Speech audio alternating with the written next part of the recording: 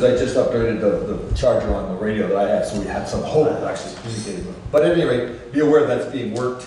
Let's get together. We'll find a time afterwards we can talk. We can do that. I got one more thing. Okay. Can you look into the fire department's assessment payment? Yeah, can you find out when we're gonna get our assessment for this year? You mean the, I'll Terry. yeah, Terry's the one that got the answer. Terry's got the answer to that? Okay, because the treasurer of the department asked me Oh, to pass it along, and we haven't seen the monies from to last make year. it run. Let's talk. Yes. So, Tomorrow. I mean, I'm hoping everybody paid their taxes. Most people did. Because we just made a major expenditure. You did, for what? Oh, Or- go ahead, Tom. I shouldn't ask. We're down one fire truck. Oh, It's being in for repairs and the bill's going up, so. to Age, fix it? age is beating us up. It's not wear and tear, it's age. So, It's been down for 2 weeks, we're working on our third week now. Oh, So we have all mutual aid automatic standby in case we need we're emergency. still functional. I mean, Yeah. that's- having the 2 trucks helps. It's just, it's hard to get everybody into one cab. All 3 of us. But we're getting there. Should be back, what, the We end of need the week? skinnier, just need skinnier firemen. That's what we need. While we're just on the subject, you know, it's obvious that the fire department is running with just a few volunteers. And I know we asked and put the word out that the Jamaica Fire Department could use some new members, younger members, you know, just mimicking what I've heard from you guys. And That's I all over. you know, I understand how important it can be. You know, you think, you don't really know until, you know, you need their services. My truck caught on fire a few nights ago and 2 o'clock in the morning, and there were 7 or 9 guys there at 2:15 in the morning on Saturday night, Sunday morning, whatever the hell it was. And, you know, that's what the whole fire department. That's good. It was quick action. That was good. I'm just saying that, Yeah. you know, they get up in the middle of the night, and every time I hear the alarm go off, I'm not on the fire department. I understand it's a huge commitment now. It was when I was a kid in Newfane, but things were different then. But, you know, it's I'm speaking for these guys, it's obvious, it's a challenge for all the smaller municipalities, and I think there's a lot more. These volunteers might have to be paid sometime, somehow, or to entice people to get in. I mean, all the training they have to do is just crazy, even to think about joining. Just as a sort of a commercial, if in fact someone's interested in joining, we have come up with different kinds of schemes to cover the cost of their training. Okay. So that's something we can do if somebody's interested in joining anytime. Whether it's fire or EMS, either one. Exactly. As we're speaking and as you're talking, it dawns on me, we should think about maybe, not so much an auxiliary as in the classic auxiliary, but I bet there are people in town who we could train, we could send them to the V-Trans flagging school and have a group that can be used just for flagging to free up the firemen. They used to have it, it's called CERT. Well, that was statewide and that died off too. But that's what that program was. Exactly, CERT stood for civilian, Yeah. at any rate. Emergency response teams. Yeah, and that was across the state. And so these are non-fire folk who are available to do these kinds of tasks, specifically traffic control. They use them all over the place for Irene, but because volunteerism is waning, they've closed. And they've got different combinations in different locations. We could do our own. We don't need to wait for the state. That's something we can talk about when we get together. Yeah. Excellent. Thank you very much. Thank you, guys. Thank you. Thank you. And thank you for the kind words, by the way, for the department. It's the least I could do. Wow, that's one other thing I could do. What do you It's say? not volunteer, the fire department sets volunteer cash or Donations. financial contributions, I'd like to call. Okay, if there is Now I can nothing get else. No, I move to find premature general knowledge of a Monthly issue fund. with the monthly fund, which clearly place said applicant at a substantial disadvantage because the select board would potentially give away information if it discusses this in public. Second that. I move that we enter executive session to discuss said monthly fund issue under provision of Title 1, Section 313A1A of the Vermont statutes. Second, all in favor, say aye. Aye. Any opposed? No, we stand adjourned at 8:12:13.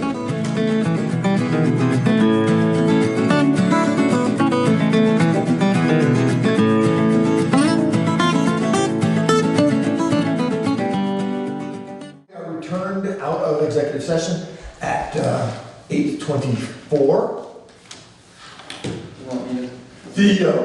The select board has made a decision to approve a request for the monthly fund for an application, and we'll be addressing that to the individual putting the request tomorrow. We have approved it. Do I have a motion? To what, or to adjourn? We're adjourned. I'll make a motion to adjourn. We have 2 seconds. Do you have any other further discussion? Hearing none, all in favor say aye. Aye. Any opposed? None. Thank you, sir. Thank you, ma'am. And we're adjourned at 25 after.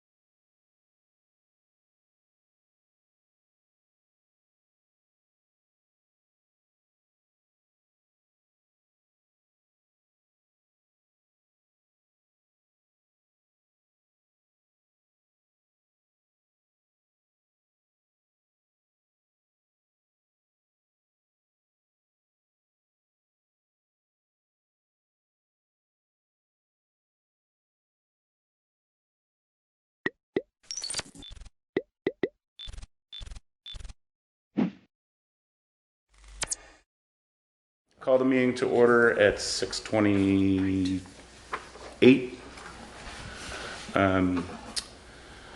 Quick preface, I have never chaired a meeting before, so be gentle. So we'll start, I'll entertain a motion to approve the minutes from October 22nd meeting, 2018. So moved. Second. Any discussion? Hearing none, all those in favor of approving the minutes from the meeting on October 22nd of 2019, say aye. Aye. Opposed? Abstentions? Motion passes. I'll entertain a motion to take the agenda out of order and start with members of the public. So moved. Second. All those in favor of taking the agenda out of order and starting with members of the public, say aye. Aye. Opposed? Abstentions? Motion passes. So we have 3 lovely people from the BDCC to talk about programs and activities for community development, if I am reading this correctly. So I'm going to hand out several dead trees. Sorry. So, and I'll start talking to you about our programs. I'm gonna cut it a little short. I don't know how long you want to give us. We can go for hours, or we can go for 10 minutes. We can go for however long we like. But we'll we'll kind of curtail a little bit so that we can get to Bob and Christie's program pretty quickly. So BDCC is the Regional Development Corporation for Wyndham County. There are 13 of those in the state. Sevens is a separate regional board that thinks about and puts together long-term regional strategies for growing the economy, okay? And completes what's called a SETS. It's a federally recognized plan, a comprehensive economic development strategy. So Sevens leads with vision and strategy, BDCC implements with programs, okay? So Sevens has no staff, BDCC has all of the staff. And so all of the programs that you'll hear about tonight are programs from BDCC, many inspired by strategies of Sevens. So we have been working, we've just recently completed our second SEDS, Comprehensive Economic Development Strategy.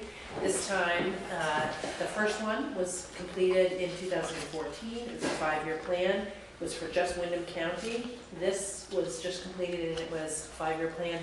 And it's for all of the towns that are in the Southern Vermont Economic Development Zone. That is Wyndham and Bennington counties. That's a special delegation in Vermont state statute that was put in place because this area was really struggling economically with several different factors. So we put together that plan. Then what happens is our boards look at that and where is there traction, where are there partners that we can work with throughout the region, and let's start building programs. So with our first SEDS, one of the largest priorities was to increase the size and quality of the workforce. What we've seen here in the region, and really in most of rural Vermont and much of rural America, is a decrease in population, and specifically a decrease in the working age population, okay? So that is becoming more and more acute, and we can see, a lot of our employers are challenged to properly staff.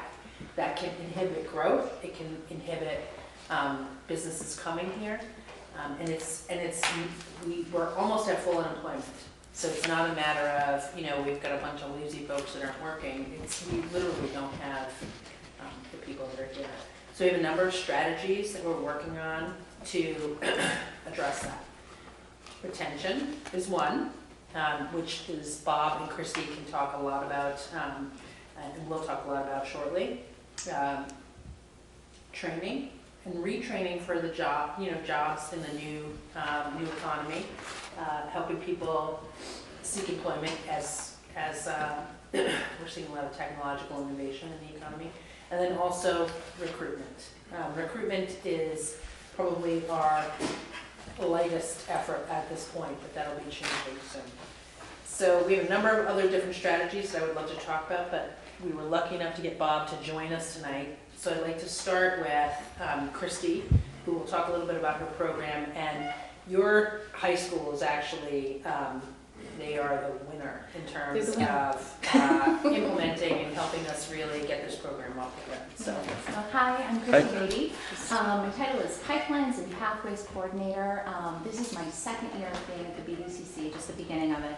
I was hired under several grants to essentially work within all of the 4 Wyndham County high schools to develop career awareness and preparedness programming and really connect students to opportunities that are right here in their own backyard. So I have been working closely with Leland and Gray to develop strategies for sort of attacking this problem, and we've done a lot so far. I mean, I spent a year kind of gathering information, developing a plan, developing relationships, and then we've launched the activities portion this fall. So a lot of the things we've done are, 21st century soft skills, which are things that employers have identified as something that's really important and something that the entry-level employees are not coming onto the job with. So things like understanding punctuality, understanding how to dress appropriately, speak professionally, and then even bigger 21st century soft skills like conflict resolution, teamwork, time management, those kinds of things. So we've been working a lot on the soft skills portion. Also career development portion, so making sure that everybody has a resume and a cover letter, which is surprisingly something that doesn't happen with most high school students. And that they're ready for an interview, either for college or for an entry-level career. And we'll be conducting mock interviews with some of the teachers and some of the professionals from outside in December, so that kids can really get a sense of what it's like to be in that very scary interview environment. So One thing that I would just add before you go to Bob is this program is in all 4 of the public high schools in Windham County. And kids cannot take advantage or plan for opportunities that they don't know exist. And unfortunately, I mean, people do not understand that there are jobs here, particularly the more removed you are from the employment centers like Brattleboro and Bellows Falls. I was at a school board meeting in one of our middle schools in the county with the Secretary of Education, who asked that board, what do you tell your students about the opportunities that are here? What are they training for? And long-term school board members said, there are no opportunities for our kids here. And we tell them they're going to need to leave. And, that's absolutely not true. They may want to leave. They may have opportunities that they want to pursue outside of the area, but we absolutely have opportunities here for kids. And so this program is to help them understand what those are and how you can access them. And I think a really important sort of piggyback on that important point is, I was at Brattleboro Union High School the other day talking to the department heads, and we talked about their core subject matter and the things that they're teaching with regard to career education already, and there are a lot of things. But we started to mention businesses, and we said, how many of you know what Omega Optical is? Chirping, right? How many of you have heard of Sir Sosimo Lumber? And these are organizations that have come to us directly and said, we need employees, and we're willing to be flexible around scheduling of younger people. We're willing to train these folks, right? So the educators need to know this too, because they're the ones that are directly interfacing with the students every day and can say, oh, this science student actually would be a perfect match for a position in Omega Optical. Maybe they can get an entry-level position, or maybe they need to go to school, but they know that they can come back here and have a successful career. So, exactly right. So I'm just going to have Bob just talk a little bit about what we've been doing at Leland and Gray. So we have a couple multi-pronged approach, I think, to this. And some of it was pre-existing before we started this relationship, and some of it, and that work has been really amplified since this relationship has happened. And there's been some new stuff too. So just a quick thing, you guys may be familiar with our co-op program, which is a work-based learning program where we have students go out and work in the field. And they do it locally, and you think, well, how do we find matches for these kids? We're talking probably 20 to 25 a semester. We find placements for all of them, obviously the hospital, Towns Elementary School, local mechanics, Jamaica Cottage Shop, like all these local businesses for us that take our kids in and work with them. Part of the classwork component of that is when they come back into the building 1 day a week, they're meeting with our work-based learning coordinator, Terry, and they're also doing stuff with Christy that she's describing, the resume building, the interview skills, all those kind of things happen in that one classroom day. The other days they're out in the field.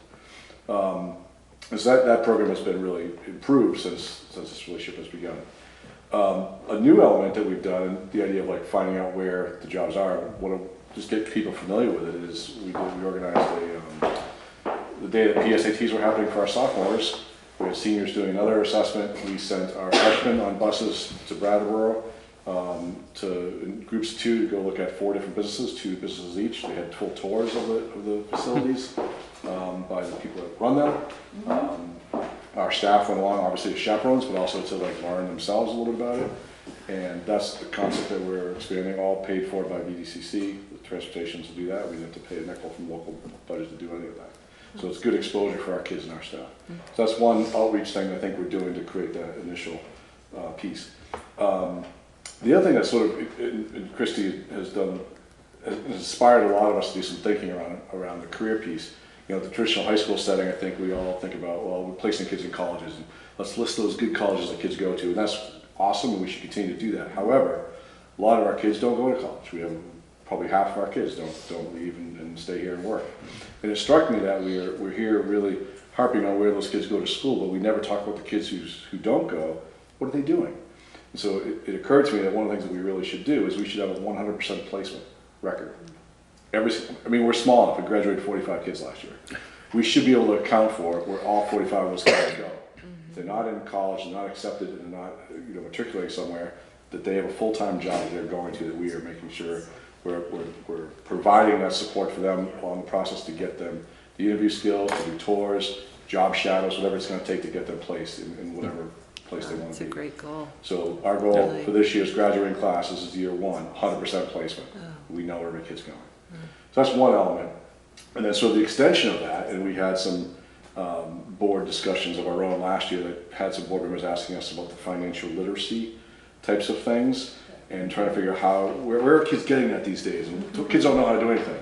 And so some of you guys, if you've been around these parts for a while, you may recall Charlie Marchant in the senior survival class. Any participants? No? All right. Well, back in the day, there was a course that Leland Gray required you to graduate called Senior Survival, and it had a whole range of things to it. I won't go into all the details. It included sewing, orienteering, and tire changing, and all these things, that real world stuff that you had to know how to do. Well, we're going to be bringing that back. It's been 25 years since it's been in place. We're bringing it back, and that's going to my board very soon for them to approve that policy, that being a requirement. And the idea is that we are going to bring in people who are going to do the job side of things. So not just the kids who do the work-based learning in the co-ops, but every senior will go through this program. We're going to have all of the job placement stuff. So getting a job, keeping a job, managing the money you get from the job, and then like what we're calling adulthood factors, like other things you just need to know. Life skills. Right, just those skills. Yeah. But we're partnering with local businesses as well to do this. I think which bank it was. It was People's Bank that came in and did a financial literacy thing with our kids from the co-op program. And kids were just like, whoa, wait, what's an LLC? How do I, if I'm a small, what do I do? And so thinking about how we're going to do that. And so that's on the plan to do for next year's class. So we're adding to that program as well. And these guys will have an integral part in helping us run that, bringing in speakers, providing tours, all the kinds of things that we're doing. And we really have to do a reality fair in the spring. Absolutely. Well, there's going to be a capstone project that all these kids will have that will lead to like what they're doing, and it's going to be sort of this culmination of now 7 years at Leland and Gray, from 6th grade on up. As they plan to do all their career exploration stuff along the way, they'll end up with an idea of what they want to do, and they'll have this opportunity to put this capstone at the end. So that's what we're doing, and we're pretty excited about that piece of it, and really just embracing these guys in the process because of what they can do and provide for us, and the networking that we're busy educating, but these guys have the connections, and so for us it's really about getting them up the valley here and connecting us with other people. So yeah, and it's been a great partnership, as Laura was saying. I mean, they really are leading the pack of all the Wyndham County schools. Sorry, other schools. And they really have latched onto this idea and taken the ball and run with it.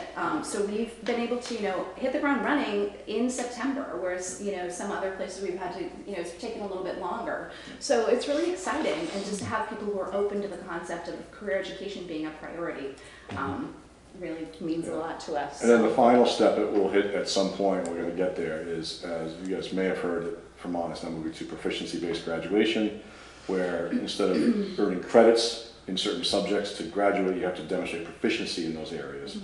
And it's really a different way of thinking about it, but the idea is, can I learn proficiency in communication rather than sitting in the English class and reading Shakespeare? Can I demonstrate that in a different way? Is there a connection I can have in a workforce place where I might be able to show my proficiency in just a different setting? Still learn the same diploma, but really put it on a track where I really want to go.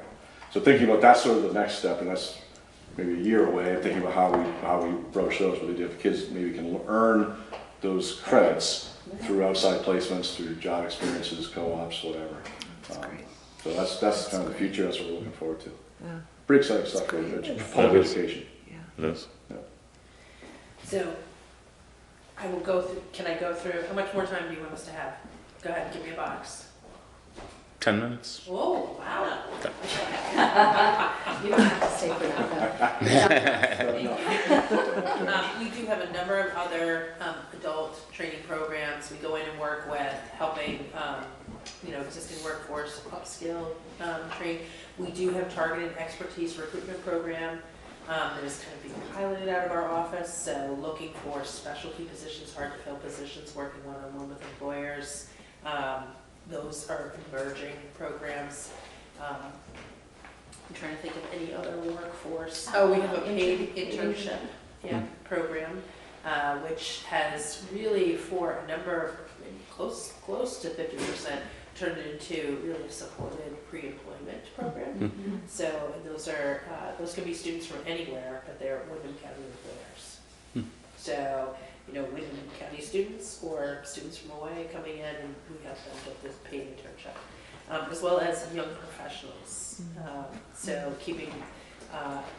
creating a space for people under 40 to interact professionally, socially.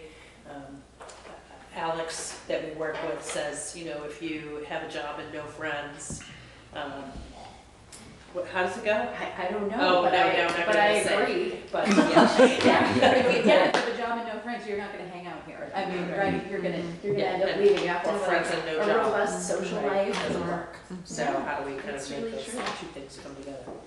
Other big pieces, other big programs that we are tackling. So in your folder, you'll see a number of programs around entrepreneurship and small businesses, helping businesses plan for succession.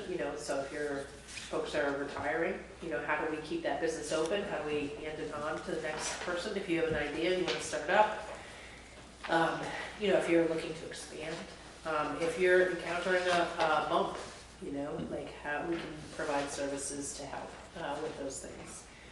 Around the office now, I'm thinking about, we do a lot of, BDCC does a lot of also large-scale project development for some of our employers. We've done large projects with GS Precision, Chroma, others, help them expand and keep those jobs here.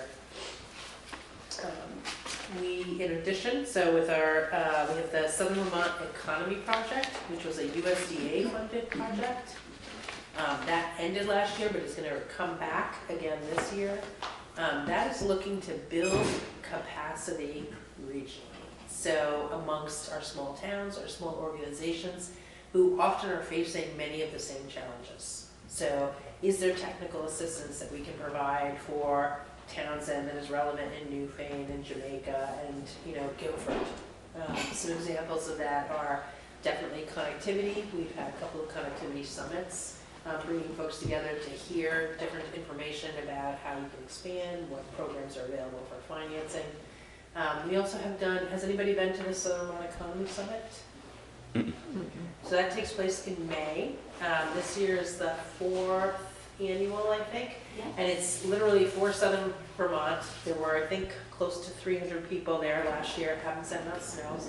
And it's programs, speakers, just talking about different strategies, techniques, programs that can be implemented in our rural towns and by our businesses and other organizations. What else do I want to talk about? Okay, so 2 other things. We're going to talk about data. So this data sheet is one that we bring and do for every town that we go and speak to. We ask to go and talk to all of the towns in Wyndham County. We do ask for financial support. We ask for folks to put us on the town meeting ballot. Some places we have to petition, other places we don't. The purpose of that is to fund a number of these programs. It helps us leverage, those dollars are leveraged at least, I believe, 3 times into additional program funds. Towns that don't fund still benefit from the programs, but we definitely are looking for that. So we bring this data. We think that having a shared understanding of what is happening in our region helps us all, as a rural area, come up with maybe more cohesive ways of working together, or ideas on how we can deal with our challenges. So first page, obviously, is Wyndham County's population. You can see Townsend is actually bucking the trend. And in Vermont, we really see that there are 2 Vermonts when it comes to population. There's Chittenden County, which is growing, and then there's the rest Everybody of else. So true. So, next page here, you can see the areas that are in darker brown or orange are areas that have been growing. And the areas that are yellow, the latest colors have been declining in the last, from 2000 to 2017. In some of those areas, there's been some pretty significant declines. There was an article, I don't know if folks are familiar with Vermont Digger, there was an article maybe a month ago about some declines in southern Vermont. As Chittenden County has been growing, southern Vermont has been shrinking. So,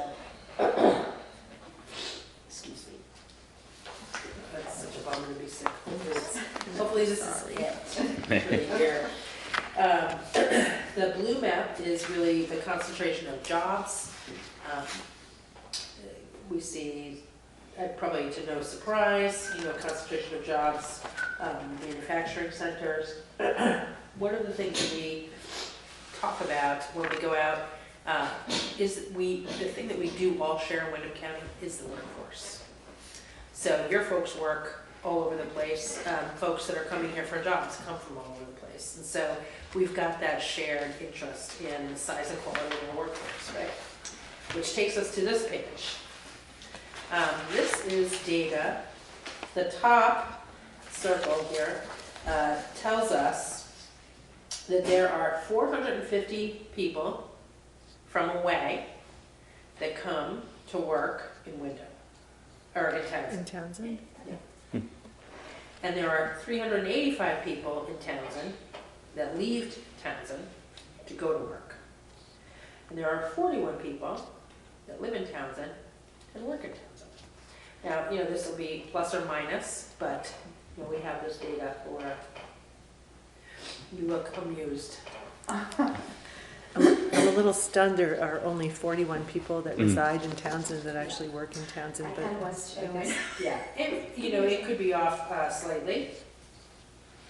And if you look at the bottom chart, you will see same thing, Windham County. We have 10,000 folks that come in to Windham County from outside of the county to work, and 7,000 folks that live in the county going out, 12,000 that live in and work in the county.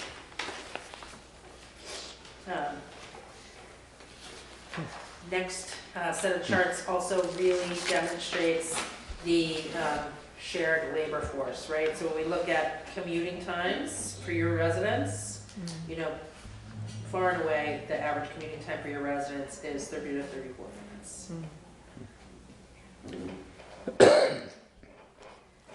Where your residents work, most residents commute outside of the town for employment, though a majority still work in the county and contribute to the regional economy.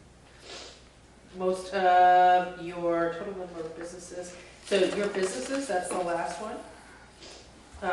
Almost all of the businesses in Townsend are 1 to 4 employee businesses, which is probably not a surprise to you. On the next page, again, no surprise. You see education services, healthcare, and social assistance being pretty significant employment here in Townsend. Construction is second. Yeah. Interesting. Town employment and establishments. Let's see. This is the bottom blue number, is the number of businesses over time that you have had in Townsend, which has remained pretty steady. And the top line is the number of employees, and that's grown, while not tremendously. I mean, it hasn't shrunk, which is actually noteworthy in so. And then we look at your labor force and your population. So your labor force are those folks that are available for work. Your population are those folks that live here that are not available for work. And we know that this population is getting older. Windham County has one of the oldest populations. And so that's certainly increasing. Your next is looking at town employment by sector.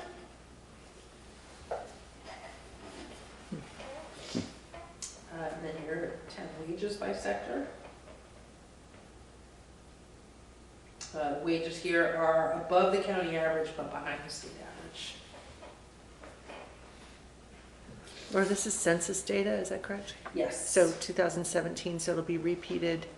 2020, Yep. 2021. So Next there's year. annual updates that are estimated with the American Community Survey. And then we also look at the Bureau of Labor Statistics, who also provide information there. Your household income. Let's see. That's interesting. Like you. 30 other ones like you. Yeah, right. So we think, I don't know if there are other data sets that would be helpful to you. These are the ones that this year we have been showing. We're certainly able to bring additional data sets to you if that would be helpful.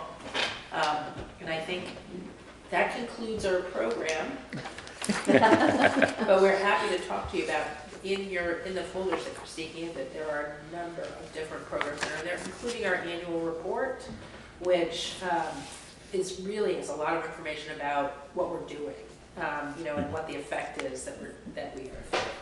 So I also have to end by saying we would love to see your support. Someone will follow up and say, would you put us on the town meeting warning so that we can come and talk to your voters about that voting request? It would probably be difficult for us to petition this year. As I said, some towns make us petition, others do not. But regardless, we would like to come to your town meeting, and we think that this is an important conversation, that we really all need to be in this together. So that's our approach. And I'll stop talking. All right. Anybody have any questions, comments? Okay. Thank you very much for coming down. We appreciate you taking the time. Thank you. Enjoy the rest of your evening. Hope you feel better, Laura.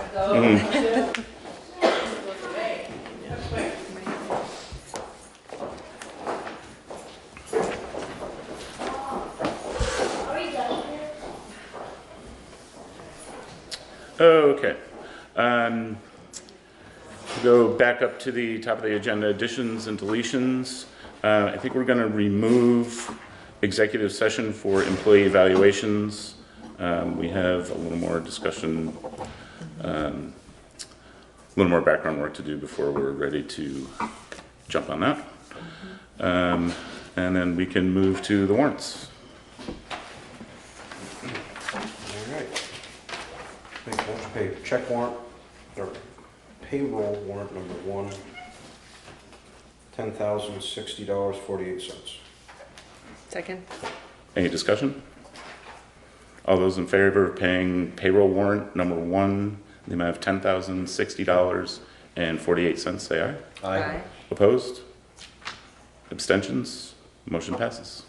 Make a motion to pay check warrant number 2, payroll tax, the amount of $4,419.09. Second. Any discussion? All those in favor of paying payroll warrant number 2 in the amount of $4,419.09 signify by saying aye. Aye. Opposed? Abstentions? Motion passes. Make a motion to pay check warrant number 3, payroll, in the amount of $10,636.54. Second. Any discussion? All those in favor of paying payroll warrant number 3 in the amount of $10,636.54 signify by saying aye. Aye. Opposed? Abstentions? Motion passes. Make a motion to pay check warrant number 4, payroll tax, the amount of $4,608.35. Second. All those in favor, any discussion? Hearing none. All those in favor of paying payroll tax warrant number 4 in the amount of $4,608.35 signify by saying aye. Aye. Opposed? Abstentions? Motion passes. Make a motion to pay check warrant number 6 out of the general fund in the amount of $17,094.49. You skipped 5. That's unheard. Sorry, That's all right. back to what I was saying. Make a motion to pay check warrant number Like I 5 said. out of the general fund in the amount of $15,820. 20 And cents. 20 cents.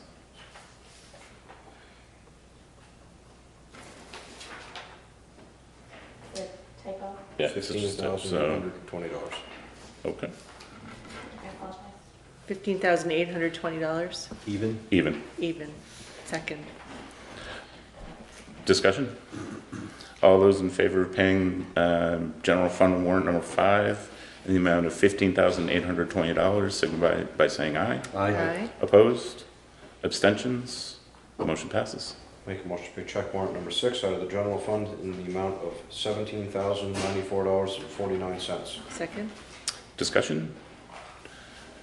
Hearing none, all those in favor of paying general fund warrant number 6 in the amount of $17,094.49 signify by saying aye. Aye.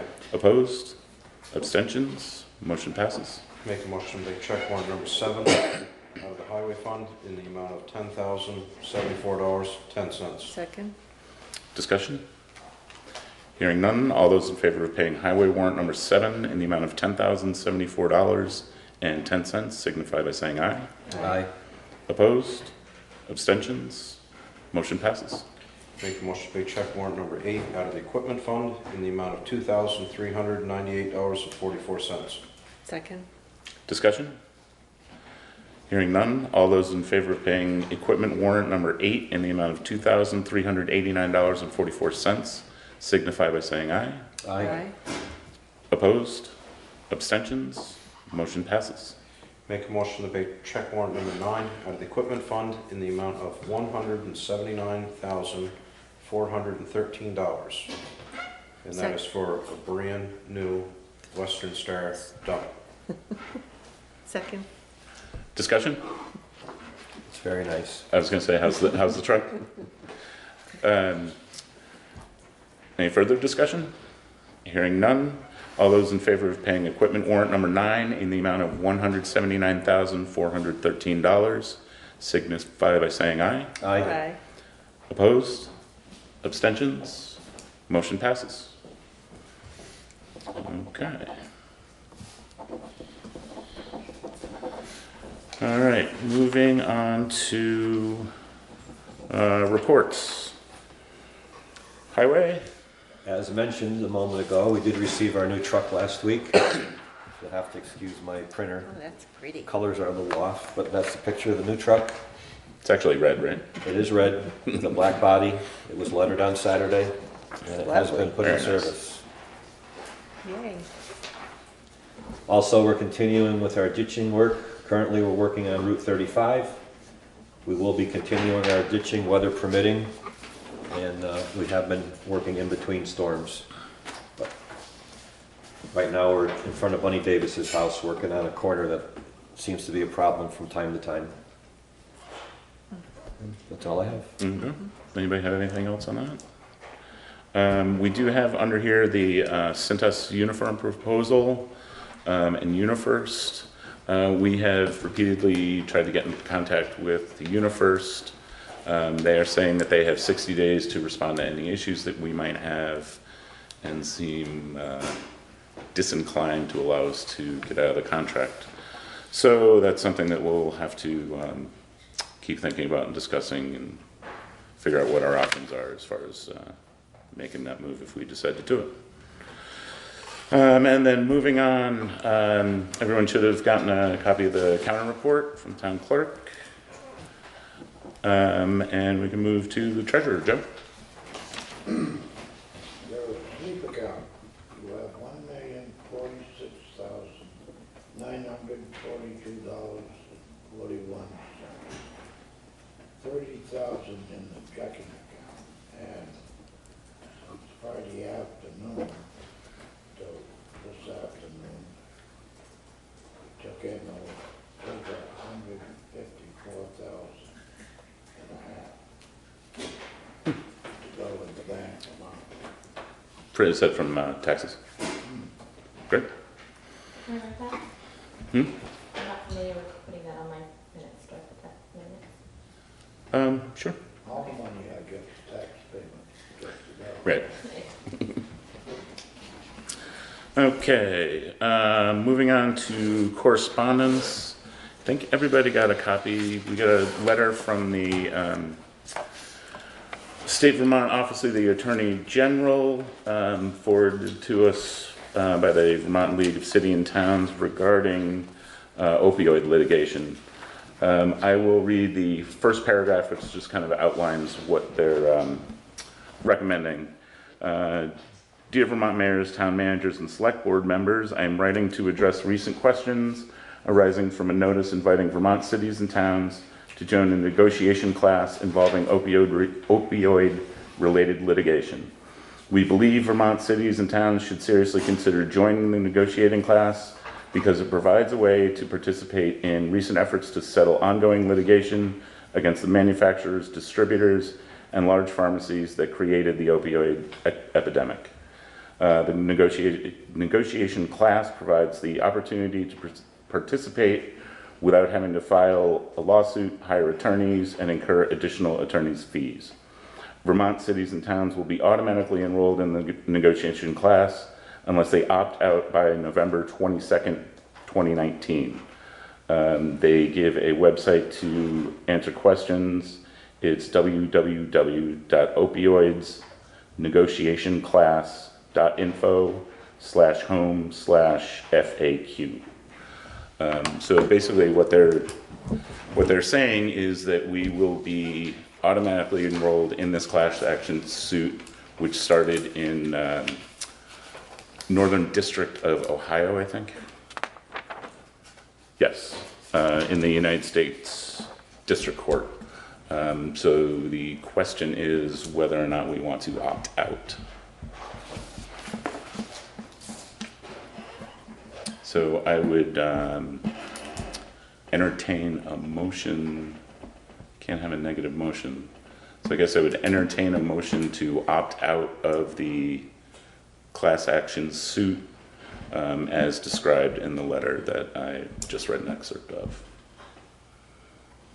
And if we don't respond, then we stay in it. And then we stay in it. Automatically. Yep. I'd make a motion to not respond. Or is that a negative motion? Actually, that can work. Okay. Is there a second? Second. All those in favor of not responding, not taking the action of opting out of the opioid negotiation class lawsuit signify by saying aye. Aye. Aye. Opposed? Abstentions? Motion passes. So we will be involved in the litigation.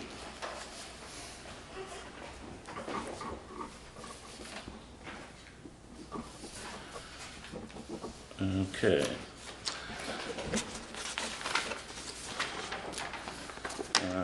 Another letter of correspondence we got comes to us from the State Department of Housing and Community Development.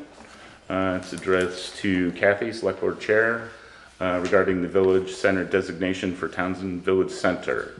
And it reads, Dear Ms. Heggie, congratulations. I'm pleased to inform you that at its meeting on October 28th, 2019, the Downtown Development Board found that the Townsend Village Center application met the statutory requirements 24 VSA Chapter 76A and designated the Village Center to receive state benefits. The designated Village Center will remain in place for 8 years until October 2027.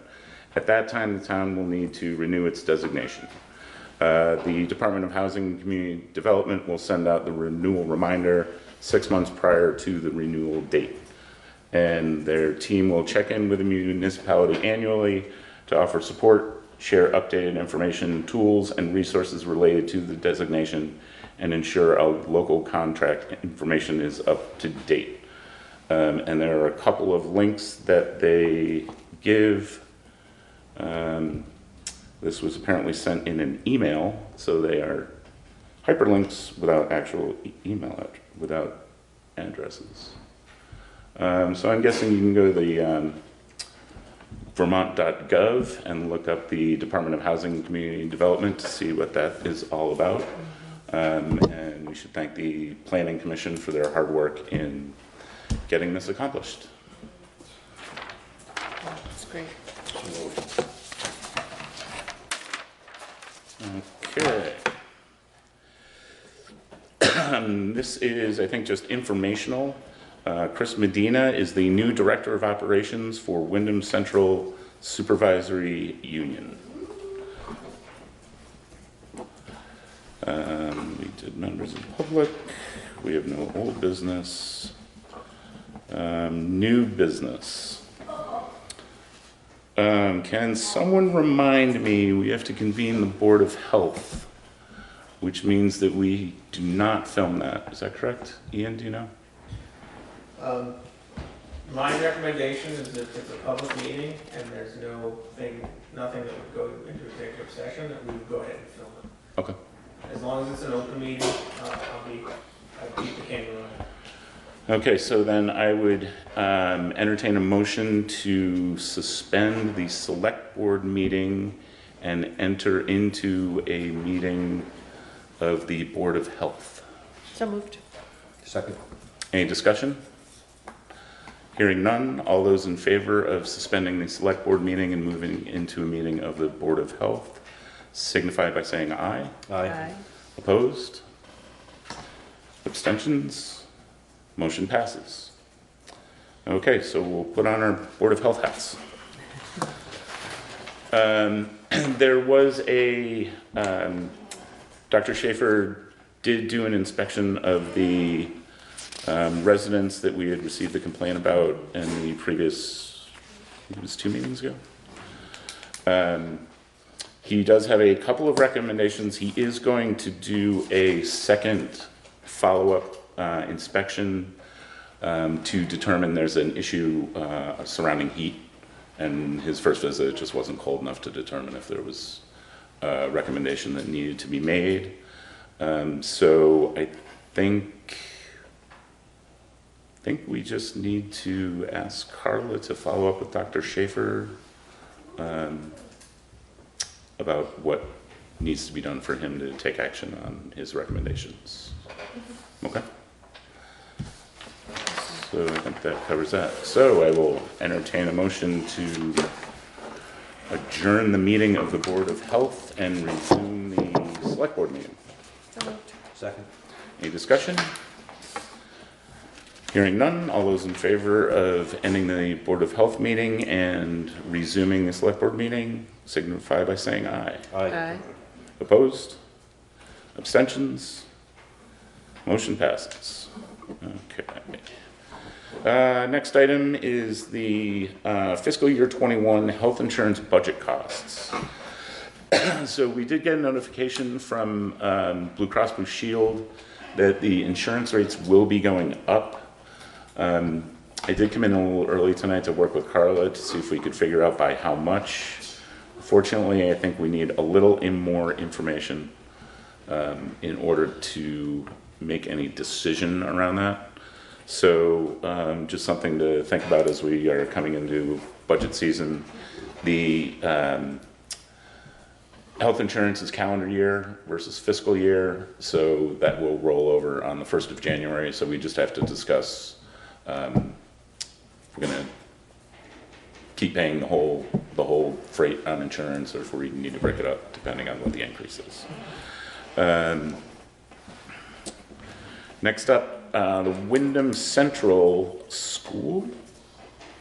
Is that right? School. Has requested the use of the town hall on December 10th for an elementary concert. That does fall on a regular meeting night. So, Carla, had you gotten in touch with them about how firm that date is? Well, we left a message with them on Friday, asking them to contact us, and we have yet to hear back. Okay. So we will Are they wait. planning to, do you know if they're planning to use upstairs or downstairs? My guess is upstairs, but Kathy said there was no way that we would be able to have a camera rolling with the noise upstairs for select board meeting. Oh, right. Yeah. So we're just Because asking it them. might be louder than this. We have a party going on. Might take clicky pens to a whole new level. All right, so I guess we'll kind of table that until we hear from them. So we're asking them to reschedule, to consider rescheduling, correct? Okay, thank you. And that seems to be it. The next meeting actually falls on the Tuesday before Thanksgiving. So we and Kathy had wanted to discuss maybe moving it.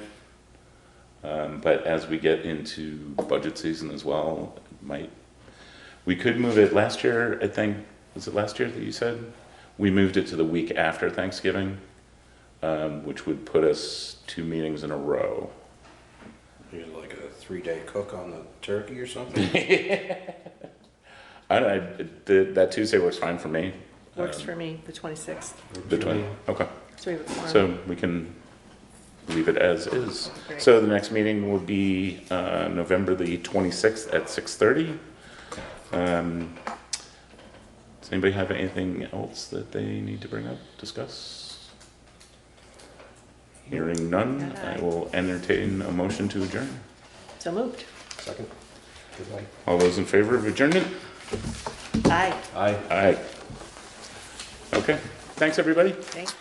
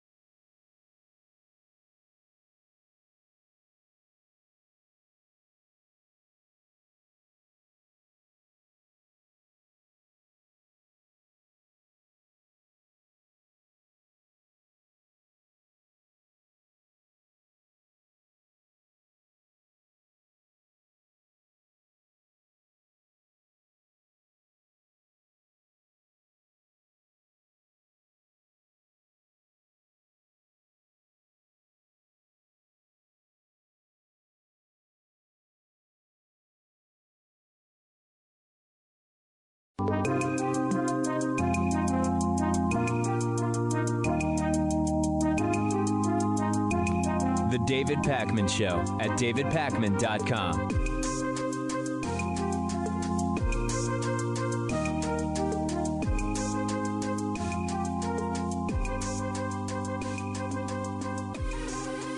I wasn't really planning to do a segment about this, but there have been so many bad takes coming from, I guess, what we're calling the revolutionary left. That's the non-pejorative term that we've, I guess, agreed on to describe them, about the resignation of Bolivian President Evo Morales, that I feel compelled to discuss it because the right is just completely uninformed about Latin American politics. So I really don't have any message for them.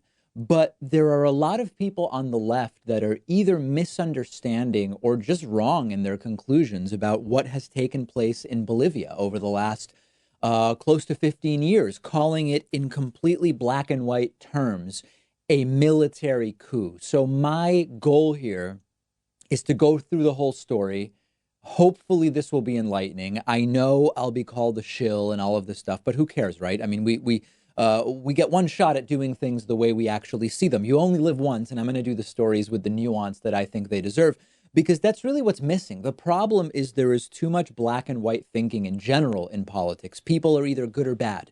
The military is either good or bad. Socialism is either good or bad. A politician is either a savior or a villain. And I know lots of people who work in the field of mental health, and they tell me, a lot of the people that come in that I see, they have in their lives all sorts of different things going on that at their root are often caused by black and white thinking about gray areas in life, about jobs, about relationships, about their childhood, whatever. And I believe that the same is happening in politics and specifically with the Bolivia situation. So let's try to put that aside. Let's just all talk like reasonable people. No one's shilling here. Some people may be missing some of the facts. Some people may be coming to conclusions that are tinged by ideology. Let's not make these umbrella black and white declarations, and let's try to actually figure out what's going on. So the Bolivian president, Evo Morales, was first in office in 2006. A few days ago, he resigned at the request or demand of the Bolivian military. And request or demand we can argue about, but it's not actually the most important thing. Why did this happen? A few days ago, there has been rampant speculation about the most recent election being a bogus election. The Organization of American States put out a report saying that the election results were manipulated, including alterations, forced signatures, and wide-scale data manipulation. Now, there is already a debate about this. Well, does that mean the election was bogus, or are these just reports of irregularities like you have in many elections, including here in the United States? But for me, the real story is actually bigger than this. And I want to ask you this hypothetical. If Donald Trump, during his second term, imagine he gets reelected in November and he gets a second term. Imagine that during that second term, Donald Trump changed the Constitution to allow a third term effective immediately, but then also claimed that since the Constitution was changed, his second term is sort of really his first term under the new Constitution. So he should actually get 2 more. And then during the third term, which is really his fourth, he loses a referendum to allow unlimited terms. And then his Supreme Court justices that he has selected say, forget about the term limits. You can stay as long as you want. Wouldn't we in that situation, as progressives who are for the rule of law, wouldn't we be begging someone to force Donald Trump out? Okay. Now let's talk about what happened in Bolivia. Evo Morales was elected in 2006, and people were excited because there were good things about his election. It's not black and white. He was the first ethnically indigenous president of Bolivia. That's great in a country that has such a large indigenous population. Why did it take so long to have an indigenous president? Fantastic, lovely. He reduced poverty during his first term. He offered a much more sensible and pragmatic version of the socialism that has been espoused by Hugo Chavez and Nicolas Maduro. He invested in infrastructure and development and grew the middle class. Great. But like with many of these Latin American socialists of the last many decades, he's increasingly authoritarian. There's corruption. He was elected to a 5-year term in 2006. He got a new constitution adopted while he was president, which allowed 2 terms. Then in 2009, he called for early elections, won, and said, hey, this is sort of really like my first term because I didn't complete the first term under the old constitution. We have a new constitution, so I should really be able to run again in 2014. It's not objectively bad to change a constitution, but one should not be allowed to stay in office longer than they were originally supposed to because of changes made under their watch. That's what authoritarians do. So this is already bad. He wins that early 2009 election, calls it his first term, so now he's allowed to run again in 2014.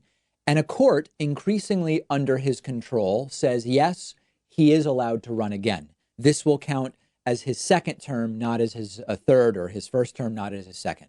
He barely wins in 2014 and then says, well, let's do a referendum to abolish term limits altogether so that I can just continue being reelected and reelected indefinitely. Voters reject that referendum in Bolivia. So what does he do? He appeals once again to a constitutional court.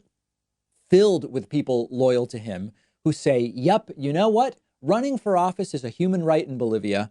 Term limits violate the human rights of Evo Morales, so he can run again, which he does, and wins in an election determined to have significant irregularities, some characterizing it as completely bogus. So listen, do I want the military to take control of the country now? Hell no. I'm from Argentina. I know what happens when the military takes control. It's bad.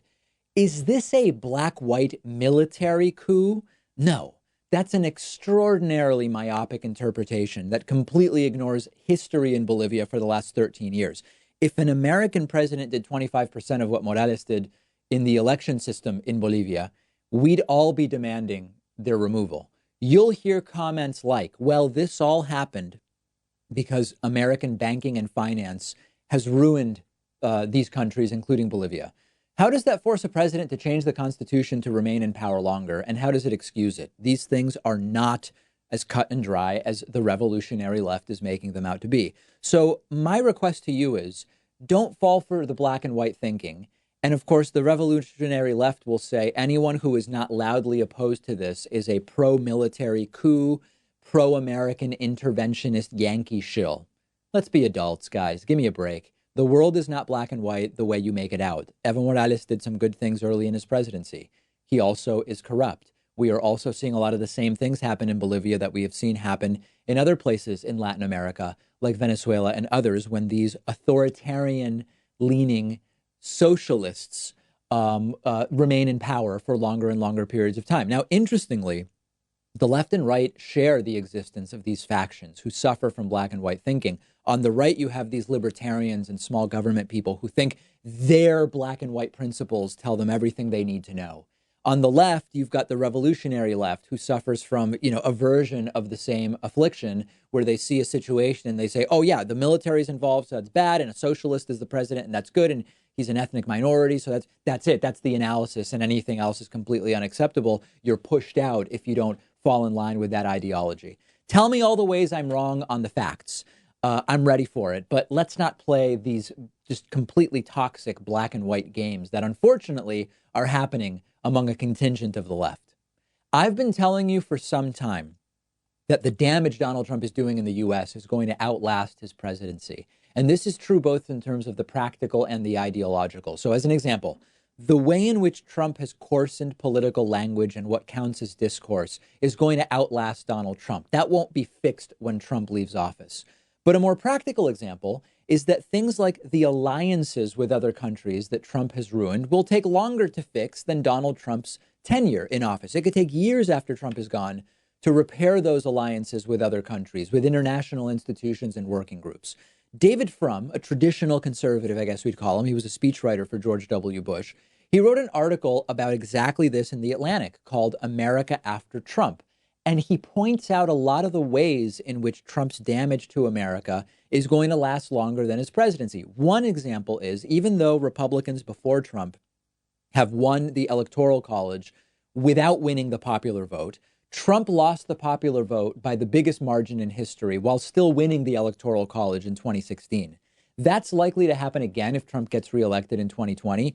And the more that losing margin is in the popular vote while still winning the electoral, Frum argues, will call into question the legitimacy of our political system. And I agree, and I've been talking about the Electoral College for a long time. And Frum goes on to say, if Trump loses narrowly in 2020, the 40% of the country that likes him is likely to turn into organized violence, which will be destructive to our country's social fabric for a very long time. Maybe Trump will try to get the military involved to keep him in office because he feels that he was cheated. Now, the military is not going to do that, but simply a president publicly pushing for that would be disastrous for the country, and it would allow Trump to keep harming the United States beyond November of 2020. Now, if Trump loses big, as David Frum says, the possibility of Democrats fixing everything and quickly is really slim, and we have to recognize that. There is going to be a lot to fix. And unfortunately, the reality is that this takes a long time. Even a much more left-wing president than we've ever had before, if it's Bernie, if it's Warren, they're not going to be able to do everything and fix everything in 4 years. And this will potentially make people even more disaffected with the political system because they'll say, look, Trump was terrible, but we got him out and we put in Bernie or Warren and they barely fixed anything because it's, of course, much easier to break things than it is to build them, as we know. And then there are things David Frum doesn't talk about in his piece. I've talked about the justice system, the judiciary, the damage done by Donald Trump's Supreme Court and lower court justice and judge selections is already disgusting, and it will continue, and it will persist for a long time because those are positions for life, and they are going to outlast Trump by a lot. The damage of the environmental regulations that were rolled back or skipped may never be undone, and every day we fall further and further behind where we could be. We don't make progress. We don't deal with the environmental issue. That's by design. This is what they want, but it will damage the country long beyond Donald Trump's presidency. This is just a partial list, but the idea is to really make clear that we do not fix the problems merely by getting rid of Trump. That's like 1A, the prerequisite to start thinking about all of the things that will need to be fixed. There are people on the left who recognize it. There are people on the right, like David Frum, who recognize it. And we all need to understand that the removal of Trump in 2020 is not the solution. It's merely step one in starting to repair things. Let me know what you think. I'm on Twitter at @dpacman. Follow me there. We'll take a quick break and be back right after this. The David Pakman Show at davidpakman.com.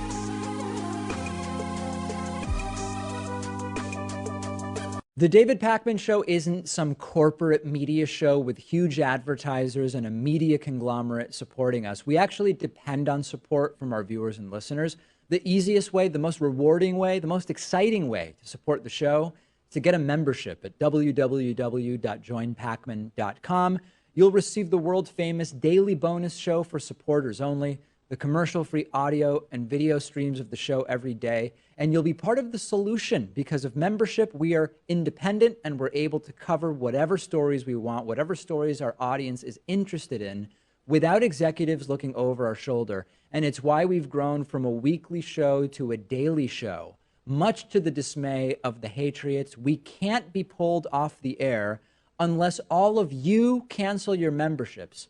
Please don't do that, but please do sign up today at www.joinpakman.com. Support independent progressive media. Did you know the David Pakman Show is on all sorts of different platforms? Find us on YouTube at youtube.com/The David Pakman Show and on Steemit, the blockchain-based publishing platform at steemit.com/@David Pakman. That's STEEMIT.com/@David Pakman.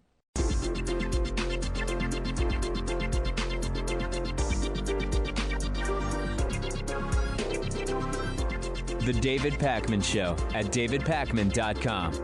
Today's new members of the day are Brian Coffey and Maximus Trajan. Brian and Maximus, thank you so much for your support. And I also want to say thanks to Eric Kirsnowski, who is today's longtime sustainer of the day, a member for almost 5 years. Join up at joinpakman.com. Support the show. I really appreciate it. One of the things that we've been talking about is how the political discourse has coarsened under Donald Trump.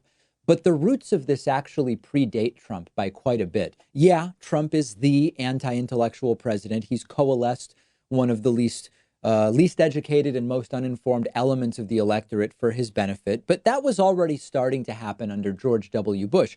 Decrying education as liberal indoctrination has gone back for a while. Republicans have known for a long time that when people learn critical thinking and epistemology, they are way less likely to vote Republican. So they've rooted out those subjects from public school curricula in many states where they've taken control of the boards of education. But there's an element of this that goes beyond simply anti-intellectualism, which is that trolling has become considered legitimate political discourse. Yes, xenophobic talking points are considered political discourse under Trump.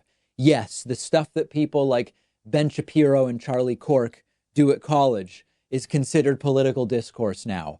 But straight up trolling is also considered political discourse now. So trolling, just so we can define it, trolling is deliberately posting or saying the most inflammatory extraneous or off-topic thing that you can in a discussion. So rather than participating in the discussion in good faith, you're effectively derailing the conversation, sowing discord, trying to cause disagreements or arguments, or even just getting people to give up participating in the conversation altogether.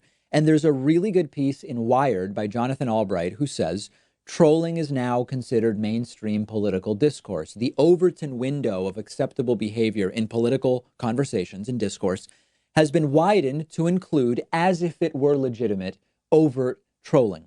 There's a really good study of social media messages, which finds that over time, more and more, the messages posted about political issues and about candidates are messages that are sort of a mix of hate speech, harassment, amplifying unproven rumors and conspiracies, spreading fake news, swarming and dogpiling people, and just direct attacks, character assassinations, and insults. The number of comments about politics that are meant to inspire action, like voting or activism, contacting elected officials, those are diminishing more and more. Now, this is true on the left and right. We don't have to argue in what proportion. The right is much more a purveyor of fake news, much more a purveyor of conspiracy theories. There's no question about that. The trolling is mixed, but we don't have to debate who does it more because it hurts the left more. That's the reality. The right wins when fewer people vote. The right wins when fewer people are engaged. If more and more of the discussion is the type that makes people like voting is pointless, like their voice is irrelevant, that they become frustrated and they bail out, the right wins. When the algorithms and the filter bubbles keep people in their own circles, except for vicious attacks and hate speech and insults, so that people do nothing instead of be active, so they watch Netflix instead of be politically active, the oligarchs and the billionaire class get their way because others are bailing out. That's why I say we're at a disadvantage. We want to do things and they want to keep things the same. We want to do things. They want no one to get involved so that they can basically maintain the status quo while perpetuating the inequality cycles that we've been seeing. By creating gridlock and despair and apathy, they win. So we have to overcome that and we have to do stuff. And this is one of the ways in which the Trump era will have destructive effects well beyond his presidency, however long it ends up lasting. Earlier, we dealt with some of the other ways that Donald Trump is going to have a destructive effect on the United States well beyond his presidency. This is one of those ways, and it is that trolling and all sorts of other horrible stuff are actually considered political discourse and a way to discuss political issues and figure out who we want to vote for. That is extraordinarily destructive. And one of the great insulators against this, there are many, but one of the great insulators against this is a more educated population, a population who understands critical thinking and epistemology, as we talked about yesterday in that segment, interviewing a group of uneducated, white, swing state female voters. Go back and check that one out if you missed it. I've been telling you for weeks and months that as the pressure mounts around Donald Trump, he will become more erratic and desperate and panicked. And the public-facing expression of this panic is very likely to be tweets, endless tweets, tons of tweets. And we're seeing it. Donald Trump tweeted 82 times on Saturday, 82 times. This makes his 10-tweet rants of 6 months ago seem comparatively sane and sober. Now, what is triggering Trump? Impeachment, including the public impeachment inquiry hearings starting tomorrow, which will be streaming live on our YouTube channel. The continued incompetence and corruption of the people around Trump, including Rudy and Sean Hannity and many others. Trump realizing that tens of millions of people want him out and they want him out now. Trump has been heavily triggered. And we're going to look at a few of those tweets shortly. We're not going to look at anywhere close to 82. But some of the themes include insulting House Intelligence Committee Chairman Adam Schiff, tweeting about him 11 times. Trump, of course, likes to claim presidential harassment against himself, but tweeting 11 times about one congressman, it sort of sounds like presidential harassment by the president rather than of the president. The whistleblower mentioned 11 times, some version of impeachment mentioned 9 times. Let's take a look at some of Trump's tweets. A lot of them were actually retweets of various Fox News segments that Trump determined are favorable to him. Sometimes they featured Sean Hannity or others. Then there were actual tweets that Donald Trump wrote, like, for example, quote, "But the witch hunt continues. After 3 years of relentless attacks against the Republican Party and me, the do-nothing Dems are losers for America.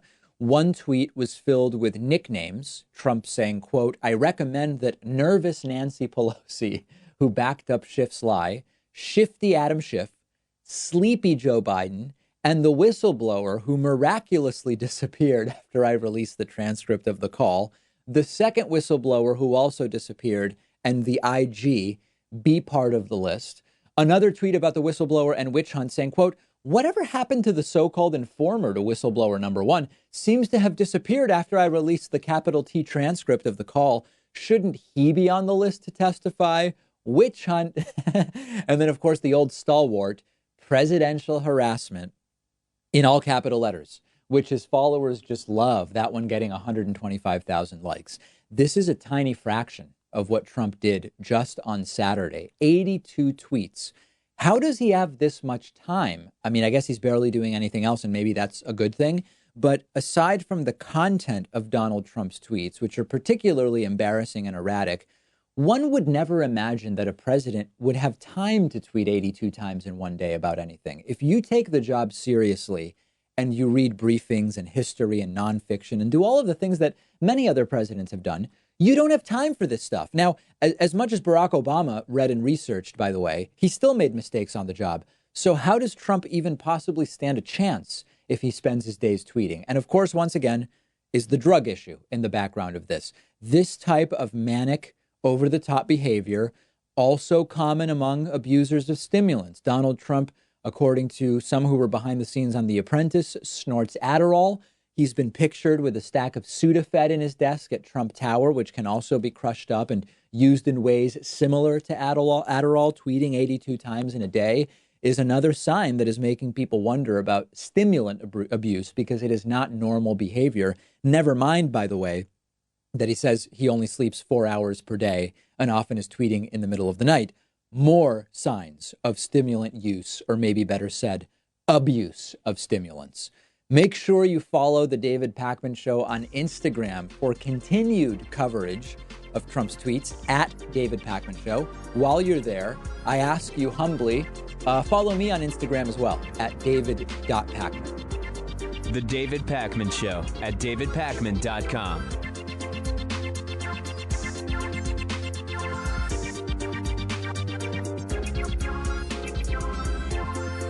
The David Pakman Show is audience-supported media. I really mean that, not just a catchphrase. And much of that support is small contributions on Patreon, contributions as small as $1 per month, meaning just cents for each hour-long episode of the show.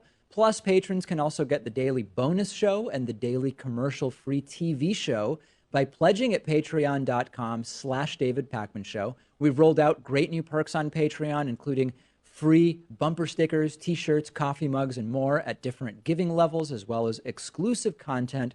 And it all comes with the pleasure of knowing you're supporting independent progressive media, an alternative to the corporate stuff that is as much a part of the problem as our political system. If you value the show and have as little as $1 to put towards independent media, check out patreon.com/David Pakman Show and make a pledge today. It'll feel good, and I'd really appreciate it. Patreon.com/David Pakman Show.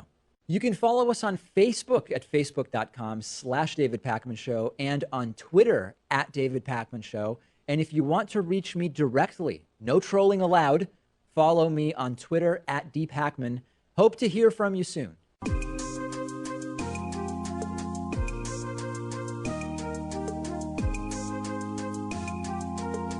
Welcome back to the David Pakman Show. It's great to welcome to the program today Megan Phelps Roper, who is author of the book Unfollow, A Journey from Hatred to Hope, Leaving the Westboro Baptist Church. As the book's title implies, Megan is a former member of the Westboro Baptist Church. Megan, so great to have you on. I'm glad we finally were able to do this. Finally, I feel like we've been talking by email since I was still a member of the church. So this is the first time we've actually spoken, I think. Yeah. And for people, so people may remember that years ago I interviewed some other folks from the Westboro Baptist Church, some who are biological relatives of yours, some who are not, and who maybe we will talk about. But for people who aren't familiar with you, what your childhood in Kansas, what was it like? What's your first sort of memory of the Westboro Baptist Church as what others kind of know it to be? I mean, I was 5 years old when we first started protesting at a park about half a mile from, my house.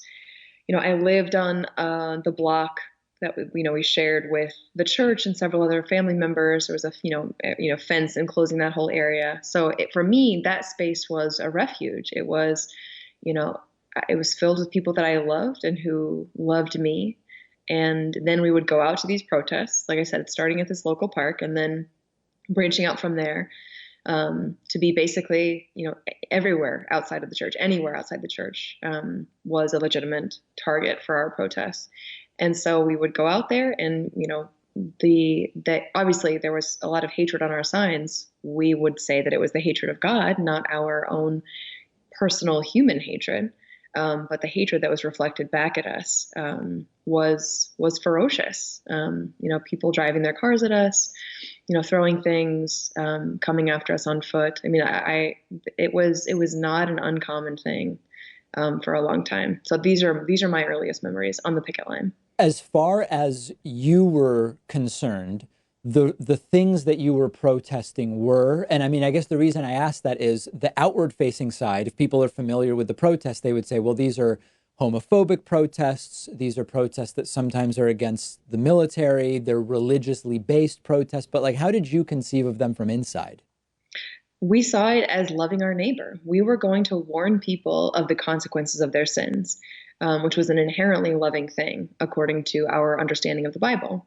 I was not an incurious person. I was not, as long as, if we did anything, there had to be a justification from the Bible. And as long as there was, I was trained to believe that that was the infallible word of God, and it was unquestionable. And I had to go along with it. Any thought or feeling or doubt that I had was indicative of a problem with me, not with the doctrine or with Westboro itself.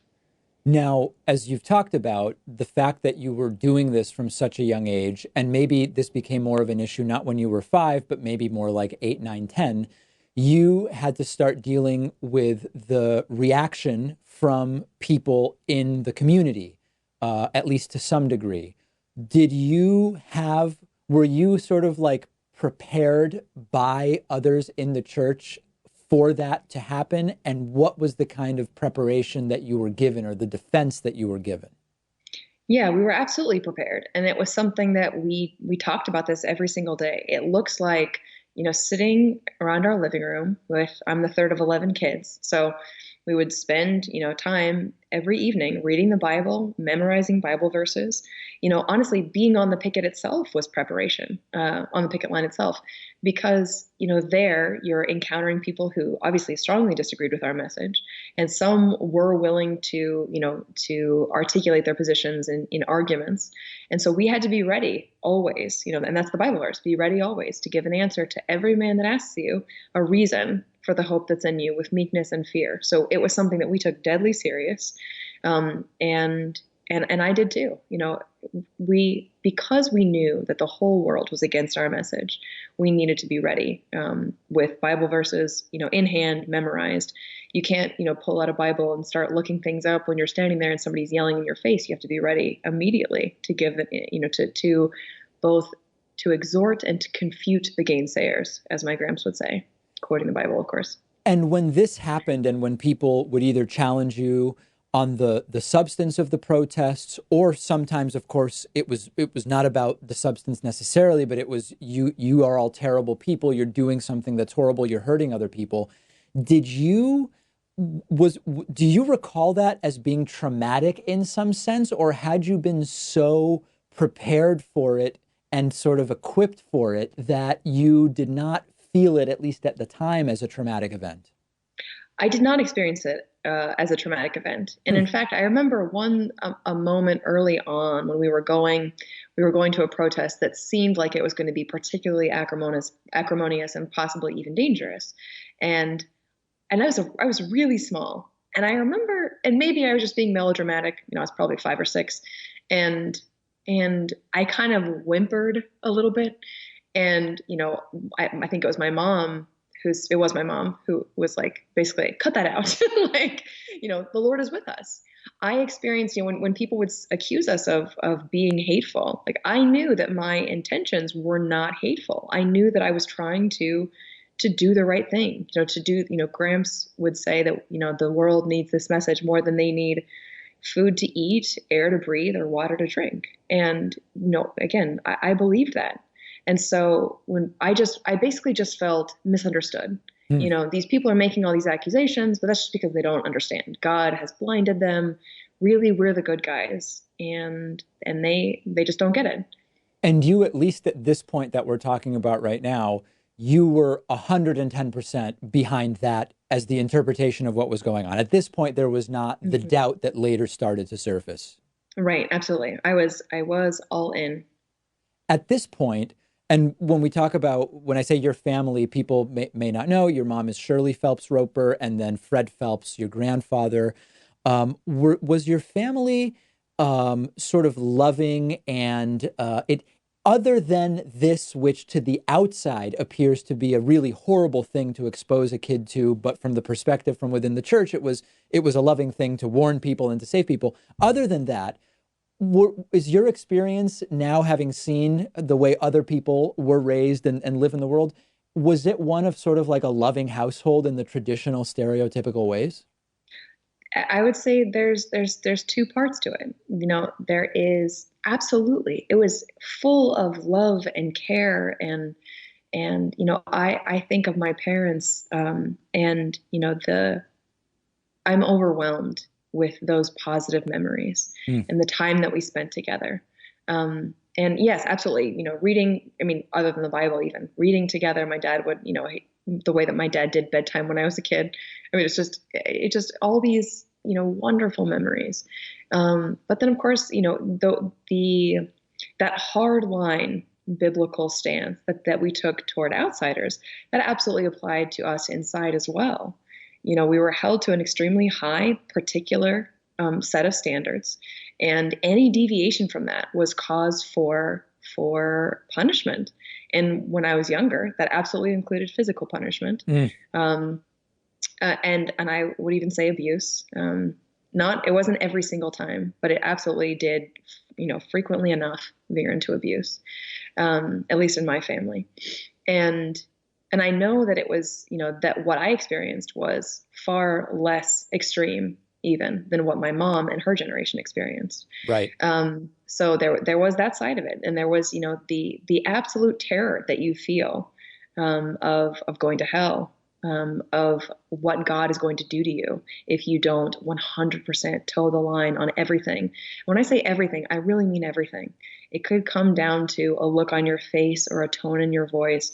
Those kinds of things could get you into deep trouble. And it's one of those things that, since I left, the relief that I feel at not having this sort of constant attribution of ill motives for, any possible, it just seemed like by the time I left, my sister Grace left with me.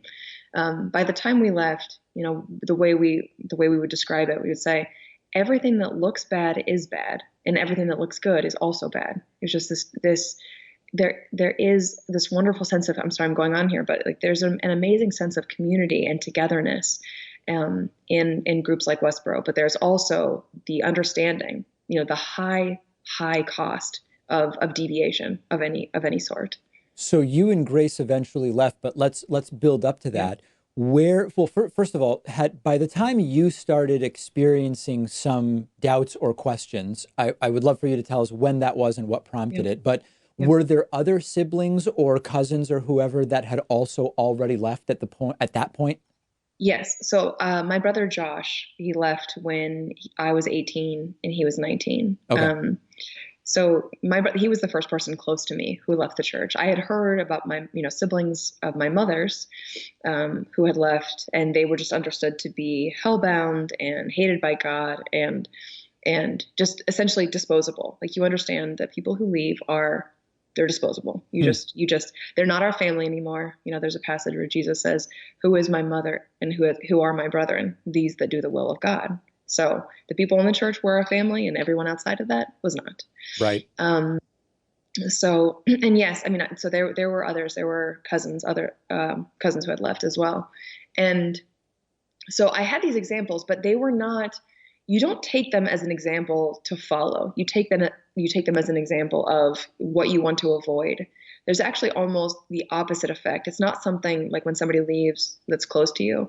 You don't feel like you want to follow them. You feel like you want to, you need to prove yourself. It's almost like you throw yourself even more deeply into the work of the church to prove that you're not like them. That's At least interesting. how. And is that, was there an air, did you feel as though when someone would leave that there would be an air of suspicion that would be upon you and others? Yeah. Yeah. And not just suspicion, but just worry, Huh. and I needed to show people that, in fact, I went and looked up, when my cousin Libby left, I had been, pretty close to her, and I went and looked up, the email that I sent afterwards to the whole church, basically, feeling the need to say bad things about her and to show that I was not on the same page with her rebellion. So yeah, you asked a question though about. Yeah. So that's it. I mean, so that gets us to what you had observed in terms of people separating while you were still there. And I mean, I guess I want to hear a little bit about what started the questions and Yeah. the doubts and the sort of looking into other worldviews. Right. So I got on Twitter in 2009, and I didn't go on Twitter because I was looking to have my mind changed. I got on Twitter to spread Westboro's message. It was And I just think I another remember place. when that happened, in fact. And correct me if I'm wrong, it wasn't just you, but there were a couple of your sisters who were maybe also doing the same? I was the only one tweeting publicly for a while. Okay. I feel like it was maybe about a year, something like that. Yeah. And then yes, absolutely, a bunch more people got on. My mom got on. She was at Dear Shirley. Margie, yeah, and then I think some of my uncles and others also. So yeah, when I got on, I wasn't trying to. I was just trying to show other people why they were wrong, and how. But over time, several things happened. There were a lot of things about Twitter that were really powerful to me. First of all, like the first thing, and this was I think the one thing that I was conscious of, was that with only 140 characters, there wasn't space for the kind of insults that we just, threw around all the time. Like, I don't know if you remember that era, but it was constant. Yeah, I mean, I remember when Margie called me a titmouse, which might have had some, I mean, that one's pretty short and pithy, but a lot of them were much more involved and required, sort of being able to be a little bit more verbose. Yes, and so my mom, basically every time she would, because like George W. Bush was the president at the time, so she would say, "Bombastic, blowhard, big mouth bastard." Right. And so like there just wasn't space for that on Twitter. And then I realized that even when there was space, even when I did make the space for it, I would watch the conversation immediately just go off the rails. And we're no longer talking about this theological point that I feel is so important. Now it's this person being defensive because I've called them a stupid name. Right. And so, I learned not to do that. That was the first kind of step, I think, for me away. But I mean, that was just a slightly different communication style. Yeah, I mean, I guess that opened the door to at least interacting with people in a different way. You still have your view, they still have theirs, they're wrong, you're right, but at least the method of communication has shifted a little bit. Slightly, exactly. Yeah. But then, but one of the first people that I attacked when I got on Twitter was this guy, David Abitbol, who ran a blog called Jewlicious. And, I only attacked him because he was Jewish, because, Jews killed Jesus. Sure. As you know. As I've been told many times. Right. And so anyway, so he initially responded like many other people, just like full of hostility. And then, but pretty quickly he recognized, he said later, he recognized that I was sincere and that he thought it was important to articulate, why have we as a society rejected messages like Westboro's? For the people who were following both of us, who would see both of us, he thought it was important to offer a counterpoint. So he wasn't even necessarily at first trying to reach me specifically. And so, but again, so over time, over about a year, we're having these conversations where he's asking me questions about our picket signs, and I'm asking him questions about Judaism and Jewish theology. And the only reason I'm asking is I want to find better ways of countering his points. But he was the first person, after that, about a year of conversation, who found the first internal inconsistency in Westboro's doctrine. And for me, like that was absolutely the moment. That was the beginning of the end. And what was the inconsistency? It was actually one I realized this morning, because I went back looking at there was a couple of videos, interviews that you had done that I wanted to like, what, am I remembering this correctly? So I went and looked up a couple of them, and you mentioned it. You mentioned the death penalty for, the sign calling for the death penalty for gays. And, that was the, a point that David made. I'm saying what, my uncle said to you: if that punishment is good enough for God, then it's good enough for us. That's Right. what the Mosaic Code calls for. And so therefore, that's it. That's the standard. And David said, well, didn't Jesus say, let he who is without sin cast the first stone? You didn't mention that. You mentioned the other point that David made, which was, you mentioned my mom, had my oldest brother out of wedlock. And we had answers to both of those arguments. When somebody would say, let he who is without sin cast the first stone, we would say, we're not casting stones, we're preaching words. And David, again, pointed out the obvious response to that, which is, yeah, but you're advocating that the government cast stones, and who there is sinless. And then also, the point about my mother, like, we would always say, she repented of that sin, and so therefore she doesn't deserve that punishment. But of course, again, if you kill somebody as soon as they sin, then they don't have the opportunity to repent and be forgiven. If you just, and so I realized, of course, that if my mother had been killed, my family wouldn't exist. The hypocrisy of it was so apparent to me. And so, yeah, it just was, I didn't know what to make of it. I decided to stop holding that sign. I went to my mother and a couple of the older people in the church and asked about this, and was just told that, I was getting wrapped around an axle. And the point is, they're not going to institute the death penalty. And I just if we were making this a litmus test, why is that? Why isn't the fact that they're not doing it, like actually, doing what Jesus said, not having, trying to kill people for their sins, giving them the opportunity to repent and be forgiven. So that, for me, that was the first time I realized that we could be wrong. I believed before that all my life there had always been an answer, something from the Bible that would explain our position. And so, yeah, this was mind-blowing for me. Let's pause our conversation with Megan Phelps-Roper there. We will have part 2 of the interview coming up on the program tomorrow. You will also be able to see the entire interview, uncut and unedited, as I always present them to you, on our YouTube channel, youtube.com/The David Pakman Show. The David Pakman Show at davidpakman.com.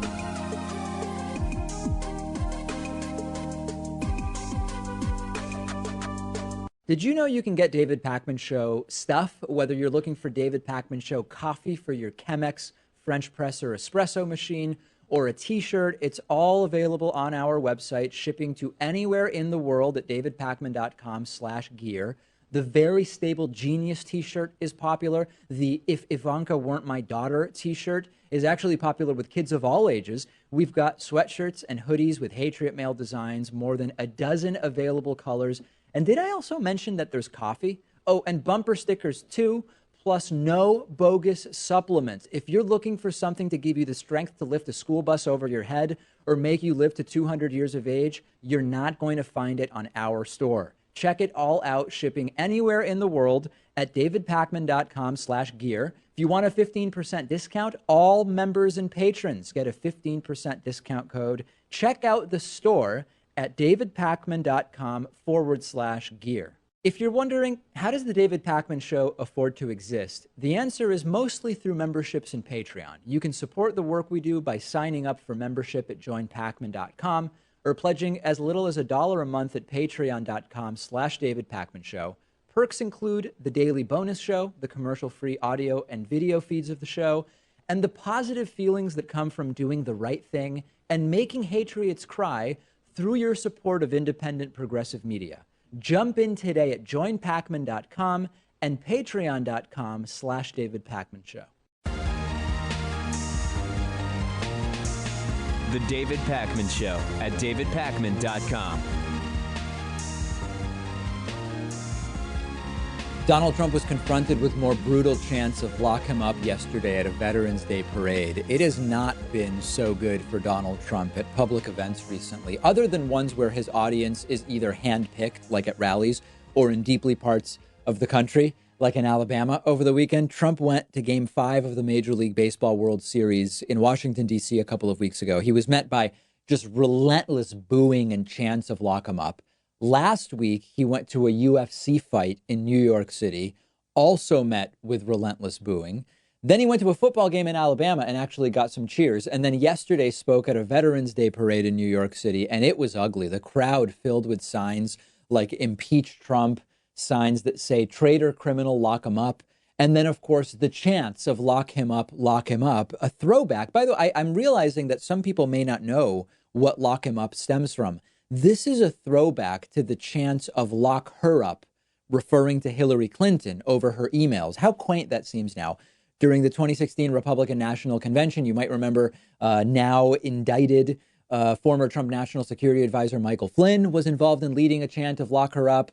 And we saw many others during the 2016 presidential campaign. This is Trump's hometown, New York City, and he's hated. Every public appearance is becoming one of these please clap moments for Donald Trump. And let's be really honest about the true incongruency of Trump speaking at a Veterans Day parade. I am hard pressed to think of a president less supportive of our veterans than Donald Trump. He said he'd fix the VA and veterans health care. He's not done it. He's attacked Gold Star families and gone to war with the family of deceased military captain Khizr Khan. He attacked former prisoner of war, late Senator John McCain. He said that avoiding sexually transmitted diseases from women he slept with was, quote, his own personal Vietnam, after getting a bogus doctor's note to avoid going to the real Vietnam, which, by the way, I would have done the exact same thing. That was a completely pointless and terrible military engagement. That's actually not what's at issue here. Trump wanted to use the military for his own political gain by having them go guard the border with Mexico during a completely fabricated immigrant caravan crisis, which, by the way, whatever happened to that? It's no longer politically useful, so it's simply not being mentioned. But expect that it might experience a resurgence as we get closer and closer to the November of 2020 election. He claimed to be donating money to veterans charities, got the public relations benefit of those donations, but then never actually gave the money. Aside from the fact that crowds are increasingly hostile to Donald Trump, the guy has no business whatsoever speaking at a Veterans Day parade. I can't think of, and I'm open to hearing from you, is there any other president that has been more hostile to the military and veteran community? I can't think of one, at least not recently. Hey, this is hilarious. We've not done anything like this for a while because we haven't talked about Christian televangelist Pat Robertson for a long time. He's still at it. He's hosting his 700 Club program. He's 89 years old. He still has that same co-host. He still takes these audience questions where you can't tell if they are parodies or serious questions from people who don't realize that it doesn't make any sense to go to Pat Robertson for advice. I was sent this clip yesterday where someone said, David, you've got to see this. Pat Robertson got a question from some guy who claims that his wife wants to bring in their Christian pastor as her extra lover. She wants to swing, or she wants an open relationship or something with her pastor. And the husband went to Pat Robertson asking, what should I do? So when I heard about this before even watching the clip, I was wondering, is Pat Robertson going to take it seriously, or will he identify it as a fake trolling question? I don't know if it's a joke or if it's for real, but what I knew immediately was if Pat Robertson takes it seriously, he is going to attribute his wife's behavior, the viewer's wife's behavior, to demons, because with Pat Robertson, everything is demonic. Over the last 10 years on this program, Pat Robertson has called the following things demonic. Secondhand sweaters that you get at Goodwill. They could have demons attached to them from the previous owner. Ouija boards, yoga, anything Harry Potter, feng shui, I guess it's Japanese interior design technique, karate, the martial art, horoscopes, the Twilight series, paintings of Buddha, TV shows about ghosts, Halloween, obviously, psychics, young girls who levitate their friends at sleepovers, definitely demonic, and sometimes even children that you adopt from other countries can come with demons attached, according to Pat Robertson. So let's get right into the clip. How does he handle it? Exactly as predicted. This is Michael Pat, who says, Dear Pat, I've been married to my wife for 8 years, and we are very active in our local church. Last week, she shocked me when she said she wants our pastor to be her, quote, extra lover. This does not make any sense since I give her all the love and compassion that I can give. Our pastor does not know her plan. Should I talk to him first before she tells him? Oh, you better talk to somebody. That is the weirdest thing. Psychologically Well, off balance. I think there's a sex problem. She has been captured probably by some demonic spirit. But what she's saying, she's married to you, has a successful marriage with you. You give her whatever she wants, but she wants a, quote, extra lover. Where did she get that concept? Yep, there it is. It's demonic possession for sure. I love how he diagnoses demonic possession in the same casual way that a plumber tells you the flapper on your toilet needs to be replaced. It's like the exact same demeanor. Oh yeah, that's demonic possession. That's what that is. Then this is also funny. Later in the clip, the co-host seems visibly shocked that someone who's active in a Christian church could also be wanting to have sex with her pastor outside of marriage. Take a look. Where does she get that concept? That is absolutely wrong. And she's active in her local church, so she Well, obviously I mean, should know that. I mean, being active in a church really doesn't mean anything much. It just means you're active. It doesn't mean necessarily, you're given over to the Lord.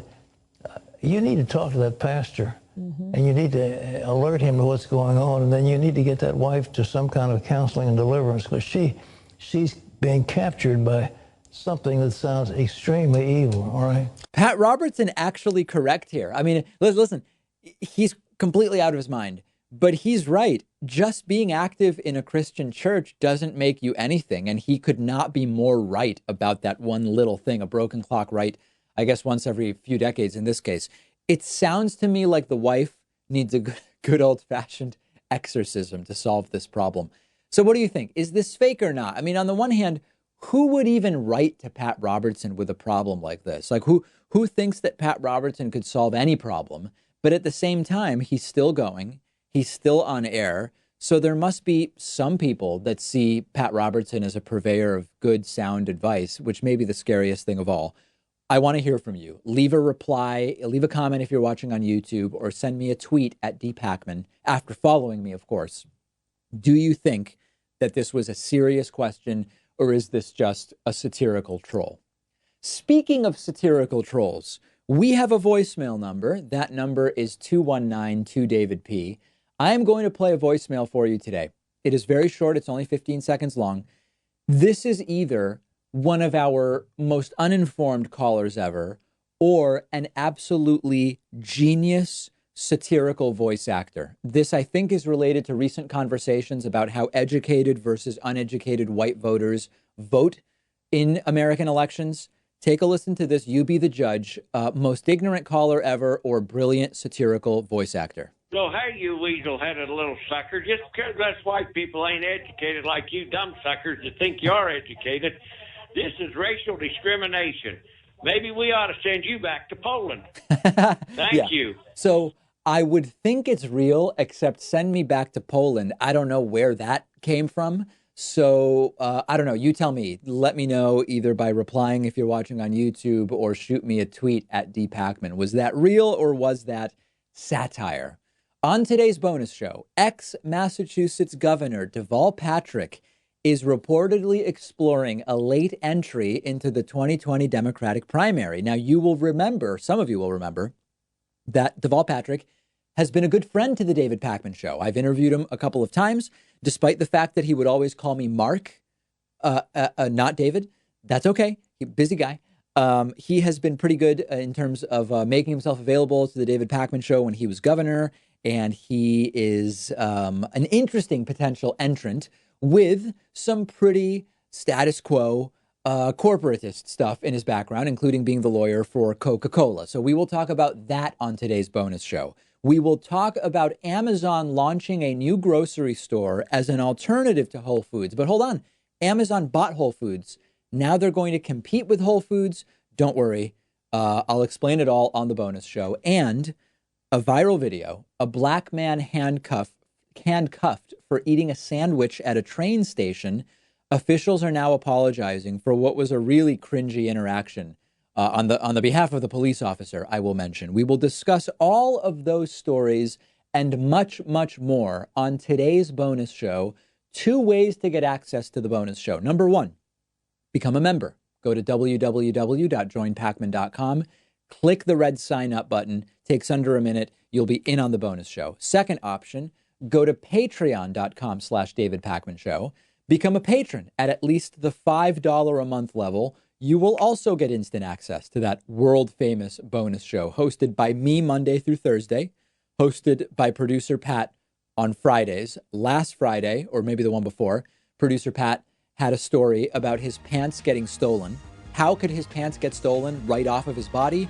Well, maybe it didn't go down exactly that way. You can find out on the bonus show. I will speak to you then in just a few short moments.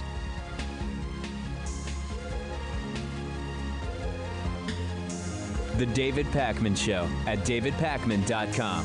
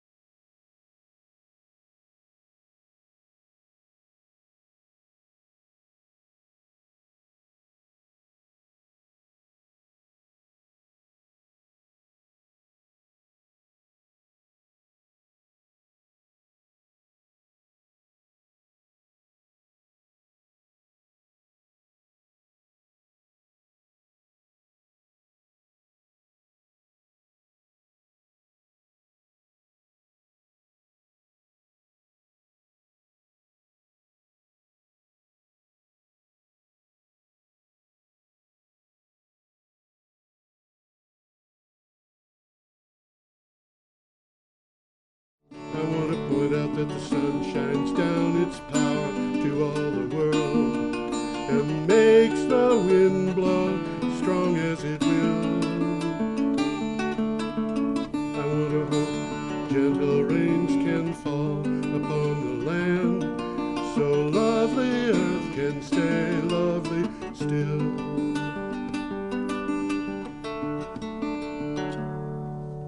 Hello, ladies and gentlemen. Welcome to Energy Week with George Harvey, me, and Tom Fennell, him.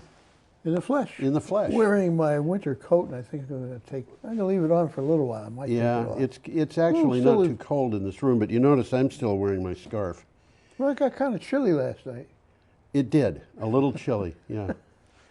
For a shame. We've had this warm fall, and all of a sudden the curtain dropped. Yes, but I will say the ice worms have not come out of the glaciers yet to chirp. The what? It's an old story. I think it was Fairbanks, Alaska. The telegraph lines got cut, so the local newspapers didn't know what to print. Yeah. Because there was no news from no outside news, the yeah. world. So they printed stories like a story about it being so cold that the ice worms had come out of the glaciers and were chirping, and their chirping was keeping people awake. And they had groups of people going out into the countryside to find ice worms, which they brought back and put into cocktails for the local bars. Anyway, it Sounds pretty ridiculous. It was pretty ridiculous. Anyway, we are here for Energy Week number 345, or 345th edition.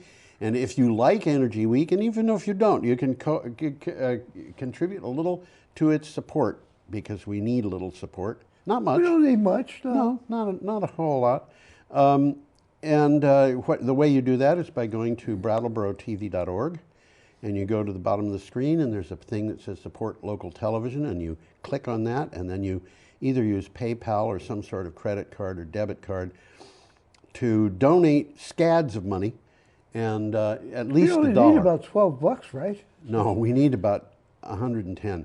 Oh, we need that much? Yeah, we haven't had any contributions for several weeks. How did it get so high? It started at 480. Oh, okay. We don't have a lot of donations. This is a show that is watched by poor people, and a few other people. Anyway, when you donate, put in the comments a little bit below the place where you put in the amount on that screen that this is for support of Energy Week. And was there something else? Oh, I know. I have to tell everybody how we get these stories. I get up and I go to the internet and I find stories every day, and I put them at put a synopsis of each and a link to the original at my blog, geoharvey.com, and I put up 10 to 15 each day. Most days I put up 15. Occasionally I'll put up 11 or 13, but it's almost always, not always, but it's almost always an odd number between 10 and 15. Okay. Almost never 10. Anyway, we are starting on November 7th, and if you go to Which is a Thursday, by the way. yes, absolutely, which was a week ago today being the 14th. And if you go to geoharvey.com, GeoHarvey, and click on the 7th on the calendar, you'd find the stories we have from that date. And you have something to say, I'll bet. Well, we pick, for this show, like the best of the blog. The best of the internet. So we usually get about three stories from each day. Yeah. And some of these things are well worth reading. And some of them are not. Some of them are not, obviously. And in order to do what I do, I have to read them. Yes. So if I catch some of them that are particularly interesting, I'll try and remember to mention it to you. I have something just have happened to tell my you, computer here. It just Tom went does out. not always just remember. He keeps notes, which is a memory aid that I think everybody should use, and I don't. Well, we got one coming up. We got a picture coming We up. have a picture. In fact, the picture is right there. You can just click on it and bring it up. See if I can bring it up. There you go. Don't Amazing. double click. There you go. Look at that blade. That is a wind turbine blade, and if you look just to the right of the center of the picture, down near the bottom, you'll see two men standing there. It's a big blade. That's a big blade. It's as long as a football field with the end zones and then some. I had the length of that. It's 107 meters. I think that's about 350 feet. Something like that. Something like that. Yeah, I thought I it's wrote close it down, enough. but it. Yeah. In any case, the title says, Massive Wind Turbine Blade Arrives at Massachusetts for Testing. I was surprised by this article because I didn't know that they were sending one to Massachusetts. I knew Well, we got a little later, we're going to touch base on this article, on this same same theme. And I was wondering, I thought this thing's operating. How come they got a blade? They have one operating in Rotterdam, and they have one that they're going to test in the UK. That's exactly now what's they're happening. testing one another one in Massachusetts. Why? Because the testing facility is there. Yeah.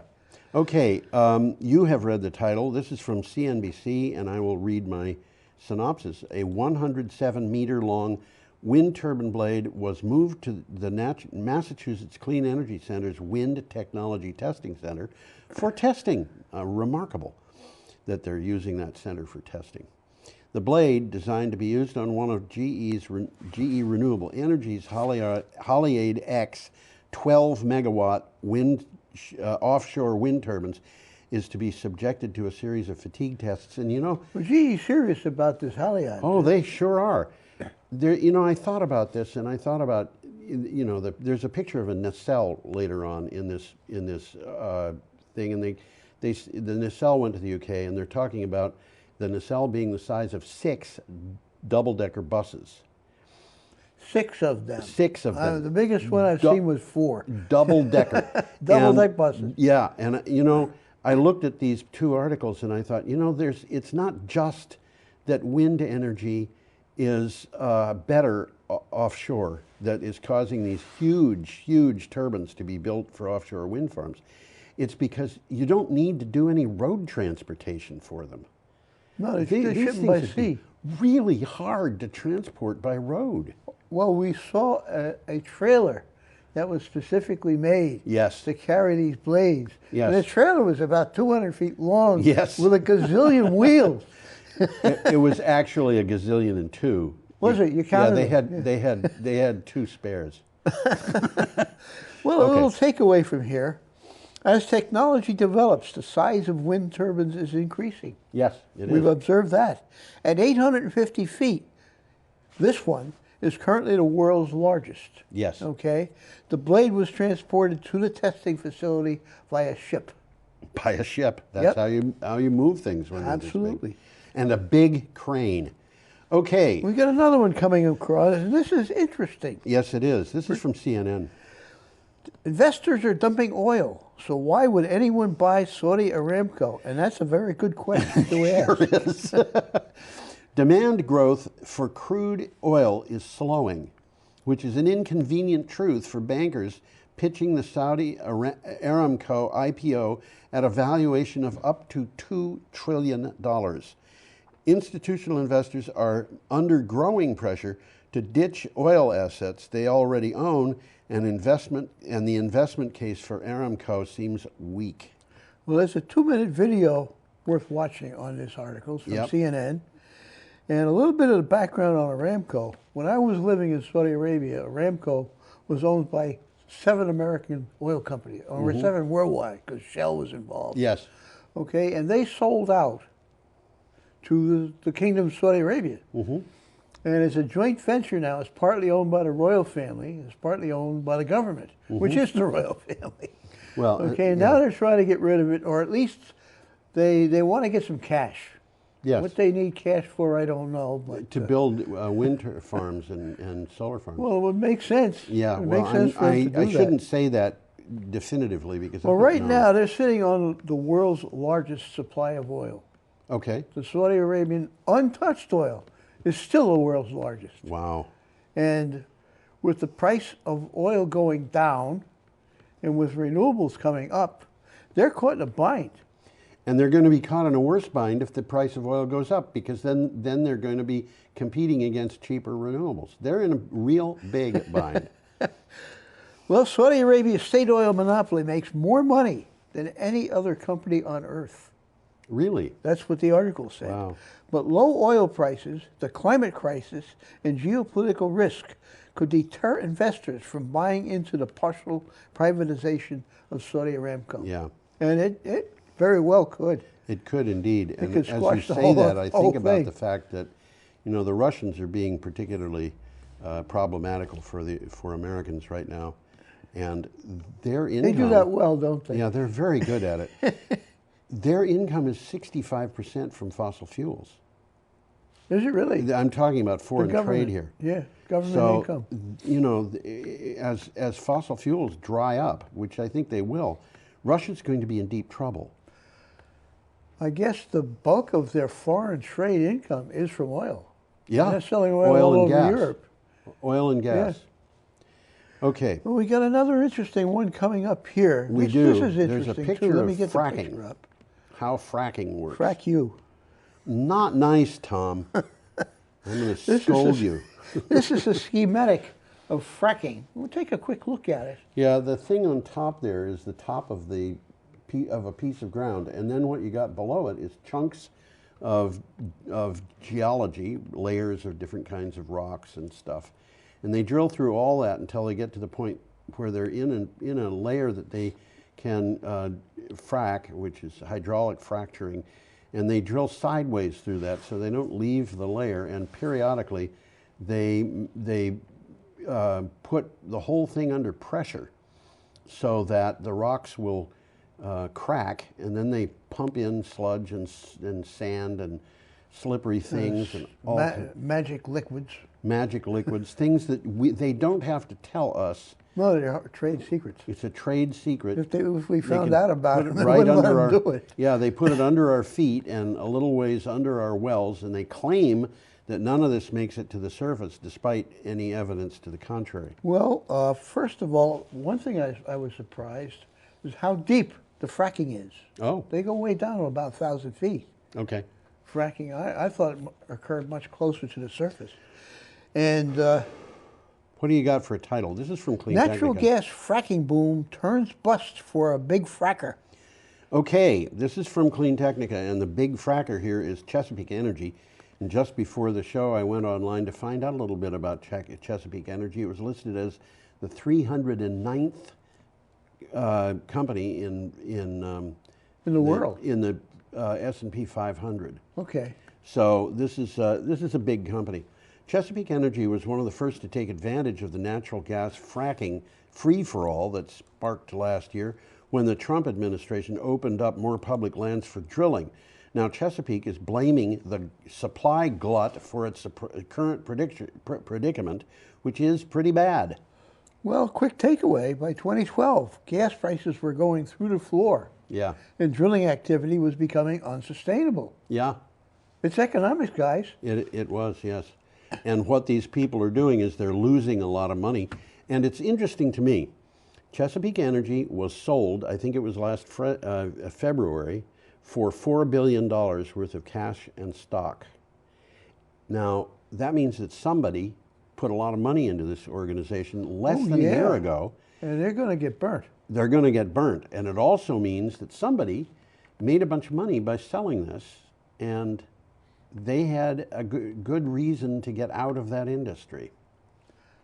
They had a good Ouija board. They had a good Ouija board, that's right.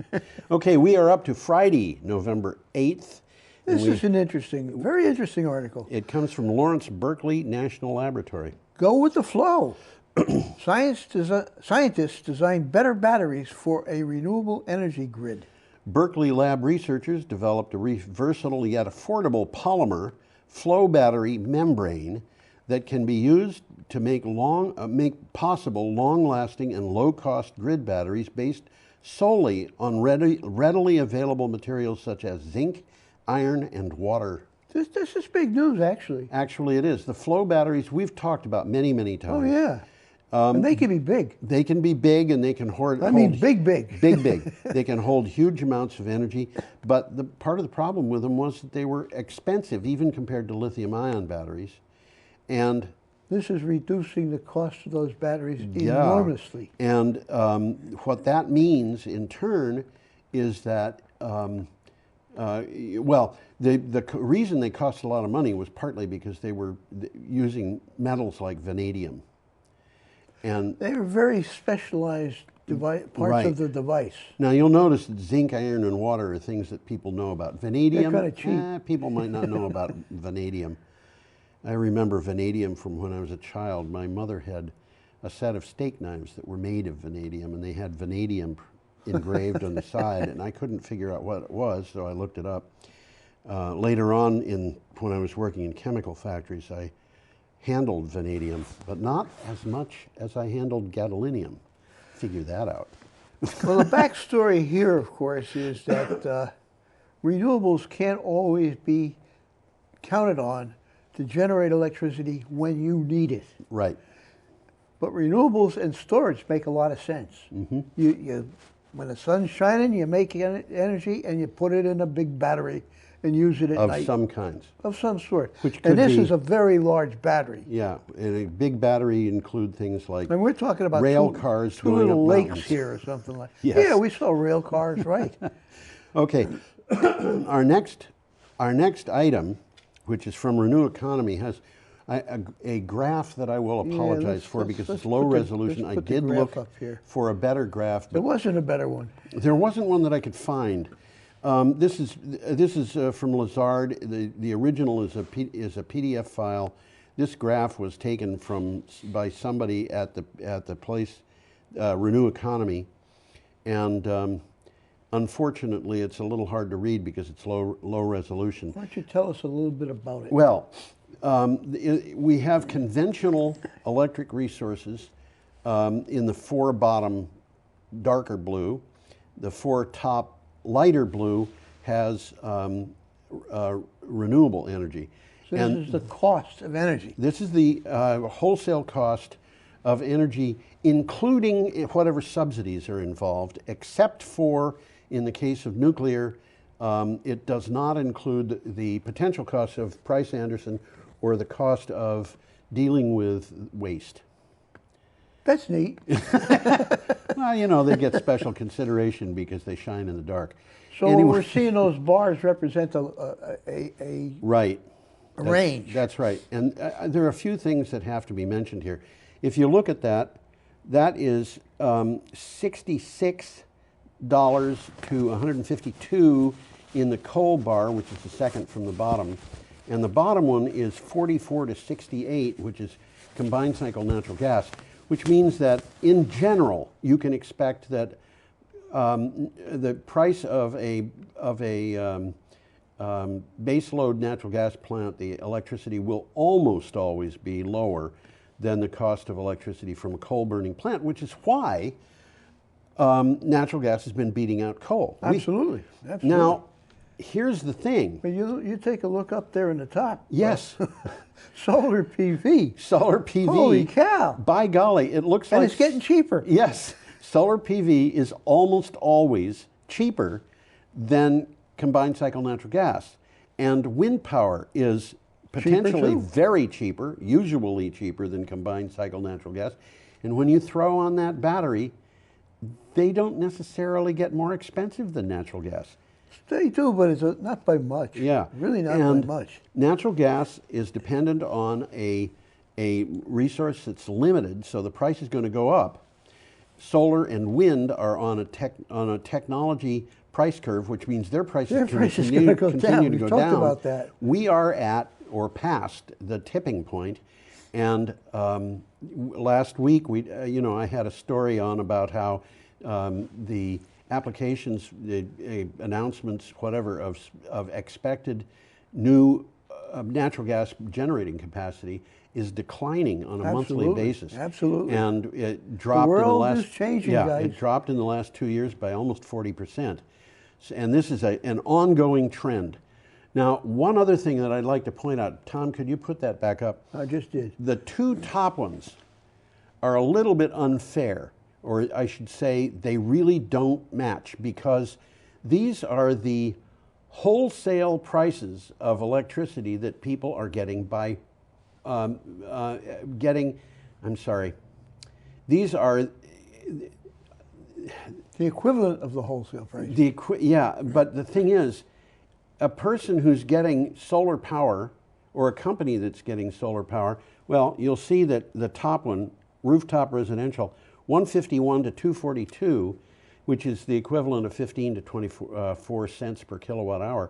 In some parts of the United States, 15 cents per kilowatt hour is significantly below the cost of retail residential electricity. Not in Vermont. Well, I'm Just paying about more equal than to it. 15. Yeah, you're getting special. Well, cow power, right? I am, but Yeah. you know, it's going up, and the cost of renewable energy in those 2 instances is high, but it is. But these people are using it themselves. That's right. So it's a That's bonus. right. So it really is not a fair representation. No, it's kind of they're- apples and oranges. There's other things going on. I mean, they're not Yeah. paying anything for their power. Yes, that's right. How much would you pay for free power? Okay. Yeah, what Should happened we to move my on, Tom? computer here? What happened to your computer? Well, it came back. I guess it just fell asleep. Actually, that computer is designed to fall asleep, and I reinstalled the operating system about 2 weeks ago, and I should go in and tell it. Just a matter of clicking and it comes back on. Yeah, tell it not to do Well, that. we're going to get back to Heliod. Yes, we are, and this is from Renews. Heliod X starts spinning. Now, we just saw one of their blades. We did How can indeed. it start spinning with their blade in Massachusetts? But we're talking about more blades. They're Yes, we making are. more blades, and it looks like GE's planning on selling a lot of these things. They want to sell as many as they can sell. Duh. Duh.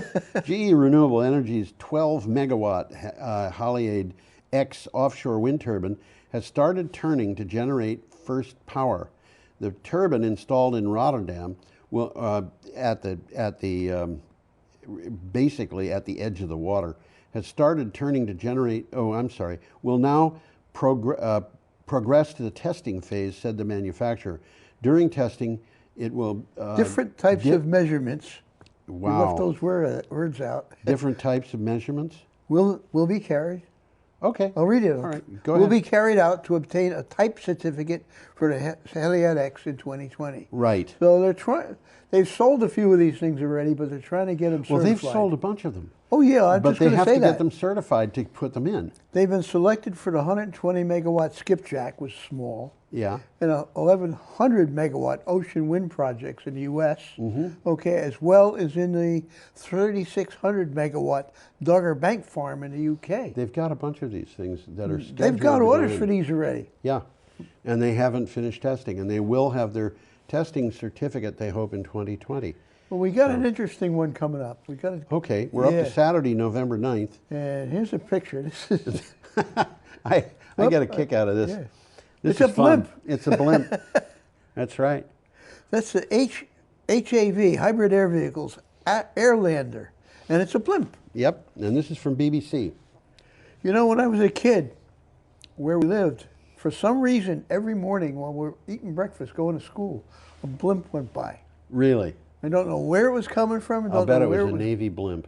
It wasn't Navy, no. You sure? Well, it wasn't marked. Oh, it wasn't And marked. the Navy blimps are marked. It was a secret blimp, and they were hoping nobody'd see it. But it was kind of a big thing. Oh, where's the blimp this morning? You know, yeah, right.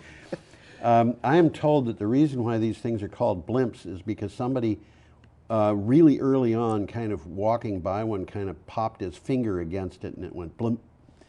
I've That actually makes as read much that. sense as Anyway, this anything. is. Do you have a title for I this? do. How airships could return to our crowded skies. The Airlander was created by Hybrid Air Vehicles, founded in 2007. Hybrid airships emit a fraction of the pollution of conventional aircraft. Now, HAV has been given over £1 million, which is $1.3 million, by the UK government and industry to develop all-electric propulsion producing zero pollution. That's a natural for these guys. Oh yeah, and Natural. you know these lighter than airships, the blimps and the zeppelins and so forth, were kind of renowned during the 1930s when they were using for passenger transportation as very comfortable ways to travel. Well, they had a different thing then. They had these things called dirigibles. Yes. A blimp is just a big gas bag. Yes. But the dirigibles had a framework, and they were big. And they were big. And unfortunately, one of them blew up in New Jersey, called the Hindenburg. Yes. And it scared the bejesus out of everybody, because Oh, the industry and stopped. you know what they were using for Hydrogen. Yeah, but they were And it using burns, hydrogen guys. for the gas, and it burns. But what do you suppose they were using for the framework? I would have figured steel. Magnesium. Okay, that makes sense. Have you ever seen magnesium burn? Yes, it can burn. Unbelievable. And it did. Yeah. And it's exactly what I was going to say. Airships lost out to conventional aircraft after a series of disastrous crashes in the 1930s. And the Hindenburg crash was famous. Yep. It was very spectacular. And if you want to see what these things look like a little bit, you get a flavor for them from the movie Indiana Jones and the Last Crusade. Oh, yeah? Yeah, there's a point where Indiana Jones and his father escape from Germany on a blimp. I'm sorry, on a dirigible. How about that? Yeah, and the dirigible is carrying an airplane to and they have to get off the dirigible, so they escape to the airplane. To the airplane. Yeah. Okay. Well, this Airlander is enormous. It's not a dirigible. It's a blimp. It's a blimp. Great big gas bag. It's a big gas bag. And it will be the first airship to fly to the North Pole since 1928. Wow. And it's going to carry tourists on an $80,000 luxury trip rather than explorers. $80,000 bucks, boy. $80,000 to go to the North Pole. Just to go. Let me ask you a question, Tom. Climate change. Will they be able to find the North Pole? That's a good question. They will. They'll have GPS. Okay. That was from BBC, and our next... There's a little quicker takeaway here. Okay, Airlander expects there to be about 150 of these airships floating around the world in 10 years. 150. 150 of these I wouldn't guys. be surprised if there were more than that. I wouldn't either. I don't know how long it would take an airship like this to get from, say, Boston to London, but I don't think you'd use it for that. They go slowly. They do. But it'd be good for getting from Boston to New York.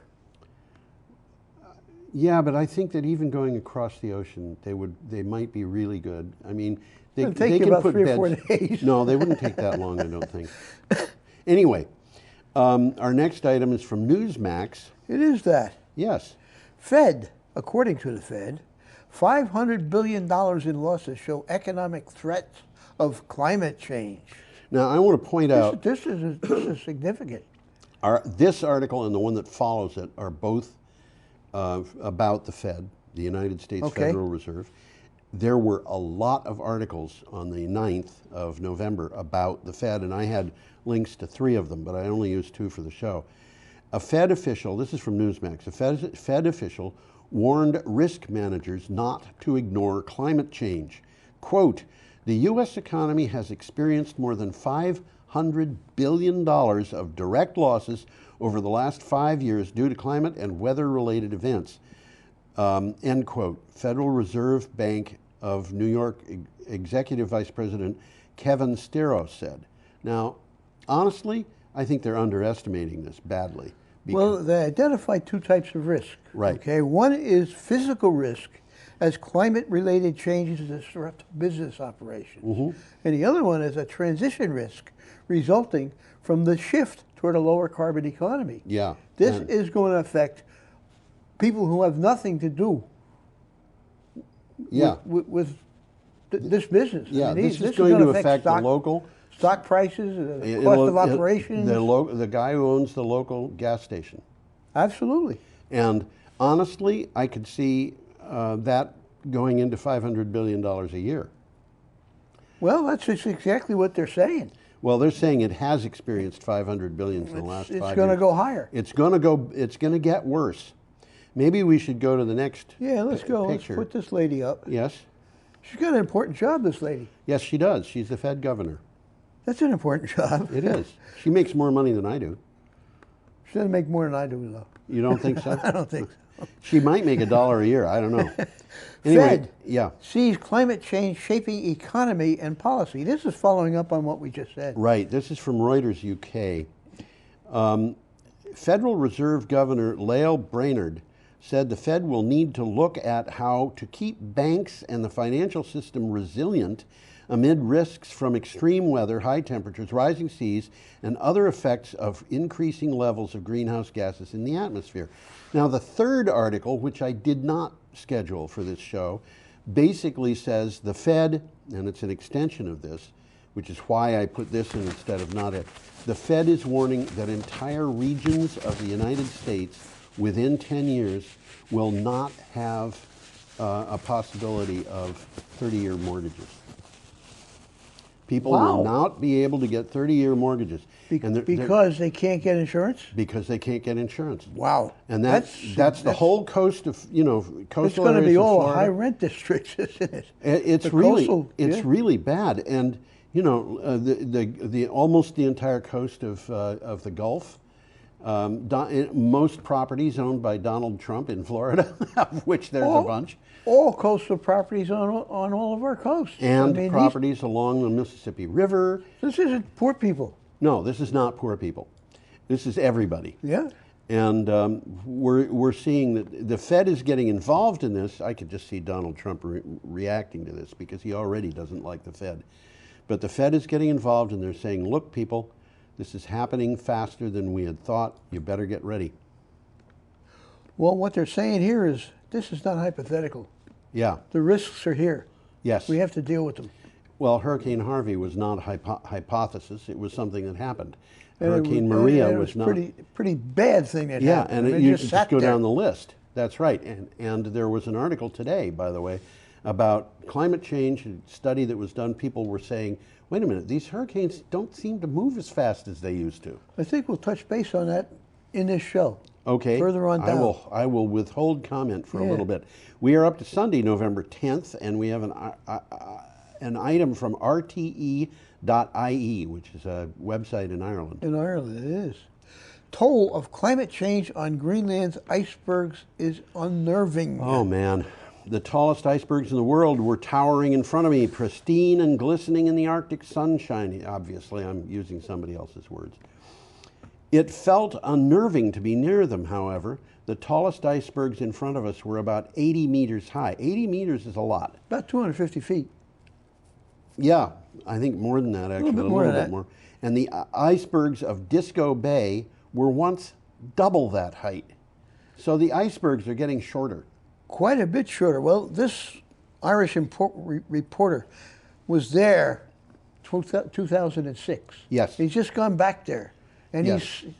This is him speaking. That's right. Okay, and he's amazed at the difference in the 10 years, 12 years since he's been there. I'm amazed at the difference. This dramatic change has happened in living memory. Yes. That's what he says. And the entire Arctic region is warming faster than the rest of the world. Well, icebergs are shrinking and the sea ice is disappearing. And unfortunately, what we're seeing more and more is that climate change is happening far faster than it was expected to happen. That's just what it said. There are climate change in general and Arctic regions is happening faster than that. There are things happening today that were not expected to happen until 2080. So in some respects, we're 60 years ahead of schedule. And that is disturbing. Okay. Well, we got another picture coming up. We do indeed. We are still on November 10th, and we have a picture of Elizabeth Ryan looking at an apple tree. And this is from CNBC. Whoop. I forgot to double click that thing. There she is. We're fighting for our lives. U.S. apple farmers endure major crop and profit losses as the climate changes. Fruit growers like Elizabeth Ryan are trying to find ways to cope with warmer winters and unprecedented heat, rain, and drought. But climate change has become an impossible financial burden for many farmers. And you know, part of this is also unexpected cold, because it's changing everything. Everything is changing. They're getting unexpected warmth in January, which is screwing things up completely. Opens up the flowers. And unexpected cold this time of year. Yeah. Which is freezing the apples. Yeah. It's crazy stuff. It's pretty crazy. Well, and yeah, go ahead. There's three parts there. Climate change is posing an existential threat to the precarious lives of farmers across the country. Apple farmers are experimenting with different crops, growing tactics, and technology to cope. Yes. And between 2012 and 2017, more than 2,000 farms closed in New York State alone. 2,000 farms in New York State closed. Yeah. Wow. Now, I got a connection to apple farms. Yeah. In the Hudson Valley. Yeah. There's a lot of them. Yes. Okay, between Kingston and Albany on the west side of the river, it's almost all you see. Really? And one of my buddies from college owned an apple farm. Uh-huh. I never visited it, but we used to call him Joe Mott's after Mott's apple juice. But there's a lot of apple farmers, and it was a good living. They made a good living down there. I'm sure they still are. Of counties in Illinois where it's practically apples. And well, I'll touch base on that. Yeah, New York ahead. is the second largest apple producer in the U.S. Okay. There might be Illinois as the first. I think know. it's Wisconsin. I wouldn't be surprised. The Hudson Valley has a long and robust history of apple growing, which is absolutely true. Elizabeth Ryan, who we just saw, she's farmed for 40 years. And in this picture, she's standing among her ruined golden supreme apple trees, recalling how they were snapped and toppled by Hurricane Sandy. Yeah. She took a bath, and she's debating, should she replace them with plums or grapes? She's not going out of farming, but she might be dropping apples. Yeah. So some farmers are turning to technology. This part is interesting, like giant wind machines that blow warm air onto the crops during cold spells. Wow. These are huge horizontal fans. I mean, you know, they're trying to cope. They're trying to cope. And unfortunately, it's hitting the smaller farmers who can't afford these wind machines. Yep. Okay, we have an item from Forbes. Oh, this one's interesting. It is. This is an interesting one. Even Trump can't keep coal companies from declaring bankruptcy. The U.S. Energy Information Administration, or the EIA, has data that says, quote, between 2010 and the first quarter of 2019, U.S. power companies announced the retirement of more than 546 coal-fired power units, totaling about 102 gigawatts of generating capacity. That's very significant. 102 gigawatts is more than the generating capacity of all of our nuclear plants combined. Is it really? Yeah. Okay. Well, whenever you see that word giga, you know it's It generally means big. big. That's right. There's many charts in this. It's an interesting article. There's a lot of charts if you like charts. Yes. Okay. President Trump campaigned on bringing back the coal industry, and he did. However, coal companies are reporting disappointing financial results and filing for bankruptcy.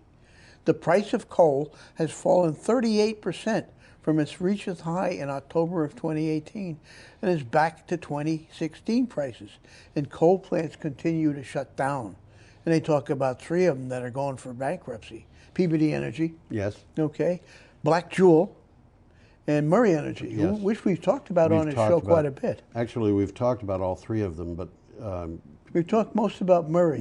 and to it's the some nation's largest privately owned coal producer. Yes. And we've had pictures of Murray talking. Yes.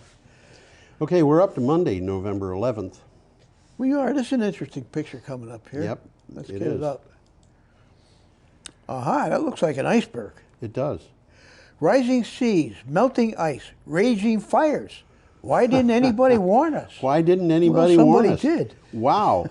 In a recent New York Times op-ed, Eugene Linden suggests reasons why scientists have been too conservative on climate change. There have been scientists who showed that rapid changes have happened in the past and can again, but they were regarded as on the fringe. This is from Isn't that Cleantechnica. weird, huh? Well, I'll explain that a second here, because I got it from the article. Okay, go ahead. Linden says scientists are often hamstrung by a perceived need to achieve consensus. Yes. Believing that if they are not nearly unanimous in their findings, policymakers will find ways to dismiss their findings in favor of more politically acceptable alternatives. That's what's been happening. Yeah. What Linden doesn't mention, and this is significant, is the scientific community has been terrorized by stooges hired by the fossil fuel companies to sow fear and doubt among the public. They wouldn't do that. No. I think that's exactly what's happened, and it's dangerous. It is dangerous. And I think that people who have been doing that should be prosecuted. They might very well be, because it's becoming quite aware of what they've been doing and who they've been doing. As a matter of fact, I think they just started a lawsuit on exactly that. Yeah. I think a bunch of young people, kids, Yes. are suing that their right to future happiness has been This infringed. is happening in a bunch of places in the United States. Okay, we have an item from The Guardian. Yeah, this is sort of 3 parts in a row, because we're going to touch base on the same phenomenon 3 times. Australia's fires. Nation braces for the most dangerous bushfire week ever. Fire chiefs in Australia have warned of the most dangerous bushfire week the nation has ever seen, saying New South Wales, the country's most populous state, faces an unprecedented, quote, catastrophic, end quote, fire day. New South Wales has 60 fires, 40 of which are out of control. Now, New South Wales was one. The other one was Queensland. They're both on the East Coast. They're both on the East Coast. Queensland is on top. Yep. Then New South Wales is about the equivalent from maybe Virginia to Florida. Yeah, well, And then below them is Victoria, which is maybe Florida, their equivalent of Florida. Yeah, but these... This is where most of the people in Australia live. All of them are big. I think New South Wales is probably twice the size of Texas. These are, by our standards, very They're large huge. states. Yeah, absolutely. And I mean, Tasmania is I think, the smallest state, and it's about twice the size of New England. Anyway, well, you look at the map, it looks small, but it's big. This is something that's just been coming back and coming back and coming back in the news. They had at one time 50 out-of-control fires, and if you see pictures of these fires, they're scary. They're really scary. Well, they're not forest fires like we have because they don't have that many trees, but they're bush fires. They're bush fires, but you know what, Tom? They're dangerous. They have got into the forests. And there was one guy, I remember this guy, and I forget who he was, but he was in a position of some authority, and he said he almost fell out of his chair when he saw that the fire had reached this one particular forest, because it's a tropical rainforest. Tropical rainforests They're not supposed to burn. No, they are not. And of course, on top of everything else, a lot of the forest, in what forest there is eucalyptus, which burns like matches, you know. Yeah. Well, he's talking about a catastrophic rating, which we'll touch on again below. Yep. There's a quote here, and this is what's going on. Yeah. We are so dry in this country. We haven't had rain for years in some places. All the dams and creeks and rivers are dry, and we need to look at what we're going to do about that in the future. To deny climate change is a very ill-informed and uneducated way of looking at things. And we have the worst of our fire season still ahead of us. We're not even in the summer yet. Bingo. Okay. You read this before. I did, actually, yes. Okay, we have a flood in Mississippi. Yeah, this is a little bit of a change of scene here. Yep. Where'd the flood picture go? It's down there. There it is. You can click on it. Go up. I'm not looking at a picture of a flood. No, oh, I'm sorry. There we go. I accidentally put it back. Whoop, I clicked it twice. There we go. There you go. From dryness, we go to a flood in Missouri. Yes. Inside Climate News. From the Inside Climate News. As climate change threatens Midwest cultural identity, cities test ways to adapt. And that's what they're talking about. No more ice fishing. Well, that's just what you're going to say, isn't it? Think of Minnesota with almost no ice fishing. Wow, what a thing. Missouri as hot and dry as Texas. And communities on rivers where catastrophic floods happen almost every year instead of every few generations. This, scientists warn, is the future if emissions continue as they are. Well, the way we live and the way we manage resources is going to need to change. Sure we have to listen to the scientists. That's a quote. Yep. This approach would not be affordable or politically viable in many places. And they're talking about Rochester in Minnesota now. Yep.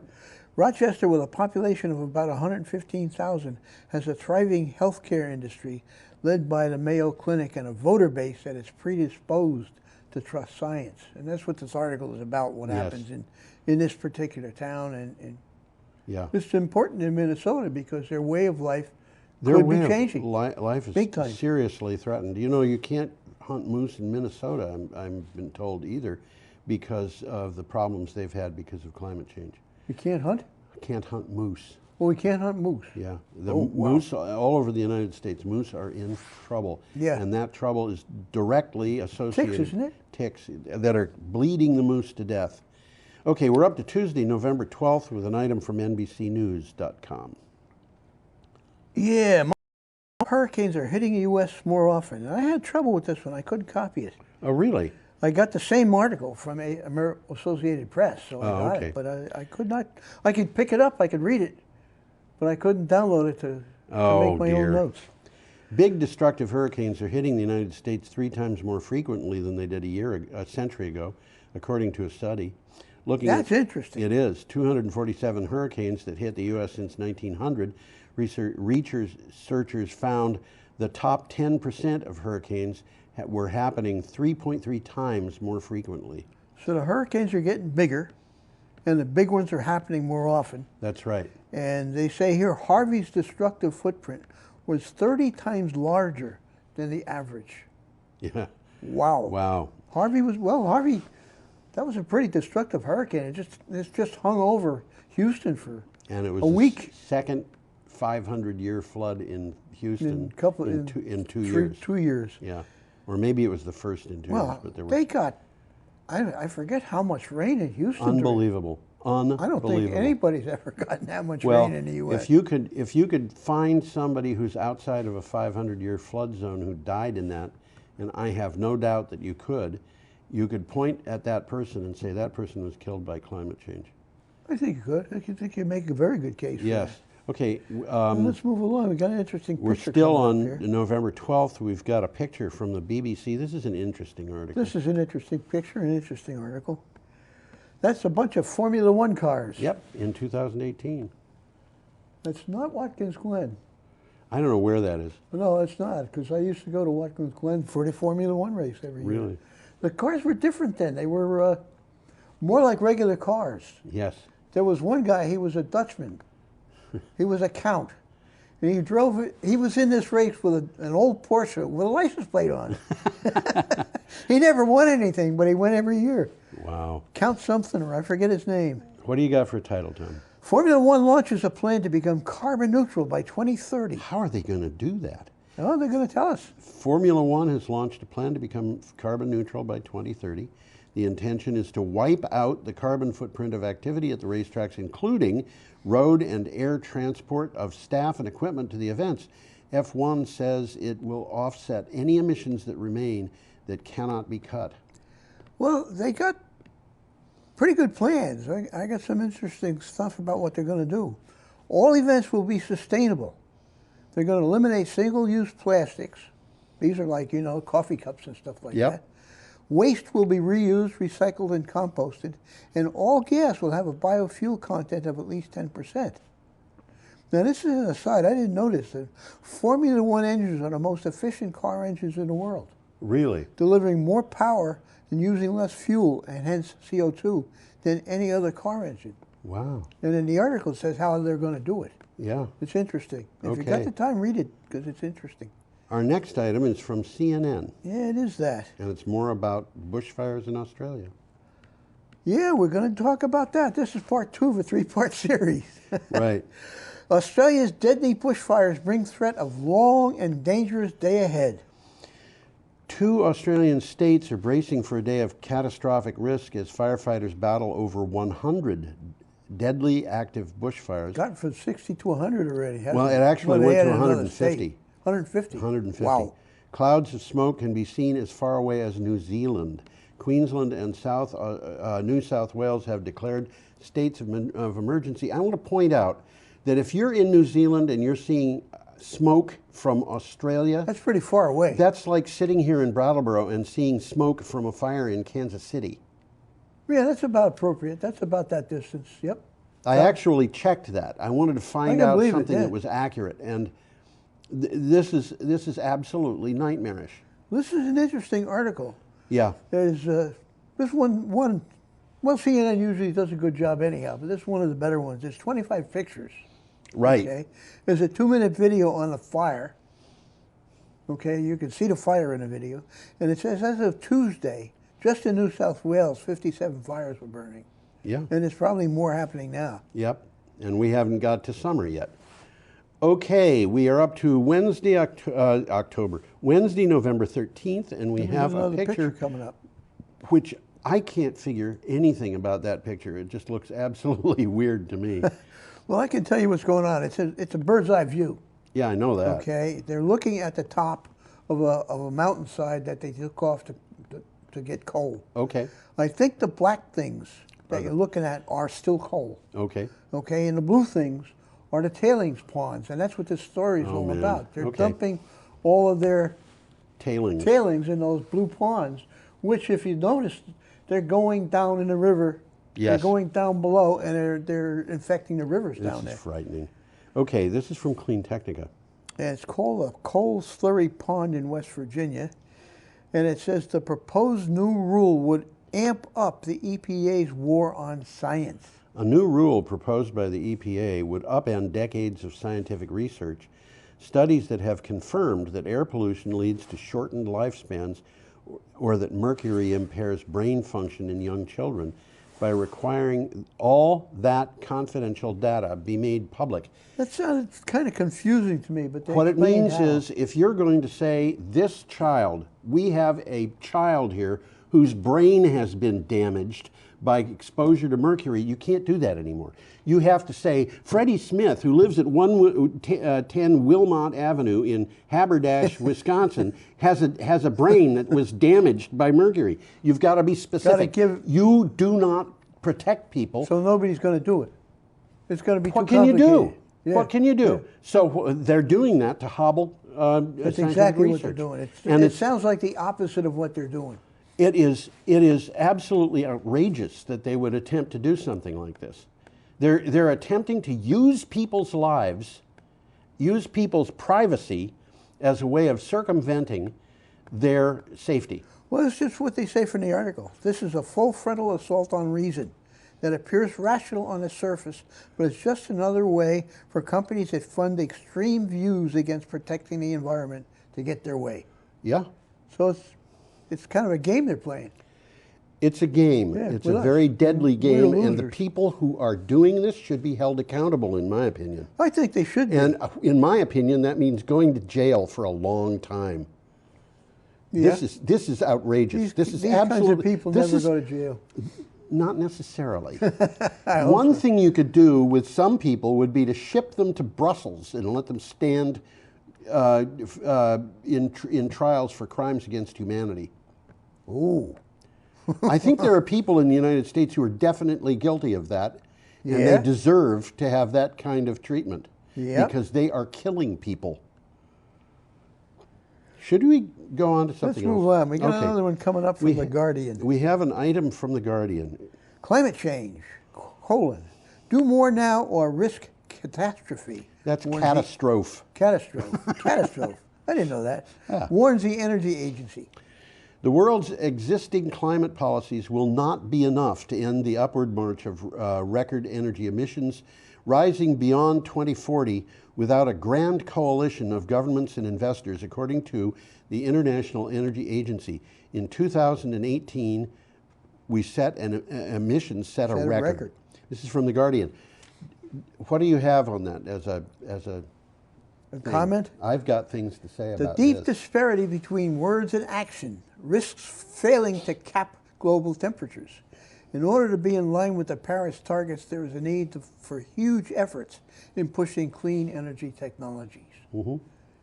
What do you have to say about it? Well, you remember, I mean, it's even conceivable that every single person watching this show, except for an occasional toddler, is aware of the fact that about a year ago, a UN agency said we've got until 2030 to cut emissions by 45% or we will not be able to reach 1.5 degree rise. Yeah, I remember them saying that. Now, what happened after that was scientists sat down, they said, how much time have we got to make the plans, to issue the ordinances and the legislate the laws and all of this stuff? How much time have we got? Okay, let's look at this and see how much time is it going to take to implement those things once they're established. So it's going to take a long time just to establish the guidelines. And they said, we've got to get through that guideline legislative stage within 18 months. 18 months of 6 months ago. That is by the end of 2020. It's We not gonna have happen. to do it with Donald Trump or possibly a replacement in the White House. We have to do it with the current Senate. Is it going to happen? Okay. If it isn't going to happen, then we've got a very few, a reduced number of choices. We can decide to do it on a local level, across the nation. We're going to do everything we can. Every town we can get, every city we can get into action must be in action. We have to tackle this ourselves because the federal government Isn't can't gonna do it. Cannot do it. They can't do it. Not if it's going to be done gracefully. Mhm. Okay, let's say that, Elizabeth Warren or Jay Inslee, who's dropped out of the race, or somebody who's got those same standards is elected. Okay, they can go back and do what FDR did in 1942 and say, okay, automobile industry, you're not allowed to sell cars anymore, not even the ones that are on the dealers. You're going to have to do something else. And by the way, we have an order for you. We have an order that we can give you so you can make some money. Design and build electric motors and battery systems to go into the existing cars, because we're going to be putting on a 3-gallon per week ration for personal vehicles, which is what they did in the Second World War. Exactly like that. Absolutely, that's what they did. They even rationed gasoline for municipal vehicles. Is it really? The police cars didn't get. They had 6 gallons a week for the police cars. I remember you had a sticker in your windshield, an A or a B, and you could only buy gas on certain days depending upon your sticker. This was, you know, that's what I would call a not very graceful approach. But that may be what we need. Yeah, it may be what we need. And in addition to that, they could say, okay, look, we're going to have a reduced amount of home heating oil available every year. Every year, we're going to reduce the amount that's for sale by 10%. And the price is going to go up. Yeah. Naturally. So we reduce that amount by 10% from this year's amount, and by 10% of this year's amount for the next year, and by 10% of this year's amount for the next year, and get rid of all of it in 10 years. Could happen. They could do that. They could do it. But if, you know, this is the kind of thing that we're establishing as a future. Okay, I'm sorry, we have one more item to come up, and there's a really nice picture here. And this is from the BBC. And that is a kookaburra. Too bad we don't have a sound effect for the kookaburra. They laugh. Yeah, they make a funny sound. They make a funny sound. Australia bushfires, fresh warnings in Queensland and New South Wales. This is part 3. Yes, of the 3 that you were talking about. Australian authorities warn that massive bushfires will continue to pose a threat despite the catastrophic conditions easing. So they have eased a little bit. There's still, I don't know how many, 100 bushfires out of control, but things are getting better. We've got the worst of the season still ahead of us as we head into summer. The New South Wales Rural Fire Services Commissioner said. Well, as you already said, 150 fires are still burning in New South Wales and Queensland. No significant rain is expected. Which means that the easing conditions eased because the wind got lighter. Australia's fire season has grown longer and more intense due to climate change. In 2018 and 2017 were Australia's 3rd and 4th hottest years on record. Ever. Yeah. And they explain what a catastrophic fire is, because they refer to a catastrophic. The highest point in Australia's 6-point fire danger scale results from high temperatures, strong winds, and dry ground, which is exactly what they have. Fires starting under these conditions will threaten lives. Homes cannot be defended from catastrophic fires. Even homes that are built to withstand fires can't stand a catastrophic fire. They have a term, spotting, which is the distance at which a fire in one place will put up an ember that can come down in another place and start a new fire. And they said, I forget what it was something like 10, 12 kilometers, which means like 6 or 8 miles. These things they can jump, they can spread fast. They can jump fire breaks that are 6 or 8 miles across. Okay, we're at the end of the show. We are that. And we have to say, have a perfectly lovely week. You'll come back and see it now, you hear?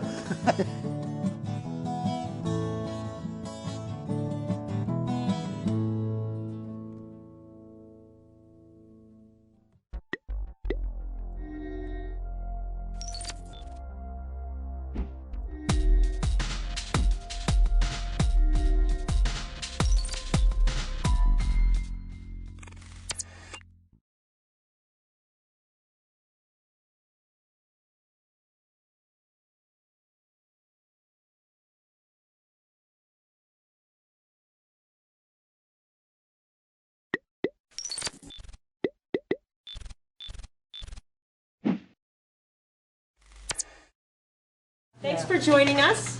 I'm Christina Naylor. I'm the new chair of the WSESD, the Wyndham Southeast Supervisory District. I'm joined by my able-bodied representative who hails from the town of Brattleboro, David Scholes.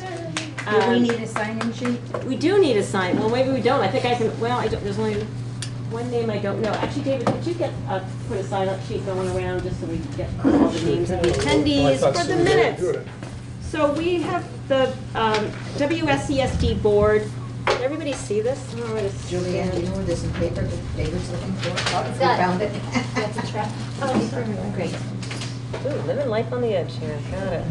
Thank you to Julianne, my the technical wizard. Sign-in sheets. So there is a vote on November 19th. This coming Tuesday. Hello. Entrance, sign in, please. This coming Tuesday, early voting's already started. There will be voting for the 4 amendments to the WSESD, that's Wyndham Southeast Supervisory District default articles. So I wanted to start from the very beginning. What are articles? So as of July 1, 5 previous districts that we all knew and loved, the Brattleboro Town, the Guilford, the Putney, the Dummerston, and the BUHS district, were merged by the state into the Wyndham Southeast School District. Yes? Do you want comments during your presentation or afterwards? Clarification, I guess, would be fine. If you need clarification as a former seventh grade teacher, I'll take it. Okay. Comments at the end. Often foolhardy for a board chair, but I can't negate the fact that I taught middle school, and I would hate to have somebody flounder for the rest of it. And then, so when we were forced merged, the state created default articles, kind of a one-size-fits-all for all the merged districts to govern the new WSSD, and that talks about how many people represent each district, each forming district, grade operation, where students attend schools. So why are we amending, why are we changing these articles? We've had a lot of concerns from many community members about a lot of the articles because one size does not fit all, perhaps. Maybe it does. And the transition board proposed these articles, building on the experience in the study committee. Some of the articles come directly from the study committee work on like leadership councils. That was an idea. I think Kim Price brought it to the study committee, talking about how we could sort of change how we get local input from the schools in this larger merged district. And so we all worked together to create articles that address community concerns. That was the intent of these articles, these amendments.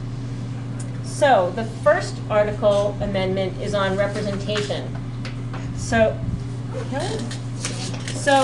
in the current WSESD article, there's 2 board members from each town, 2 that reside in Brattleboro, 2 that are residents of Dummerston, 2 from Guilford, 2 from Putney, for 8 total members. And all members are elected at large to represent all stakeholders in all districts. So even though I'm a resident of Dummerston, I represent my dear colleagues from the great town of Putney that sit right there. And they elect me, I am their representative. Our proposed change is that we will have 4 board members that are Brattleboro residents, 2 members that are resident of each of the remaining towns, so 2 from Dummerston, 2 from Guilford, 2 from Putney, for 10 total WSESD board members. And the at-large representation, all board members are elected at large to represent all stakeholders in all districts. So that will continue to be true. Just because those 4 Brattleboro representatives are from Brattleboro, they will continue to represent all of the stakeholders in the WSESD. Is that clear? There's another change in Article 1 also that came from concerns from town clerks.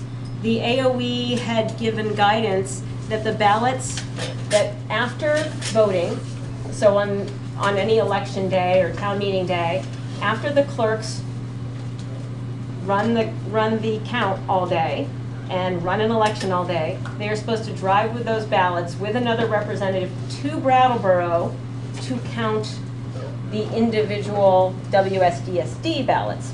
This was not popular because that would make for a very long day. There was input from the state that this is not optional because people, it might cause counting errors if somebody's working from 7 in the morning till perhaps midnight. So this was a recommendation from the Director of Elections at the Secretary of State's office that we count the ballots, that we will now count the ballots locally when you have your normal Board of Civil Authority counters available, and then the results will be transmitted to the WSESD clerk, which at this point is Barb Nowakowski, so she will do the final tallying and reporting of those counted ballots. So that's just a change that clarifies our intent that we won't have our town clerks running elections starting at 7 in the morning and finishing at midnight, and our boards of civil authority won't have to drive to Brattleboro to count or wear a different hat. Yes. Could you go back and explain the reasons for wanting to expand the size of the board? Yes, and so I want to be very careful with my words because by law I have to be, I cannot recommend, I'm here to inform. So in the spirit of informing where the concerns came from, there was a lot of constituents in Brattleboro that felt that given their large population, it was hard for people to have connections to only 2 representatives. And they felt like since Brattleboro is so much larger than the outlying communities, they wanted to have something a bit more proportional. This doesn't get all the way to proportionality, but something a little more proportional to how many people they had in their community and how many students they represented, that they had more representatives. The board also was very interested in making some kind of change to increase the numbers because we now manage 10 different schools. And so it is very challenging to have a representative that could be working on a leadership council, which I'll get to later, I should have done that first, but that can be a representative to a school-based advisory group when it was only 8 of us. We're stretched very thin, and I know I'm working 40, 50 hours a week at this job, and so we need more people to be on committees. So that was the other reason the board sought to increase representation. And then this choice, this 4222, was addressing the concerns of a lot of people in Brattleboro. Does that? Yeah. Tara? Can I add something here? Okay. Tara Cassian Putney. I've mentioned this at other meetings as well, but I just want to, in the context of the meeting where we're talking about these amendments, there was no actual vote by the board except for during the vote for these meeting notice to go out to the public on the 4222. There was multiple references in meeting notes regarding waiting for lawyer comments or during board meetings to defer the discussion for comments back from the lawyer on what the options could be to discuss them. In July, we had started conversating about it, and the conversation was halted due to wanting to know what we could legally discuss. On 10/2, it was noted in the meeting notes that the committee would bring forth a recommendation at the next meeting. On 10/16, this was brought forward, and I asked, which is not noted in the meeting notes, but you can find it in the video, where 422 was voted on, and I was told that if I looked, I would find it. And I looked, and I did not find an official vote by the board.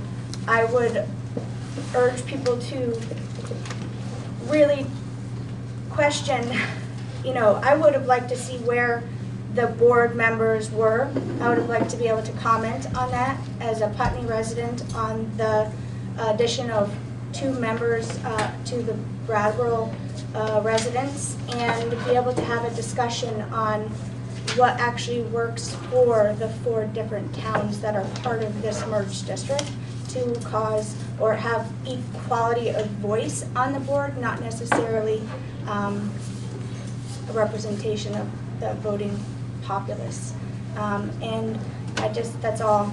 I just wanted to make sure that during these meetings we're discussing this, it is noted that that vote is not actually taken. So I think that was a misstatement, and I think it tended to follow a process that generally follows on boards, that you refer things back to committee, the committee comes and reports. For example, creating budgets at the WSESD level, you refer to the finance committee. We don't vote on every line item, you vote a slate. I think something this important would have been improved had we voted on everything, but it did show up, and our committee meetings are open meetings, warned, minutes taken. and people show up and come to those meetings. But also I not, but, yeah, that's but I mean, there was public input on 422. I have Ruby and Robin commenting on August 7th when we were going with 422 on the basis of the attorney. On August 16th on the amendment committee, the notes reflect we were talking about 4222. We updated it. So you're right, the vote for this, but there was a full vote taken to move this slate forward on October 16th. right. So As part of these. Right, to move the whole slate, right. Meeting notes. Right. Right.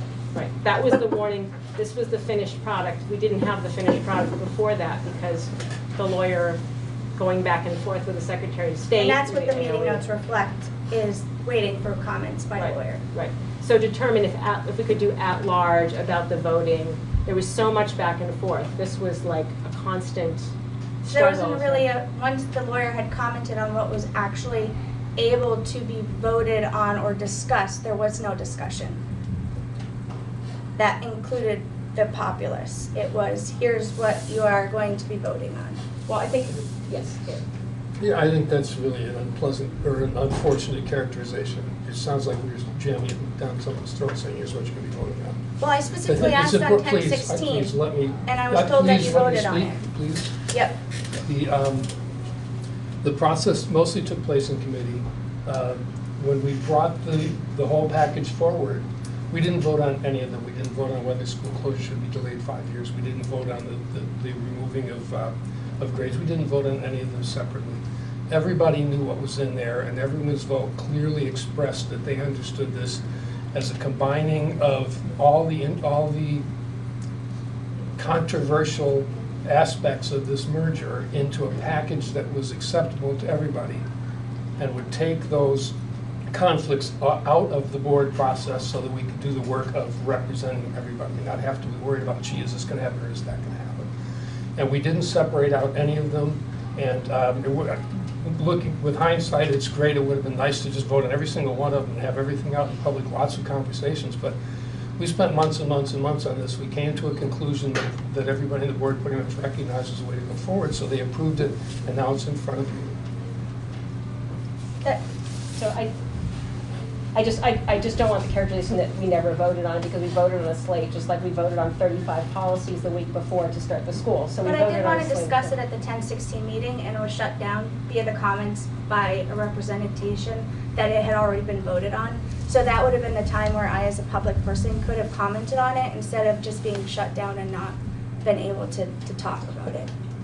So I would urge Well, making sure that. apologize if I quite apologize as the chair if you felt like you didn't have the opportunity to comment. And I think that perhaps the better question, like I should have asked a question like, is there something you want to say now? That would have been a better chairing on my part. I was actually quite embarrassed by the comments and by the way in which I was shut down in that meeting. I apologize for that, and I mean, because I have as been here and I'm watching and I'm listening, and it's just disappointing that we couldn't discuss it. I will try and be a better chair, and I apologize that that happened to you. And thank you for showing up, Tara. We all appreciate that. Yes, Paul. Paul Nemendo, Dummerston.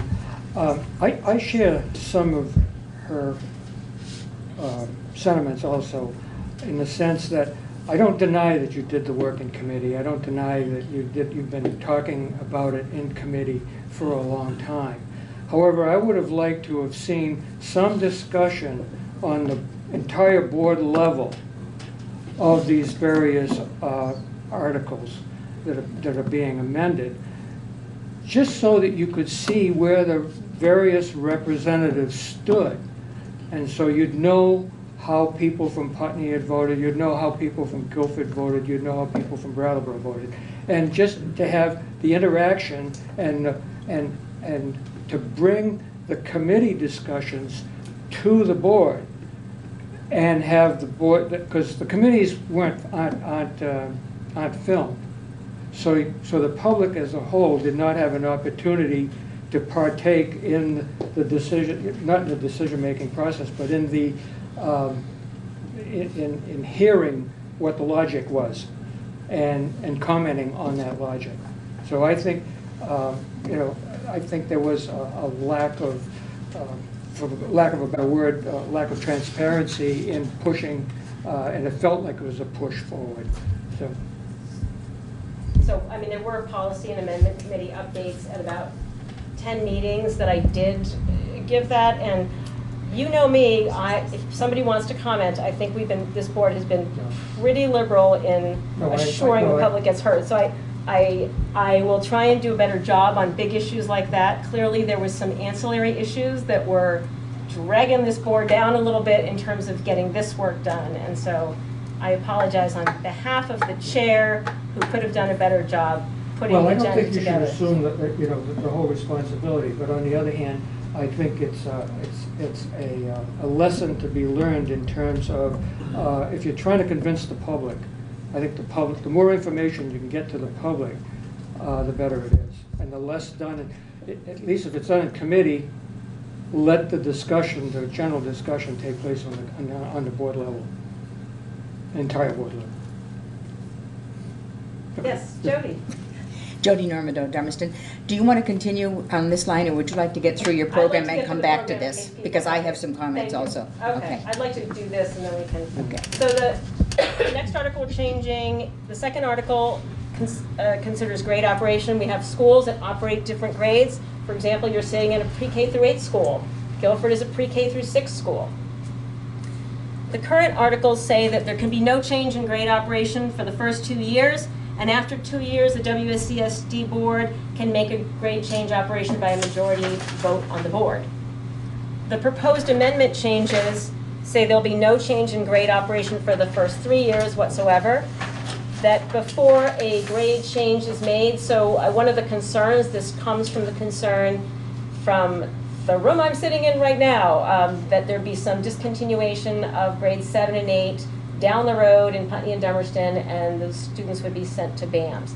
So this was a concern that came from the Putney-Dummerston end of things, but I think other schools share those concerns. For example, in other districts, 6th grade has been moved up to the middle school. That's what the new district is considering doing. So in this case, the board, after the first 3 years, the board must undergo 1 year of study, have a community forum in the affected communities, and report on the impact of the grade change. For example, if you were moving, this is not proposed, if you were moving the Putney students to BAMS, what would be the effect on their ability to participate in extracurricular activities? How much time would be spent on a school bus? What would be the ecological impact of that? We'd have to do that within a year. If the proposal was to combine Putney and Dummerston middle schools in one building, and maybe make one school, this is not proposed, but maybe make one school a K through 3 and pre-K through 3 and one 4 through 8. Well, that would affect Putney and Dummerston. So you would have to do studies with both communities to understand the impact, and then both Putney and Dummerston would have to agree to that change after it's put to a vote. Of the towns? Of the towns, yes. The board must approve it, and then the town must approve it. So in this case, Putney and Dummerston, if we were going to do that change, both Putney and Dummerston would have to vote on that. Is that clear? Any points of clarification? The third article is changes to the school closure article. The current article says no schools can be closed for the first 2 years. After that, it would only require a majority of the WSESD board to close a school. The proposed amendment changes, and a lot of this language comes from the study committee, and then there's additional language about the vote. There's no school closure for the first 5 years. Our schools are pretty full, so I don't think there's any ability to do that in the near term anyway. We are not having the precipitous drop of students that many districts are. After 5 years, similar to a grade change operation, the board must undergo 1 year study, hold a community forum, and report on the impact of the school closure. Oh, this is what happens when you do your PowerPoint at the last minute. It has to be supported by a majority of the WSCSD board, and then the town in which the school closure is proposed must vote to support. See that I copied it, sorry about that. I did this afternoon and I was like, I don't have a presentation. This probably needs a presentation. Each affected town must vote to support the school closure. So similar idea to the grade change. Article 4, finally, something non-controversial. Leadership Council. So this was an idea that came from the study committee, and it's being done in a lot of parts of Vermont. And the idea behind it is to lessen to increase community participation at the school level. Previously, I know in Dummerston and Putney, we each had board members with 5 people. You could probably find somebody on a playground or at a sporting event or at Hannaford's. That's where everybody finds me. Find you in Hannaford's and ask the question. So how could we sort of create a conduit? And so the idea behind the leadership councils was that they would be school-based councils. Every school would have a council, and the council would be made up of the principal, a WSESD board member, staff, so teachers, guidance counselors, paraprofessionals, community members, and then students where appropriate, especially at BUHS and the regional WRCC. Those would be great places for students to participate on leadership councils. So the leadership council's work is guided by interest and may include providing feedback on proposed policies, participating in hiring committees, working on community communications, or communicating school needs to the WSESD board based on community values. There's several other ideas on there, but they would be guided by leadership council interest. You might have people that are really interested in working on improving local food and working on a local food initiative. That would be a perfect thing for a leadership council to work out the nuts and bolts of that, which would have been done perhaps by a board and a committee in the past. This board does not have the bandwidth at this point to be working on those logistics, so that would be a great place to have it done in the leadership council through the board member, the WSESD board member that attends, could bring that initiative to the full board at budgeting time and say, next year, Dummerston wants to increase their use of local food by 10%, and this is the plan, and this is how much it costs. So that way we can have keep that community input that's really important, and I think has been a cornerstone of why our schools are so vibrant in Vermont. Yes? In terms of the hiring piece of that, is there anything obligatory about that? Might somebody be strong-armed out of the process? So there are definitely statutes that guide how hiring is done, but often, for example, for a principal search, for hiring the recent fabulous principal that we landed here in Dummerston, there was a community committee, there was a teacher committee, and there was a board committee. And God loved those candidates. They circled through all committees. I mean, it was a really wonderful hiring process.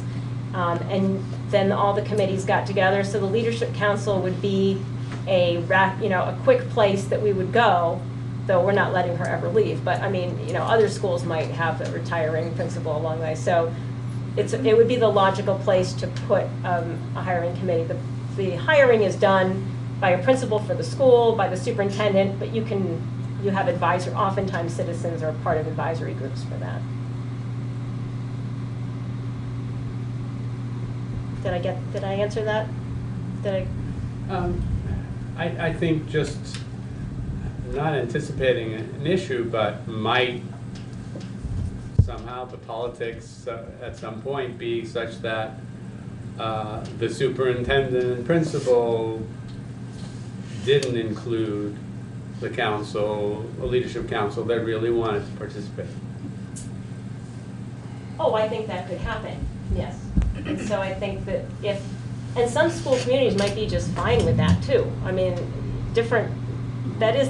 having spent time in the 4 communities, people have different interests, different things that communities are particularly interested in. And I think I can speak for Dummerston. They were always interested in participating in hiring committees, and in some communities, not so much. So I think this is a way that it can be guided by community interest, and it's clearly written in the articles, so the desire to have that possibility, if this article passes, is enshrined in the Constitution of the WSESD, that if a community wants to do that, not for every single position, obviously, but if a community has an interest in involving community members and leadership councils in the hiring process, this gives them that backup, I guess. Yes. I'm sorry, I know everybody in the room, but could you just state your name? So Linda Root, DCTU. Dumbarton. Is it in here anywhere how the leadership council gets selected? No, because this is an article, and we did not want to have it be too rigid because things may change over time. So we have been simultaneously creating a policy at the policy committee level. So the article is like your constitution, and then you've got your operating manual for the United States, you know, your case law and everything else. So it's in the policy. Half of the members of a leadership council have to be community members, and not. Let me go back. So 50% of the makeup of a leadership council has to be from this pot. You can't double count. If the principal lives in Dummerston, and 3 staff members live in Dummerston, and the WSASD board member lives in Dummerston, that doesn't work. You have to have 50% be community members so that you can have that outreach. And is there, so that it has to, they're going to be 4? What? I mean, are the numbers determined? You could have 6. I mean, I think that's sort of community related. And is it an election or a volunteer or? Yeah, that's the tricky part. Yeah. You wanna? Yeah, we've been pretty clear all the way along, and I think, you know, it's been slow to get this to unfold, and we're already having bumps with understanding and expectations. But I think the understanding and the expectation of the board all along was that the teachers would choose their representatives themselves, that the community and parents would choose their representatives themselves.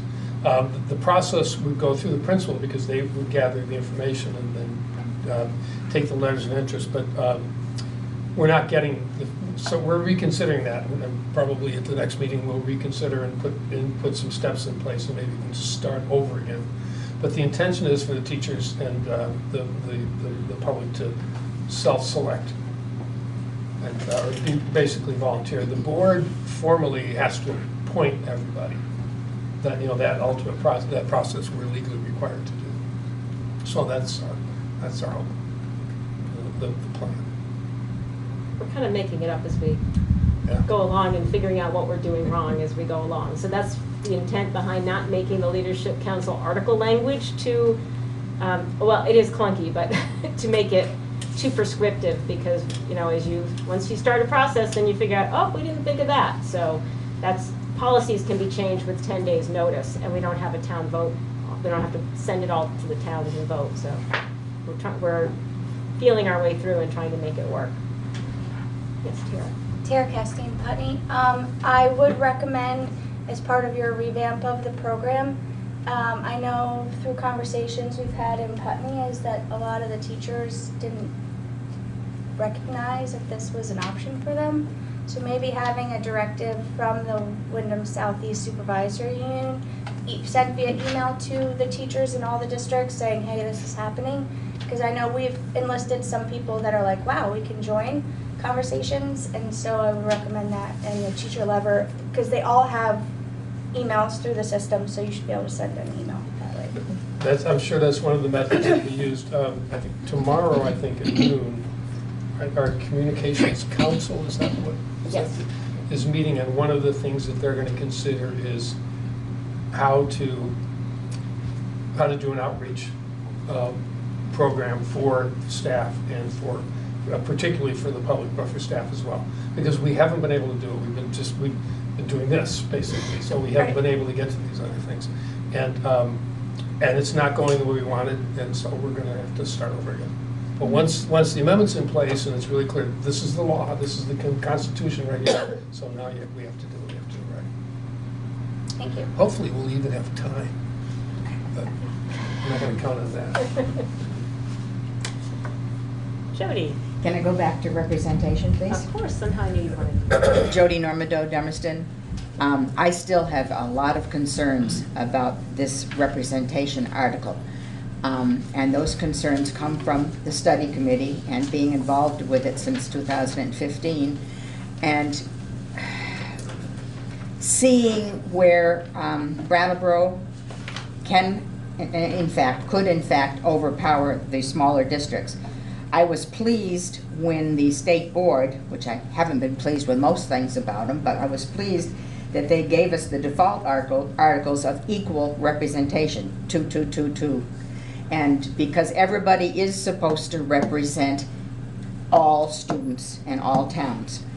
It has been clear since this Wyndham Southeast Supervisory District has formed that it's turned the other way to Brattleboro doesn't have enough representations. We're big, we need more representations, you know, and Putney this, Dummerston this, it's still town by town.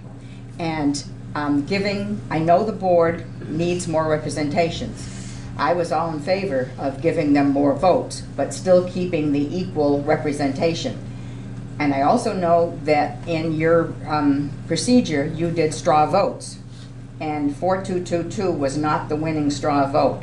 There was other ones that were more powerful than that straw vote. And that was the only, I agree with Tara, that's the only individual vote you took on this. So, and I know... So I want to just clarify, can I have a clarifying? Can you have a clarifying? Yes, ma'am. May the chair make a clarifying statement? David Scholes was not at that meeting, and so when he was at the following Policy and Amendment Committee meeting, so if you took first and second, 4-2-2 was the winner. If we just took first, once with David's vote, it was the winner. So I just want to, but he wasn't at that meeting, but I think it's a pretty important thing to include his vote in that. I'm going to go back and look because okay. I know David wasn't there, and I think I took that into consideration when I was looking. But however, and we've also been told by the lawyer, you've also been told by the lawyer, that we have to do it this way because there's one district that did that, and I do not think it's the only process in this. I think there were other options. And I think if you have equal representations, and I would like to see like a 3-3-3-3, which would give everybody equal, but give you more people on the board. If you have equal representations, you all have to work together in order to come up with a policy. No one town can overpower another town. And so, quite frankly, I will vote against this article. It's up for a vote. Yeah. So everybody can, it's now up to the public. So they don't know what's going on. Well, that's why we have BCTV here. They still don't know what's going on. And Mr. Scholes. Yeah, I would prefer that you recognize we really did go through a really thorough process and tried to balance all of this. And rather than just vote no because you think your idea is better, vote yes, give us a chance, and if it doesn't work, you can do it all. If it turns out that this is terrible and we need a different system, let's do it again. But give us a chance to do this. No, I have a vote. Could flip it the other way. Yeah. Take your same logic and just turn it over. Well, if you vote no, then we stay 2-2-2-2. Yeah. We have a whole different range of problems. The primary one is going to be communication with the community because we are not going to have the resources to be able to do that adequately. Yeah. And that's a really big price to pay. But I can see where the board really does need more members because, I mean, your board is undertaking an insurmountable amount of work. And I don't know how you do it. You know, you need full-time workers as opposed to volunteers. And I think we're going to have a proposal for board staff in the next budget because we simply can't function. Yeah. And maybe those two that you want to add could be at large totally. And Brattleboro is more powerful for votes. So if Brattleboro really wants to get out the vote, they could have those 2 votes. But they could go elsewhere too. Ruby. So I had a few things to comment, Ruby McAdoo from Putney, on this amendment piece also. I definitely want to acknowledge that I was there for many of the conversations. I heard reports from the committee, and I am going to be voting no, not because I don't think that you need more people, not because I don't think you were in good faith giving the only option you believed was proper, but because process is very important to me.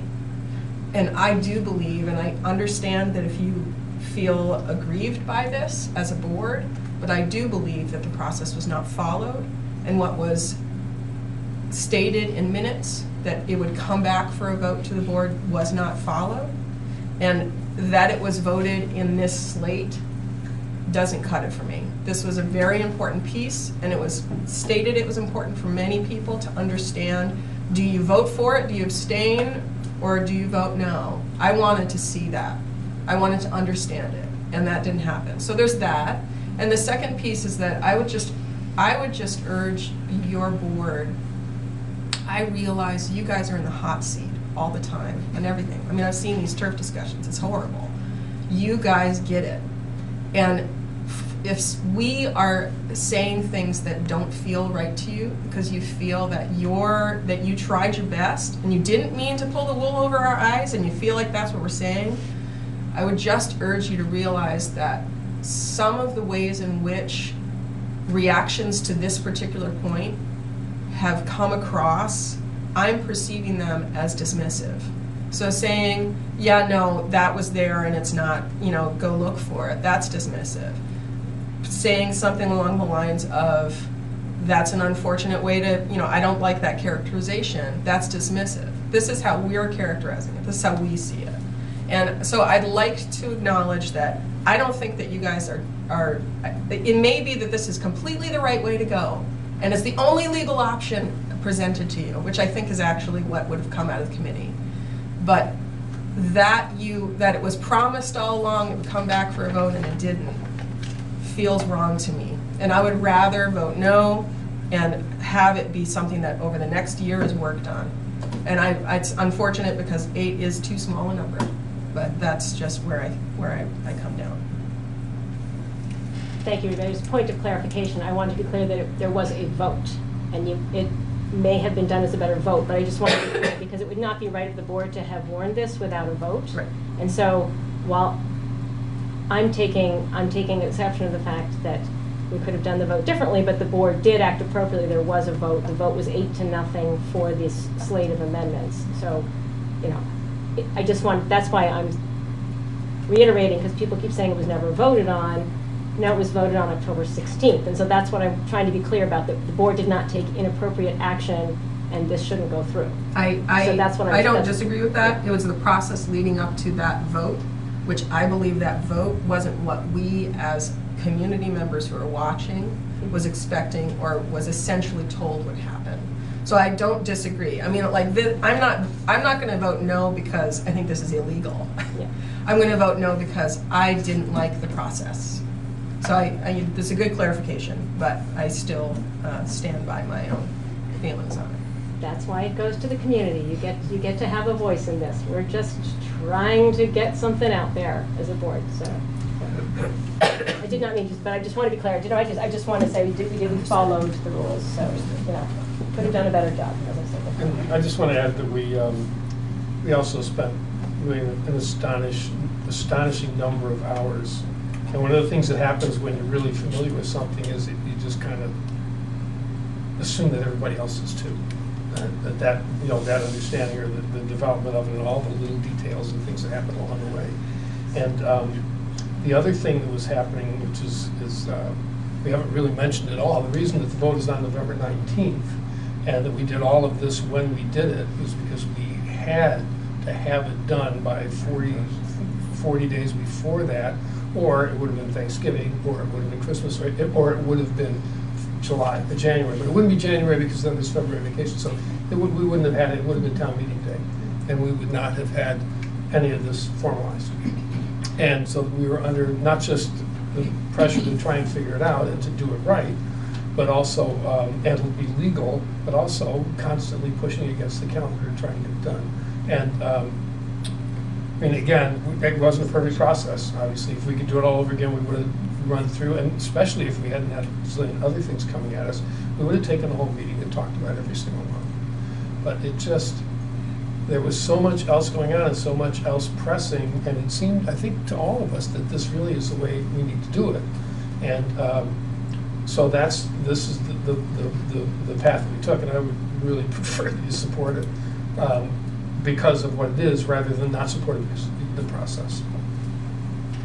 Well, being that we're here just to inform.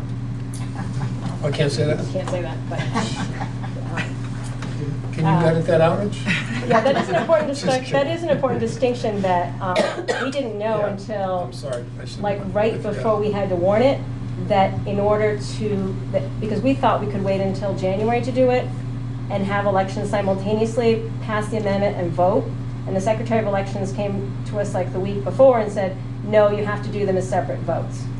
So we were hoping that we would have longer to go through the process, but then in order to get somebody and not have to hold a special election, which is like $20,000 when you put it all together, which is money out from education fund, in order to do that, it was like, we need to do it now because of Veterans Day and this and the 10-day and Christmas and holidays and vacations and everything. So that was the other Monday holidays and everything. So it was kind of like a boom, we have to do it now, or you don't get it for this year.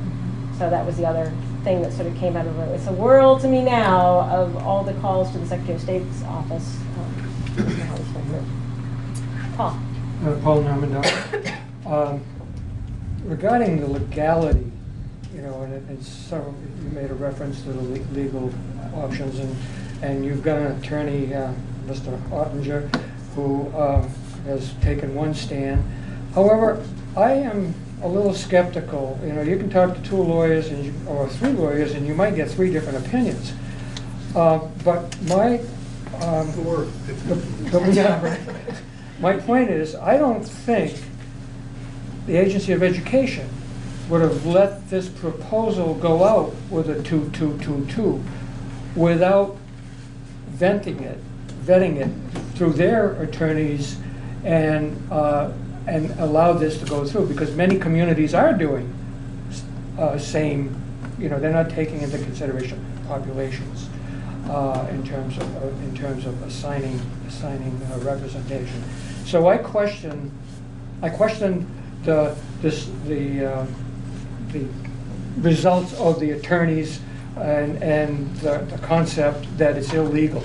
I don't think it is. And if it is, those things get resolved in court.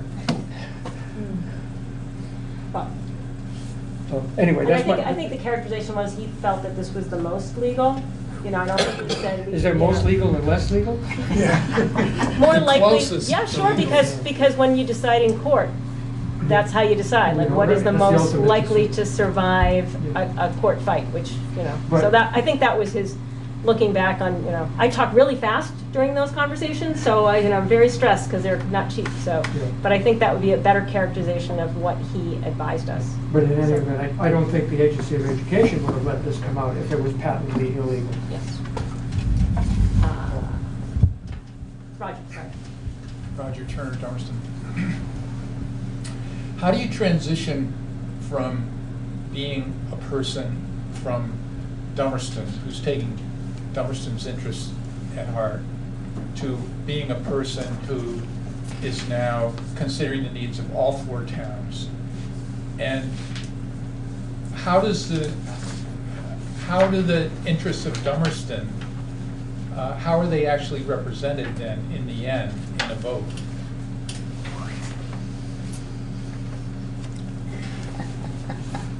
Wow, you ask very good questions, Rod. Very good philosophical. It's a very difficult transition, I will say. Part of the first part, because I just had an experience with it. One of the things that happens is that you, well, first you decide that you're going to really think about everything, and try and be inclusive, and not just when we're at the high school talking about high school things, not be considering other things, and then. Someone will come along and say, well, we were talking about fields, and somebody came along, I believe unnamed, and pointed out that, well, what about the elementary school fields, and what about equity, what do we know about the quality of those, and how are we going to, are you going to address that as well? And all of a sudden, it's like, oh yeah, we have to do that. And we've got administrators who are used to focusing on their schools and having their own boards, and we've got boards that are used to focusing on their schools and having their own towns.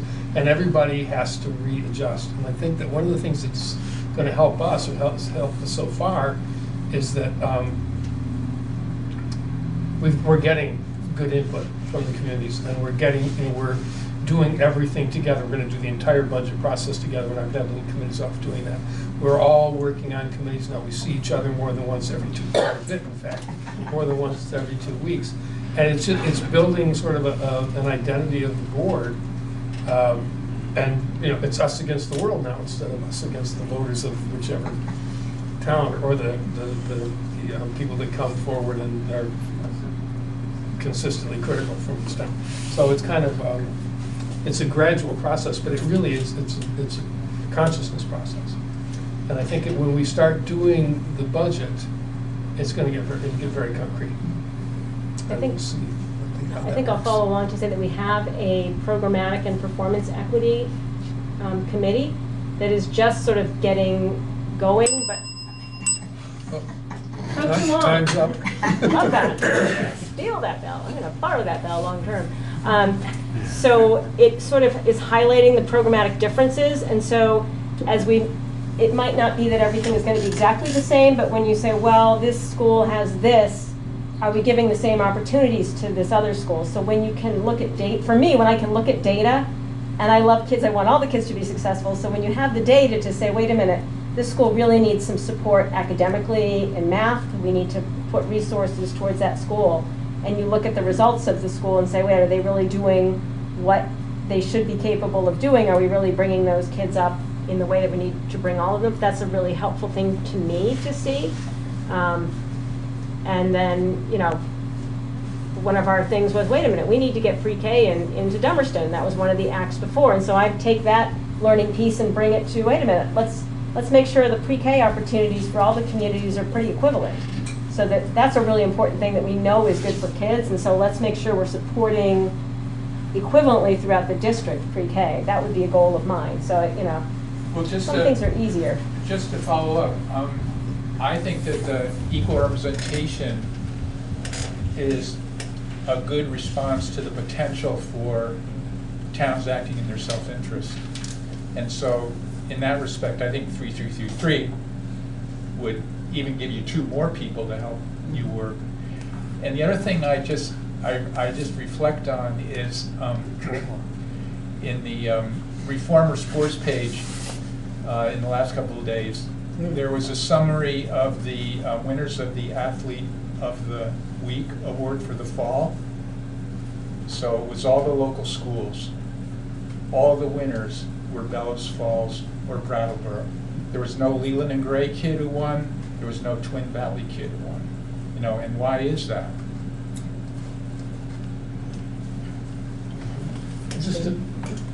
Just to add to your the realness of your concern, I was on the Waste Management District Board as a Brattleboro representative when the decision to close the MRF, the recycling facility, happened. And aside from the fact that it had already run out of money and was spending some of the money from the closure fund, I guess it's not called the closure fund, but the money that's there to make sure that covered landfill stays safe, and that it really was not viable. I really resisted it because the other towns were really working hard to try and figure out a way to make it work better for Brattleboro. And my board fired me from being on that and appointed somebody else who would go and just vote to close it and get it done. And even though it was an inevitable decision, because Brattleboro was really paying a disproportionate amount of the cost, that's not even debatable. Brattleboro acted very much in its own interests. And the consequence is that you folks now drive your recycling to Brattleboro.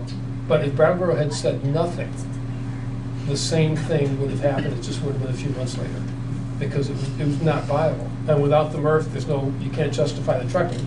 And anyway, so that is how it works. I mean, there's no question about it. And I'm hopeful that because it's 4 people and because it's education, it'll work out better. But Brattleboro had 6 votes out of 24. So it wasn't just Brattleboro that made that happen. But we get the blame for it, absolutely. Jody. Just a quick comment. We've been operating here with the supervisory union for I don't know how many years, with 3 representatives from every single town. And that has worked wonderfully. And so that's why I don't, you know, and the supervisory union, if I'm not wrong, is the biggest budget we vote on. Well, we have been voting on. Not anymore, Joe. Not anymore, I know, not anymore. But I think that shows that we could have had a 3-3-3-3 and worked very well together. And I like the fact that, you know, you're realizing the waste problem, because that's been that we've been using Yeah. all along. Well, it's- So, it's, and we don't want that to happen in education. So. I would just like to comment and say, in reading the minutes from multiple committees on that, there wasn't a lot of reference to the actual discussion that was had. It was mostly indicating that they're waiting for feedback from the lawyer. So my recommendation to any committee is just take really good notes and put them out there for people to read if you're not going to have someone videotaping it or recording it sound-wise for people, just so that we can really fully, I think that's been evident that there's lots of discussion happening, but none of it is noted in a lot of the committee meeting notes. So that would be my one. I think we're trying to go beyond the statute as a general rule, and we do a great job, especially when we have our fabulous board recorder, Wendy Levy, or Tim Morris, who's an amazing note taker who then spends a full day doing it. The statutory requirement is that people present, adjournment time, any motions, and how the vote was. And I think we are going beyond that, and I think people are really trying to do that. And David does a pretty darn good job trying to indicate that. But point taken, I can try and push people. I mean, before this, people didn't even. You should see some of the committee notes that were happening a couple of years ago. So we've kind of, and I'm pushing people. They have to be warned. They have to, like Kelly knows. I'm like, agendas, people, warnings, minutes in 5 days. It's a lot to put on these citizens who have to get them to bar. Doesn't happen by magic. So I will push a little bit more, but at least we have about 100%. Especially on the hot topics. Especially on the hot topic. Then we have people come and talk, and people are trying to be part of a committee as well as a recorder. So it's as well as a clerk. So. My hat's off to anybody who does that. Thank you, David, for doing it for the policy amendment. I will ask for more thorough notes. We are getting a note taker now for Finance Committee, which is where all the money gets expended. So that will help with that committee. Yes? Paul Namando again. When you mention a Finance Committee, my hackles go up a little bit because I can go back and think about the BUHS Finance Committee. And they kind of functioned as an executive committee. They were dealing with personnel, they were dealing with budgets, they were dealing with a whole bunch, a myriad of things. They were the search committee for the new superintendent. They literally had the whole bundle of wax under one committee. Wasn't filmed. Very little transparency in terms of what they were talking about, other than when it came time to do a vote. And I would urge the new board, that don't overload one committee with a whole lot of with virtually running the whole shoot match. I think good committee procedure is that the committee does the work assigned to it by the full board, and that's we're kind of working through our mission statements, but Well, I guess I would caution the full board, don't go in that direction. Thank you. Well, just to clarify, because one of the things that we also have been waiting for time in a meeting to do, which is go over the missions that the committee's developed to make sure that that's what we have in mind. But anything, they really don't have the ability to take any action without coming back to the board and presenting that. Is that what you're talking about? And sometimes, there are committees in the past that really were operating independently in a lot of ways, and they just came at the end with a final proposal and said, here you go. I view a finance committee as almost a budgetary committee. Deal with the numbers. To me, that's a finance committee. It has nothing to do with personnel, has nothing to do with recruiting, has nothing to do with maintenance of property, other than the financial aspects of it. So, you might want to, we could look at reconsidering that. The finance committee became that because it used to be finance and buildings and grounds, facilities, and then I think, I'm not sure the personnel and negotiations wound up being there too. No, they're not in our committees. Personnel. No, not in our committees, but in the past, that wound up being the same. Well, that's not. Yeah, I know that's past. I guess I'm just using that as an example, as a cautionary.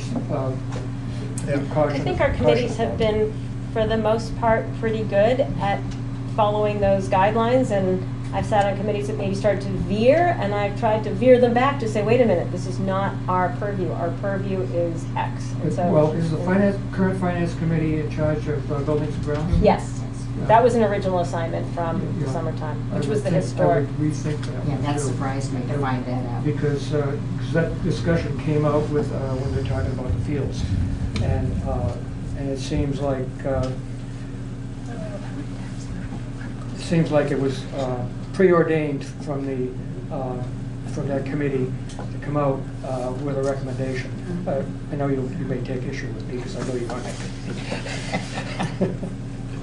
But we're here to talk about this. So, getting back to point of order and staying on point.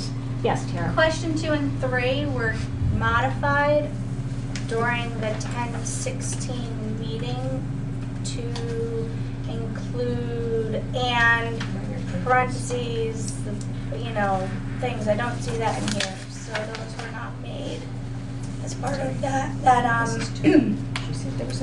changes. I don't understand your question. So, on 10, I brought it up because I was looking at it.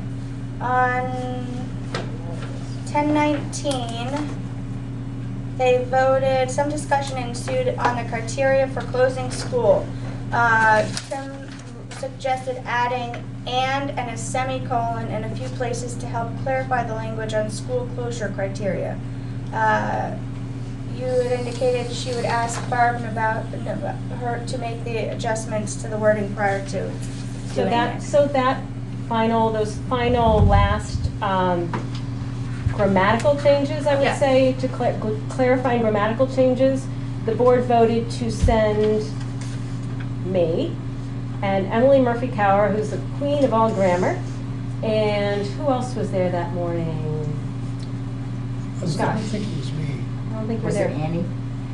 Maybe it was the two really good grammatical people, and then just me who was along for the ride. And we walked through and made the changes. So the board gave those changes by a vote to that small subcommittee to meet with Barb and just iron out to make sure, because by that time I think it was 10 o'clock because we'd had a big turf discussion.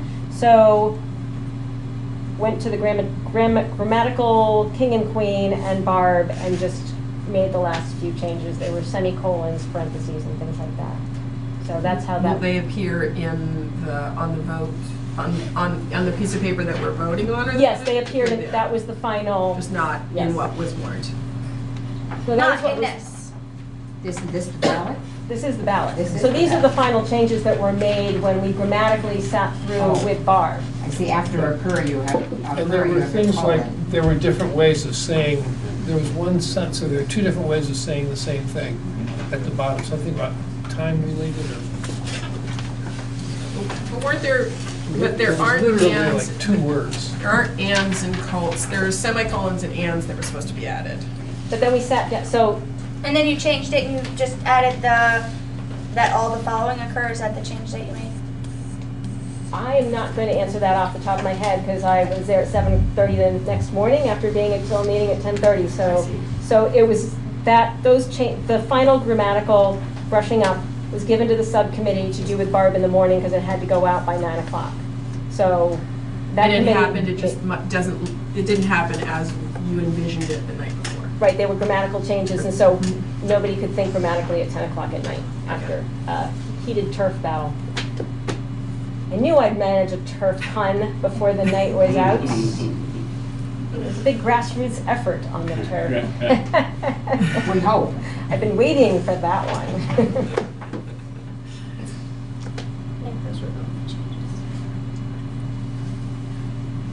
Jody. I just want to thank the board for all the work that they are doing, and they are really doing the work. I just declined to run for this board. I knew what was going to happen. So some people who felt stronger than I did about we needed to have some good people on ran, and they got a lot of work to do. Well, thank you. Gives you something to do at night, too. Oh, I need something to do. You might as well be on the board, Jody. You're all there. Ruby. I'd like to reiterate that I think that the board is doing a great job. And actually, to speak to something that you, this gentleman from Dummerston has said, I have felt in the past few months very well served by members of the board who are not from my town. And I've gone to the equity committee meeting and felt really respected, heard the concerns I was bringing, which were around aftercare.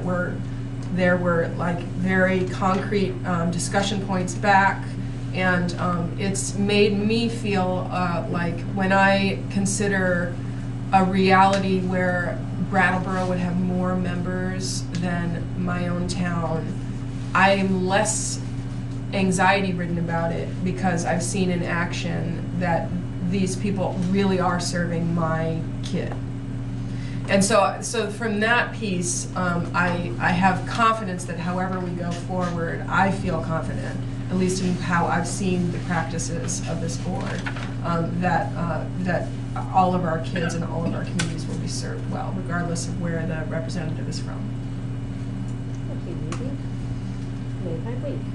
I think that's a testimony to the existing board members. To the individuals. Yes. And then you hope that the same quality and the same philosophy will continue on into the future. Having witnessed the study committee over several years, it was not that level of cooperation and philosophy, I don't believe permeated the study committee. I think it was very parochial. I just want a little point of clarification though, because when you're on a study committee, you're wearing a hat of your community. So when I sat on the study committee, I represent the interests of Dummerston. I don't represent the interests of all the communities. So you're elected to represent Dummerston. Brattleboro is elected to represent Brattleboro. And I do think there's a philosophical difference that this whole board has embraced very fully. We represent all the kids, and I will say it has been a pleasure to serve with this board thus far because I think people have gone forth with that, and that is actually legally what we are supposed to do, and I think people have put that into their acts. But you're not supposed to actually act in the interest of Brattleboro as a Dummerston representative, you know. So it is a little. It's subtle, but I think the study committee could have been a little more broader in their view, because their goal, if you recall, I'm sure you do, you were there, was to, their goal was to lead us to merger, basically. And that's essentially what they did. That's what their proposal came out. And so I was, and there were some good things, good discussions that did take place, but there still was that imbalance that took place. Well, that's what 5111 looks. 51111 and then -1. Right. Is a that's more challenging than what we're. I appreciate the people who are on this board very much so, but I do worry very much down the road that we're going to end up with the same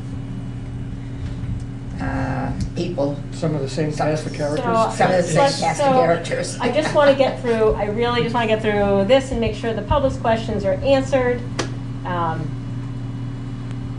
And it's in your hands now. Well, just to let you know, this is overwhelming to the public. Yes. This is just not acceptable to process, because you're complaining about moments in here, and I, as the general public, have like come to. Are you going to go into a voting booth and just understand? That's ridiculous. So I don't know if there's like, you're talking about specific whether there's a comma or there's not, and I'm just like, is there any way to like make a general point of what is the reasoning for each, that what we're voting for? There's two comments in the Commons today, one from a Brattleboro rep and one from me, trying to make it clearer. So you might want to look at that. I thought your PowerPoint was actually really very good. It was. Really and that was my attempt clarified. tonight, was to say this is what it means and this is why we're doing it. That was my attempt. I missed the mark, but You gotta But- change it before and you send it to him, though. It's very confusing because we have to do it in this legislative format because we're changing an existing document that's like 15 pages long or something. So you have to say what you're without submitting a 15-page document and saying, here's the new document and here's the old document, which there's not very many tenable ways to do this. And you'll be happy to know your school board members are very cheap and don't want to pay for 2 elections. So we thought about splitting it, but that meant an extra $20,000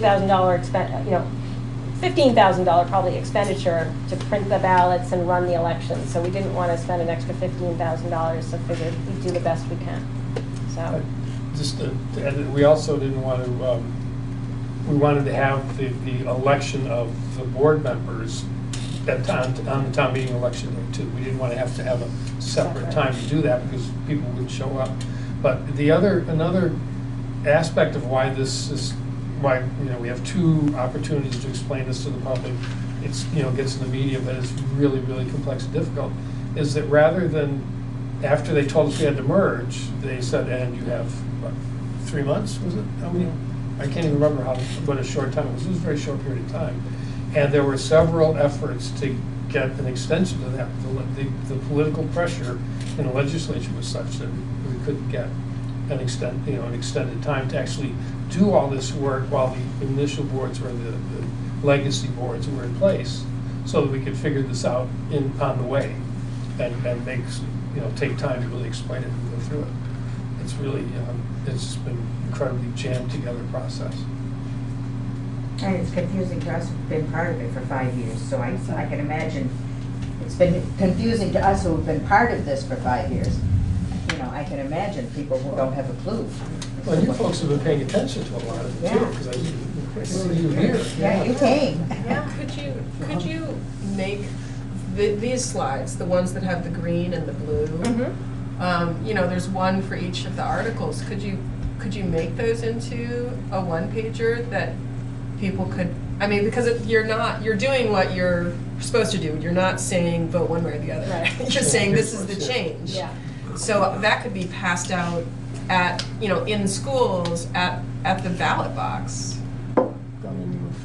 It could go in the reformer. And I think that, honestly, I have really been paying attention, and that is the clearest layout I've seen so far.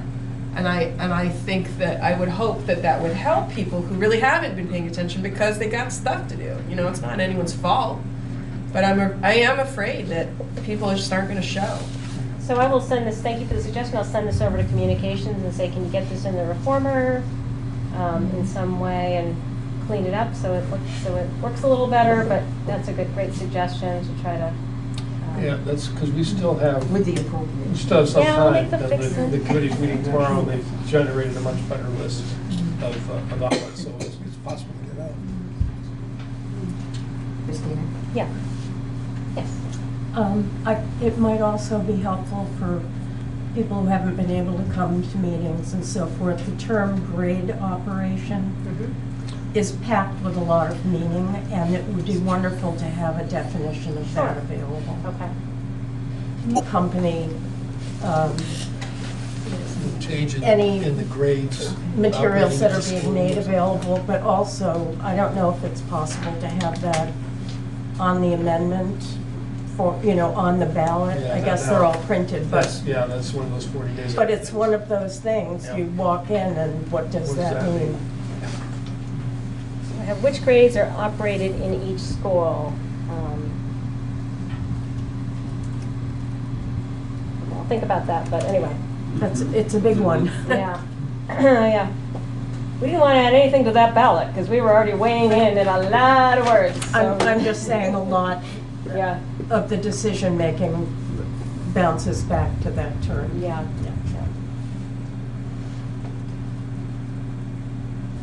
Totally trivial, but when you have the green, the current, I know with my eyes, I can barely see the green at all. The right-hand side is clear. So next time you do this with I think that you have another community meeting.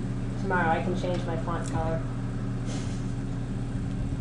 That'll be Brattleboro. I gotta get a bigger spread, I think. A few more people attending, I suspect. Thank you, Christina, for all your. Thank you for coming. And there's two other board members here between David. Oh, Kelly Young, too. Yeah, Kelly Young. Fabulous Kelly Young. From Who hails from down south in Guilford. So I will adjourn the meeting at 7:11. Thank you. I guess we don't really have a quorum. But all those in favor of adjournment, signify by saying aye. Aye. Nays, abstentions, as we have the ayes have it, we are adjourned at 7:11.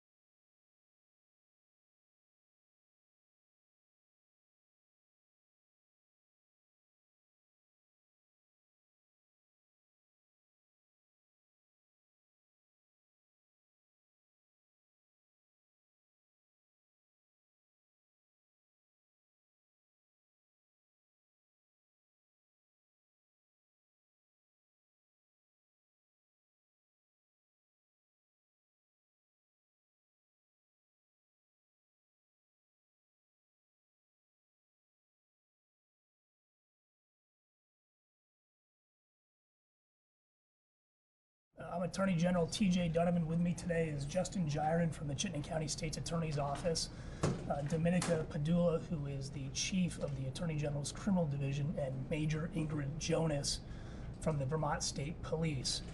I want to acknowledge that Doug Kilburn's widow, Sherry Kilburn, is with us today, as well as Doug's and Sherry's son, Tyler, is here as well.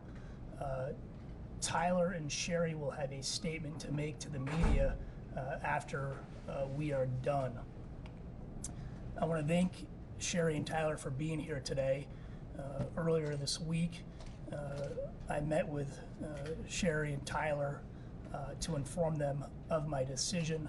I want to thank them for their time that they spent with us. I want to thank them for their presence here today.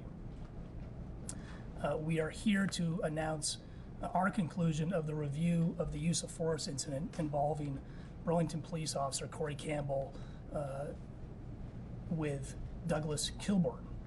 We have reviewed the officer use of force incident that occurred on March 11th, 2019 in Burlington. The Attorney General's office is declining to prosecute Burlington Police Officer Corey Campbell for charges related to the use of force against Douglas Kilburn. Based on the totality of circumstances, I've concluded that it was reasonable and justified for Officer Campbell to use force to defend himself. It should be noted that Officer Campbell's actions in his second interaction with Mr. Kilburn, while justified under the law, did contribute to the situation in which the need for self-defense arose. Training and accountability on de-escalation techniques are essential to ensuring that officers are not putting themselves and citizens in danger. It's our hope that the Burlington Police Department will take necessary steps to ensure that their department is equipped with the tools that they need to effectively and safely respond to members of our community in crisis. In reaching this decision, our office considered the opinion of a police use of force expert, Steve Iams, whose report will be made public after the conclusion of this press conference, and reviewed all the materials provided by the Vermont State Police, who conducted a very thorough investigation into this matter. The facts are as follows. On March 11th, 2019, Burlington Police Officer Corey Campbell was dispatched by the BPD to the University of Vermont Medical Center for an individual yelling in the waiting room to the point of spitting and arguing with security and refusing to leave. When Officer Campbell arrived at UVM Medical, he encountered the individual Douglas Kilburn. Prior to Officer Kilburn's arrival, Mr. Kilburn had been at the hospital with his wife, Sherry, who was receiving treatment. When Officer Campbell arrived at UVM Medical, he met Mr. Kilburn in the parking lot. After speaking with Mr. Kilburn, Officer Campbell then spoke with UVM Medical Security, and they agreed that Officer Campbell would escort Mr. Kilburn through the emergency department to his wife's room. Officer Campbell returned to Mr. Kilburn and escorted him through the emergency department to Sherry's room. Officer Campbell asked Mr. Kilburn to remain civil before leaving him in his room. After a brief discussion with the medical staff, Officer Campbell left the area. Campbell was then dispatched to provide a ride from the emergency department to a shelter for another unrelated individual. Soon after Campbell left Mr. Kilburn in his wife's room at the hospital, staff again requested UVM Medical Security to remove Mr. Kilburn from his wife's room, making the decision that his behavior was not conducive to his wife's health, who was critically ill. UVM Medical Security officers asked Mr. Kilburn to leave and escorted him out of the hospital. Mr. Kilburn swore and screamed at them the entire way. A short time later, UVM Medical Security Officer Heather Gray observed Mr. Kilburn pull his vehicle into the ambulance bay of the emergency department. This is a restricted area with signs to that effect. Officer Gray approached Mr. Kilburn in the ambulance bay. At the same time, Officer Campbell was also exiting the emergency department with the individual he was transporting to the shelter. UVM Medical Security Officer Gray confronted Mr. Kilburn, telling him he had to move his vehicle from the area. Kilburn continued to argue with her and did not move his vehicle. Officer Campbell asked UVM Medical Security Officer Gray if they were going to trespass Mr. Kilburn, and she stated she did not know. Mr. Kilburn then said they did not need to trespass him as he was leaving. Mr. Kilburn started to drive away. He stopped and pointed to the vehicle saying, quote, "Christ, I've known that guy for 30 years. The following exchange ensued. Officer Campbell, shut the F up and leave. Go, they don't want you here. Mr. Kilburn, did you just swear at me? Officer Campbell, yes, I did. Mr. Kilburn, you're an effing punk. Officer Campbell, yeah, whatever. Officer Campbell then began to walk away. Mr. Kilburn, get the F before I come over here. After this exchange, Officer Campbell turned around and approached Mr. Kilburn's vehicle. At the same time, Mr. Kilburn placed his vehicle in park and began to exit his vehicle. UVM Medical Security Officer Gray yelled no at Mr. Kilburn. As Officer Campbell approached the vehicle, the driver's side of Mr. Kilburn's vehicle opened and Mr. Kilburn began to get out saying, "He ain't got the right to swear at me." Officer Campbell then put his right hand on the door and then on Mr. Kilburn's left shoulder as Mr. Kilburn continued to exit the vehicle with the seatbelt still on his left shoulder. Mr. Kilburn repeated, "You ain't got the right to swear at me." Officer Campbell grabbed Mr. Kilburn's left arm with his right hand and attempted to put it behind Mr. Kilburn's back. Mr. Kilburn continued to move forward, getting out of the vehicle. Once out of the vehicle, Mr. Kilburn punched Officer Campbell with his right fist, hitting Officer Campbell's lower left jaw. Officer Campbell then punched Mr. Kilburn in the right area 3 times with a closed fist as Mr. Kilburn was brought to the ground. UVM Security Officer Richard Howard then aided Officer Campbell in securing Mr. Kilburn and placing him in handcuffs. Mr. Kilburn sustained injuries to his face as a result of being punched and was immediately treated at UVM Medical. He was arrested and charged with disorderly conduct and assault on a police officer March 11, 2019, and released on conditions of release. Mr. Kilburn was released from UVM Medical on March 12th.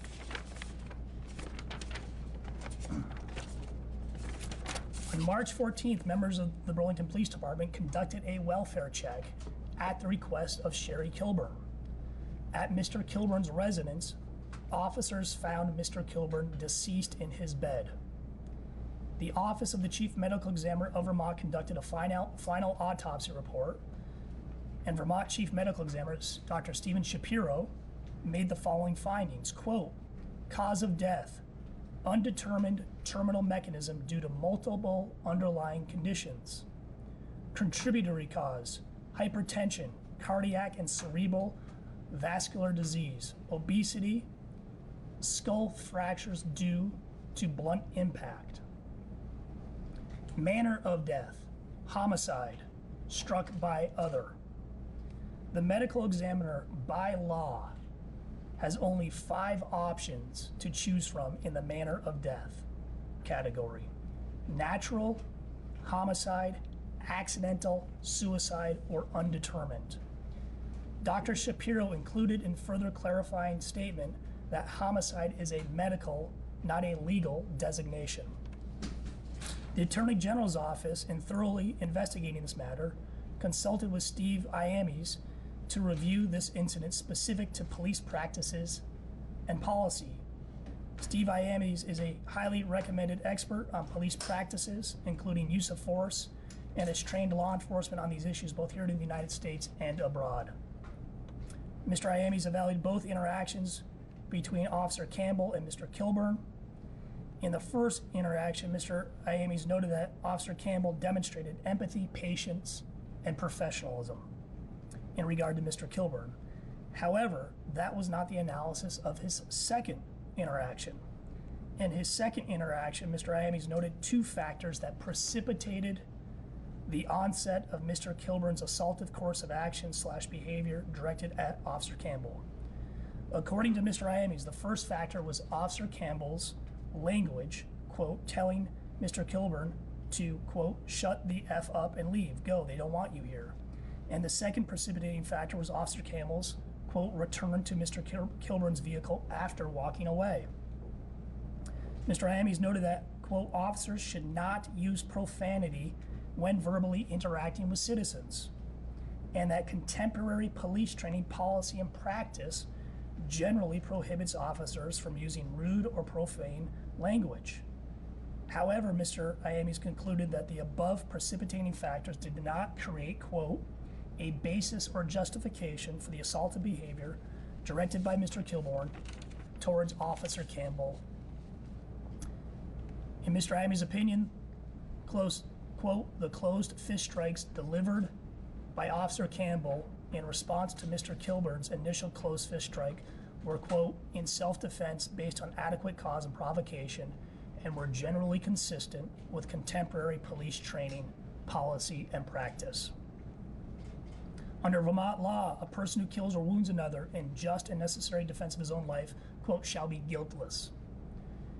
In Vermont, self-defense is justified when 1, the defendant was not the initial aggressor, 2, the defendant was justified using a reasonable amount of force against another, and 3, he reasonably believed that he was in immediate danger of unlawful bodily harm and that the use of such force was necessary to avoid the danger.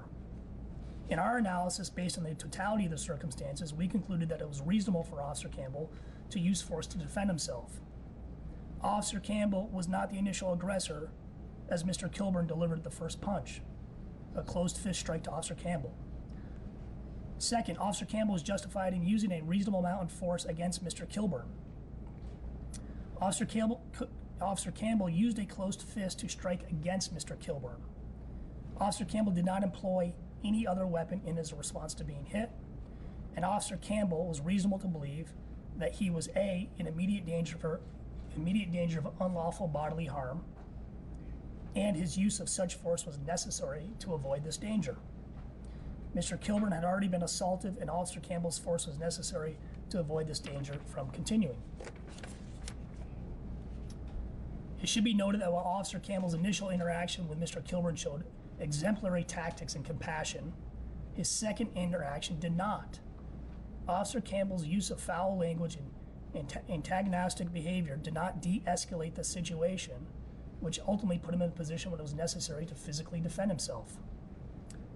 It's our hope, and I know it's the Kilbourn's hope, that the Burlington Police Department will commit to de-escalation training, to continue to commit to de-escalation training for their officers to ensure that their department is equipped with the tools they need to effectively and safely respond to members of our community in crisis. I want to note that Doug Kilbourn was in crisis that day at the hospital. His wife Sherry was in critical condition up at the hospital. He was trying to see her. This was a tragic situation that frankly could have been avoided. I spoke to the mayor last night and I spoke to the chief this morning. They've committed to continuing to working on de-escalation tactics. When we were talking about what those tactics look like internally, my chief, the criminal division, Dominica Padula, said tools like empathy, compassion, and kindness are just as effective as a taser or any other weapon. This is a challenge not just in the city of Burlington, this is a challenge in our entire state. We have far too many of these cases happening. We seem to be dealing with these monthly, if not weekly. The legal system looks at a finite period of time to determine whether or not these are justified in the legal sense. And I want to stress that. It is a matter of seconds that we look at to determine whether or not legally these are justified. We need to do a better job. We need to look towards other jurisdictions to see how they're handling these questions of use of force. We have to continue to build public trust in our law enforcement, not just in the police, but in the prosecutors as we continue to make these decisions. And we have to be open to challenging the conventional wisdom of how we keep our public safe. I didn't know Doug Kilbourn, but I know this, that he was a lot more than these few minutes that are shown on this body camera footage. He was a husband and he was a father, and we need to be mindful when we engage in these public debates that we're talking about somebody who has left us, who has died, and we need to be respectful of his memory and respectful of their family while still doing our job. As I said, our copy of our use of force experts report is available. It is a public record. I will now turn it over to the office of the Chittenden County State's Attorney. Chief Deputy Justin Gyron is here to discuss their finding. As in all use of force cases, this is a concurrent review by the Attorney General's office and State's Attorney's offices in the county in which these happen, but they're independent. So with that, let me turn it over to Justin Gyron. Thanks, DJ. Good afternoon. I would like to thank Attorney General Donovan and his office for their review of this incident, as well as the Vermont State Police for their very thorough investigation. I would not change anything in terms of what our opinion is from our office. We did review the facts, the investigation, came to the same conclusion as the Attorney General's office, and likewise echo the sentiments that this is a very tragic event. Our condolences to Ms. Kilburn and her family for what happened to Douglas Kilburn, but we do agree that in this case, no criminal charges are justified against Officer Corey Campbell. Thank you.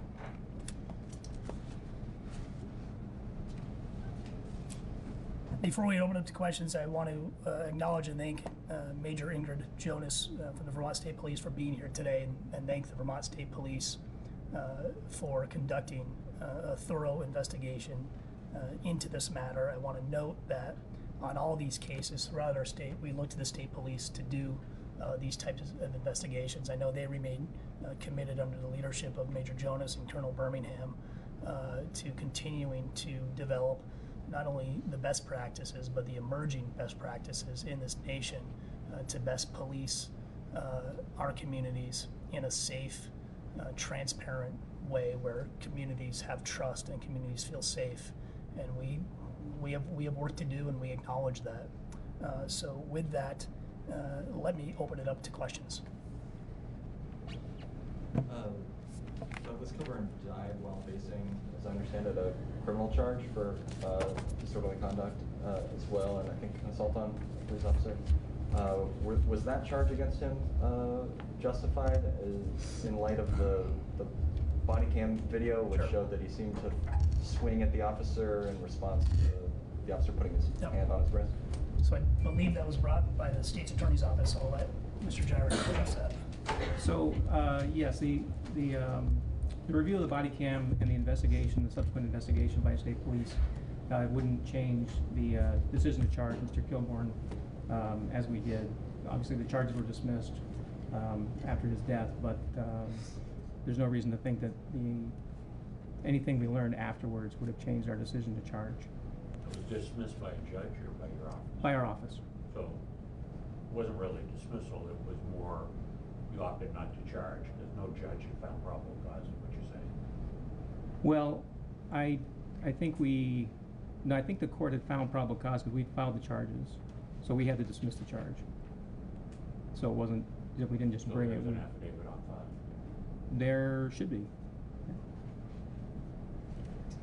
What can you say about the length of time that this review took? In the instance of the officer involved shooting Montpelier, that took a matter of, I believe, maybe a month. This has been several months later. What about the timing of the review of this? Sure. I can certainly speak for myself and Ms. Padula and others in my office. I was troubled by this. I think we're all troubled by what happened here, and I think when you look at that expert opinion, the decision by Campbell to engage Mr. Kilburn and use that language escalated the situation at that point in time. And I thought that it was incredibly important to bring in an independent third-party expert in the use of force to look at this and provide that expertise and opine whether or not that his actions were reasonable under the circumstances, because we were troubled by what we saw on that video. And the length of time was because we were waiting for the expert's report. How did you find this independent expert? He's actually used and worked with VSP, and I think is very well regarded by the Vermont State Police. What was most troubling to you about the interaction? Because it could have been avoided. That's the bottom line. It could have been avoided. Did you anyone in the investigation end up talking to Campbell? No. Interviewing him? Nope. Would that potentially have made a difference in any part of this investigation? Look, everybody has a right not to be interviewed. You know, we're having this debate right now about whether or not police officers should be entitled to review body camera footage before they're interviewed by the police. I agree with the Vermont State Police that they should not. Here's why. Any other suspect in any part of this state today that is interviewed by any member of law enforcement is not going to be presented evidence before they're interviewed. No, but they may have seen it in, you know, somebody else's video or photos. But they're not giving it to them by law enforcement. That's entirely different. And this comes down to public trust, and I think I'll let Major Jonas speak about this. We want their perceptions of what they remember. But let me turn it over to Major Jonas to talk about that. Yeah, I think TJ said it well, but in an investigation like this, we're looking for the independent recollection from the officer. We're looking for their authentic perspective on it. We have the video, so that is one piece of evidence, but we're really looking for their perception, because the determining factor in cases like this really is the perception of the officer in terms of the threat. Do you think Officer Campbell should face discipline in the Burlington Police Department? That's up to the Burlington Police Department. Did you invite anybody from Burlington to be here today? No, I did not. I talked to I mean, they had a lot to say about it. Why wouldn't you invite the mayor, or the chief in particular, since he seems to have some thoughts on this? Because I think we wanted to be as respectful as we possibly could to the Kilburn family today. As I said earlier, Doug Kilburn died. And this isn't about a debate. We have a job to do, and we're going to do our job. But I think we can do our job incredibly respectfully to Mrs. Kilburn and to Tyler Kilburn. And yep. And I think sometimes we all lose sight that there's a community member here and families who are grieving. And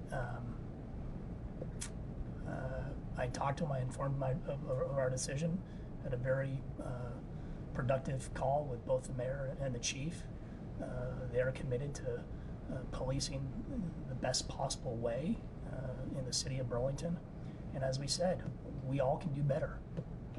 I include myself in that definition. We all can do better. There's too much of this going on in our state. When you say there's too much of this going on in our state, what's happening here and what needs to be done? I don't know what's happening here. I would say, and I don't have the numbers off the top of my head, but we're doing a lot of these. And I think that we want to make sure that everybody feels safe. Not specific to this case. I think mental illness is a major issue in this state. The Vermont State Police do a tremendous job in policing the state. We have to continue to, I think, learn how to best de-escalate and to talk to people. I know the city of San Antonio has a great program in their policing and interacting with folks who are in crisis. And the police have a tough job. Let's be honest about it.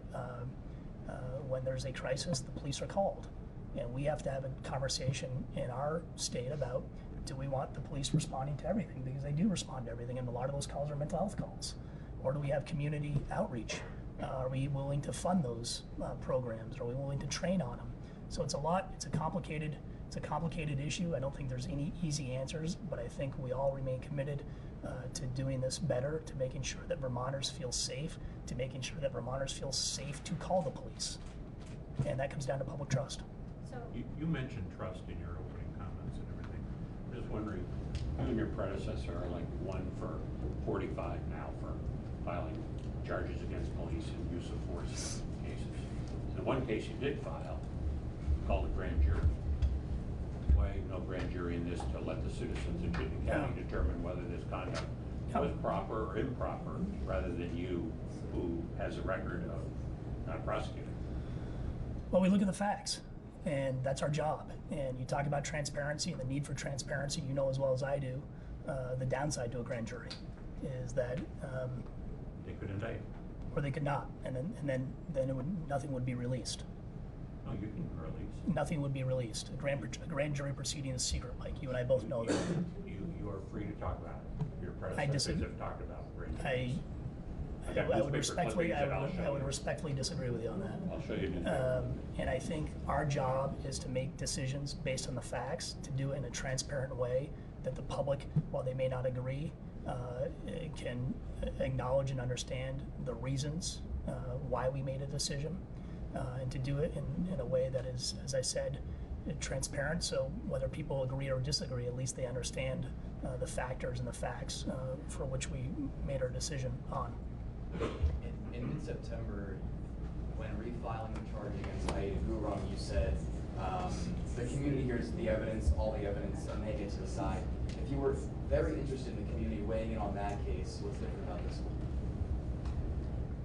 I'm not sure I understand your question. Each case is different, and you go by the facts and the evidence. We reviewed the facts and the evidence, and we ruled that the use of force used was reasonable. Therefore, there is no criminal charge.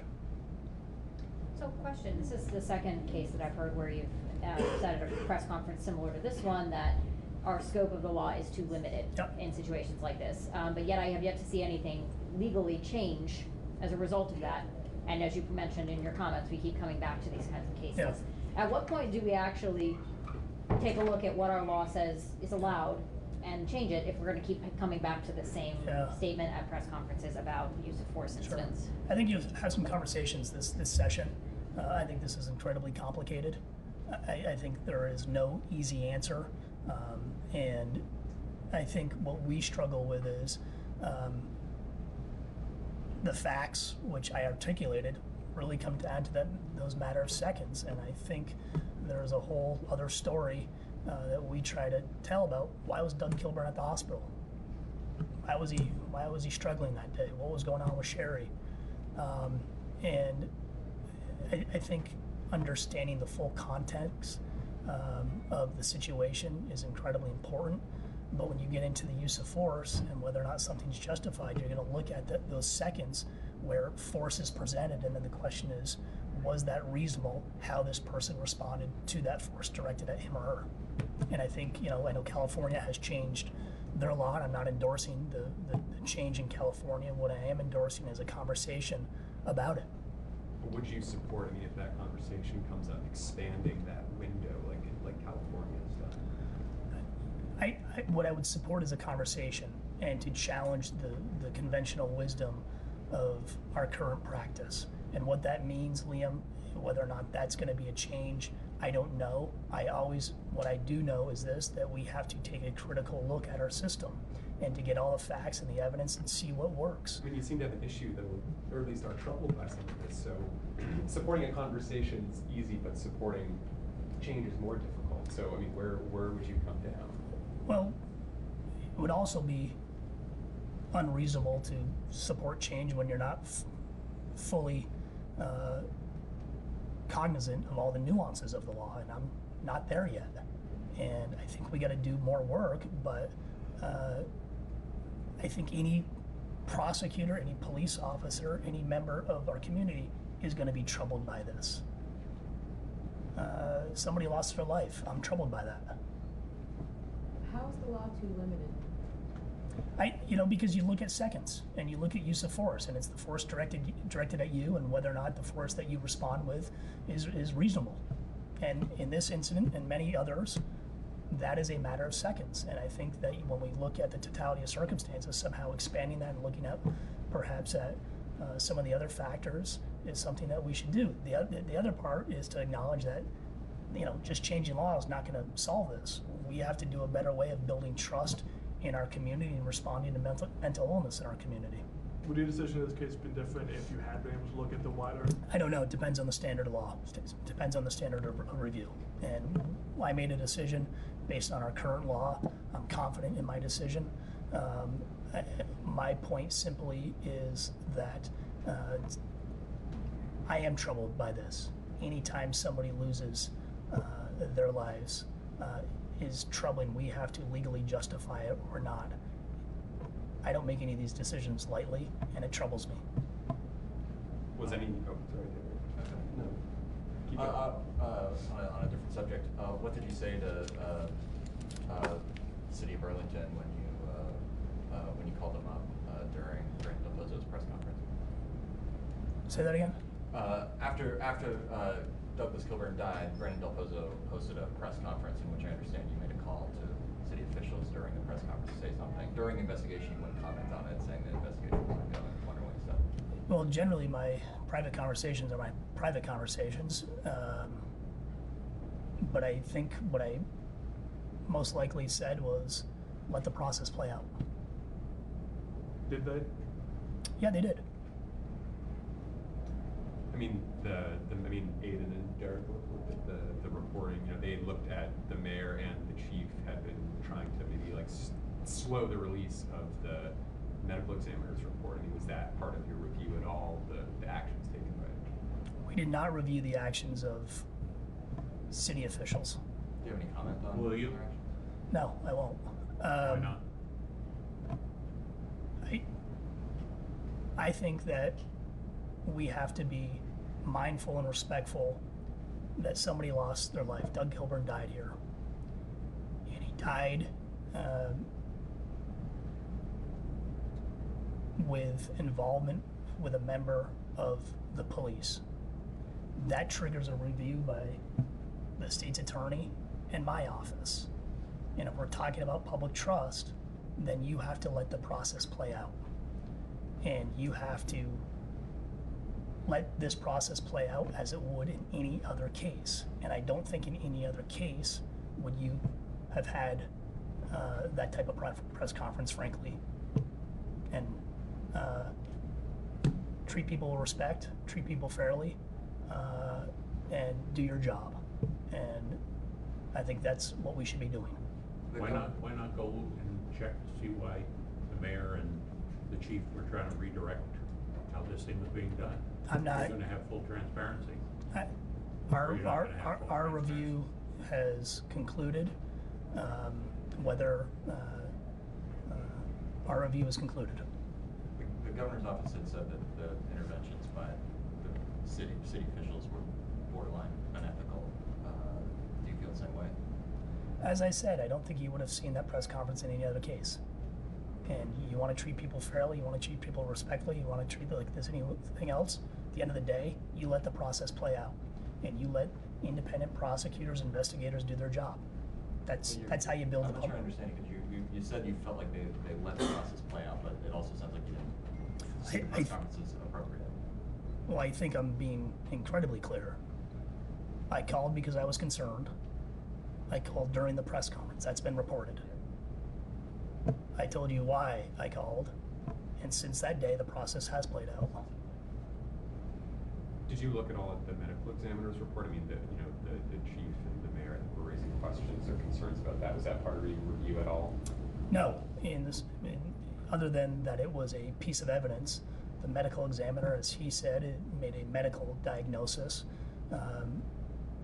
You have cause of death, which he articulated many different factors, and then you have manner of death, and he has 5 choices to make, and he made his decision. The fact of the matter, there was a use of force.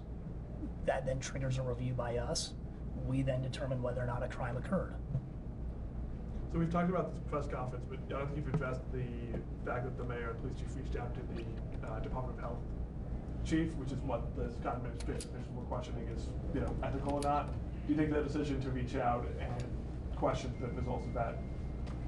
I'm gonna let the city of Burlington answer those questions, and I'm sure those questions will be brought up in different venues. One question: did anyone, as part of this investigation, check why the hospital released Mr. Kilburn, and then he later died at his home from injuries in part that he sustained? Was there any investigation or question on why he was released when he was clearly not well? That's not part of our review. We looked at whether or not Officer Campbell's conduct arose to the level of a crime. I'm sure your review was consistent with that. Oh, absolutely. Yeah, it wasn't part of our review to go and talk to the hospital about the care that Mr. Kilburn received. I'm curious, does anyone actually look at that? I think in different venues, those questions may be asked. What venue would that be? I think in different venues, those questions may be asked. Which one? Other questions? The Burlington police have been pretty vocal about their use of force training. Do you see anything lacking in that training? I go back to what Dominica Padula said earlier about how we de-escalate and what we use as tools. And I think meeting people where they are, oftentimes in crisis, understanding why they're in crisis, asking those questions, demonstrating compassion and empathy are effective tools, and sometimes just listening. And I know when you look at the city of San Antonio, their outreach is really based on that. Meeting people where they are and simply listening and understanding as a way to de-escalate. Frankly, in this case, Officer Campbell demonstrated that with his first interaction. But it was a completely different interaction the second time he encountered Doug Kilburn. And I think that's troubling to me that, and I think the expert talks about this, that he really was an exemplary police officer that first interaction. He was compassionate, he was demonstrating empathy, he was trying to solve a problem. But that did not happen the second time they met. What's the status of Officer Campbell right now? I don't know, I know you'd have to ask Burlington Police. My understanding is that Officer Campbell is on, he's not doing his regular duties. I think he's doing administrative type tasks inside the department until this review is complete. So I'm sure that they'll reassess after today's decision. Thank you. So let me now turn it over. Should he return to the street before he gets a little more training? That is a question for the Burlington Police Department and the mayor. And if they ask you your opinion? I will give them my opinion in a confidential manner. With that, let me turn it over to Tyler and Sherry Kilburn. Thank you.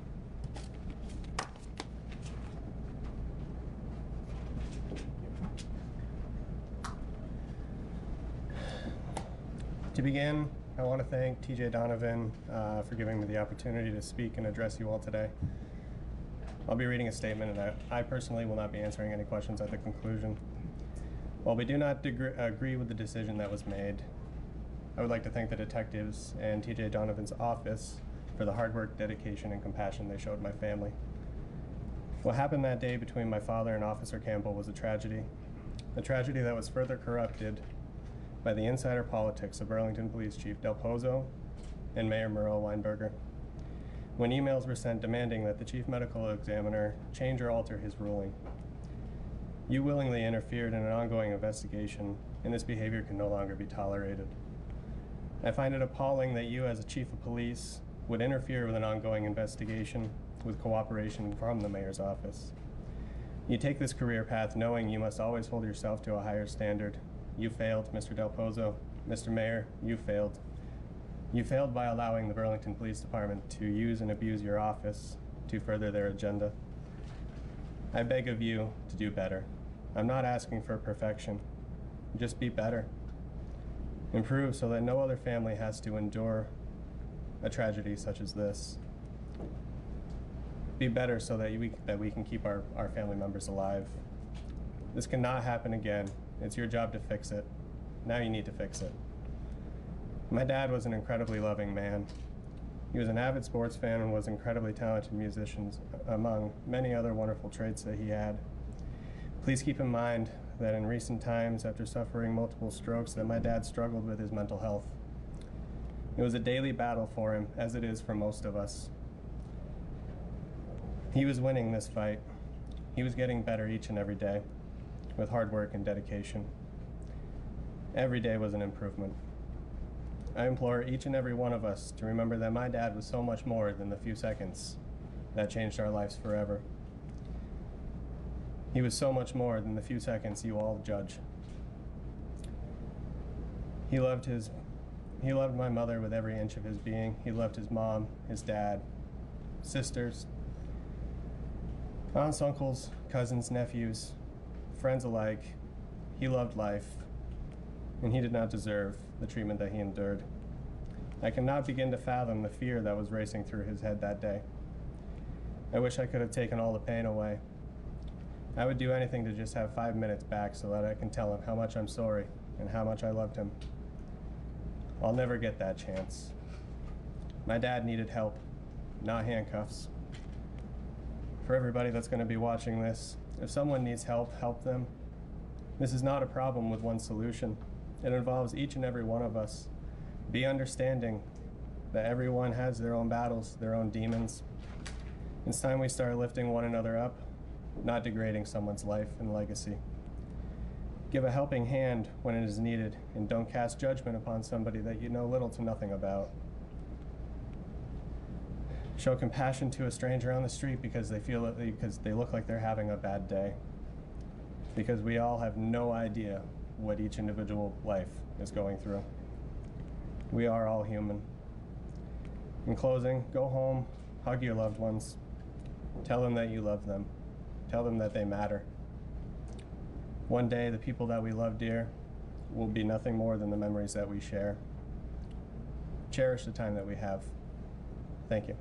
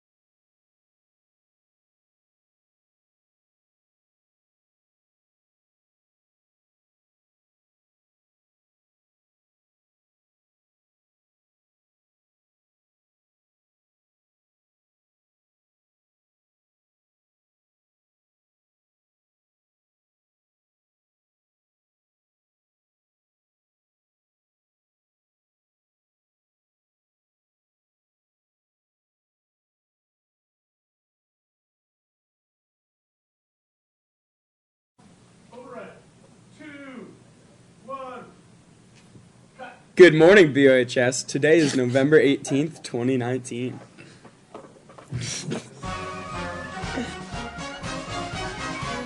Good morning, USA. I got a feeling that it's gonna be a wonderful day. The sun in the sky has a smile on his face, and he's shining a salute to the American race. Oh boy, it's swell to say, good morning, USA. Vermont's Killington Resort, the largest ski and snowboard destination in eastern North America, will host for the fourth year the FIS Ski World Cup, November 29th through December 1st. Admission is free, and there will be musical performances taking place as well. Guess what time it is? Sports. It's time for sports with Jem. Hello, I am Jem with the sports. Previously this weekend, the North-South football game happened in Vermont. This Saturday, it was cold. The South did win 47-9 though, which was good, with your Brattleboro seniors Tyler Miller, Chris Frost, Sammy Fontaine, and me representing the Brattleboro Colonels and the South team. Now that the football season's over though, we go into winter sports, and ice hockey, boys and girls, actually starts this week on Wednesday, and then later in the month after Thanksgiving, we have boys and girls basketball along with Nordic starting. So all that is exciting news. Now back to the desk. All right. The co-op invites you to bring the kids to a weekly community event. Join us at Kids Place for a story and a healthy snack from the co-op every Friday. That's awesome. The 2019 Keene Holiday Craft Show will be taking place November 30th inside Keene High School from 9 a.m. to 3 p.m. There'll be tons of stands featuring things such as Christmas cookies and gifts. There'll also be a raffle ticket taking place at 2 p.m. run by the Keene High School Student Council. Now to the weather with Ernie. Today is Monday, and we have a high of 38 and a low of 30. We have a 50% chance of rain tonight, which could turn into ice or wintry mix. Tomorrow we have a 40% chance of precipitation with a high of 43 and a low of 28. And on Wednesday we have a high of 39 and a low of 26. Back to the desk. Thank you, Ernie. Thank you. That's pretty warm, man. Yeah, it is pretty warm. 43, I'll take that. Dude, the November, past few weeks have been so cold. It's insane. Freezing. Yeah, I know. And then, that's nice, though. I like it warmer. Oh, yeah, for sure. All right. Next week is vacation. It's a time to relax and spend some time with the family. Maybe kick back and enjoy a nice glass of eggnog by the fire. Or bake some fresh apple pie. Speaking of apple pie. Remember not to get too relaxed, though, as Black Friday is coming, and that means Christmas and the holiday stress. So relax and enjoy yourself before everyone and their mother loses their sanity over the newest Starbucks cup of coffee or Barbie doll. I know Brandon loses mine over the Starbucks. So. No, it's the Barbie doll. Stop by the Brattleboro Food Co-op and try solicited stonewood turkey, along with some need-to-have deli sides, at the Brattleboro Food Co-op demo counter. It is on Friday, November 22nd from 2 to 6 p.m. People need to hear what we have next at World News, so let's check it out.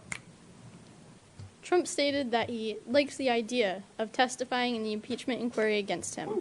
In a tweet this morning, Trump said that he would strongly consider the move after House Speaker Nancy Pelosi suggested it. In the tweet, Trump also referred to the trial as a witch hunt and said that he has done nothing wrong and doesn't like giving credibility to this no due process hoax. Perfect. Thank you. Project Feed the Thousands is starting up again. Remember to bring any non-perishable items to donate to those in need. The Brattleboro Turkey Trot is happening on Thanksgiving Day, hosted by the Vermont Country Club. The day starts with a 1-mile kids run at 9 a.m., followed by the normal 3-mile run at 9:15. You must register on the website by November 27th, or you won't be timed. And now to a special with Forrest. Hey guys, it's Forrest. It's officially skiing season now, and Mount Snow and Killington are now open. There are 12 trails open at Mount Snow. Corinthia, which is at Mount Snow, has one trail open, which is Gulch. There are some features up, nice jumps. 21 trails are open at Killington, and lots of fun to be had this winter, so be sure to wear a helmet and go outside. Back to the desk. Sounds sweet. You ski? Nope. I would love to see you on skis, though, Brandon. I don't think I would love to see me on skis. All right. Thanksgiving is right around the corner, so be sure to have a few good recipes ready. A personal favorite of our very own Riley's is homemade green bean casserole. And since Black Friday is also around the corner, be sure to snag a good deal or two. This season, on December 14th in Stratton, Vermont, get ready for a Taste of Vermont. This delicious event features Southern Vermont's most incredible professional and amateur chefs, caterers, bakers, delis, and more. It's a fun event for the whole family. Tickets are now available and is open from 6:30 to 9 p.m. This event is located at Stratton Mountain Base Lodge. Vermont rifle season is now upon us. During the 2-week span from November 16th to December 1st, hunters can legally take down 1 buck. So, good luck to all the hunters out there who are going hunting this weekend. So, that was this episode of BOHS TV. I hope you enjoyed it, because if you didn't, we will know. And this is why the world is like this. Bye-bye.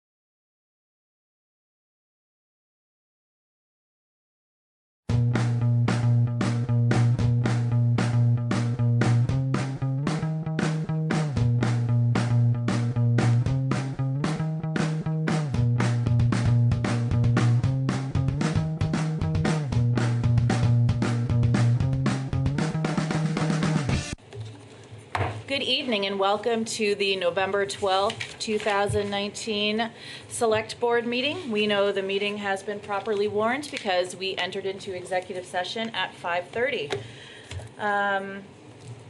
I will pass on Chair's remarks for this evening and go right to manager's comments. Thank you. I have two quick ones. The first is to let everybody know or remind you, if you happen to be really paying attention to the news from the town clerk's office, that there is a special election being held regarding amendments to the articles for the newly consolidated regional school district. More information on that, I'm sure, is available from the school folks, and there's been information in the paper about it. What we wanted to call out tonight is that here in this building, you already can vote during regular business hours at the town clerk's office and an early voting, or you can come to the polls next Tuesday, the 19th, between 10 a.m. and 7 p.m. The election will be downstairs in room 105 of the Municipal Center. Again, between 10 a.m. and 7 p.m. next Tuesday. I believe there's 4 separate questions to be voted. And the other is, I just wanted to clarify, we've had a lot of questions that have come up since the recent media coverage of the Hinsdale Bridge project and the grant that's been awarded, and concern about whether the fact that the grant amount was less than the requested amount might delay the project. And the answer that we have from New Hampshire DOT, who is the responsible party, there's a lot of partners involved in this, including VTrans on the Vermont side, and the local parties on both sides of the river. But New Hampshire Department of Transportation is the entity that's sort of driving the bus, so to speak. And we understand from them this will have no negative impact on the schedule, that the project is intended to be bid and for construction to begin during 2020, and for the new bridge to be open by 2023. So we're excited to share that clarification with the community. Thanks. Thank you, Peter. Are there members of this board who have comments or committee reports this evening? I have one. Go ahead, Timothy. Reporting from the Traffic Safety Committee, we have some important and exciting news. For quite a while, the committee has been discussing with the community and with VTrans the issues that a lot of people see, rightfully so, out on Putney Road. There's definitely some safety improvements that need to happen there, and they need to happen, frankly, before the Putney Road master plan goes into effect. So I'm really happy to announce that although we don't have exact dates and timelines yet, we've had a really good discussion and cooperation with VTrans, especially Jesse Devlin there, and also with a lot of help from Molly Burke. They're going to be moving, the state is going to be moving forward with adding a crosswalk and a walk cycle at the Hannaford intersection, which is something we definitely need, and we're really excited to reach that with them. Also a crosswalk and an RRFB as close as possible to Town Crier Drive, because there's a lot of people that go to Habitatco out there, that go to NECA. So that's something that's also very much needed to make it a little safer out there, hopefully. And also finally, we're going to be working in conjunction with VTrans to consider the impact of MUTCD compliant bike lanes, including with green paint possibly when it's appropriate, or other roadway striping changes to help justify a lower speed limit through this corridor. So improvements on Putney Road, and I know it's not as fast as a lot of people would like to see, but this is the dance that we do with Dillon's rule and state highway rules and things like that. So, but we have some really good progress in that. So. Those are great updates. Yeah. Yeah, seriously, thank you. I'm glad about the crosswalks. Me too. David, I see you flagging me down. Yes, thank you. Yeah, I just wanted to add a couple of brief statements about the upcoming vote. As Peter said, the ballots are available now and right through Tuesday the 19th. There are 3 of the items are designed to remove some of the obstacles that keep the board, because we represent different sized towns with different issues, to kind of clear out some of the obstacles that regularly come up as concerns or that people are upset about or can get upset about. And the third one is to create in the constitution, basically, of the school district, the structure of leadership councils in every school building. That means that parents, students, when appropriate, board members, principals, and teachers will all be represented on a deliberative body. And so the whole community will have a voice. It's part of trying to make sure that the local contact that was lost with the elimination of the local school boards is not lost completely, that there's a structure there where people are represented. So it's really important for people to get out and have a look at those articles and read them through and make a decision for us. Thanks. Thank you, David. Liz? I just wanted to remind the public that our Secretary of State, Jim Condos, is coming to this room at this time tomorrow night to talk about election security, and it might be very interesting for anyone who would like to attend. Excellent. Thank you, Liz. We'll go all in. I wanted to congratulate the football team on their victory on Saturday. I was amazed that no one said it. I was like, yes, I get to say it. Saved it for you. So congratulations to the Brattleboro Colonels for their state championship, and long may they reign, I guess. Yes. Excellent. Wonderful. Thank you for that, Daniel. You're welcome. Okay. At this time, I will open the floor to public participation. This is your opportunity to discuss something that is not listed on tonight's agenda. So with that clarification and opening, is there anybody that would like to come up and speak? Miss Libby, can you come up to the microphone and introduce yourself? I am Elizabeth Howes, and I reside at 52 South Main Street. The change on South Main Street has been striking. I was with the demolition of 54, which was such a formidable structure. I feel as though I felt so helpless because I really am like an old buildings. I love old buildings. And I felt there was so much work had gone into that building to build it. It was such a strong structure. But I really don't have a lot of background in preventing destruction of the antique homes,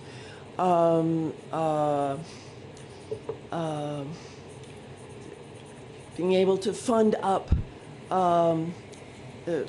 refurbishing the interior, restructuring interiors of older homes, which I think have been sort of lost on the card table of winnings and losings, where nothing happens because no one really knows what they've won.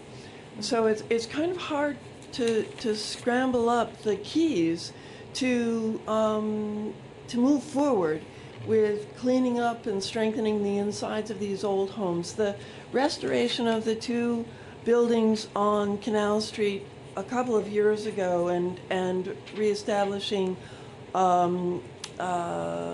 very good rental housing was such a relief, refreshing, that I'm thinking that there are few old places in the neighborhood of Canal Street that need that kind of hope.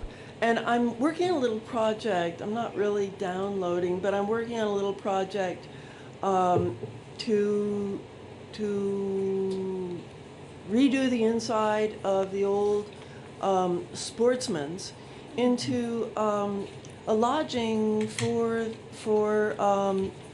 the non-moneyed economy who comes into the area, providing to the area. I mean, it's like old shepherds, old cattlemen. That is their secret. So it's hard to say that it's just a bunkhouse. It's a program or hope to turn I think it's number 45 Canal Street into a bunkhouse that's, you know, sort of favors those who are like really not moneyed, but relate to the area. It's kind of hard to come back when everyone else, or you know, an old place is not there anymore.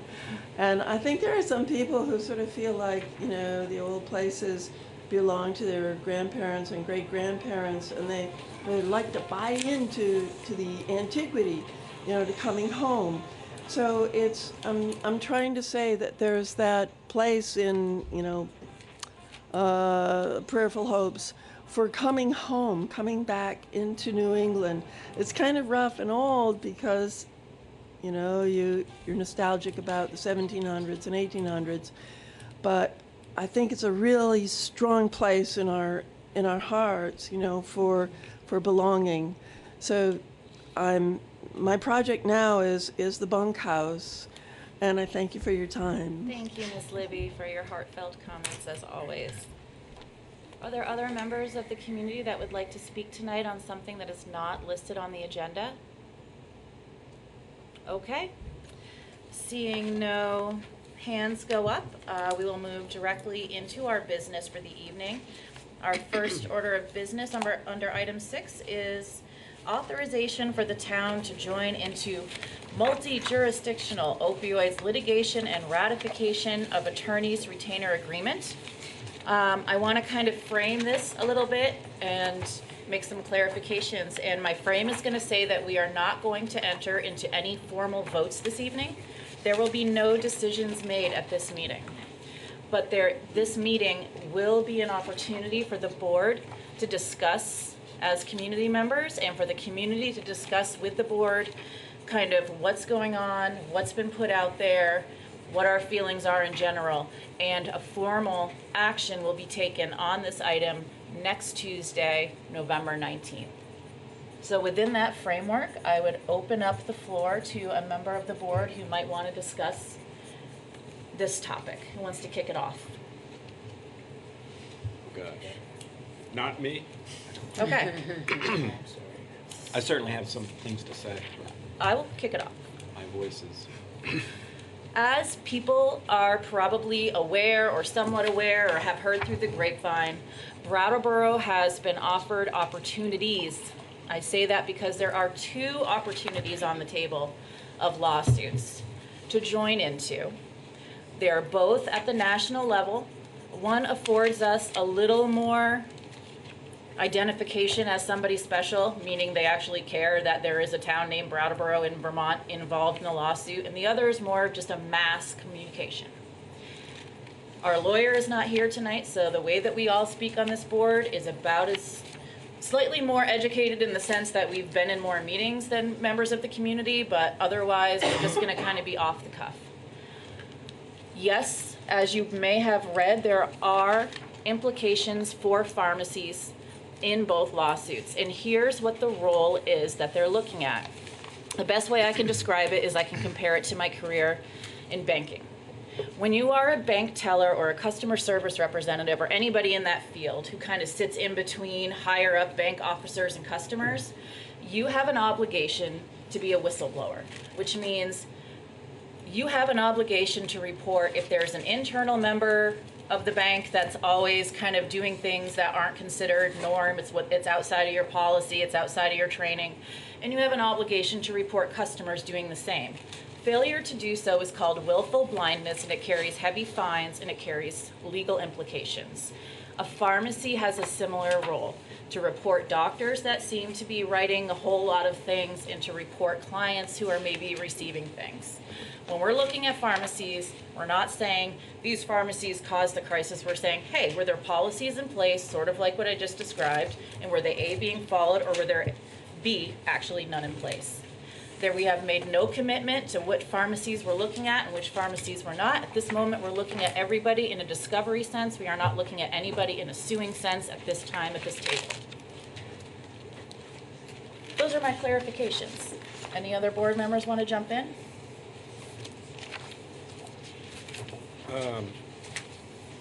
Well, I'll just say that I still feel very good about joining the original lawsuit that was framed in the newspaper, and I think a lot of people reacted to that, rightfully so, perhaps, concerned for the locally owned pharmacies that we have here in town. And I made a statement that if we're going to look at any pharmacies, we had a moral obligation to look at all pharmacies. And through that look, I would hope that our local pharmacies have been doing due diligence, and they would therefore be exonerated to some extent. A lot of information has been flying around, and as Brandy stated, we don't have our attorney here to answer some final questions before taking a vote, so we feel, but other members can state their case, that it would be best to make our final decision next week, and we do have Bob Fisher with us.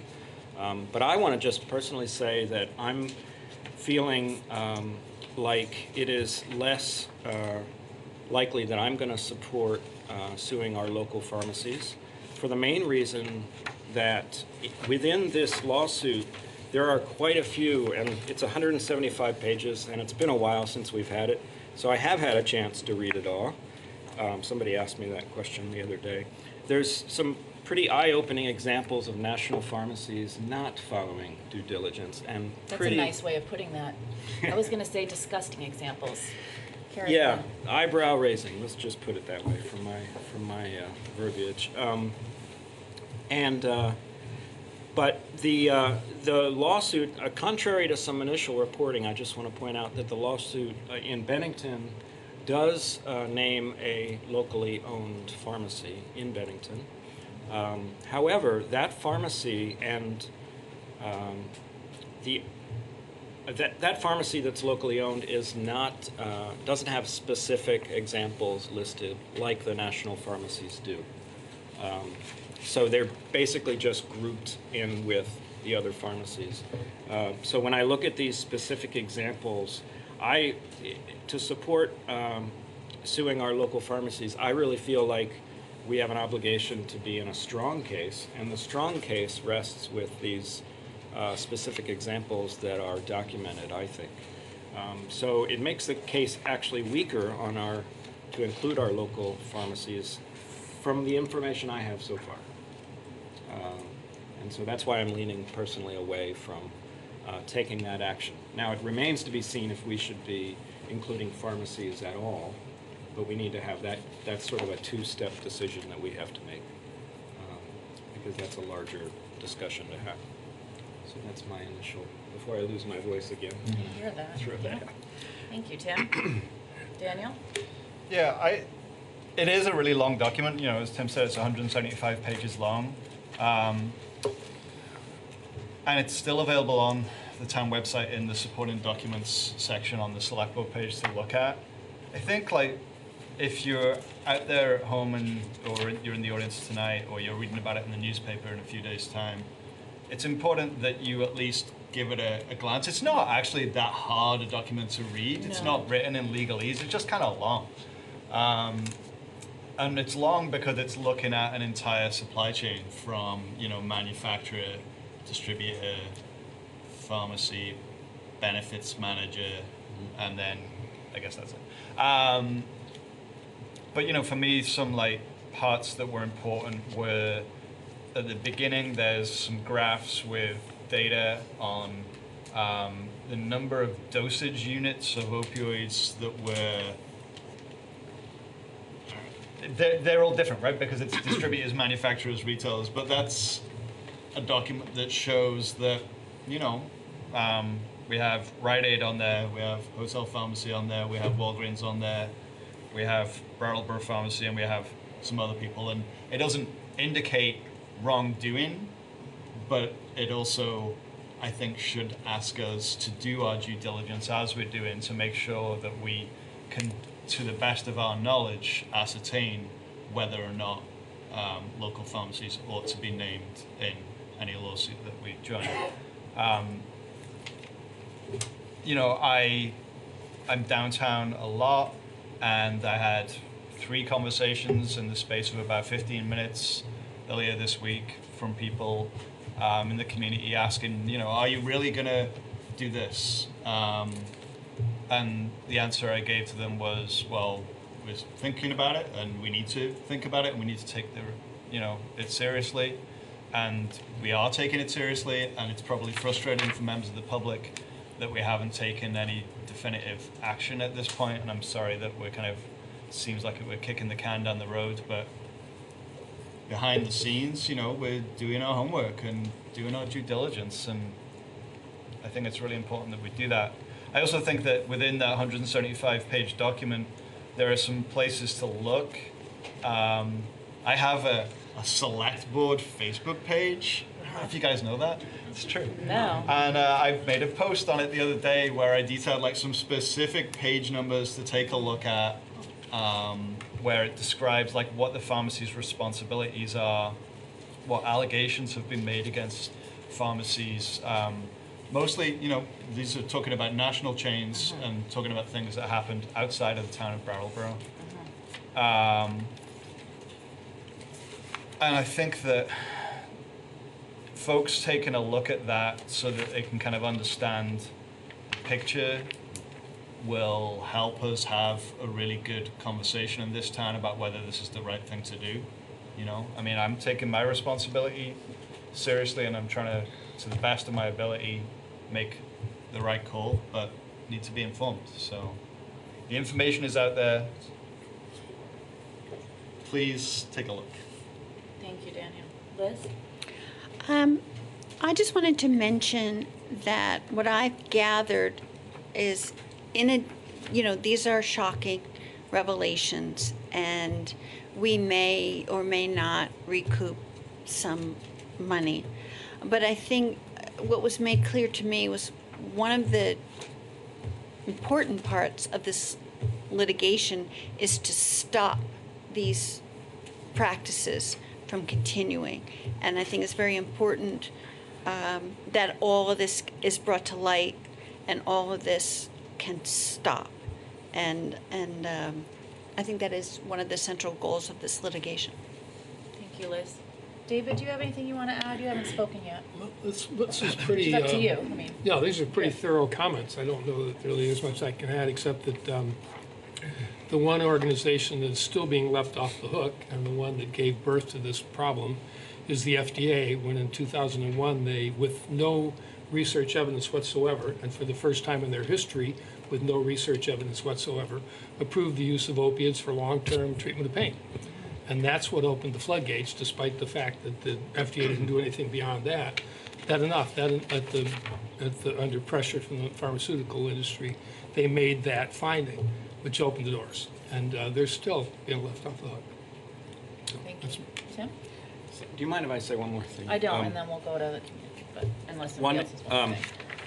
Thanks for pointing out that there are some more salient pages, but I thought I could get back to the why. Why would we be bothering to do this in the first place? Because I've seen that out there as sort of a sentiment.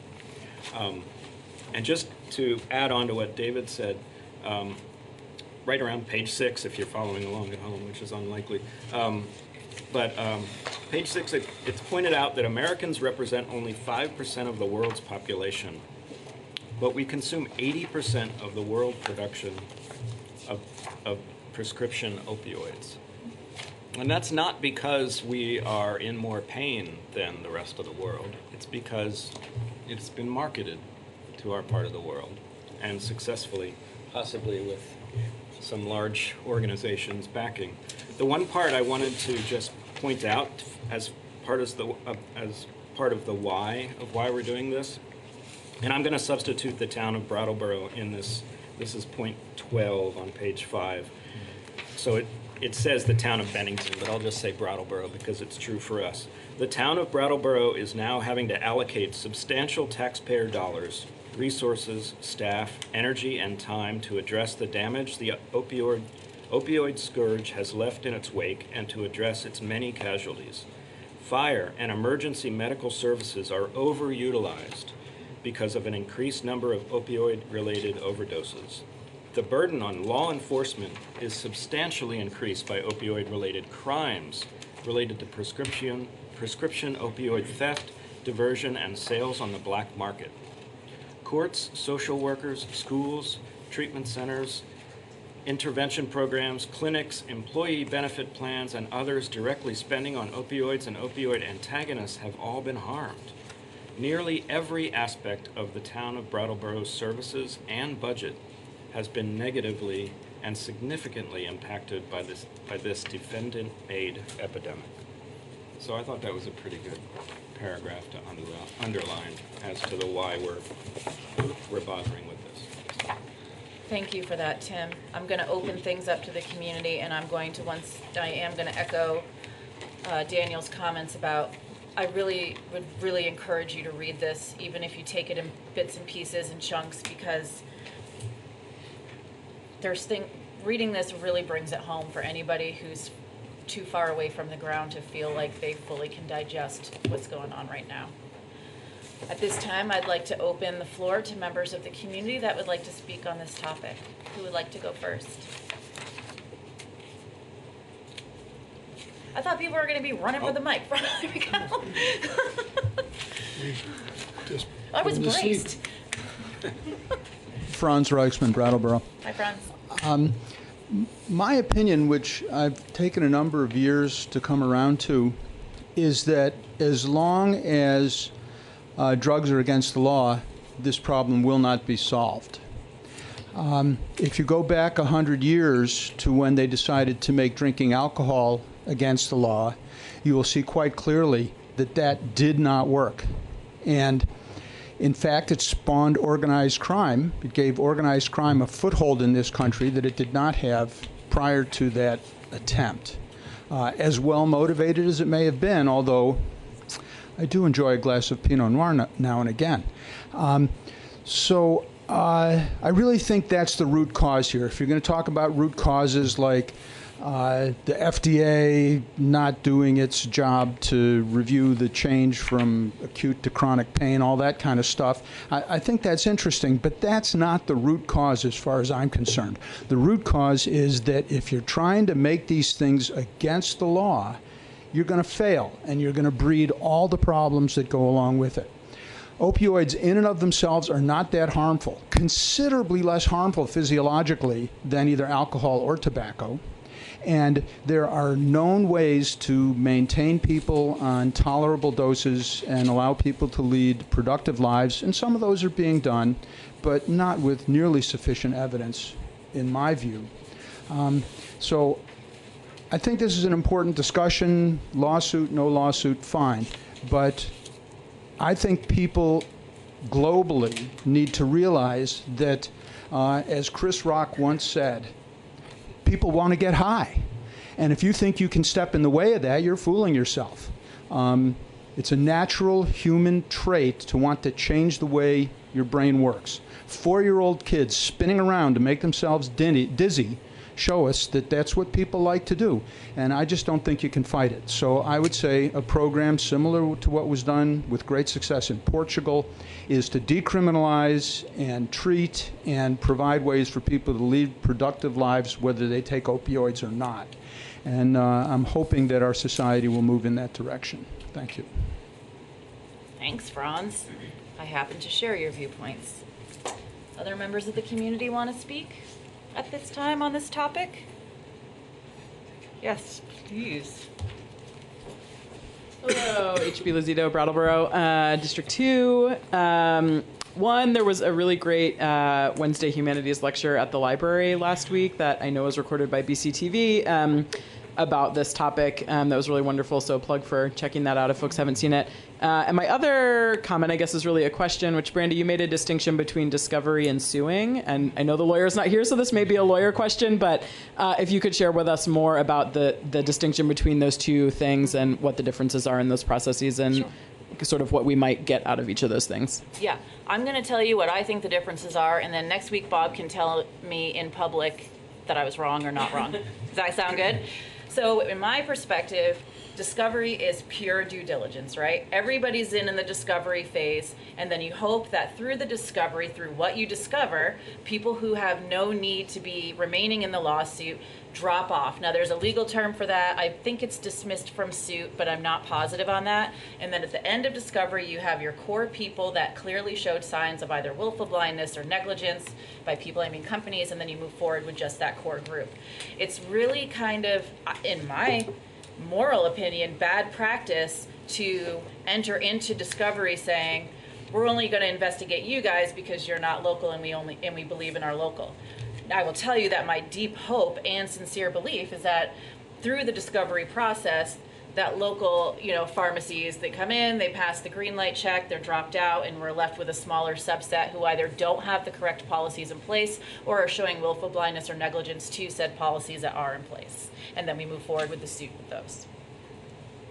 Bob, feel free to correct me publicly next week. Thank you. Are there further public community comments on this topic? It will be back on the agenda next week. We will take a formal vote, and the reason that I'm saying it's definitely next week is because I believe we have until November 23rd. 22nd to opt out of one of the national suits. That's more of just the mass suit.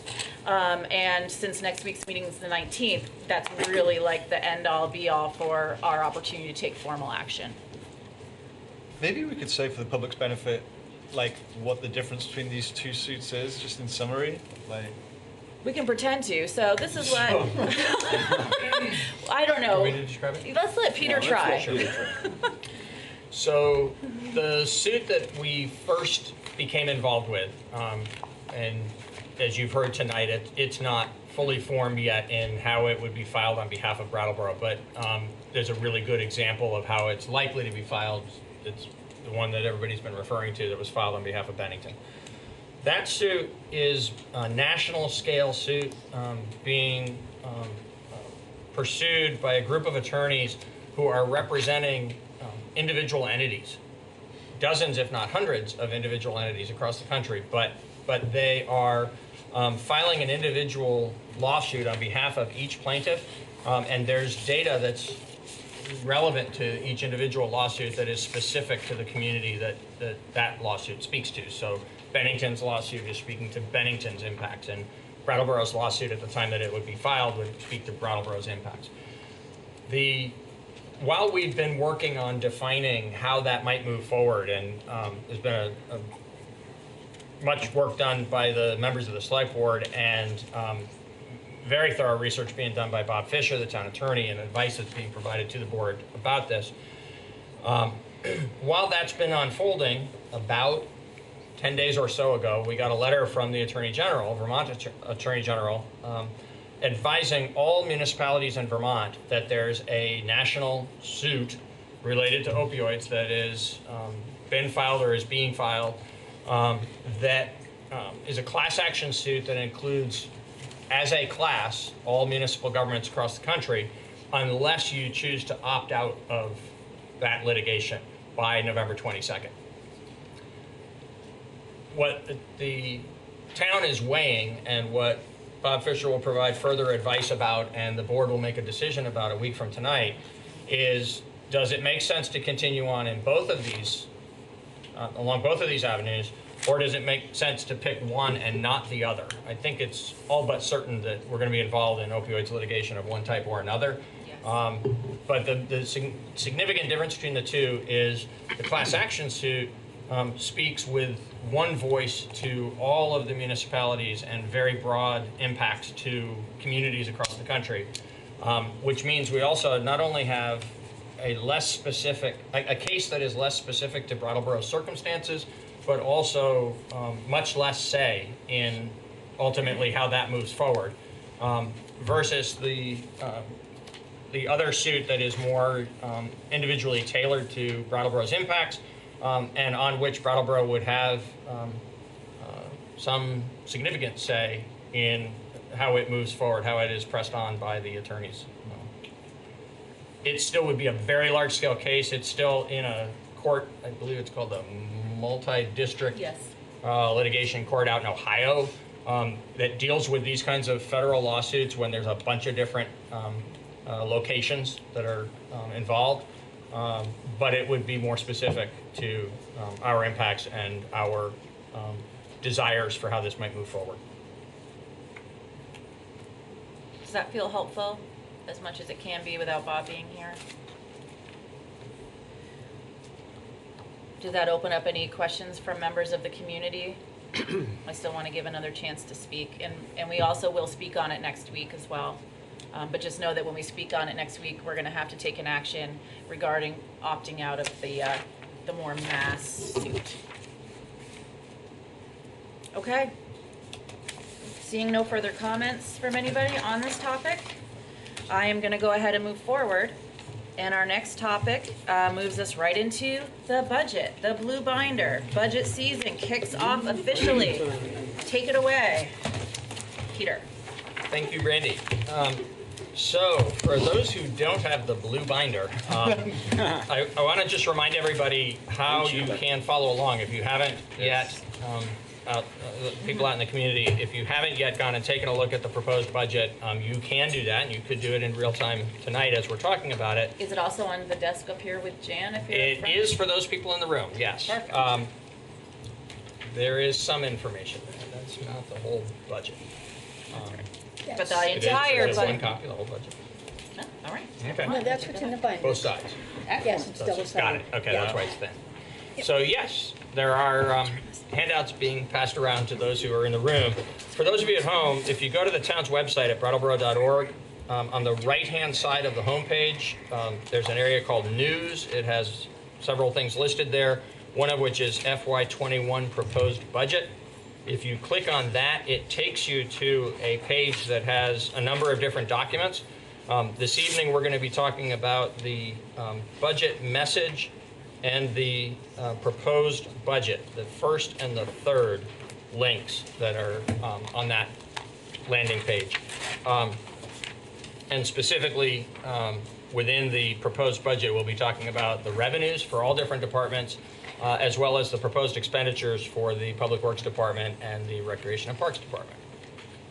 But first, and I'm going to try not to go on and on and on.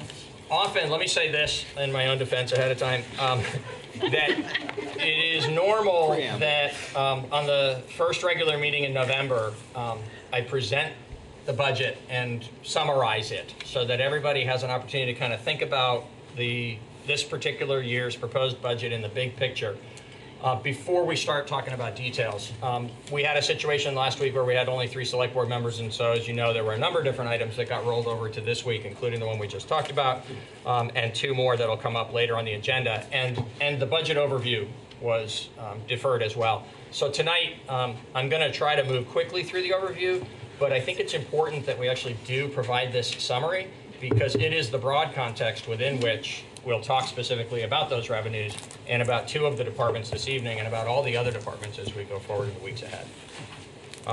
So I'll start by saying that when we presented the long-term financial plan about 2.5 months ago, we forecasted at that time that we thought we would be proposing approximately a 4.4 cent increase in the property tax rate, or a 3.5% increase in the property tax rate for FY21. And we're pleased that through a combination of identifying conservatively, without getting reckless about it, some ways in which we think that non-tax revenue will increase in FY21, and also identifying $75,000 worth of savings compared to the expenditures that we were forecasting at that time. Our work in going from the forecast into the detailed budget has got us to a place where we are proposing a budget that would result in a 3.3 cent increase, or a 2.5% increase in the property tax rate. Within that, there are some significant expenses nonetheless, even though we're pleased that we've been able to reduce the overall impact from what we had anticipated. There still are some significant individual items that are up.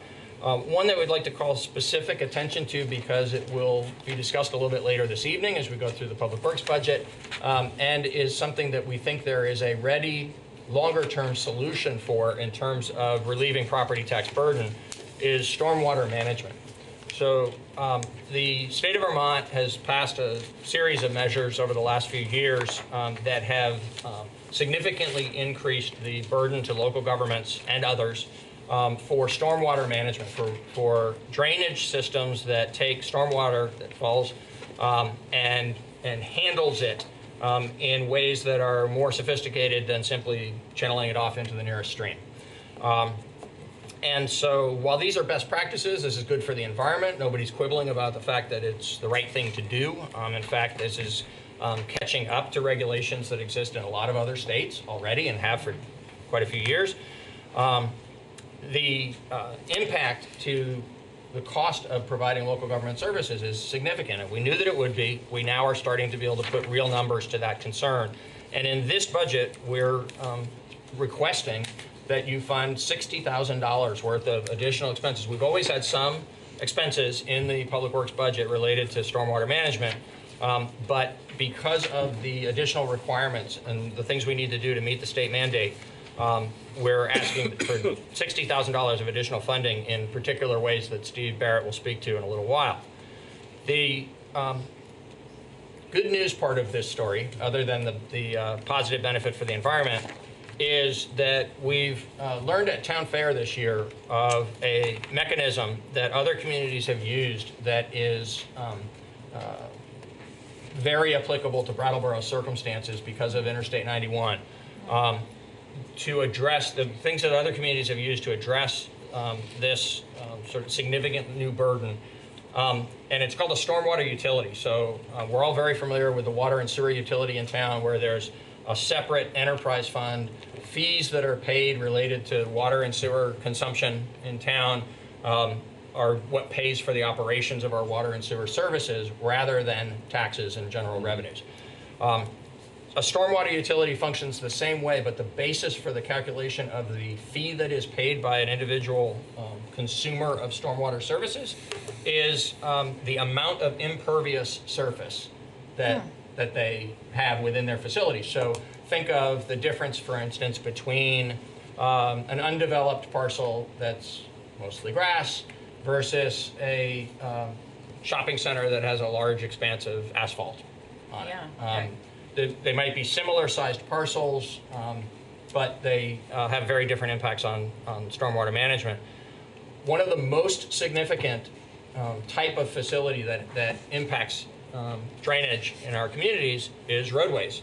The town obviously has control over significant amounts of impervious areas in our roadways, but so does the state of Vermont.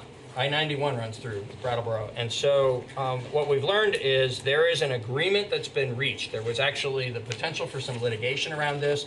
That litigation was avoided, and it's already a settled matter between the state of Vermont and the currently 5 municipalities that have stormwater utilities, that while the state is a tax-exempt organization, it is not exempt from paying fees into a stormwater utility, that it contributes to the problem in the same way that other owners of impervious surfaces contribute to the problem, and that the state should pay its fair share. And so in the case of Colchester, Vermont, which is the community that actually made the presentation at Town Fair about how they went about setting up their stormwater utility and why they did that, there's actually a very substantial amount. I think they said 40%, but some significant portion of the fees for their stormwater utility are being paid by the state of Vermont. And we think that while there's a lot of technical work that would need to be done and will need to be done around this to come forward with a more specific plan for how we would set up a stormwater utility and what those fees would look like, it's likely that a significant percentage would also be paid by the state of Vermont and Brattleboro because of I-91. And just for context, I won't say anything more about it tonight than this. It's probably more detailed than you actually needed on stormwater, and I'm not keeping my promise to be quick already. But Nobody believed it. Pardon? I said nobody believed that promise. Thanks. But just for homeowners' perspective, the residential rate that Colchester charged when they opened up their stormwater utility was $45 per residential property per year. So it if it was done based on property value, then large shopping centers would certainly pay a much greater percentage than a homeowner, an individual homeowner, but the state would be paying zero, and individual homeowners would be paying more likely a share that would be greater than the $45. By addressing this as an impervious surface based fee structure, there's an inherent fairness to those that contribute more to the problem pay a higher percentage of the costs. And we'll be back with a lot more information about this in the future. For this year, in this proposed budget, general revenues are going to have to support the additional expenses that we're going to be talking about later on tonight, because it takes a while to do this. You got to bring on some technical assistance, do some studies about impervious area, and go through all the legal processes of setting up a new utility. So it's going to take us months to do this, but we would hope that perhaps by this time next year, and certainly by 2 years out, we'd be in a position where we would actually have created a stormwater utility and would no longer be burdening property taxpayers with this particular cost. Wonderful. Right now, for the proposed budget that's before you, property taxes amount to 82.5% of the total revenues. We've been through many times before about the limitations of being in a Dillon's rule state and the need for a greater diversity of funding sources. I won't go further into that right now. I will say that a year ago, the proposed budget was at 86%, and the reason that it is lower is because of the recommendation by the select board and the approval by town meeting to create the 1 cent sales tax as part of the FY20 budget that is currently being implemented, relieving some of the property tax burden. And so what's before you, as 82.5% would come from property taxes. Going to what are the sort of major impacts on the expense side? The major impacts primarily are personnel-related costs this year. We have come out of the negotiation of collective bargaining agreements, and so pay and benefits are increasing. Between that and the creation of additional position, the sustainability coordinator position is now shown in employee pay and benefits rather than as a straight $100,000 other expenses line item. Because of the fact that it has been approved as a position, and we're actually in the final stages of the recruitment for that position. So now those expenses, all but about $10,000, so about $90,000 worth of that is showing in the personnel costs rather than in operating costs. So overall, the pay and benefits of town employees are proposed to increase by slightly over $500,000 or 4.8%. And just for reference, the impact of that a year ago was substantially less than that because we were not creating new positions in the budget and we were not implementing the first year coming out of collective bargaining agreements and adjustments to the compensation structure for town employees. We'll have a little more detail on that in a moment. The impact of all other categories of expenditure is actually a reduction of 2.5%, or about $185,000 compared to last year's budget. We'll go through revenues in great detail later on, so I'll just say for now that overall the revenues of the town, general revenues for the general fund, are proposed to increase by $317,000. That's 1.8%. The total revenues are predicted to go up. And the property tax portion of that is, as I said, a 2.5% or 3.3 cent increase. The impact of that, actually 3.26 cent increase, would be $32.60 for the whole year, or $8.15 per quarter per $100,000 of property value. Quickly summarizing the other categories of revenue, rooms and meals taxes are proposed to increase by $20,000 compared to the FY20 budget. That is simply to take it to the actual level of collections from the FY19 budget. The FY19 year closed on June 30th. We know what we collected at that time. It was approximately $440,000. So the budget in this category last year was $420,000. we've proposed to increase it to 440, which is essentially level. The same is true for sales tax, except that it's a different reason. So the calculations that were done as part of the adoption of that tax last year indicated that we could reasonably expect about $630,000 worth of revenue. We're hopeful that internet sales and other factors may actually cause that number to be higher, but we don't have any real experience with it yet. We still don't have any real experience with it. It's the very early goings. We've got partial receipts for the months so far in this fiscal year. So without a basis to offer you any trend information on that, we've simply recommended that it be funded at, or be budgeted at $630,000 again this year. That seems reasonable. Level from last year. The transfer from other funds, this is the money that is paid from the utility enterprise fund and the parking enterprise fund into the general fund in recognition of services like accounting and dispatch and other administrative oversight or legal services that are provided to the enterprise funds by the general fund. We received $330,000 in the current fiscal year in those transfers, and using the same formula for calculating the impact of those services, we are proposing to increase that line item by $10,000, so the transfer from the enterprise funds to the general fund this year would be $340,000. Use of fund balance.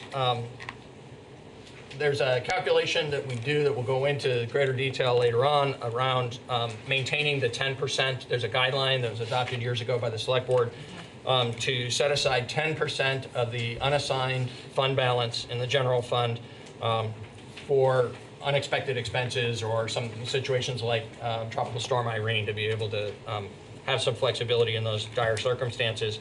Having set aside that 10%, we had about $231,000 available to be used for as a use of fund balance in this budget, and we're proposing that $223,000 be used as a transfer to the capital equipment account, and that'll pay for approximately 40% of the cost of replacing a 1994 fire engine.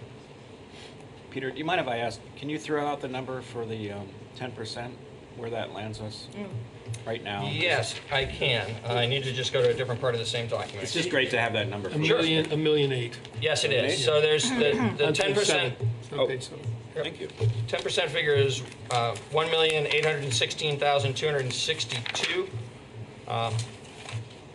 And we currently have $2,047,513 of unassigned fund balance.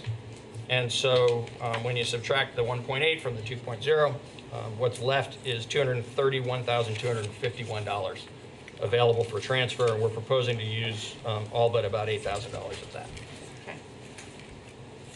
Thank you. Okay. Other revenue is just what it says. It's lots of relatively smaller sort of miscellaneous items that don't fall into one of the major categories.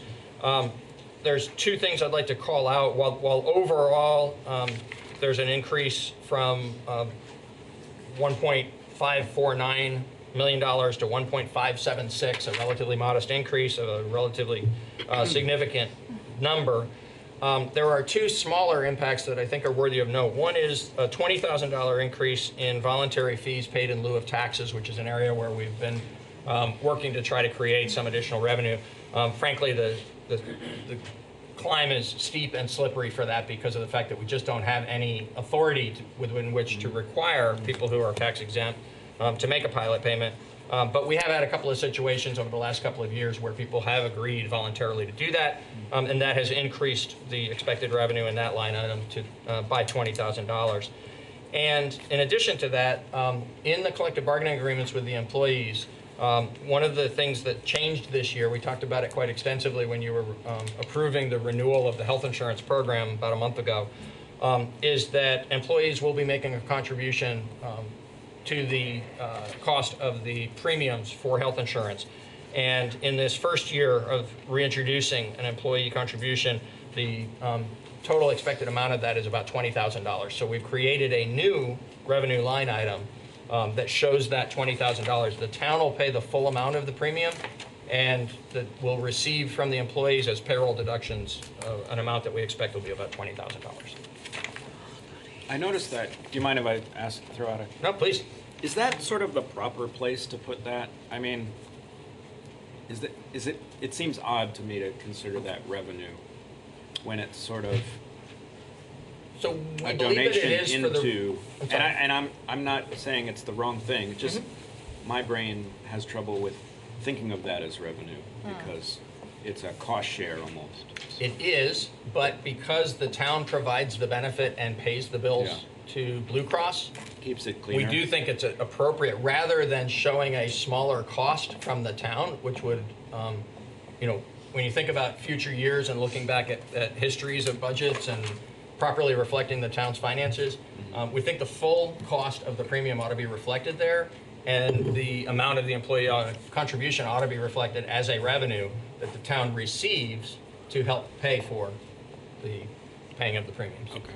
Does that also show up on the breakout for health insurance as a revenue line item, or is this where the only place it will appear is in other revenue, under revenues? When we go through revenues, I'll show up. point out the specific location where it sits within those. There's not really a health insurance revenue line item because up until now there hasn't been health insurance revenue. Yeah. Not since 2012 in Brattleboro. Okay. Just trying to make sure it's clear to everybody following along and kind of makes sense. Yeah, and actually, just kind of put the point on it, and that's why we think this is the proper way to show it, is for exactly that reason, so that it is clear. In future years, there'll actually be larger contributions made by the employees in accordance with the ramping up that's provided for in the collective bargaining agreements, and we think it's appropriate that that be readily identifiable in the budget. Thank you.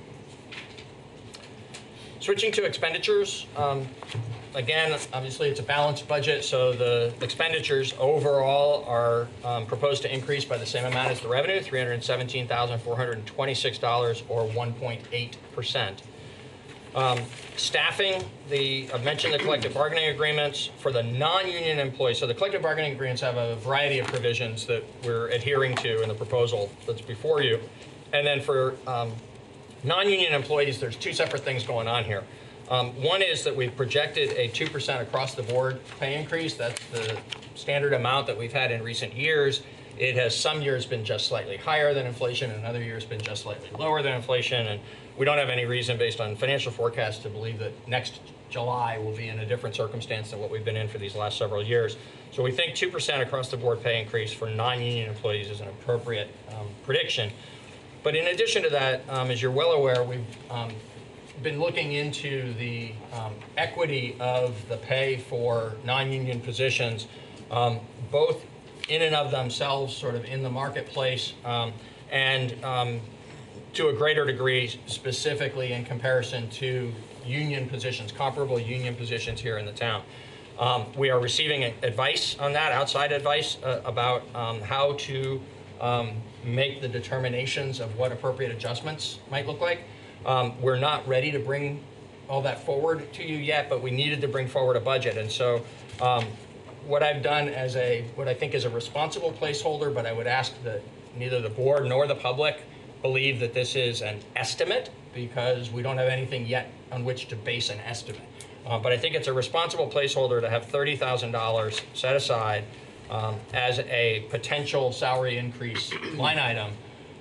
My intent is to come back to you in the weeks ahead with specific recommendations about what to do about non-union employee pay, and to implement whatever may come from that, to implement that while we're still in this fiscal year, subject to the full final work around it, to be able to bring it to you and recommend a certain specific set of adjustments and the justification for those, and have your review of that and your input from the public and from the employees. When we come to an endpoint of that, if we arrive at a place where you do believe that adjustments are appropriate, I think we should make those adjustments during FY20 that we're in right now. And what this $30,000 will do is be a placeholder in order to absorb at least, perhaps all of it, perhaps more than all of it, perhaps at least most of it, of the FY21 impact of what you ultimately decide. The FY20 impact, of course, would be, by the time it gets implemented, likely less than half of the total annual impact because we'll be likely into the new year and more than halfway through the fiscal year. Also, as I mentioned before, the sustainability coordinator position was created but not shown in the current year budget as salary and related benefits, but rather as a $100,000 climate protection line item. So what's proposed in this budget is putting those expenses where they belong as part of the planning department budget, which is why you see salaries and planning going up very substantially. But then in the auxiliary services area of the town's budget, there's a line item for climate protection that we have zeroed out. Within the planning department, we also have included some funding so that the overall funding for the position would still be $100,000. But some of that would be in salary and benefits, and some of that would be in operating expenses that could be used in support of the operation of that, the functioning of that position, and some of the community activities that we anticipate they'll be coordinated. We also are proposing something in this budget that is new, and we'll talk about in detail when Steve Barrett is presenting the DPW budget shortly, which is seasonal staffing. There's, I believe, $24,000 that we have proposed for that. And that's very important based on, we've been really responsive in recent years to, we should do a little more of this, we should do a little more of that. We need to make sure that something happens, spring and fall, not just once a year. One example is the seasonal speed humps that were installed as a pilot this year on Guilford Street. Very successful outcome, but it's a tremendous workload to install those in the spring and pull them out in the fall so we're ready for plowing. And so things like that and other details that Steve will be able to speak to really require that we bring on some summer help for the highway crews. We have had that for years in Recreation and Parks, and it's a really important part of the work that gets done by that unit, by the Parks Maintenance Unit. And in the DPW, for many years in the past, there was seasonal staffing. It has now been many years since that was eliminated. And we just feel as though unless we're prepared to dial back some of the increased level of service that we're providing, that we really are going to need some hands on deck. This is very inexpensive labor. It's high school and college kids that come on and work side by side with the town's regular employees to provide these seasonal services. Inexpensive, but fairly paid? Well, yes.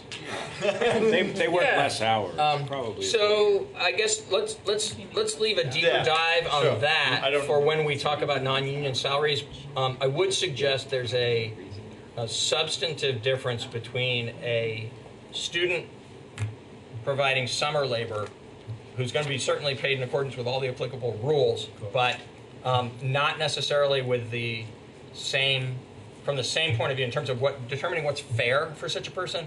The marker, I think, is going to be a different place from those employees who serve us year-round, but part-time, and are a large part of the reason why we're doing the review at all about non-union pay. So there's a really significant issue that's been raised about certain part-time employees and about certain supervisory employees.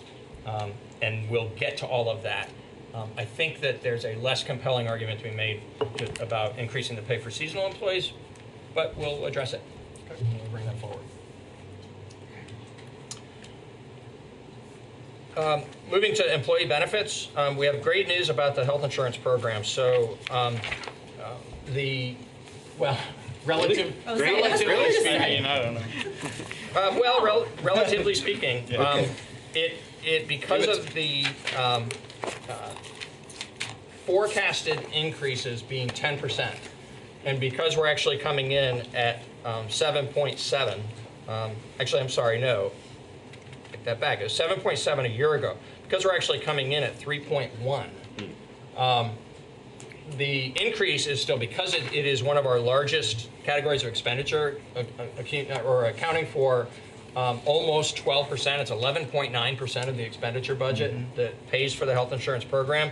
So, each dollar there is a lesser percentage than in many of the other categories. So we still have an increase of $101,000. It's almost a penny. I'm not suggesting that it comes free. What I would suggest is that a 3.1% increase in the current marketplace, especially compared to what we had anticipated, is a great place to be. So that's what's reflected in the budget as compared to a $234,000 7.7% increase a year ago. So an entirely different reduced order of magnitude. But in addition to that, when you add the contribution that is being made by the employees into the mix, the taxpayers' cost of providing these services goes down, or doesn't go down, but it goes up by an even lesser amount. The increase is smaller than we thought. The increase is already smaller than we thought in toto, and then it's even smaller than that for taxpayers because of the fact that employees will be making a contribution. Risk management is an unequivocally good story. So in an area where we knew we had a problem, we identified in the comprehensive review of town operations several years ago that our cost of workers' compensation was increasing far too rapidly. And it was in part because of some things beyond our control out in the marketplace, but in large part because our experience modification, which is insurance talk for how our claims compare to average claims for employers of our size and type out in the world. Our experience modification for several years in a row was above 1, sometimes well above 1, and 1.0 means we're exactly average. And so we were compounding the impact of a hardened insurance market by imposing even greater costs on ourselves because we needed to improve our practices around workers' comp. We identified that as a need. We identified some ways to do that. We implemented some significant changes in our workers' comp policies, our administration of it, as well as, primarily there were two things: some additional safety procedures to help people not get injured as often, and some best practices for getting people back to work quicker. We were having instances where people would go out on workers' comp and stay out longer than necessary, where they could come back maybe on light duty within their department, or maybe to provide a service that was less demanding within a different department for a period of time while they were getting healthy again, and then go back to their normal job. The data shows in the field that the sooner you get somebody back to work, not only do you save cost for the taxpayers, but you actually have longer-term better outcomes for the employees. An employee who is sitting home receiving workers' comp doesn't have as good long-term recovery and experience with its employer, with their employer, as those who come back quicker and are able to contribute in some manner, even if it's a different way than they usually contribute to the cause. And so we implemented those things. For a couple of years, we've had really unsatisfying results where we've had to say to you, the premiums related to this kind of insurance are based on multi-year averages, and even though we are really feeling good about the changes that we've made, we can't really show you good outcomes yet financially. This is the year when it's paying dividends, and we can say it is paying off. So our workers' comp renewal and our property liability insurance renewal for this year is flat compared to last year at $840,000. For the workers' comp part, it's because our experience modification went down below 1 for the first time in several years. We were at 0.94, meaning we were 6% better than average in our experience related to claims. So in that area, we're really pleased with the results, and it's got a nice impact to the budget, which is no increase. Very nice. Department expenses are those costs that are not part of the staffing for departments, but are other parts of department operations. So buying fuel and maintaining vehicles and maintaining equipment and other sorts of things related to the provision of services. And so the overall increase this year is a little higher than what we've seen in this area in recent years, and I can explain why. The total increase in department expenses is $101,000, proposed to be $101,015, a slightly over 5% increase. But major contributors to those include the additional costs for the stormwater that I talked about before, which is up to $84,500 from $24,500 last year to $84,500 this year. So that's that $60,000 increase that we talked about. That's not including the cost of labor, by the way. And when we create the stormwater utility, we'll be able to factor in the cost of labor into that fee structure, so you can see, begin to see that it have a really significant impact upon property taxes. So that's the major driver. There are two other things that are worth calling out. One is an increase in cost for elections. It's only $8,000, but we've made commitments to do childcare, and last year we provided food at the town meeting. I think that it was widely appreciated, not just appreciated. My sense and the comments I got back was keeping people on the premises and feeding them. Yeah. Pizza? Yeah. At the end. Yeah. Well, it enabled us. We had pizza and then we went back to work. It enabled us to stay on task and get the work done instead of having a dinner break where we might have had trouble raising a quorum after dinner. So there's a public purpose to be served by this. Well, we shouldn't have gone that long. Well, that's a different question. That's a different. We did go that long, and so people were getting hungry. And so the point is, we've increased the elections budget by $8,000 to cover the cost of childcare and food, if necessary, at town meeting. Okay. Good. And it was a nice goodwill gesture. Yes. And I was hungry. Widely well received. And then finally, there's an increase of about $20,000 in the police budget. We'll go over that in more detail another night when it's the police department's turn to present to you. But basically, that's not really a definable, you can point to this and say that's what caused it. There's a variety of different relatively small increases, but because that's a large department with a large number of line items, it represents a $20,000 increase out of the $101,000 total.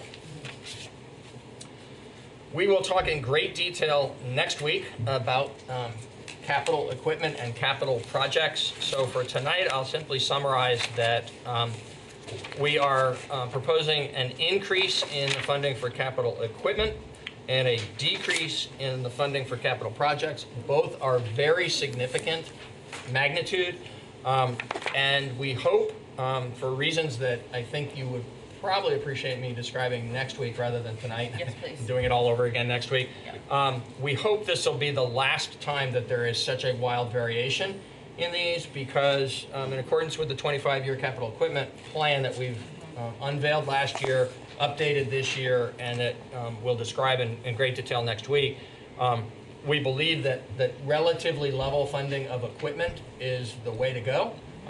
It has benefits for the taxpayers, removing the spikes. Because it removes the spikes on the equipment side, it allows us to focus with greater clarity on the needs on the projects side, and it will keep our rolling stock, our vehicles and our large equipment items in better working order, rather than replacing things as they are failing, which is both an operationally poor way to go about it and a very costly, more costly way to go about it than planning well and implementing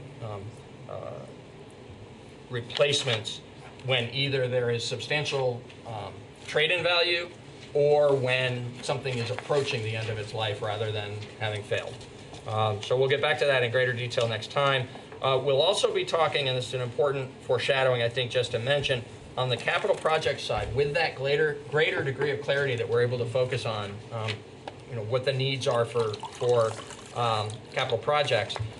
We've been able to identify that we don't think that generational needs, we've been talking for years about some very substantial things that need to happen up at Memorial Park and some very substantial work that needs to be done to either upgrade or replace the Public Works facility. We don't think either one of those, and certainly not the two together, can be accomplished within the cash expenditures for capital, within our ability to pay as we go. And in each case, we're talking about investments that are likely to have a decades-long impact, probably something on the order of 40 or 50 years, given the history of the last time that these kinds of major investments were made at those facilities. So we'll have a lot more detail to share in the future.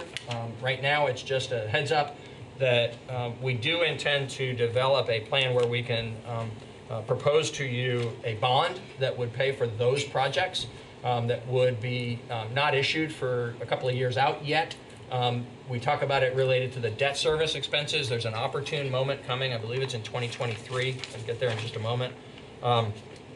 When having paid off some prior borrowing, there'll be an opportunity to take on some new debt and not have it have as significant of an impact to the taxpayers. It'll allow us to move forward with those very significant generational improvements for those two departments. And it will allow us then to keep up with the recurring capital project needs for paving and sidewalks and some other things like that, using the cash that's available in the operating budget. Debt service is in fact the next item. It's proposed to decrease this year by $185,000 or 12%. There's another significant decrease like that that's coming about 2 years out. And the combination of those, we think, positions us well to take on the additional debt for the projects I mentioned. Are these debts generally fixed rate? Yes, They they are are. all muni bonds, or They are mostly? almost always municipal bonds. When they're not municipal bonds, they are, in this case, for the kinds of borrowing we're talking about for facilities of this scale, they would be bonds. In some cases, most recent example would be the half of the cost of the aerial ladder truck for the fire department. It was over $1 million to buy the vehicle. Yep. We borrowed, I believe it was $550,000 for that. It might have been $500,000. When we borrowed that, it's a 10-year borrowing, but instead of being a bond, because of the smaller scale of that, it's actually a bank note. Okay, thank you. Sure. But it is a fixed rate bank note, Yep. and it does come tax exempt borrowing because we're a municipality. Thank you. Other expenses, the catch-all for everything that doesn't fit into one of the major categories. We have an overall decrease in that category of about $76,000 or 6.6%, and that is almost entirely due to the $100,000 climate protection line item that has now moved over into salaries and benefits in the planning department. There's a couple of other things referenced there as part of the change within that area of expenditure. So that's an increase in Rescue Inc.'s fees and the cost of, we put a new $10,000 line item for seasonal maintenance of the porta potties and other health-related services. We think that was a success this summer in dealing with some of the challenges out in the community. It was good for public health, and it was good for the people who needed a place to go to the bathroom. And so we don't see any reason, I wish we did, but we don't, to expect that we won't need to do that again next summer. Our expectation is we should learn from the success of that. It was a relatively modest expense at about $10,000, but it was unbudgeted this year, so we're proposing a $10,000 line item to carry that cost for next year. And proposing that does not mean that we're not still looking at ideas to have actual permanent facilities Right. So year-round around the town. That's for sure. What I would say is those are going to be major capital investments. So, Right. what we've seen so far, there's nothing for less than $100,000. Most of them are well north of that. The really sort of what we see so far from our research is the best available that has, it's basically all stainless steel. It's easy to wash down. It's durable. It's going to last for a long time. Those can run $250,000. Okay. So that's obviously a longer-term solution. Yep. We can provide this service at 3 locations in town where we had success with it this summer. We could do that again next year for $10,000. Great, thank you for letting us ask that question. Sure. Yeah. Ask anything. That's what we're here for. I know, I'm just absorbing tonight. And that's it for the financial numbers. We've been through the fund balance piece. I'd just say we also each year just summarize where we are with personnel complement. We have increased from 116 to 117 full-time employees because of the creation of the sustainability coordinator. So we're at 117 full-time employees and 10 part-time employees in the general fund, supplemented in some departments by on-call or seasonal employees. And there are 21 other, we often talk about the town staffing as being about 140 employees, and that's because there are 21 other full-time employees that are funded through the enterprise funds.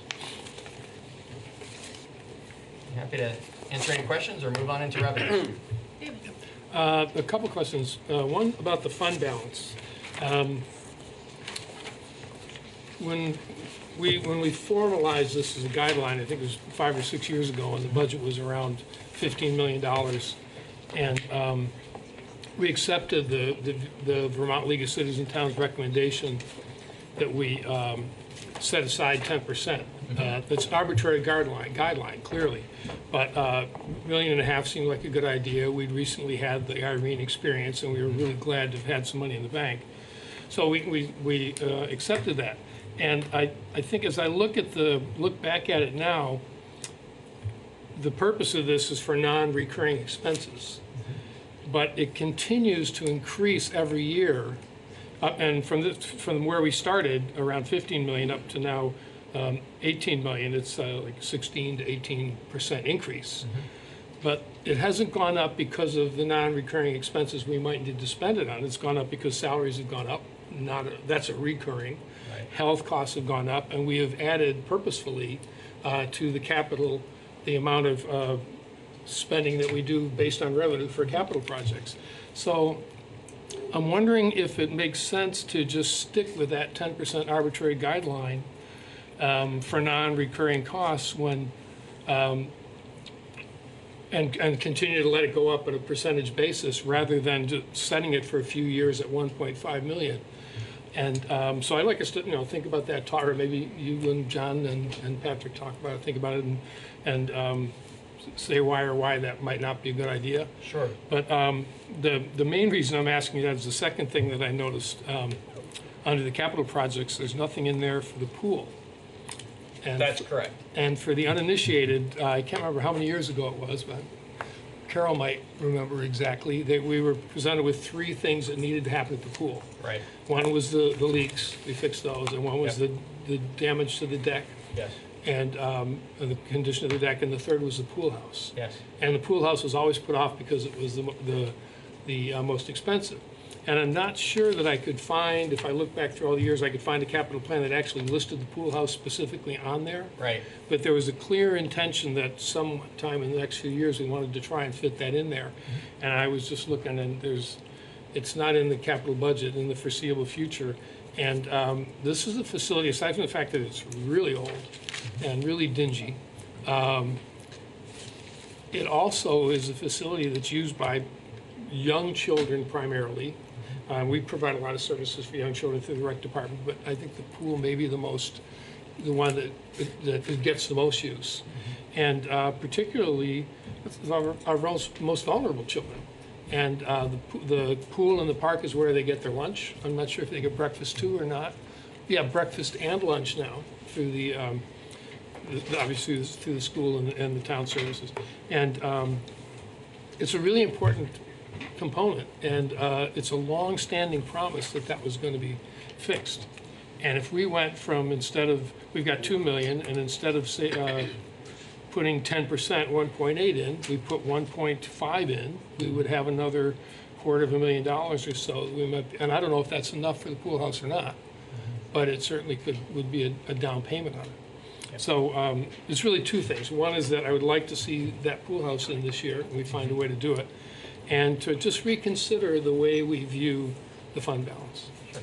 Sure. So I'd like to suggest that the pool conversation occur during the capital discussion next week, so that it could be in the fuller context of the other capital needs. Sure. I think that's the appropriate time for that one. And we also would be happy to bring you back a more formal, more complete response if the board is interested in that regarding the fund balance. But I can tell you just as a quick summary answer to that, I wouldn't recommend, I would recommend that you not set a dollar amount, particularly one below what's here, and then have that be the dollar amount target as opposed to a percentage target. And the reason why is, while you're right that the specific calculation is increased over time based on expenses that aren't really the primary purpose for setting aside the money, they serve as a proxy. So you're equally right that 10% is not a magical number, it's the town's number. It could be 20%, it could be 5%. But by having it be a percent, it just reflects that over time, the costs of things increase. So if we had Irene today, the cost of recovering from exactly the same impacts from Irene would be greater today than they were 8 years ago. And so the standard, the financial best practices is pick a number, pick a percentage that you can live with, and use that percentage as your guideline. And frankly, our 10% marker is low. From the potential threats that we face with increasing frequency of storms, some of our fellow municipalities up in northern Vermont got that lesson on Halloween Day when. And another one yet today. They're getting snow today, but they had some real damage from floods on Halloween Day. And so to be ready for those kinds of moments, I think it's prudent that we not dip below 10%, and that if anything, we consider that maybe over the longer term, and I'm not suggesting this for anytime soon because we've got other needs we're trying to address, but over the longer term, a higher percentage than 10% would be more prudent and not abnormal. And if you'd like to see some data about, how our 10% reflects, or relates to, other communities, I'd be happy to bring you that comparative data. And this is inflation plus climate change based? So the best practice of having a certain amount of unassigned fund balance set aside isn't just for natural disasters. It is for natural disasters, for economic crises. If 2008 happens again, and property values were to dive, and therefore property taxes were to be reduced substantially. Those are the kinds of things you protect yourself against unexpected, significant negative financial impacts. Most often, the way we see that come to pass is through a natural disaster of some sort, but it can be other things as well. And it can be actually, so again, Steve would be in a better position to speak to this than I, and probably next week would be a better night than tonight. But we got a lot of retaining walls around town, right? And they're not young, and some of them are not in great shape. And so we don't really have a retaining wall replacement program because those walls typically last for, sometimes 100 years or more. And so the kind of expense that they represent, budgeting for them to go rip out a wall that isn't failing, to put in a modern wall probably doesn't make sense. But when one of those starts to fail, that's a hundreds of thousands of dollars immediate urgent expense that we need to take care of. So, and we've seen that happen. And we have seen that happen. The $10,000 for the porta potties, which also kind of is about public health. The impact of our current public health crisis could be compared to like an Irene or a climate change or an economic, crash. And I know that in some ways, like the impact on the town, it's reflected in line items in various different departments' budgets. But maybe there's something to be said for, looking at that line item and thinking whether or not we're planning for actually contributing to the solution of of those problems in our budget, and sort of, or at least planning for that kind of like level of crisis.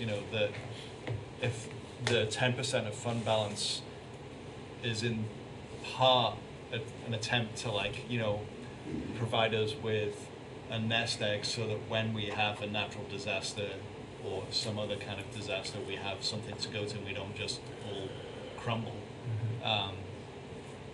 I would say that our current public health crisis is a similar kind of thing.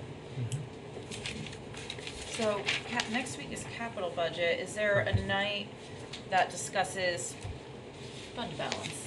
Or is tonight the night where we discuss that more? Actually, so I think that'll probably be a recurring theme. It definitely will come up next year because fund balance is part of the funding applied from, then it's transferred from the general fund to the capital fund to address the proposed capital expenses, is where we propose to use the fund balance. So we definitely will talk about it again next week, and we can talk about it again in the future beyond that.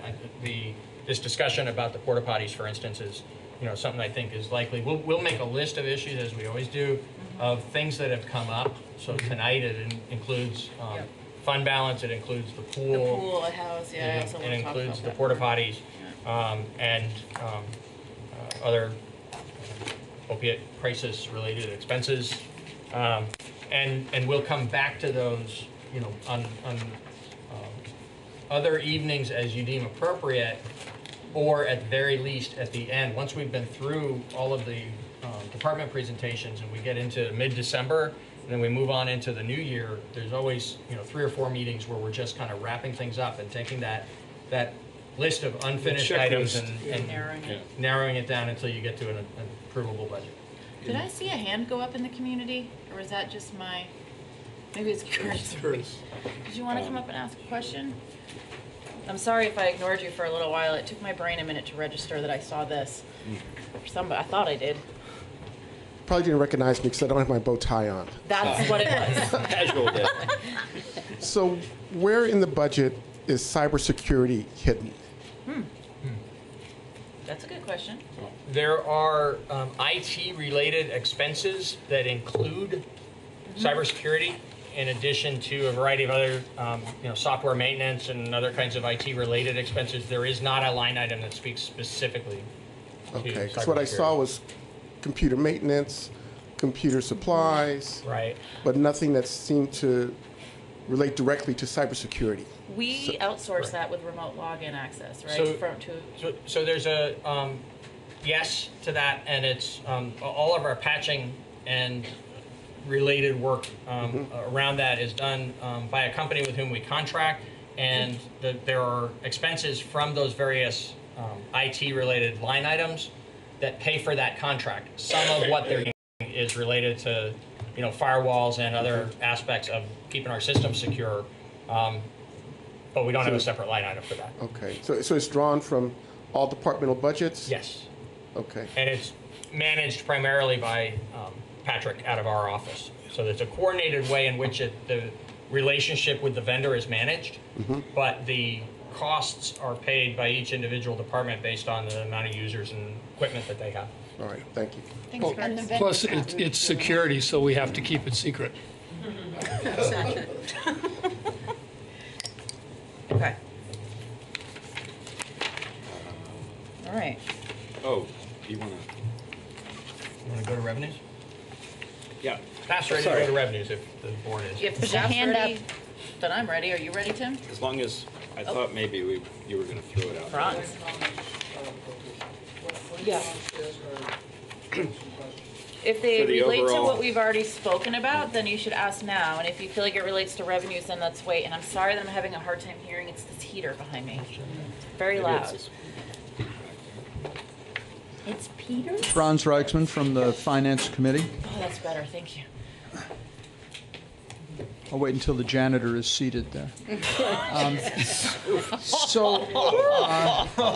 Well, it's because I'm kind of addressing him with this.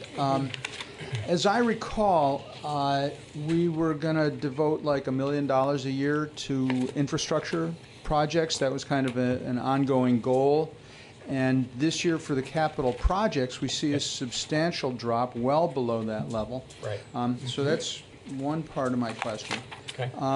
The other part is that if we bond $5 million at a 5% interest rate for 20 years, it looks to me like we'd be paying $400,000 a year on that, principal plus interest. Right. So would that count as part of the $1 million? Are those improvements included in what we've been anticipating we need $1 million a year for? Great, thank you. No to the most recent question. That's why we're relating the timing of that to a decrease in debt service, and we'll have a lot more specific information to share around that on other nights. We're really not prepared to talk about it in detail. What we wanted to do was, we see it coming. We wanted to flag it now so that everybody else can see it coming as we deal with this budget. It's way too premature to peg a number and percentage rate and all of that. So we'll work on those things in the future. Well, the reason I tacked that on was because my question really is about the $1 million. $1 million. And so in the $1 million, there's a clarification I need to offer. I hope it'll refresh your recollection, but if it doesn't, then you and I should have more communication around this. I'd be happy to come and talk about it with the Finance Committee. The $1 million was intended to be for capital, not just capital projects. And one of the problems we've had with capital, as we've been getting ourselves sort of back up on top of the horse, you'll recall that 5 years ago, the total cash committed to capital projects and capital equipment was less than $400,000. And we weren't keeping up with either. So as we've been making progress in how we're planning for and budgeting for and executing the capital investments that we make, sometimes in equipment, sometimes in very big expensive pieces of equipment, and sometimes in projects. The marker we set for ourselves was we needed to work our way up as we could afford it over a period of years to get to where we were spending at least $1 million a year in cash on capital. And we achieved that last year. We actually foreshadow in this proposed budget that based on what we now know, now that we've come up with the 25-year replacement program that will go everything from a 25-year ladder truck to a 20-year fire engine to a 15-year dump truck or graders to 10 or 12-year dump trucks, and then down to smaller pieces that don't last as long. All of that is laid out over a 25-year period. We showed that for the first time a year ago, but didn't fund it. This year, what we're proposing is to actually fund it for the first year of what will now be a recurring 25-year process, always dropping off 1 year and adding 1 more year, so we're always looking 25 years ahead. The value of doing that for equipment is, as 3 primary reasons why it's the right way to run the railroad is, instead of these wild fluctuations, so this year is the very last year of a wild fluctuation where we have a significant increase in, we only have so much money we can give to capital. So it's a significant increase in equipment and a significant drop in projects this year.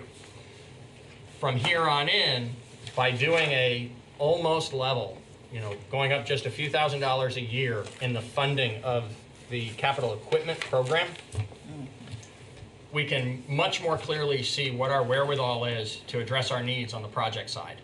And what we're revealing in this moment is when we look at that, there isn't enough money on the project side.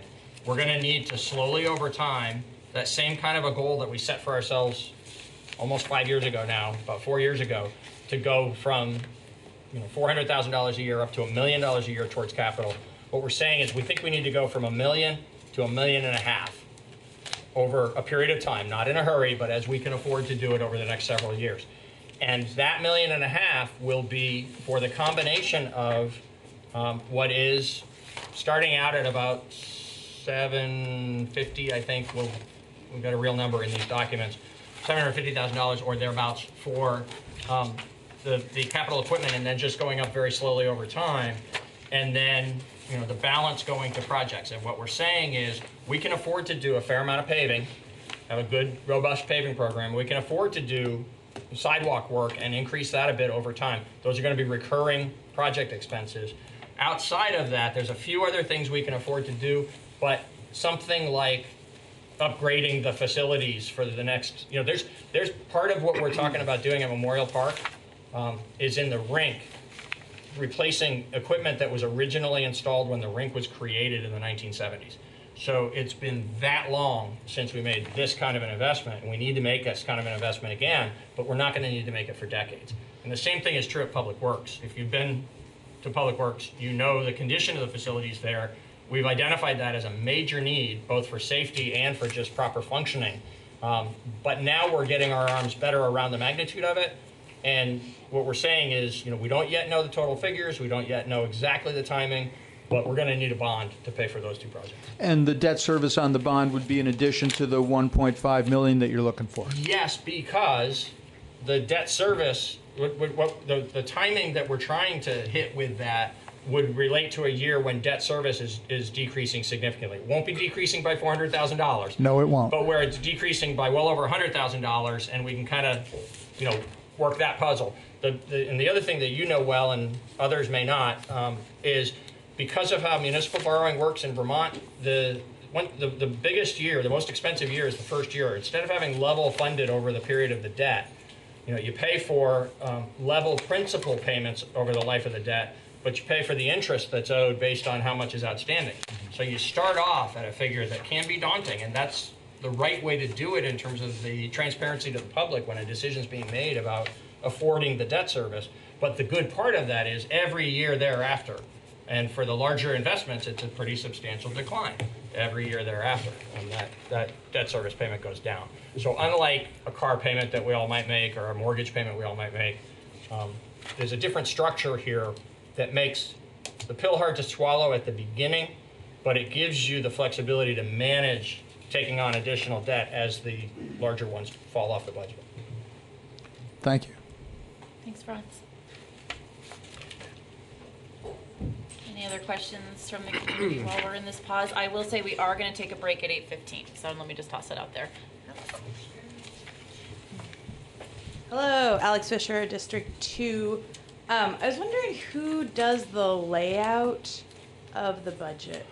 Like the physical landscaping Yeah. layout, font and size and all that. That's Patrick and me. I was just wondering if it would be possible to do some work around making it more accessible with visuals and graphs. I know y'all think I like run a justice center in town, but I actually am a finance person and spend a lot of my time doing budget work with folks that are non-finance people, and would love to see just there's like some simple ways and then other more invested ways, but I'm happy to meet with y'all just for fun to talk about some of that if you want. I'm sorry. That would be nice. I've received exactly that feedback from members of the board, and we agree. It's actually something Patrick and I have talked about over the years.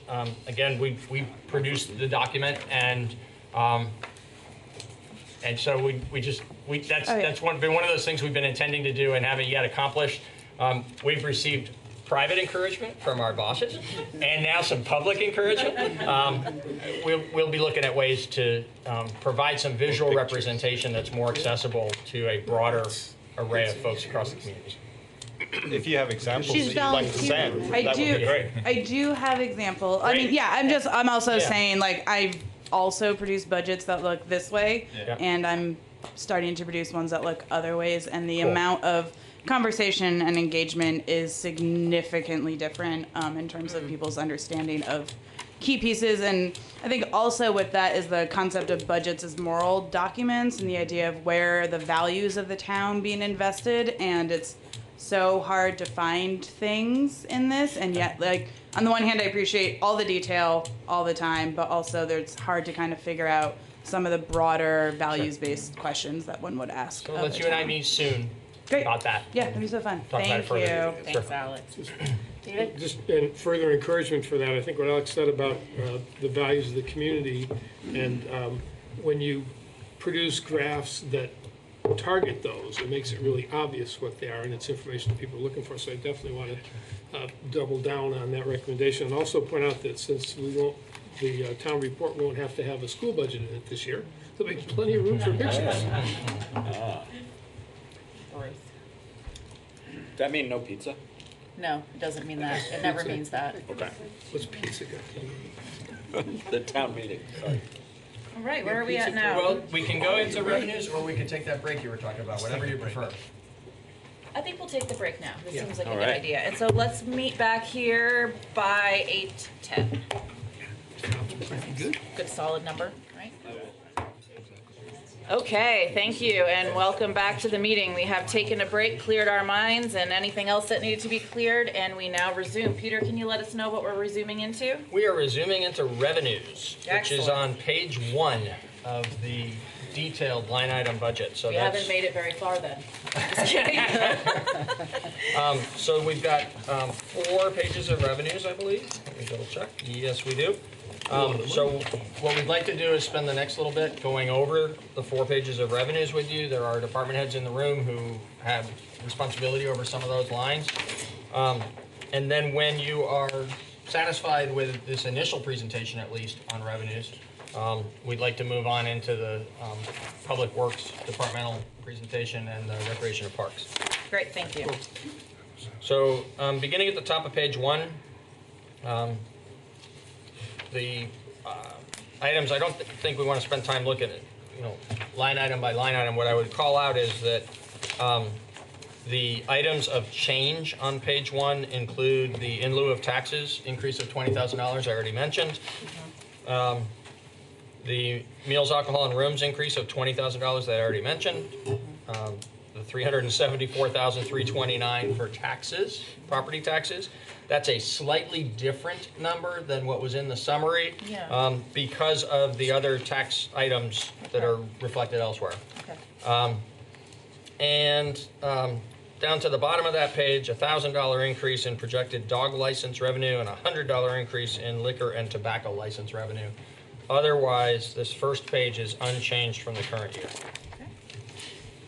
Why are there going to be more dogs? More licensed dogs. More licensed dogs. There also may be a fee increase. Is there a fee increase? Nope. Just more licensed dogs. The dog catchers. Oh, sure, Hillary, that'd be great. Do it up. Or come sit at the table. I can.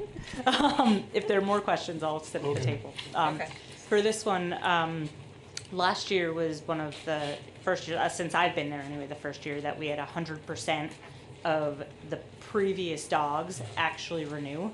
And so we saw a little bit of an increase in the revenue from that.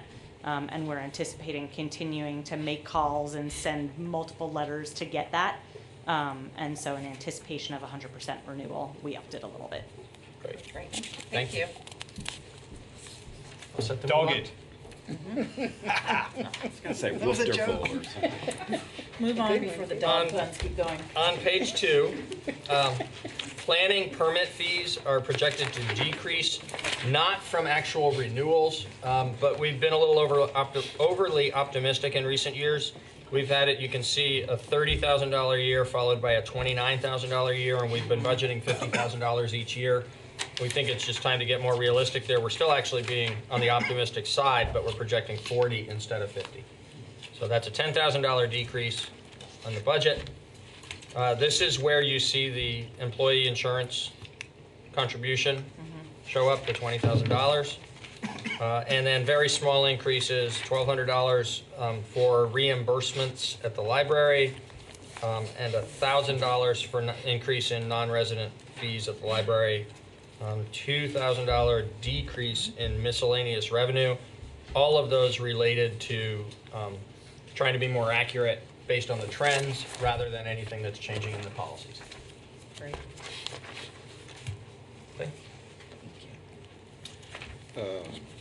What's tower Yes? rent? Are you still going? Yes, I was going to go on to 3 unless you have a Please question. do. No. I thought you would stop. Nope.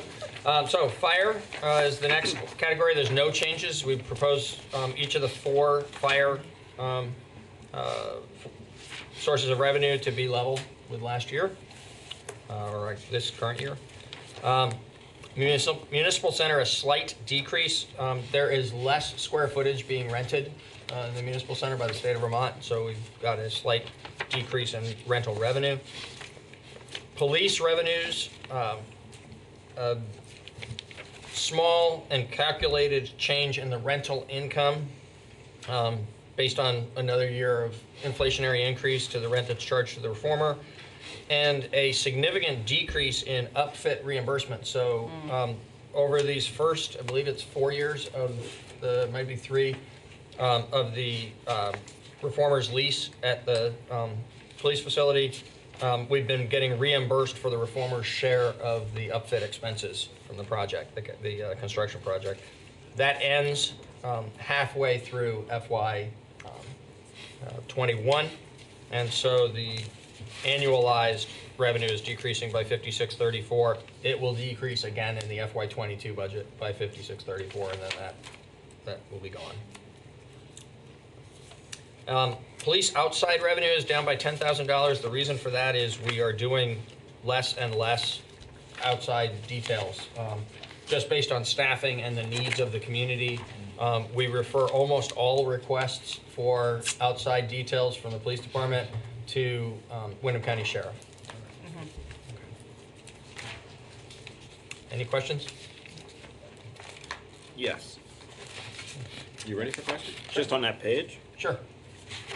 I forgot which page we're on. We're on 3. Okay. False alarms in the police? Yes. Aren't there false alarms for fire, and do we have a revenue line item for that? We don't currently have a revenue line item for that. I believe that it's shown in police because where that is tracked is in dispatch, which is an operation that serves both departments and Rescue Inc., but is located within the police department. We are looking at the possibility of doing a fee system related to the more sophisticated capabilities of the alarm systems in buildings, and we're not quite ready to unveil that yet. But our building invoice, or our building ordinance, I mean? Yes. The revenue on that is shown in the outside revenue. Yeah. Okay. Okay. Yeah. Mixed into that. Got it. Thank you. But I was just curious about, like, you go on false alarms calls, it happens, right? Does that not get charged if it happens over and over again? Over 3 a year. Okay, so that shows up somewhere else. I think In the police. In outside revenue, well, what the chief is saying is that within fire, it actually shows up in outside revenue. Oh, okay. That $10,000 line item. Great. Yep. And also, just to note for the record, the $56,250 rental housing fees, that's from the creation of the rental housing registration and inspection program.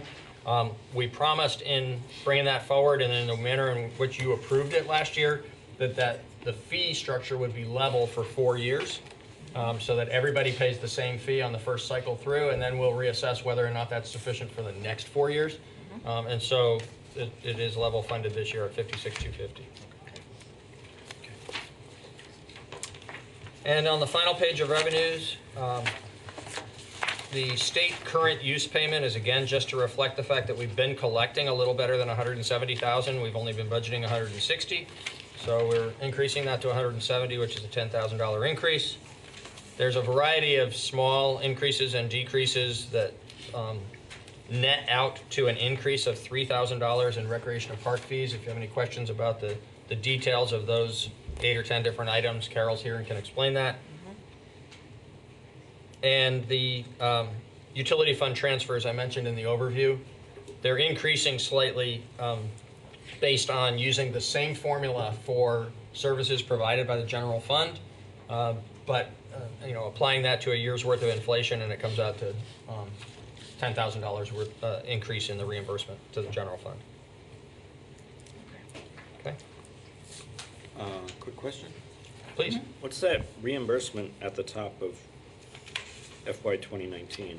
That's a good question. Carol, what is the $14,468 reimbursement in the Recreation and Parks revenue from 2019, last fiscal year? I believe that had to do with the Promise grant. Okay. Yes, for the playground equipment at Crowlot? Right. Got it. That's what that is. Thank you. The swing sets look wonderful up there. Well, I use them a lot. They don't just look wonderful, they feel wonderful. Good. Yeah. Any other questions on revenues? Come on, everybody. Yes, I've got a couple more questions. Much more of an expenditure What about questioner. what about the parking garage revenue? That's in the parking fund, which we'll be looking at in the spring.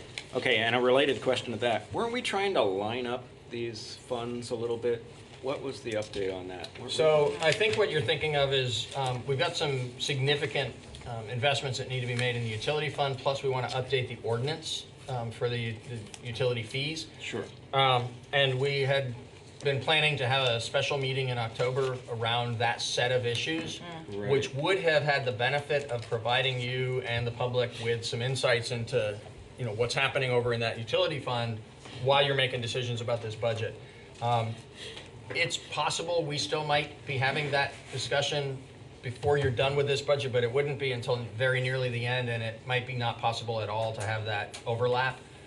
Based on what we reported to you a few weeks back about the work that's still going on with scoping the project and being in a position to bring reliable information to you. Okay. So I'm not sure that's what I thought I was Oh. remembering on a discussion about lining up. When you say lining up, water sewer budget with our normal budget process, or we weren't talking about that at one point. Oh, No. instead of doing it on a separate night or separate time, exact entirely? Yeah, I think so too. Well, Was one's that in the solid spring, waste? right? Yeah, it's one's in the spring, right? And the reason for that is, frankly, it would be better to not be doing this process when you're 3 months into a fiscal year. You know, when you think about it, what we're looking at are numbers that are projecting the actual expenses and revenues of the town beginning 9 months from now and ending 21 months from now. We have to do that in order to give ourselves enough time to get done with it in January and have it ready for town meeting in March. But that's really months earlier than we ought to be doing it. So because the utility fund and the parking fund don't have to go to town meeting, we have followed a better practice on that of being closer to the end of the fiscal year before we bring forward the proposed budget. Okay. We have a much better handle on the details that we present at that time. Yeah. Come on, someone else has to have a question. Nope. I have one more, it's more of a comment. Take it away. So meals, alcohol, and rooms, and sales tax, they're similar but different. You're looking at page 1? Yep, page 1. Page 1, thank you. We don't really have a lot of evidence about trends yet in meals, alcohol, and rooms, right? Because we have a line agenda item coming up that relates somewhat to that subject. I'm just trying to get a sense on if we have a finger on how much we should be rising. You know, we have a rise of $20,000. Is that based on any kind of metrics that are Absolutely. real world? Yep. So it's based on the actual collections from 2019. You can see that the actual collected in 2018 was 421 and change. So we budgeted 420. And then the next year, the actual collected was 437 and change, so we budgeted 440. Okay.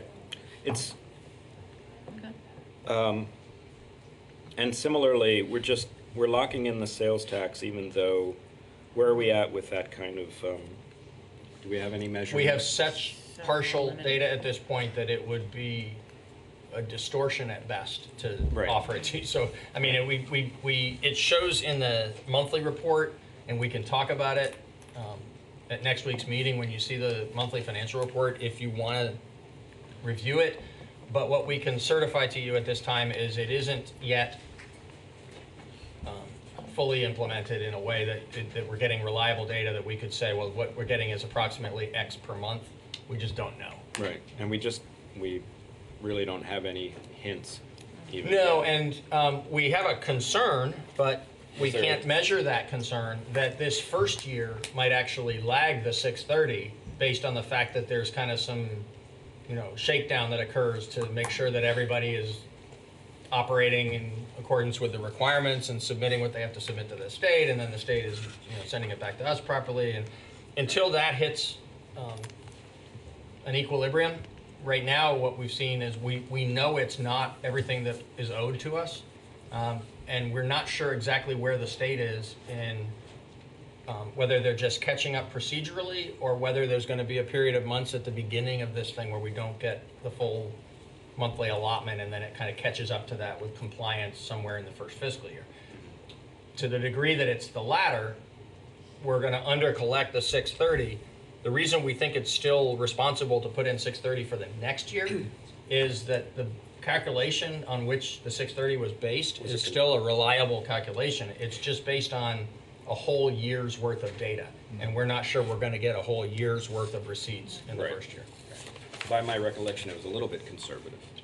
It was a little bit list it at conservative, that's 630, correct. So that's a safer way to list it. Yes, that's correct. Okay, thank you. Has there been any conversation with other towns that have also enacted one of these local option sales taxes and found out about their experience in the early year? We haven't reached out since we've been implementing. We did talk to some of those towns in the consideration of whether or not to do this, and one of the recurring themes, it's not very satisfying, it's kind of the same old, but Dillon's rural state, heavy state control. The fact that we only get 2/3 of the revenue and 1/3 of it is kept by the state, which is way more than what it costs them to administer this, is unfortunate. And it also, one related aspect to that is they don't share very openly their processes. They send you the check that they've determined you're entitled to.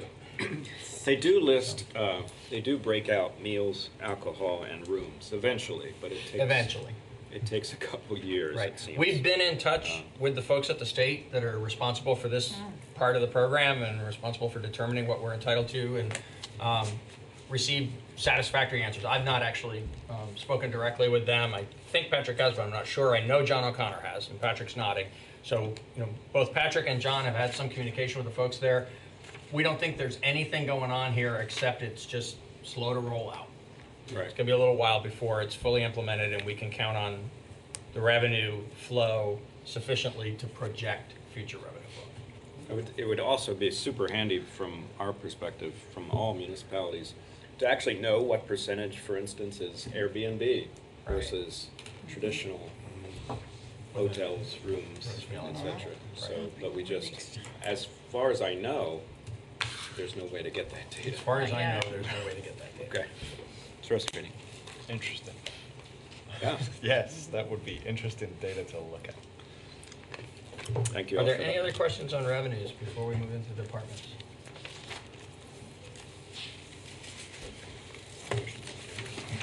Are there questions from the community on revenues before we move on to department presentations? Okay. All right, Peter, move us on.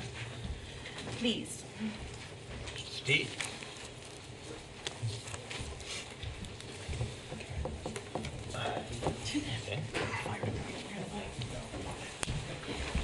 And the Public Works budget begins on Page 14. Thank you. 14, thank you. So I could just go over some of the line items, and then if the board has questions, ask away. Sounds good. Peter explained the salaries, so I don't need to go over those, or the retirement pay.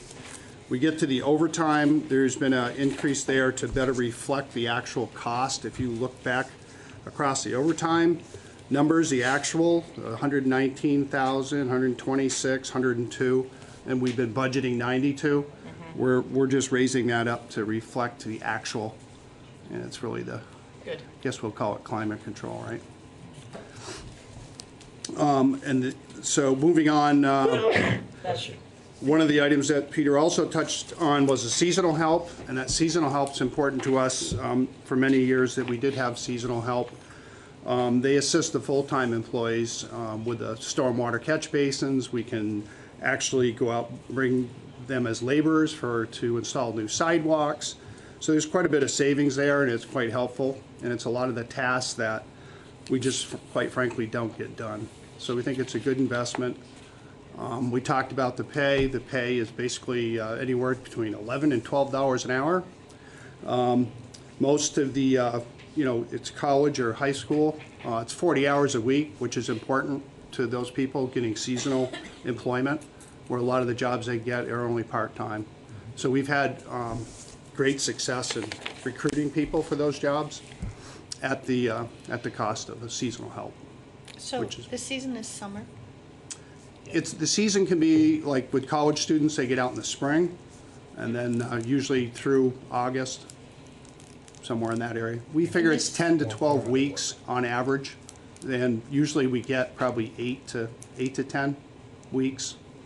And this is a new Yes. budget item? Well, it's new old. It's back. Making a return appearance. It's back. Okay, we had it for many years, and it's was taken away as a budget cut, and so now we're bringing it back to. We miss it dearly, and we feel the impact, and the public also sees the impact. It's all the things we just can't get to. And a lot of the sidewalk work, if we contract it out, it's limited on the amount of, actual feet of sidewalk that you'll put in. And economically, if we use the seasonal help with full-time work, we can pour sidewalks and get a great deal of sidewalk in per year. So we think it's really a good benefit. Can I ask a further question about that? In the past, when you had seasonal help, did any of those seasonal workers then go on to become full-time Yes. public works? Yeah, some of them became firefighters. Utilities, we've recruited people.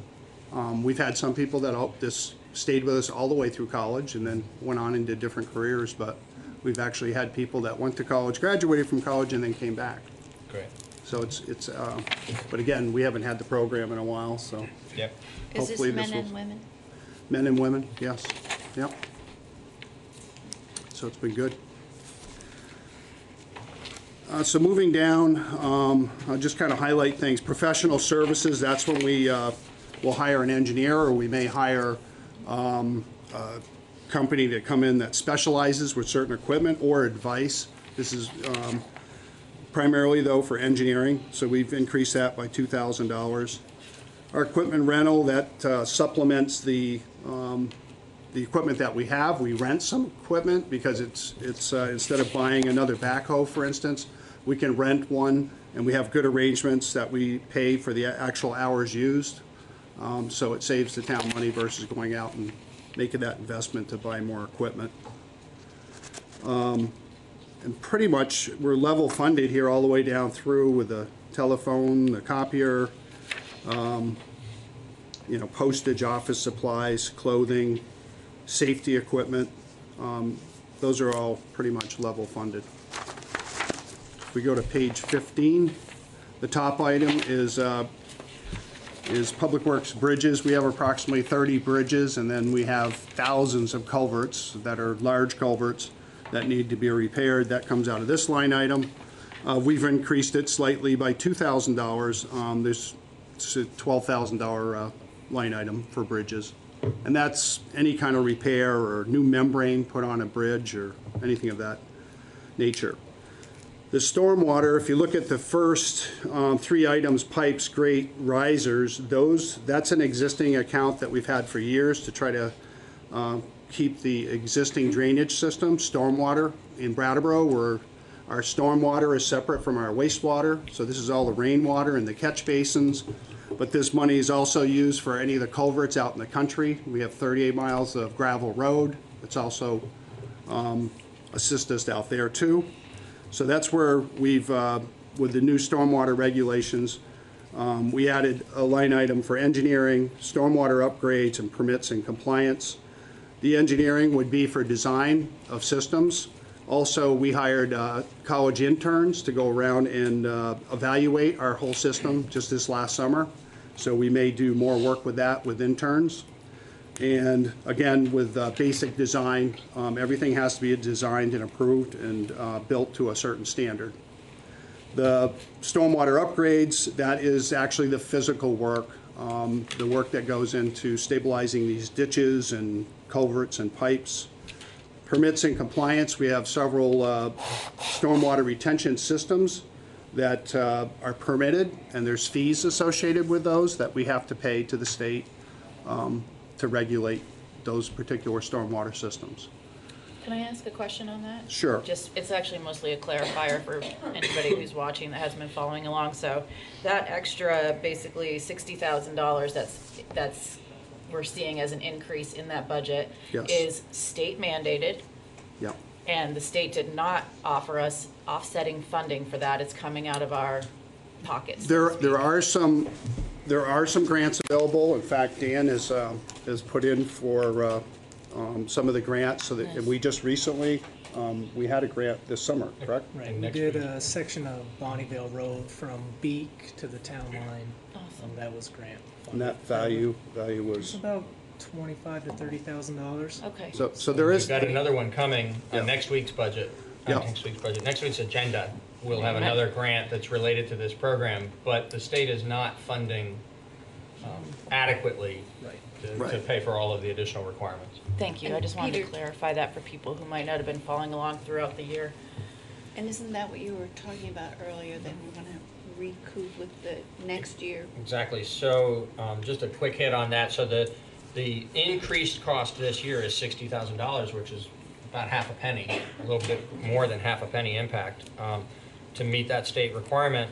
But the overall cost of this program without labor, just for the 6 listed line items, is $84,500. our intent in working towards the creation of a stormwater utility will be to very carefully calculate, not just these, but other non-salary expenses, and then the salary and benefits related to operating. Basically, how to segregate this operation in the same way as the operation of water and sewer utility or the parking fund. When that's done, the amount of relief it'll provide to the property taxpayers is going to be significantly higher than 84.5, but we can't tell you right now exactly what it's going to be. Thanks for those clarifiers. So then we move on into Public Works equipment, and that is our maintenance department for the repair of parts for the fleet that we have. We've increased that by 2%, $2,000. It's $100,000. That's for all the dump trucks, graders, loaders, specialty equipment. Tires and accessories, $15,000. It's an increase of 25%, $3,000 increase. And small tools are tools that are purchased by the employees for work on their jobs. And then the gas, Public Works gas and oil, you can see that they're pretty much averaged out. There's no increases.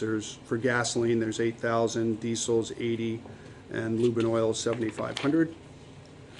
And what we call summer roads, chloride, we use a magnesium chloride, that's for dust control out on the gravel roads.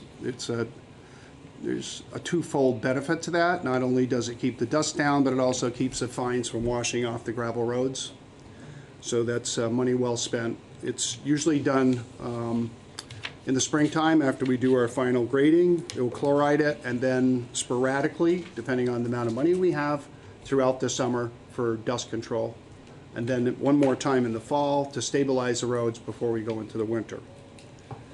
Hot mix account, that $32,000 is for patching or around town. It's strictly for repair work, berms and things of that nature. Coal patch, there's $1,000 in there. We reluctantly use coal patch. I guess we kind of look at it as a car undercoating, and it doesn't last very long. We do have what we call a hot mix box, which is heated by electricity and propane that we can take and recycle hot mix, and that's what we prefer to use. But when we get into springtime, sometimes the volume needed, we just can't keep up with the equipment we have.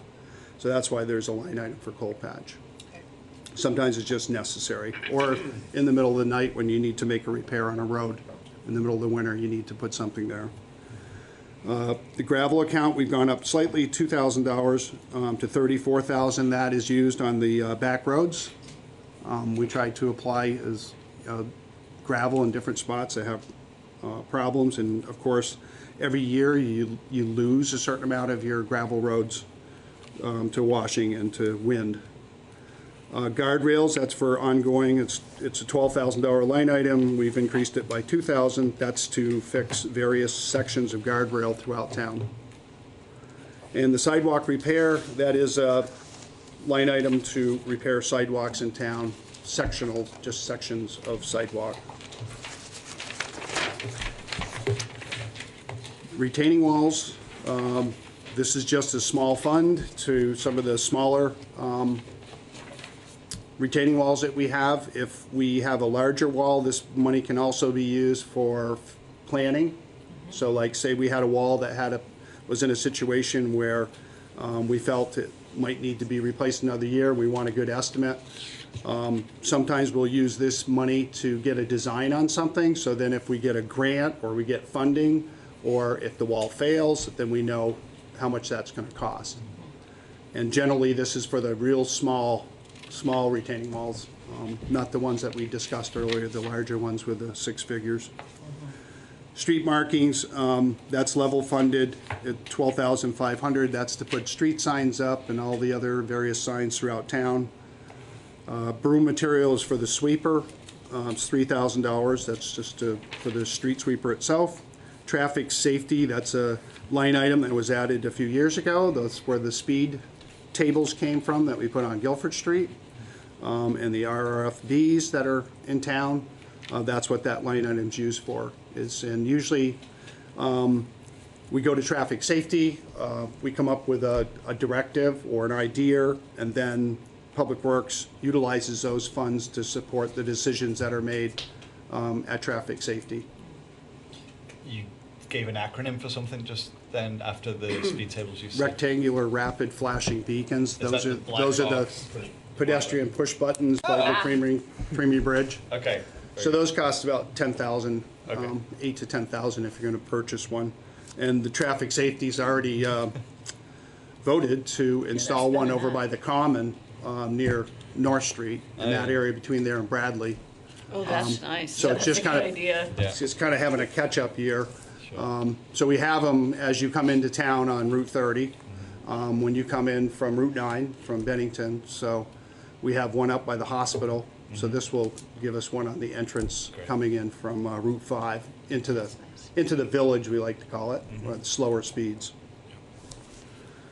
Tree removal, well, line striping, that's for line striping throughout town. Our crews do the actual line striping, and there's no increase there. That 27,000 is used to do spring line striping, and then in the fall we freshen up the primary crosswalks on the main roadways. So it's really twice a year, but only the crosswalks and again on the main arteries coming into town in the fall. Tree removal is for trees that during storms. We've increased that by 2,000 to 12,000. And tree care, that may be replacing a tree that we've removed. Many times we like to, if we remove a tree, replace a tree, and that's what that money's used for. The salt is 126,000. We have a 5% increase. That's generally what the salt goes up each year. Sand is 32,000. We've had an increase of $3,000 or 10%. Chains and blades, those are the blades that are used on the plow themselves. And then we use chains on the tires to prevent going off the road. On the back roads, when you get an ice storm, all the trucks are chained up. That's what pays for that. The equipment maintenance, this is more like to track more of the winter maintenance of those vehicles for those different parts, specialty parts for snow plowing. And again, the last two items, the chains and blades, the equipment maintenance, they're level funded. The Public Works yard expense, that's for Public Works itself. The fuel expense is level funded at 12. There's a slight, well, actually 11% increase, minus 11 of 9,000 for electrical. That's gone down. The utilities is for the water and sewer. The actual utilities division, the highway pays the utilities to the utilities division for the use of the facilities. Building repairs, there's 15,000. That's just to keep the building in order. Maintenance supplies for basic maintenance supplies for the place and refuge charges. And the last item in Public Works is the traffic lights. And that is usually, you just don't know with the traffic lights. You can see in the past, actual was 16,000, we're budgeting 8, but then you can see in the past it's been 8,000. So with traffic lights, generally when they're running, they run fine, and every once in a while you run into a controller or a problem where you got to bring a service person out, and so we kind of average it at the 8,000. And that's the Public Works budget. Excellent. Thank you very much. David? Steve, on just a clarification on 15 at the bottom, the sidewalk repairs, there's 27.5. Yes. I can't remember where, I'm pretty sure it was today, but I know in the past, I think we increased that to 75,000. That would be when we go over next week, or the capital. Gotcha. So this is kind of more that spot Just repair ongoing, where right, gotcha. somebody Thank you. calls and there's a section that needs to be replaced. So that can actually, or even a small, 40-foot section. That's what we'll take out of here. Then the capital would be those larger projects where we're trying to get, a whole side of the street done. Yep. Thank you. Actually, you make a good point, David, because this jumped up 2019 to 2020, right? Yes. It like doubled Yep. just for the spot repair stuff. Yes. And that was intentional as well, right? This goes along with the seasonal help. Right. So we can actually A lot of get. people talk to me about sidewalks. Yeah. There's never a shortage of sidewalks that need to be repaired. You send the kids out with wheelbarrows and bags of cement and mix it up on the spot? Actually, they'll actually go out and they're really efficient. Once they learn how to use the forms, they'll have a full-time staff member, and they're the laborers, and they'll actually help. And once they're trained to do that particular task, it's quite efficient for us, because then we can take higher skilled workers to be doing the other work. So, works really good. I'm glad about like the seasonal staff, and I wonder like what they do in 1 hour. You know, so an hour's work for one of those college students perhaps that is laboring. What would that involve in an hour's work? Oh, that could, just for instance, forming a sidewalk. There's pre-forms that have to go up, and they would actually lay those out, spread gravel, rake it, compact it with a compactor. You know, it's just one example. With a catch basin cleaner, they would be working with a full-time staff member. It's basically like a huge vacuum cleaner where they pull up, they got to pop the grate off a storm drain, and then they have to take the tube and put it down in. They activate the machine, and they clean all that material out. So they could do multiple drains on a street in an hour. So it's pretty highly efficient, but you need 2 people, so that extra person, that extra set of hands, where you have you know, a full-time staff member that operates the equipment and the machinery. That's the key of kind of the blend between the two. Okay. And then when they come back, some of these employees come back each year, then they become more skilled, and they can get even more done. That's great. Other questions from the board? I don't. Pretty straightforward to me. Pretty straightforward budget. Are there questions? Oh, from... actually, I did have a question. Jesus. Sorry. And it's actually like, I don't know, this might feel kind of awkward, but I'm going to just say it anyway. Because when I was doing my homework, I was looking at all of the budget, and I was kind of looking at salaries and stuff, because that's part of the budget.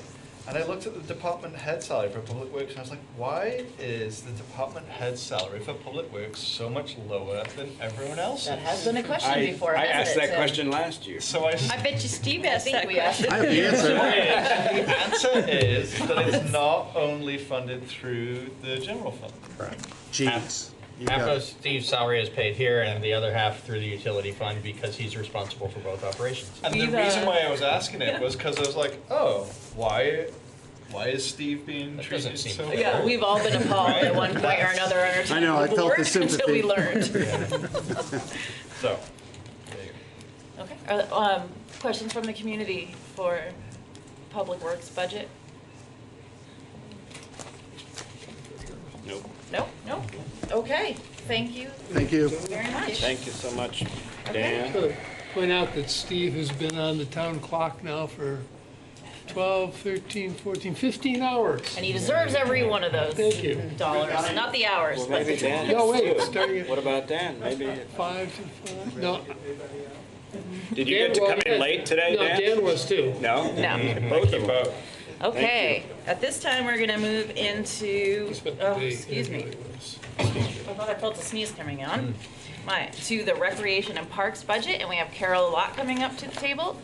On page 17. And we are on page 7. Thank you, Peter. Page 17. Okay, good evening.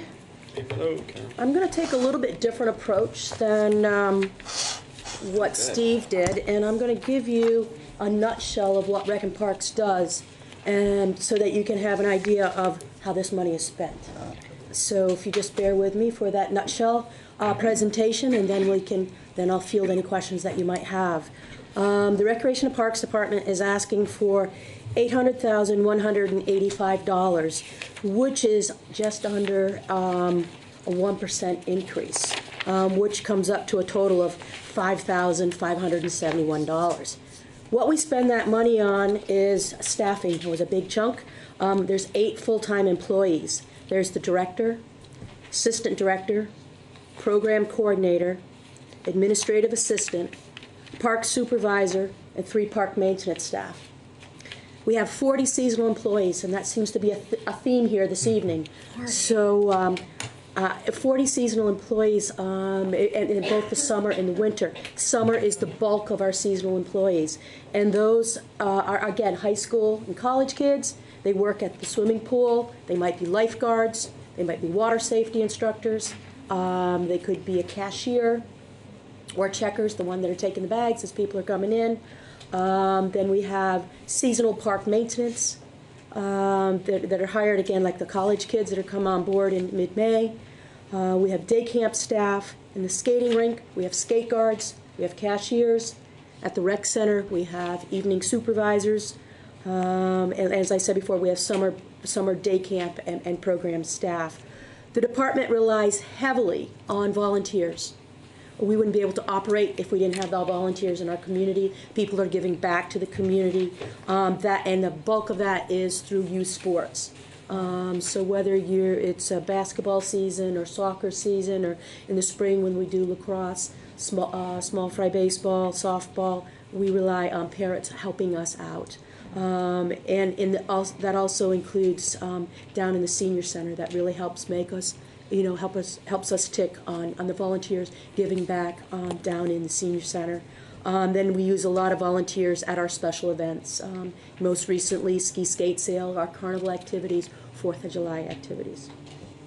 In addition to that, we have a lot of program instructors. So they're not employees of the town of Brattleboro. What they are is contracted service providers. So somebody that is out there teaching Zumba, somebody that is out there teaching Tai Chi or gymnastics. They're not employees of Brattleboro. They're contracted service providers. They have the skills that they can provide, and we're not hiring them on as employees.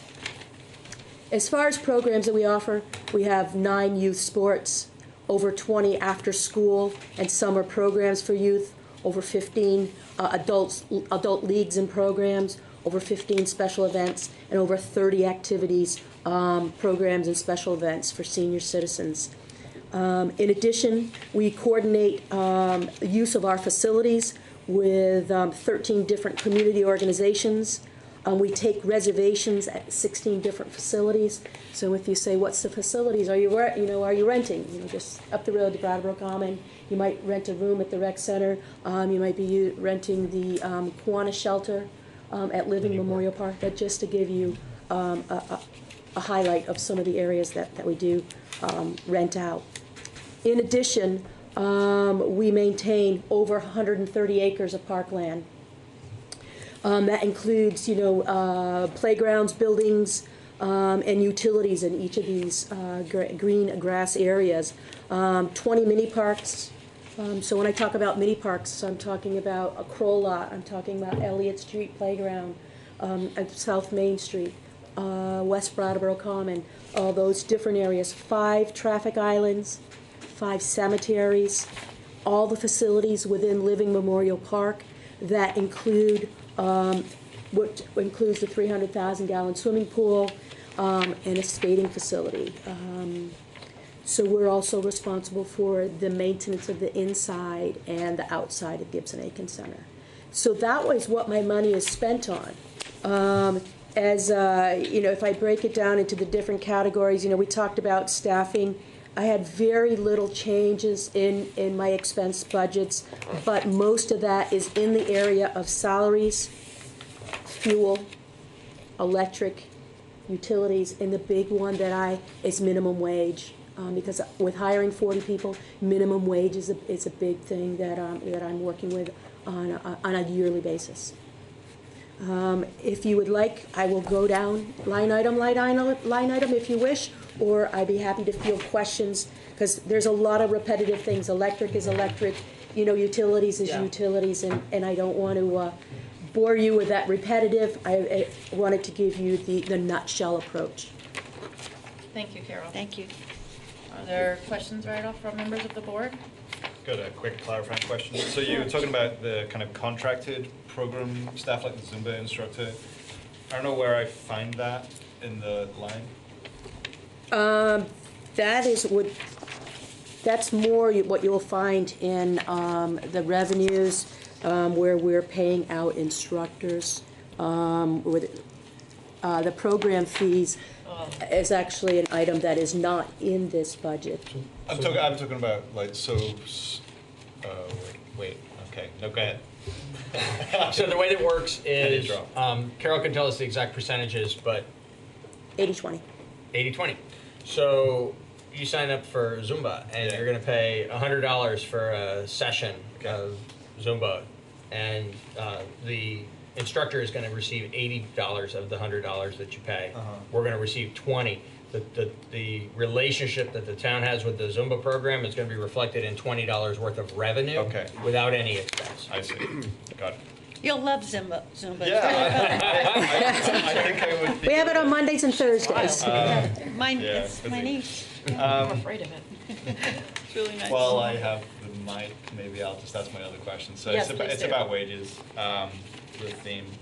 So the seasonal employees will make minimum wage. That's a true and untrue statement. Yeah, That's okay, so where what they do they- start at minimum wage. Many of like the cashiers, skate guards in the winter, that they're all high school students and they're making that. Where we really have a little staggered increase is when you start getting into the summertime, where you have you have to have another supervisor on scene, where you have a pool manager, or you have a day camp assistant to the program person. They're being paid a little more than the minimum wage. But most of those entry level seasonals. And seasonals, I mean, they'll start anywhere from mid-May and work until mid-August. We love to get them in the door in mid-May, especially if they're working park maintenance because the grass is growing at that time. Yeah, there's a lot to be done at that time of the day, time of the season.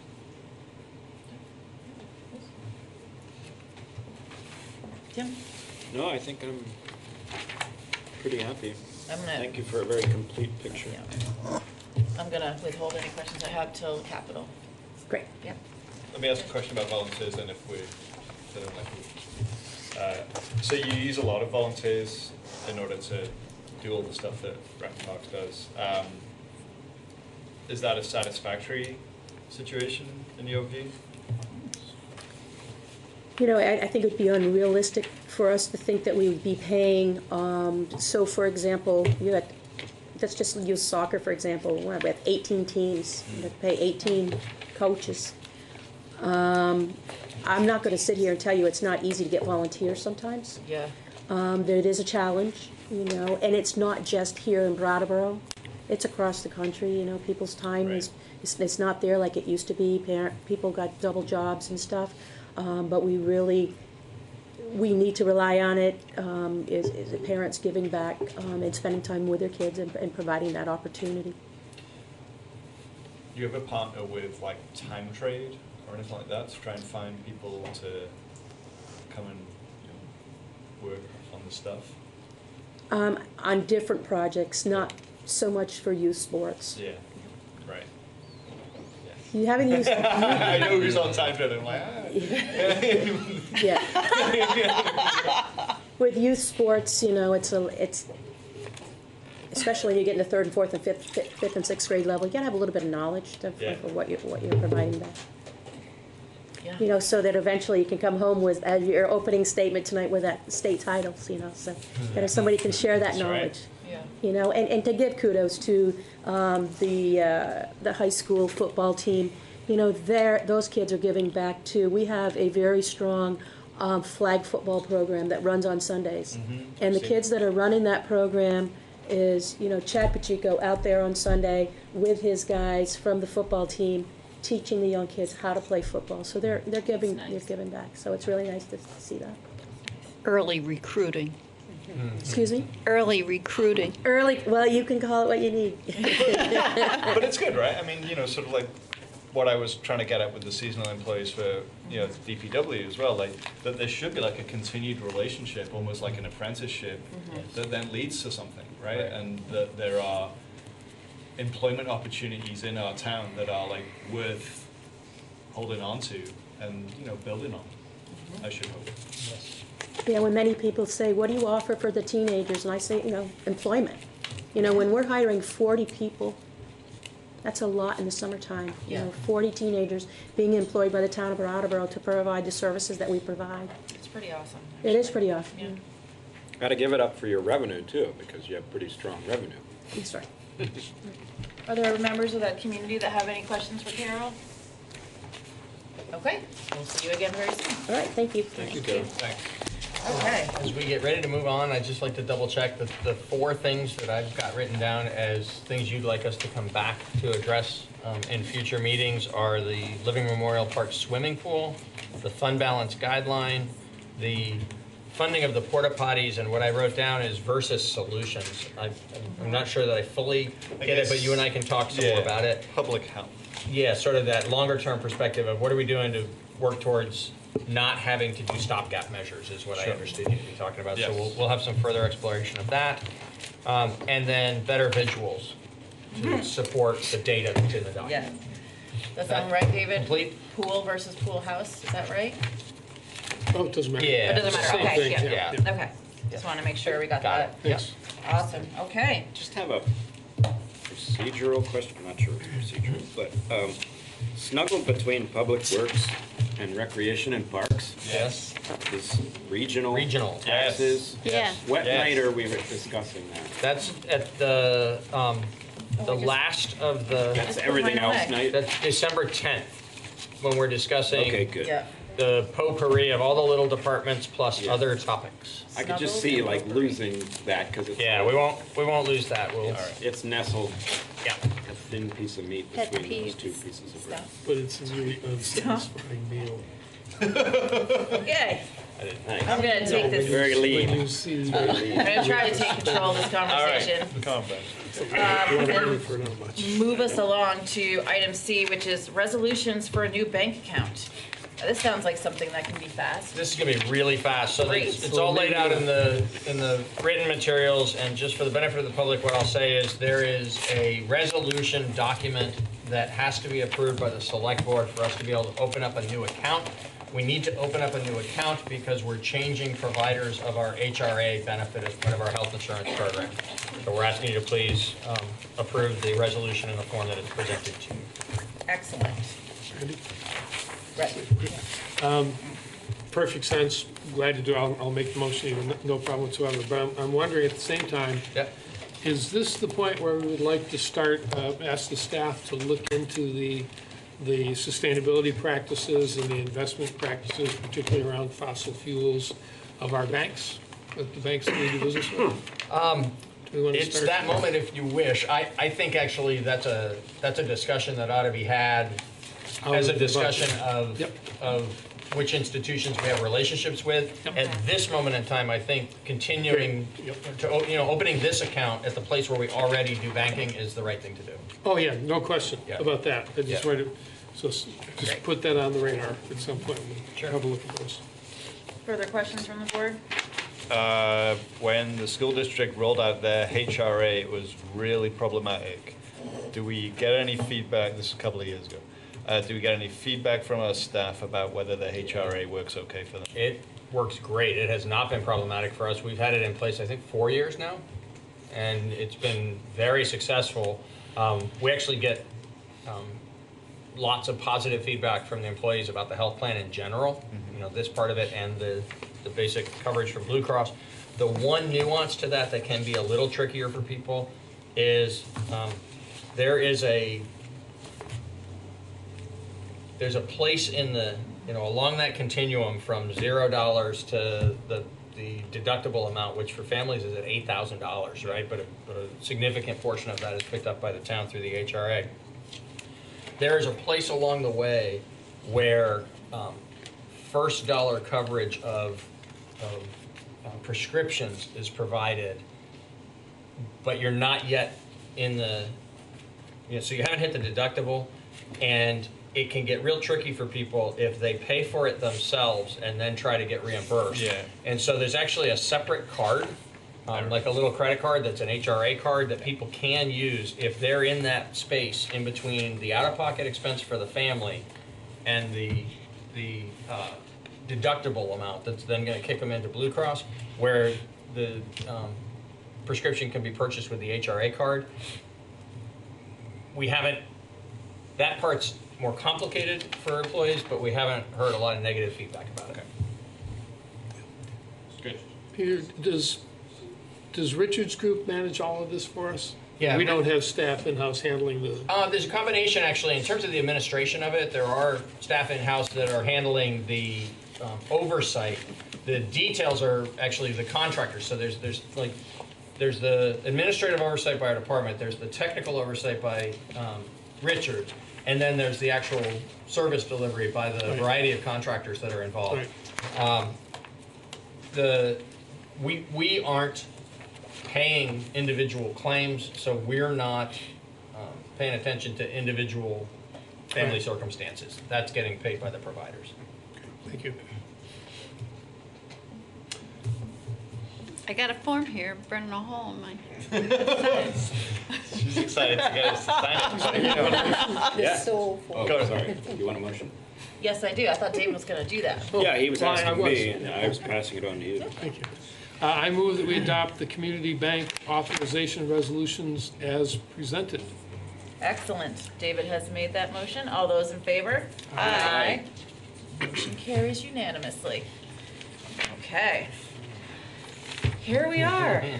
We are finally at the Brattleboro Community Marketing Initiative, where the Downtown Brattleboro Alliance and the Brattleboro Area Chamber of Commerce are invited to come to our fancy table.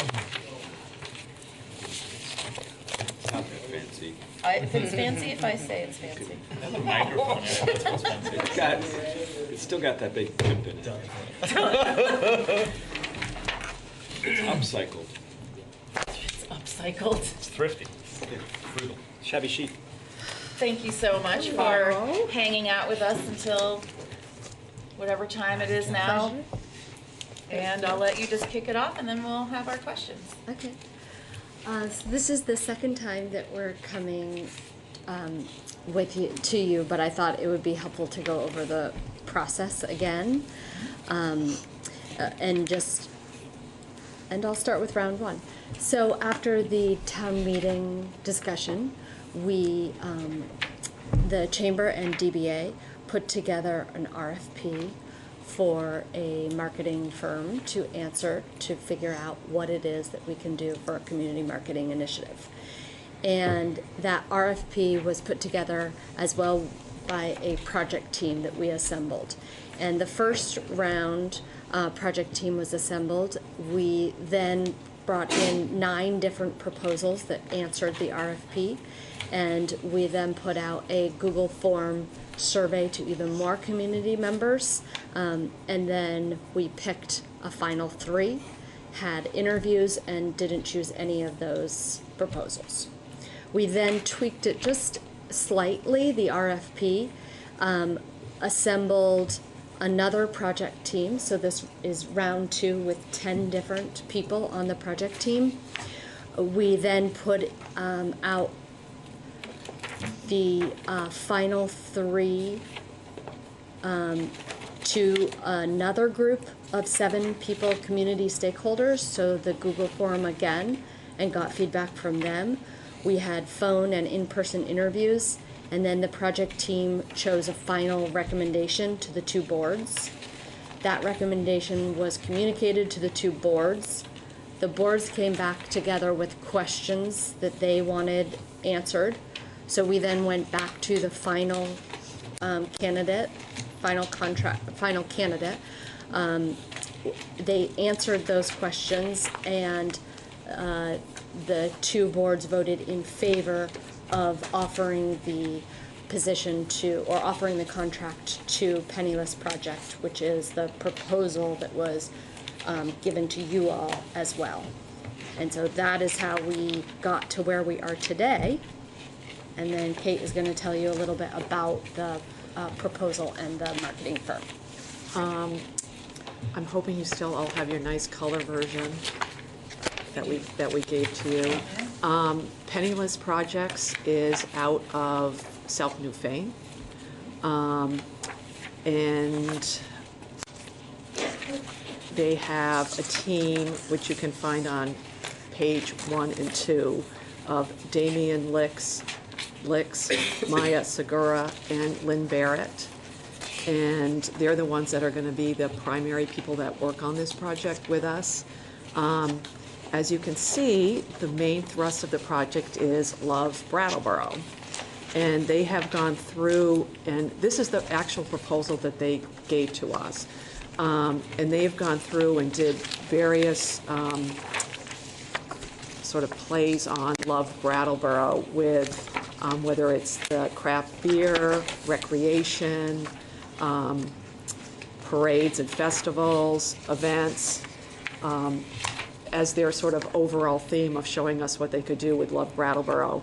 And then they did what they're calling a mini campaign, which is to the LGBTQ community, and made a recommendation to us based on some of their research and their knowledge that that might be a constituency that we perhaps can reach out to.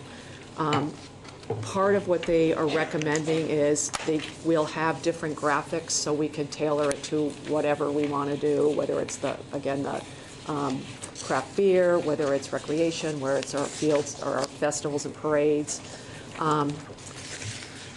They are proposing to do digital, print. They're proposing really looking at the drive time, the drivable community within New England, whether in Philadelphia, Pennsylvania, Rhode Island, Massachusetts, Canada, perhaps even northern Vermont. We do have an Amtrak train that goes from Brattleboro to Burlington and back, which a lot of people don't know. So this is the concept they came to us with. The project team looked at it, and after we went back and forth and asked them questions, this was the one that the project team wanted to recommend. It's important that you folks understand going forward that this may change based on outreach that we're going to do to the community. Outreach, if we look around and people say, we don't want to do the mini campaign, that's not the right thing to do, we may target another group or another demographic. But we also want to continue having the community involved, so we have 3 individuals from the project team are going on to our, I can't remember, what are we calling it? Steering committee. Zahn Estes from the Juneau Orchestra, Lindsay Fahey from Retreat Farm, and Curtis Reed from the Vermont Partnership in Fairness and Diversity. Curtis was here, but he had to go because he's going to be doing something really early in the morning. But they're the ones that are going to be on the steering committee along with Stephanie and I to sort of shepherd the project over, I guess it's the next 9 months, because we've asked them to start and finish with the fiscal year. So we're hoping that they will be done, whatever we're going to do, by June 30th, 2020. They have proposed giving us deliverables, whether their targets are concerned, and if we do digital, it'll be clicks.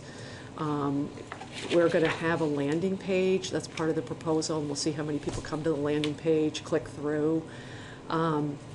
So we want to track it. I think it's really important that we're honest and upfront that in 9 months, us coming here and saying to you folks, oh look, the rooms and meals tax went off the charts and this is why, you're not going to get that data in 9 months. But the project team, and I think we feel comfortable coming to you with this, and hopefully moving forward with it. And we're here to answer any questions you have, and we're excited. And we hope you are too. Thank you. I do have something I want to bring up.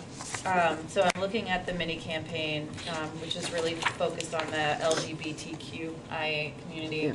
And I'm reading the proposed partners and hearing the members of the steering committee, and I'm just wondering, I'm wondering if there's been any outreach to Out in the Open, formerly known as Green Mountain Crossroads, and if not, I would strongly, even thinking about the steering committee, strongly recommend, because when we're about the queer dance parties and the drag shows and these kind of events, a lot of time and effort has gone into that by Out in the Open, formerly Green Mountain Crossroads, and they're a deeply rooted, deeply active, invested group of people in the community, and I would really like to see a partnership with them as well. Yeah. Personally, that's something I would want to see. Yeah, and that's what, and HB was here, and I was at a meeting earlier today with HB, Okay. and they are on the list, on the top of the list to have the penniless projects people talk to. That's because obviously that was part of our concern, is we want to make sure that the people who need to be involved are involved.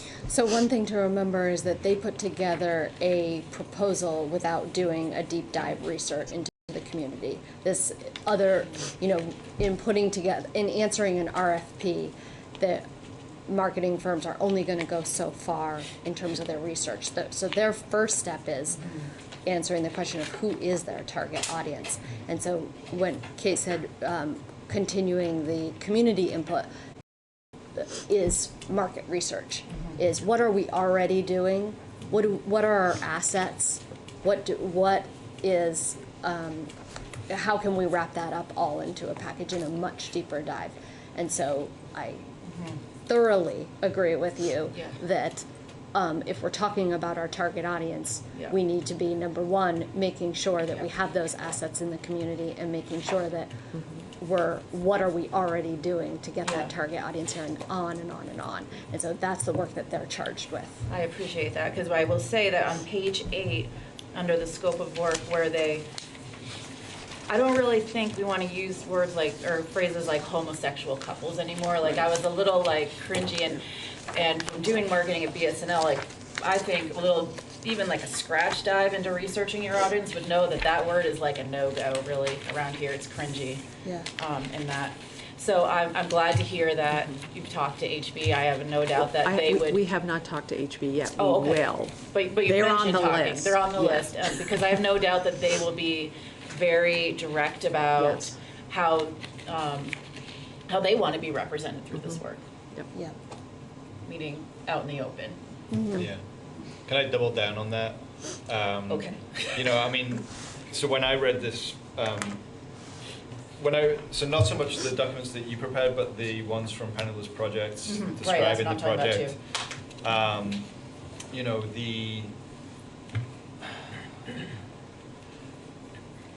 lay my cards very plainly on the table. So I often find marketing distasteful in general. So that's just where I'm at. And so I get it. You have to identify a market, right, in order to market to, right? And so we've marketed a group of people, and we'll then seek to either A, invite those people here, or B, get those people to spend money here. And you can feel however you want to feel about that. I don't love it.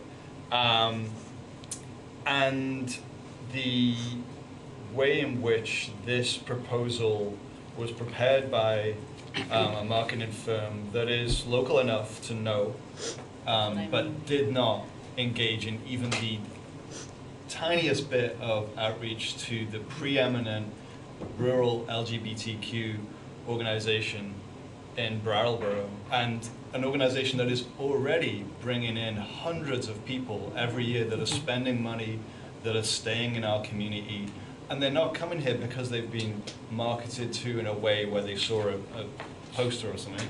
They're coming here because they're having rich experiences that are connected to people in the community. And I feel that the fact that the marketing firm did not even send them an email is concerning to me. That's not to say that I think that they couldn't then further down the road come up with a brilliant marketing plan. But it just gives me pause right now, and makes me feel kind of icky, because I know that people who are engaged in this work are they're giving their lives to it, and they're right here, and they didn't even get a phone call. Can I answer that question? I feel that way too. Is that okay? Yeah. None of the 8 proposals that we received reached out to anybody in the community. So I want to be really clear about that. And all of them said, here's what we're thinking. When and if and when you hire us, that's when we do the outreach. Sure. So there was no expectation from us to any of the people that proposed RFPs that they actually start the research.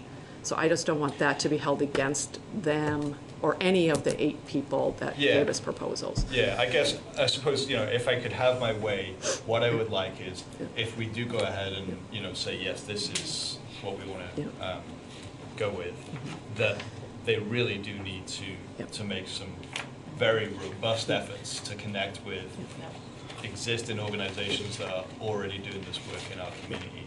And one of the things they might receive some very strong feedback because the work is so established in this community. I don't think that it serves anyone to not do outreach. Yeah. It serves everyone to say what is going on here already. What are the things? Who is the target audience? Who knows that audience best? All of those things, and the project team was really clear of. This is more than just your portfolio. You are shooting us one example of what a campaign could look like. What if we don't necessarily like that one example, which is different than when you look at a portfolio and you look at a company that did, Chipotle's advertising, and then they did this person's advertising, this person, and you go, yeah, I like your general vibe. I like your general energy. And so when we push back and they were very clear of, okay, if we decide to go with a target audience, we will do research and a deep dive on that target audience. If we decide to do this, then we'll do that. And so we expressed all of these same concerns and felt solid about the answer that we were given. And I think it's more important to focus on, it's the Love Brattleboro campaign is the general campaign, and if there is this mini campaign into it, will that happen? But I think that when we were looking at it, it's the overall Love Brattleboro campaign is the big thing, and then if there is a mini, because Curtis Reed, if he were here, he would tell you he questioned them about marketing to people of color, which he wants them to do, so. Right. Yeah, do you mind if I throw cards on the table? Sure. I mean, I own a company that responds to RFPs, and I can tell you that just putting something together this complete and this thought out is a big time suck, and you're doing it, you're trying to look good and show that you can do what you're being asked to do, but you can't put in hours and hours and hours because it's all pro bono, it's all free work. So you have to strike a balance between, plus, honestly, in a lot of industries, and I'm sure it's true in advertising, you don't want to give away the farm as well. You don't want to give out all your ideas for someone else to pick up and run with, So I can see how this seems like, a great project. I don't need to be deciding on verbiage or things like that, because that's something that gets decided down the road, as these guys were saying, right? There's some great names involved that we all know, so I'm pretty positive about it. And they haven't been hired yet, so I don't know if you can criticize the campaign.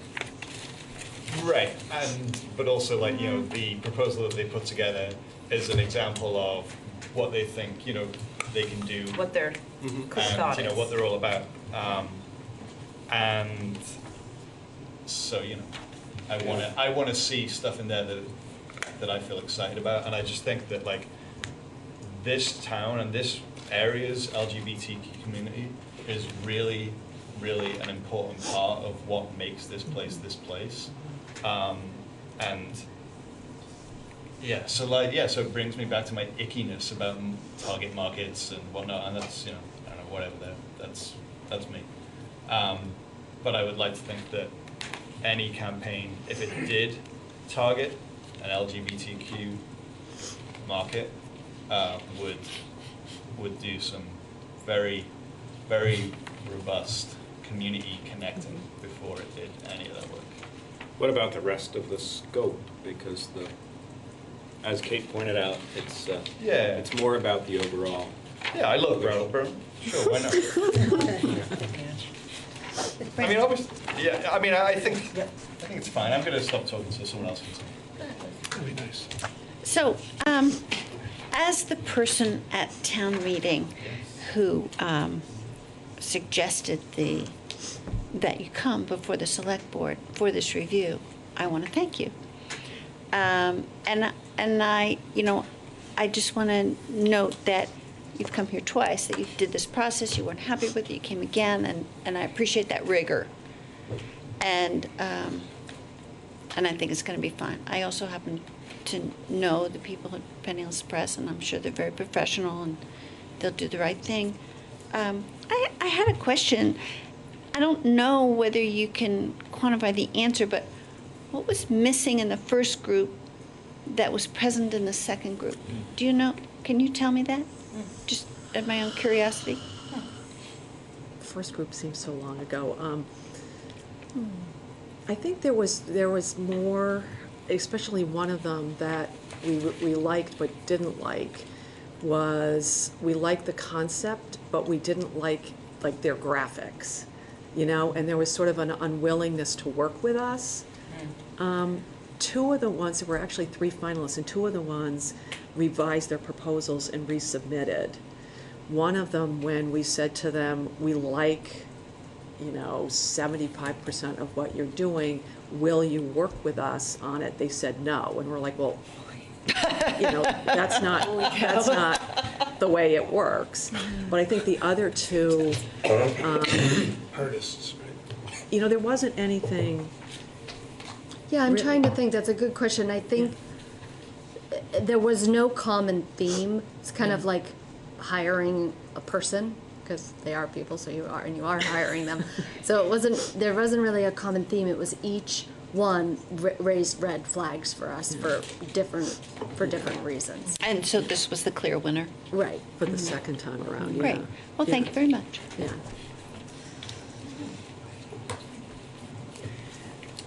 David? I think I recognize that this is an example, a sample, a place to start. I think if you're going to target an audience and you're going to try to represent Brattleboro, that audience is going to have to be not just specified by gender, but by race and by ability. That it's going to need to be inclusive. And starting out with this kind of a campaign, I think just by itself, to the exclusion of those other groups, I think is not a good idea. I don't know. It's not going to make it easy. It's probably going to make it a lot more complex. But I think you can't. That's Wait, can you say that again? I'm not. Are you saying that a target audience needs to be everybody? Yeah, it needs to be inclusive. If it's going to be specific to any particular group, it needs to be specific to those 3 specific groups in terms of including them in that. And those 3 being? Race, gender, and ability. But isn't that the opposite of the concept of a target audience? It could well be. It probably is. But I think if you're going to be representing Brattleboro in a campaign, those are the things the community's been very clear on its commitment. Yes, to equity and but to representing inclusion there. Brattleboro, having all of those things in representing Brattleboro, but not necessarily going out to a Connecticut suburb and saying, we think that you people will love Brattleboro. Right. So the Brattleboro is showing a true picture of being inclusive of all of Brattleboro. Is that what you mean? So within a big campaign, are you saying there's sub-targeting that could be taking place? So the Love Brattleboro campaign is all inclusive of all the beautiful humans. Right. But certain aspects of that campaign, certain monies might go towards different markets outside of Brattleboro. So is that? That's what I'm understanding, but I'm not sure if that's what you're saying. Well, as I look through here, I don't see any differently abled or differently colored people. Oh, yeah. And in this example. Right. And that if you're going to represent Brattleboro, that has to be. Yes, and we're I understand that. Yes. Yes. Yeah. Can I ask a granular question? So like the data tracking, I see that that's mostly through like clicking through to websites. Will that data be owned by Penniless Projects, or will that data be owned by the Community Marketing Initiative? Community Marketing Initiative. It's So us. you'll get full, Yes. granular, super granular. Okay. Yes. Good, because that's kind of the point of this. Which right? we will in turn present to you. Yeah, I saw that. Yeah, I'd love to see it. And then I guess I had one other comment that's sort of about numbers. Like, so the bigger concept, right, the low Brattleboro concept, does use this sort of like by the numbers. Oh, that's not the right phrase because that's a really pejorative phrase. But like, it uses numbers. Yeah. Right. And I think that one of the great things about our town is not that we have like X number of things, but it's like what those things are and who's running those things. And, I like the quality, numbers. not it's quality, not quantity, right? Like, I mean, sometimes people will tell me on the street that we have 3 empty storefronts, right? Like, we're not going to put that on our marketing campaign. And there's more to the story of 3 empty storefronts than just the number. In much the same way that there's more than, numbers don't tell much of a story, I think, about our wonderful little place. And just remember, we have not sat down and talked with them in detail. I know. However, I do have I think we're more just giving food for How- thought, too. Right. Yeah, however, I feel like even in sitting down, one of my goals of this was that they are the experts. And I really wanted to walk away hiring someone that is going to get this and run with it. Because all of us in the room have our opinions, just like if we all opened up a People magazine, some ads would relate to you and some ads would relate to you. And so that's what I wanted to walk away after offering someone the contract, that they know what they're doing. Sure. And there's an element of trust here, right? So Yes. there's trust in like Yes. the work that you all did. Yes. And there's Yes. trust in town meeting's decision. Yeah. And if there's it a doesn't little work, bit of trust here Yeah. that we're gonna, actually do our homework and care about it. Yeah, right. But realize too, we're going to do our homework and care about it too. I You know what I mean? That's not even a question. 100%. Yeah, and we all, so I just want to put you at ease that just because the graphic looks like this doesn't Yeah. mean it will All right, eventually, good. it could, but it couldn't. Okay. And then, what if it ends up looking like a campaign that we all hate? I know. I know. They There won't has get been another sometimes, contract. But we get to see be that one usually shot. they'll There's see it always gonna before be- it runs and they'll know what we're gonna hate. West Mass. Yeah. But I do want to remind ourselves that it's like anytime we offer a job position, that sometimes it doesn't work out. Right, Yeah. you're absolutely right. And I agree with you that Yeah. that wouldn't work out. David, you've been trying to say We have a something. good Well, no, guess. I'm wondering how far we have to go before we. Oh, I don't know. I mean, make I the think we're motion, probably gonna, Move to accept I this just would say, plan. can you please school them on not using words like homosexual? I didn't find that in That's, there. all these things that Where I'm is that? saying, I'm not saying whether or not I would vote. I'm gonna vote for it. I just wanna make sure that you Oh. go to them and say, Okay. I have also two the questions print that is I want really answers to faint, before we so- do any kind of voting. that's all right. Well, Franz has got one too. Okay, go ahead, Francis. I've had loads you of. can always make a motion and then have Yeah. further questions. You can't. We just don't do it that We way. don't usually. But you can. Franz Reichman from the Finance Committee.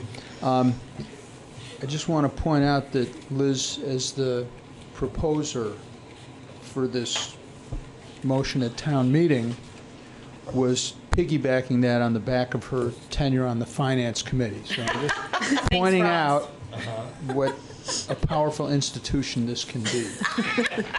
Somewhat more substantively, is there something in here about the actual dollars that are be spent on this, Yep. as opposed to, will there be something left over for implementation, or just talk about the money a little bit? Yeah, the please? budget is all inclusive of implementation, media buys, design work. They want all the money, Fran. All not a lot, yeah, all We're inclusive. not keeping any of it back. 17. But I can't remember what page. But I think what your Page question was 17. it's not just for 17, salary yeah. of Yeah. the marketing people. Well, just, could you, Page 17. page 17. Yeah. I will consult page 17 to answer my question. Thank you. And just Well done. when you're consulting page 17, this was representative of what other people did with their budgets too. I mean, this was in line of. Okay. We wanted money for implementation, so this is what marketing. All right, great, thank you. I just have one more suggestion. I don't know why this is in such I faint know, type, it needs to be black, not but gray. I can't read it. I don't know, I'm a fan of the gray. See, like, as a marketing person, the gray and the orange is a thing. It Yeah. filters out the boomers. Yeah. Yeah, Okay, boomer, nice. Okay, so you're not the target audience. Appreciate that. Nobody hashtag anything right now. Daniel, did you say? I have two Two questions. things? Actually, Yeah. I think I really might only have one. No, I have not. I'm sorry. I care a lot about this, and I have questions. So the town meeting approved 10% of the rooms and meals tax revenue for a 1-year thing, right? But I've also read that this is sort of part of like a 5-year plan. So tell me about year 2. Throughout this entire process, we have been proposing an ongoing. We never were proposing a one and done thing. This is a building. So, Go big and assume it's gonna be so good that it gets reapproved. Right. okay. So next town meeting. So they'll next ask town for more, meeting, right. you'll ask for 10% of the rooms and meals revenue? Just, we'll do a foreshadowing of the future. We did note that it was in the budget under business promotion for $42,119. So we hope that it would stay in, but that's obviously up to you folks and then up to town meeting. Okay. Would we? I thought you had 2. Yeah, it was like the outreach thing, so you talked about like how there would be a period of outreach. To whom? I would really like to call that the research. It's not public outreach. Right. It's the firm coming in and doing their homework on what should the target audience be, who should the target audience be, how do you reach them, what are we already doing, what are our tools at our disposal, what are our hurdles, all of those things. Doing the work that the proposal says they'll do. Exactly. Yes. Yes. And I believe Brandy and I have both been quite clear about that. Very. And we are we're just as clear. Yeah. Yeah. Quite clear. Not quite a majority. Yes, thanks. Yeah. All right. No more questions. I'm done. We have a public question. You can come up and ask a question. This is the. Oh, Yes. Yes. Just come up and introduce yourself. Your comment is Sorry, welcome. I'm Peter Mann here for the next item as well. I'm the president of the DPA, newly anointed. I just want to give a shout out to Stephanie and Kate and the committee. I can't tell you behind the scenes actually how many volunteer hours got us to this point. I believe that. And just like this conversation has ranged around and people have their opinions, the same thing happened there, even among marketing professionals. So I think the leap of faith here is that there's been a process, there's been a ton of consultation already. We've taken a bet. Who knows? I mean, I think we're confident that that'll work. We've talked to them about some of the concerns in terms of the dollar amount. $40,000 sounds like a big amount of money, but in the marketing world, It's nothing. it's really not. And so, we've been in dialogue with this vendor to say, look, we need to focus this money as targetedly as possible.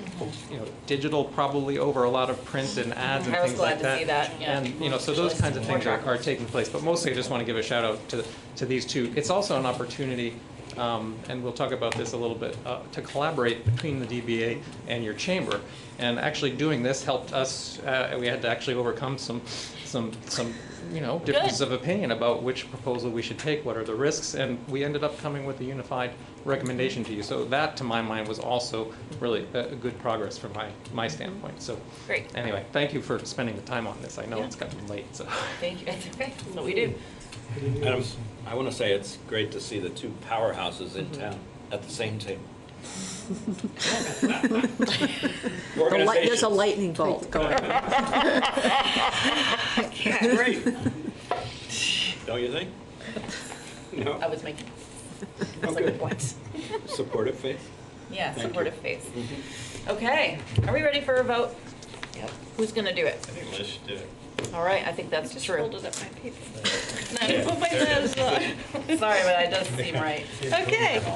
I make a motion. Stop. This is a theme for us, Oh, sorry. boy. I make a motion to accept the Brattleboro Community Marketing Initiative Plan as presented. Okay, Liz has made said motion. All those in favor? Aye. Any opposed? Motion carries unanimously. Thank you Thank very you Go much. forth and much. say, Thank you. I don't think Stephanie's going anywhere. Stephanie's, I can now go okay, home. bye Kate, sorry Stephanie. Thank you. Have a nice evening. Okay, Stephanie retains a seat because we now move to the Downtown Brattleboro Alliance Annual Work Plan, Budget, and Town Meeting Article, which is item E, and the last item for this evening.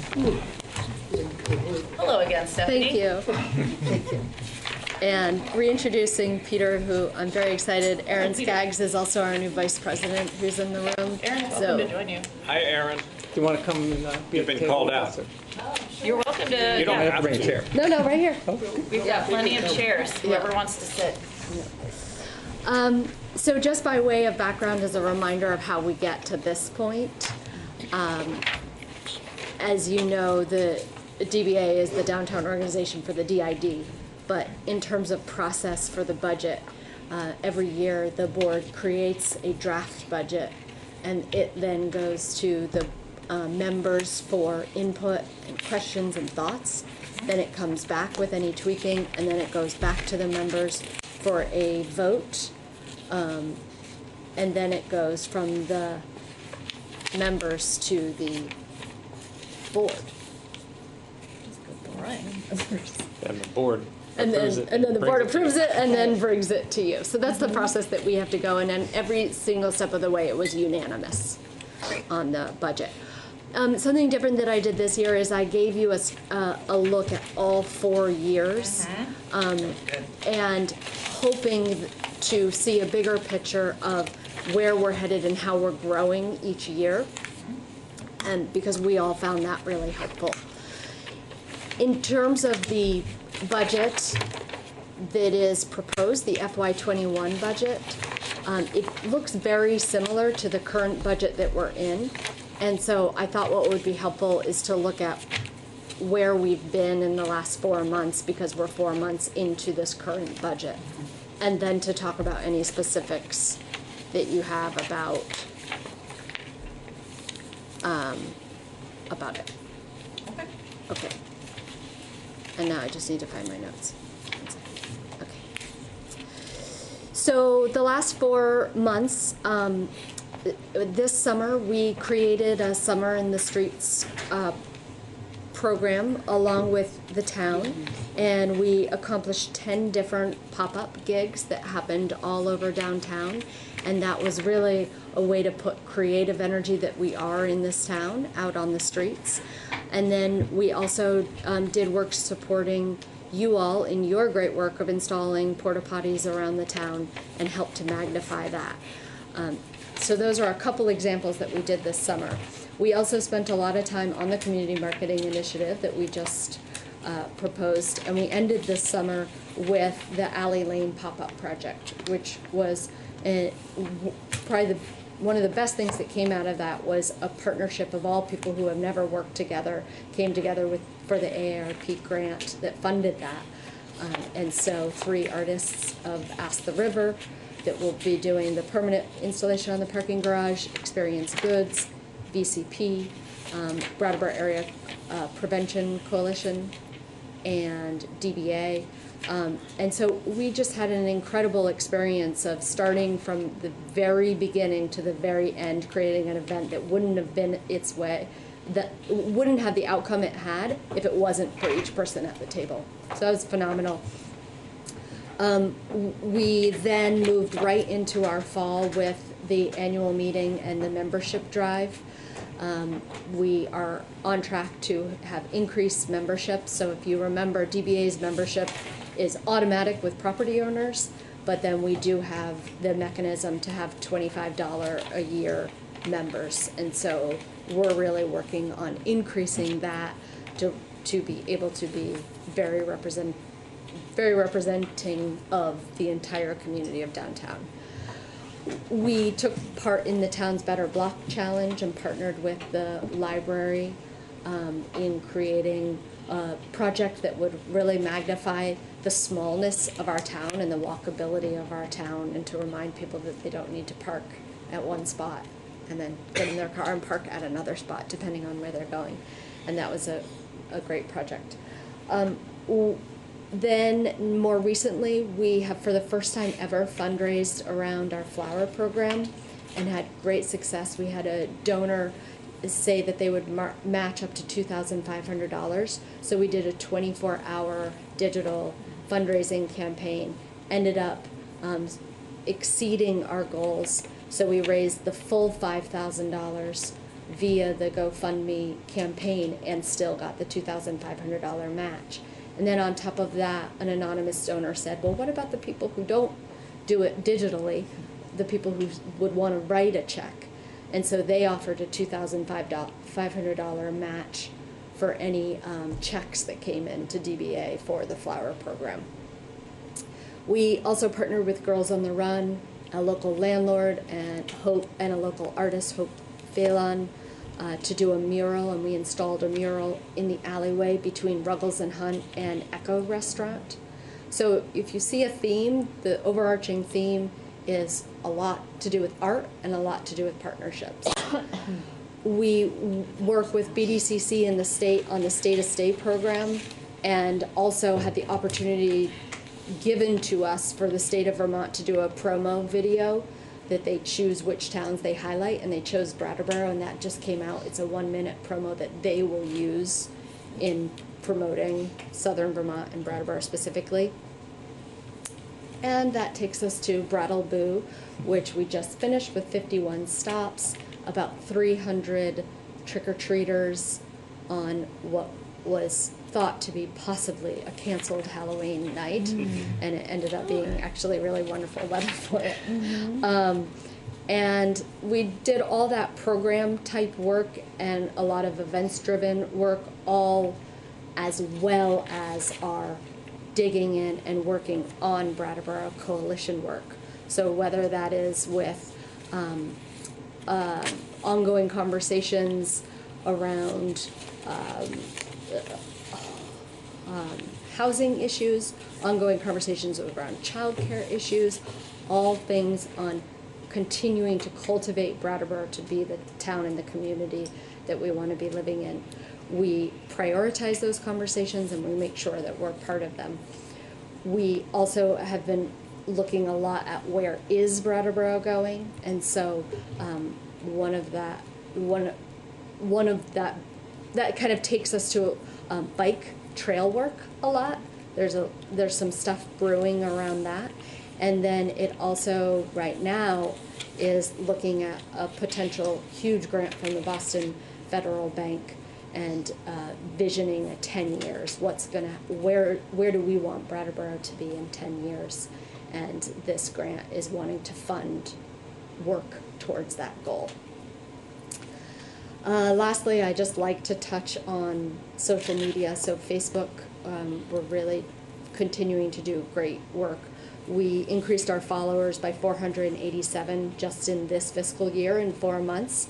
And to give you perspective on that, last year we increased it by 1,097. So we're on track to do better than last year. All of that to say that every single thing that we do, we try to make incremental change to making sure that we're ensuring that Brattleboro is sustainable and full of vibrant community. Thank you.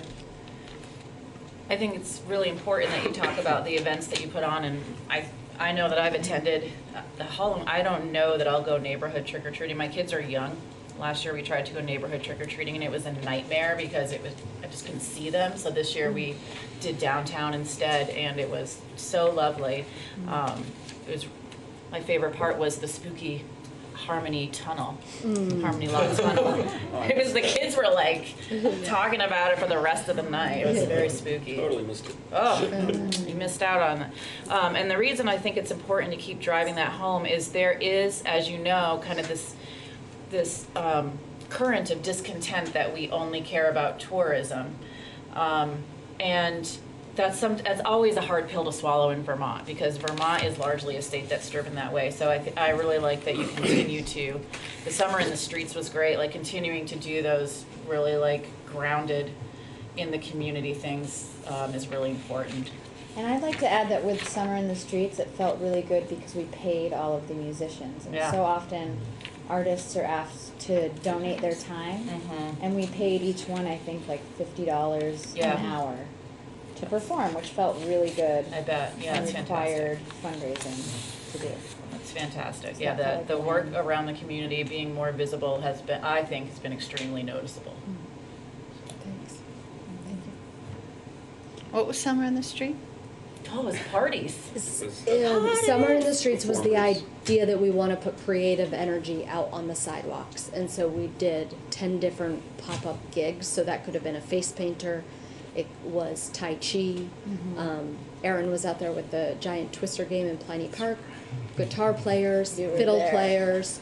So anything that provides that energy of what's happening over there, and let me go check it out. And the LA Street Block Party, which was my favorite. That was part of that, wasn't it? Yeah. Yeah, that was a blast. I just want to comment from coming in as the board chair, as going into my second year. Last year when I was here, we talked a little bit about, you know, it's a decent amount of money the taxpayers are getting. It's a special assessment. And I just want to represent that, you know, in terms of the next couple of years, we're building our board even more. We've got 3 or 4 new board members coming on. Nice balance of gender on the board, you know, the kinds of things we want to see and model for other organizations in the community in terms of inclusion. And that also we're really taking care of watching every month what's going on with the budget, stewarding these funds. You know, when we need the money, we do it. You know, there's always way too many things to do, and you know, this board is really taking its role seriously to make sure that we're stewarding those funds, investing them in the places where we can get the most bang for the buck.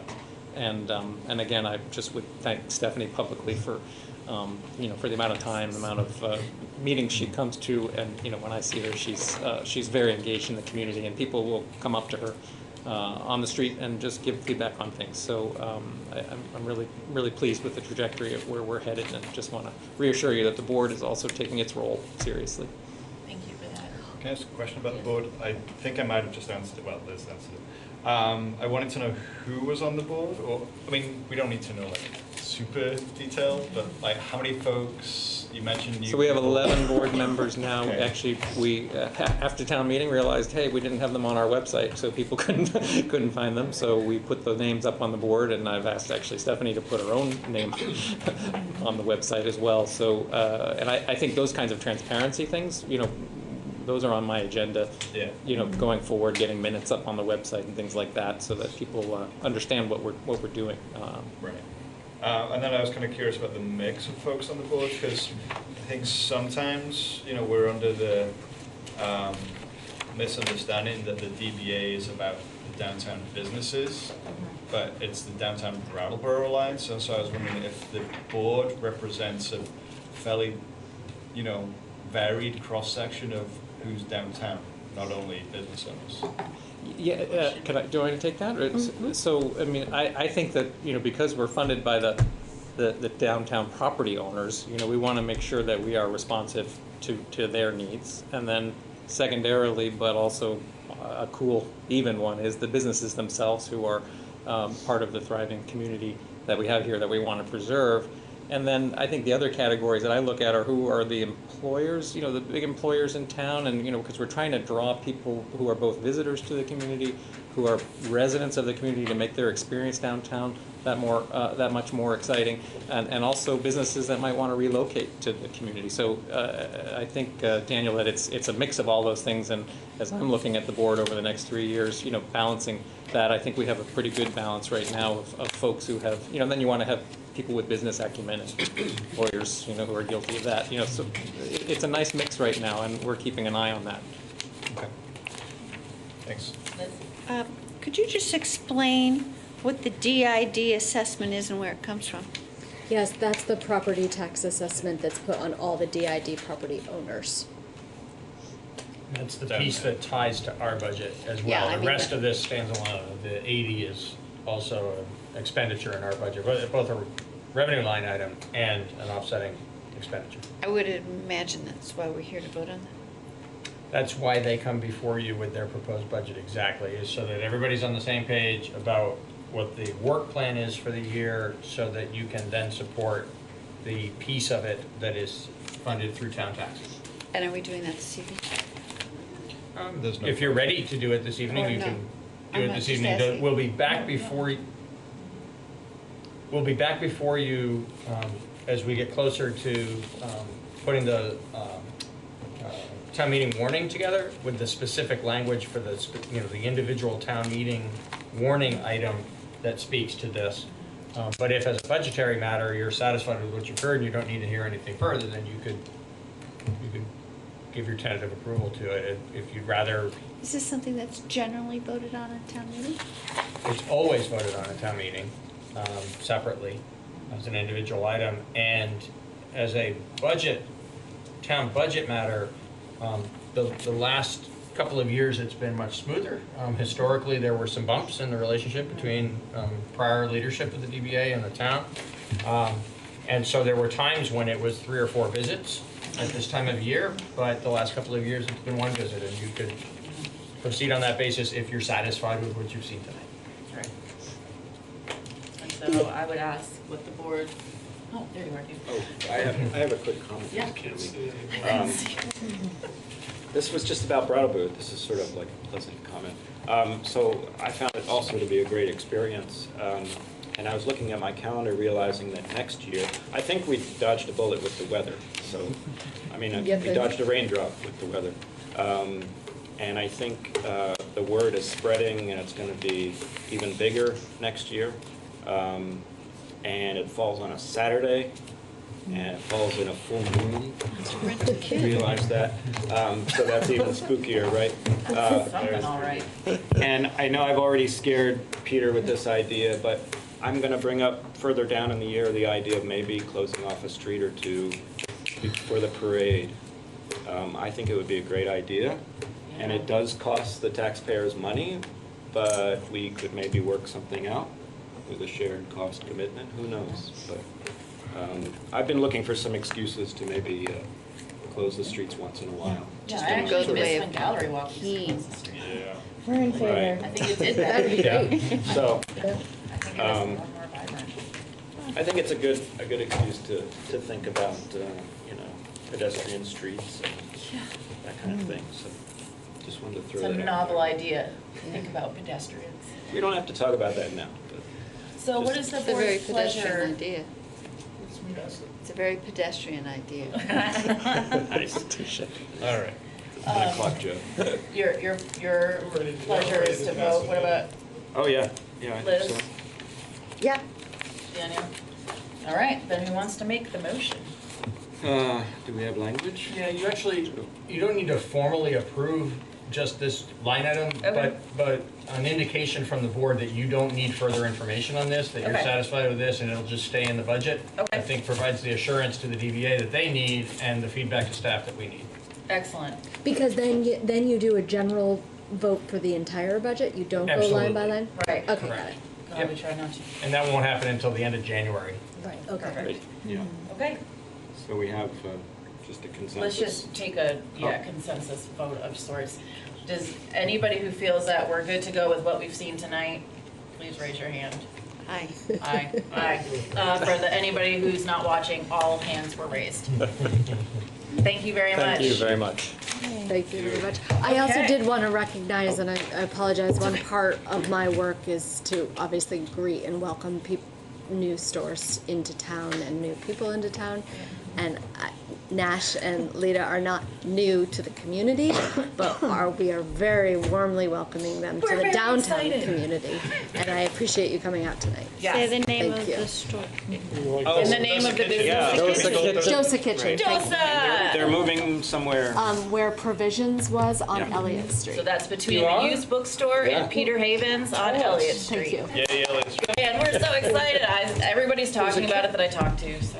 Can we invite them to say a little something about what their plans are? If you would like to, in these I'm willing to last stay for moments, that. You're welcome to either go to whatever microphone you Yeah, find. Lita can handle that. I'll be so close to town. Early December, Josa Kitchen Cafe. And it's going to be a storefront with beautiful seating with a lot of light at the window. And then there's going to be lots of seating in the back for overflow. We'll seat 30 to 40 people, and we'll be open for lunch. And also, we'll be open every gallery walk, and private dinners and ticketed dinners, but we won't be open regularly for dinner. Okay. And we'll have our regular dosa menu, and we'll have some more items. We'll have soups in the winter, some gluten-free type bread, cracker things to make soups, and lots of dosas. We're really excited to be moving back downtown. Where is it going to be? 34 Elliott Street. 34 Elliott Street. Oh, excellent. Yeah, it's in Peter Havens, technically. So we're Yep. yeah. Thank you very much for that. So early December, lunches and gallery walks and some private dinners. Couldn't Go imagine in. why you came to the meeting tonight. Now I know. I know, I wonder too. We're going to press them for their membership fee next. Hang in there to the Now that they're downtown. Okay, so after all of this robust and wonderful business, I would now entertain a motion to adjourn. So moved. All in favor? Aye. Meeting adjourns at 10:05. Good night. Thanks, BCTV. Thank you. So we hold on to the blue for.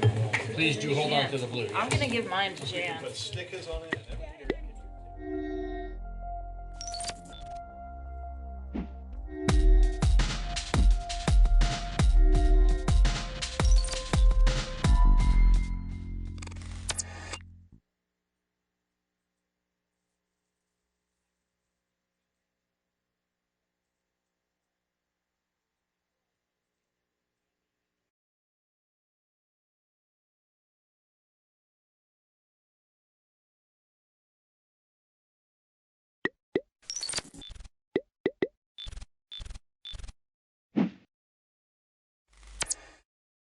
Order. Can I get a motion for the minutes of October 23rd and 30th? We were all here for those. Yeah, I move that we approve minutes from October 23rd and the 30th. I'll second that. Discussion on those? All those in favor? Aye. We got to add rec number 3 to the bills. So if I can get a motion for 10P, reappraisal number 3, and rec number 3. I'll make a motion to approve bills for payment warrants 10P, reappraisal number 3, and rec board number 3. I'll second it. Discussion? All those in favor? Aye. Aye. Okay. Visitors? No one's here. I do have a public comment. Okay. Somebody came up to me and said that there was some challenges through the covered bridge, and it has to do with people not understanding that people from Route 30 have the right of way, that it's not just one car and then the other car. So I'm sure it's been suggested before, and I know you love signs, Lee, but it was suggested to put a sign on this side of the covered bridge that says yield to oncoming traffic from Route 30, so that people are aware of that, and that if you get into a argument with somebody, you have something to point to. Well, we have a stop sign there. So I know. That should be, I mean, it shouldn't be, you don't need a yield sign. Because There's a stop sign at the other end too. I mean, everybody stops. Well, but no, there's no stop sign at the other end. but you can't just go from Route 30 into the bridge. You stop. If there's somebody in the bridge. Right. Right. If there's somebody in the bridge, you stop. But I mean, the people on the east side would stop because there's a stop sign there, I would think. It happens all the time, Louis. We have discussed this, probably it comes up every, 2 years? Couple of years, yeah. And it's the same way. Some people want it, some people don't. Yeah. There's so many signs there now that Yeah. you can't read them all before you actually go into the bridge. I guess the biggest problem is when people come at the same time, and and then if that Route 30 side has to wait, and 2 other cars come, and somebody's butt is out into the road, it's problematic. But because it's not just one and one, it's all the cars from Route 30 side can come through before anybody from East-West Road can come through. And with these stop signs there, actually on this side of the river, then really the other that is telling them. But It does not work. It doesn't. It works. No, some of I'm them. not. Yeah, yeah. I just think people need to relax when they get in that situation. Put the car in reverse, back out, Yeah. let the person go, and Yeah. try it another way. I heard it from a resident, Yeah. and so I I'm heard bringing about- it to I the heard select about board, something, yeah, and yeah. I'm not pushing for it. Yeah. I'm just, Right. acknowledging that it's an issue. I did hear about it. Charlotte, I think, texted me and said it Yeah. might be brought up. So, Okay. yeah. Thank you. All right. You want to come on up, Wade? Yep.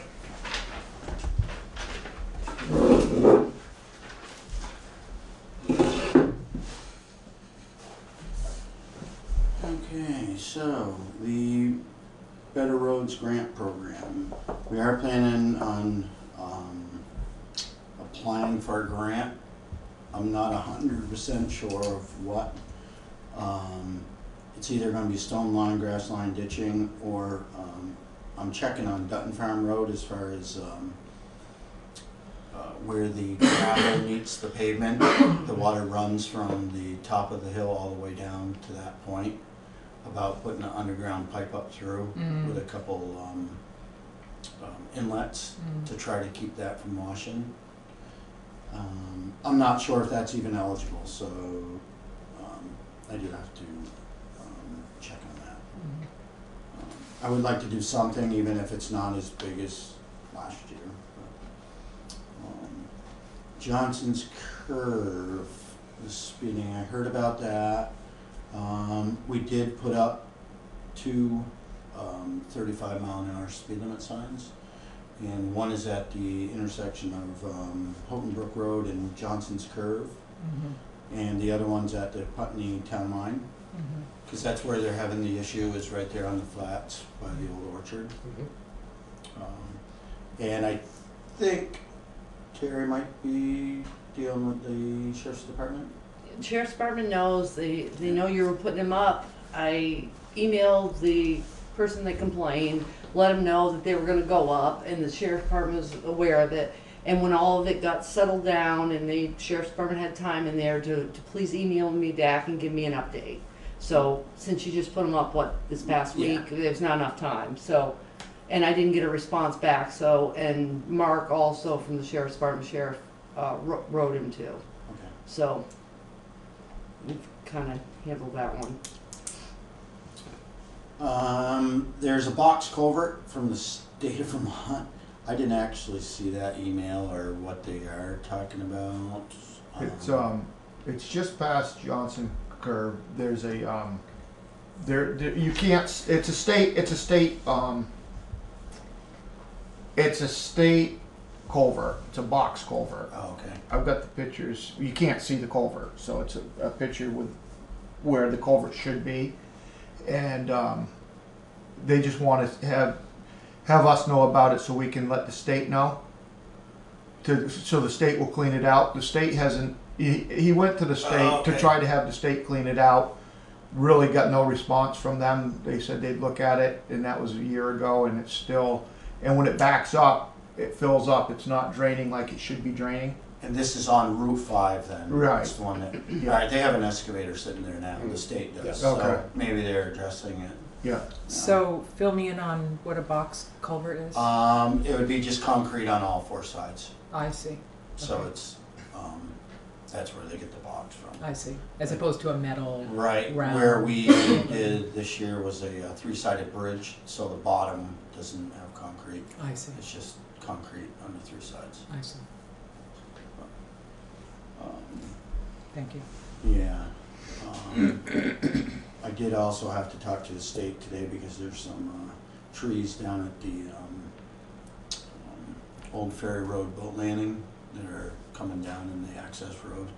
But they were thinking that that was Fish and Wildlife took care of them, but I know about them. So. Do you want to do the paint bids now, or? Sure.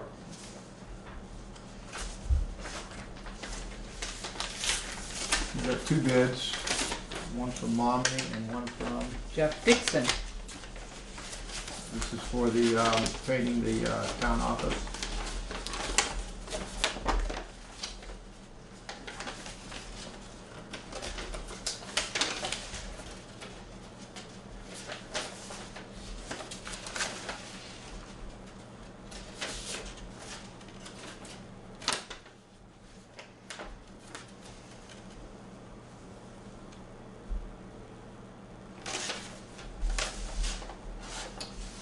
So the quote from Jeff Dixon, painting contractor, total cost of the project would be $5,960. 1,300 of it is materials, and 4,660 is labor. He says he could do the project next summer, July, August, and it would take approximately 2 weeks. Okay. And Momini's came in at $11,400, approximately $10,000 in labor, and $1,400 for materials. Wow, that's great. So. Does he say when or how long? We are prepared to start this project in the summer of 2020. Take 5 to 10 days. Well, I mean, with that big of a difference, I wouldn't think we Would have much to talk about. right. Right. So, So we have five. 5. So Right. I think if I'd have to check with Charlotte and Lori, but I was thinking they said they had some maintenance money too. So if you wanted to do something like that, but so right now, right, we approved 5,000, or the town approved 5,000 through the for the capital plan to do the project this year. And we put it out to bid early because we needed to know if Right. you that need was more gonna be money. enough or more money. Right, so you and- need another 1,000. Right. how much did that come to total? 5960. Oh, okay, 59.60. Okay. Yeah, so, 6,000. um,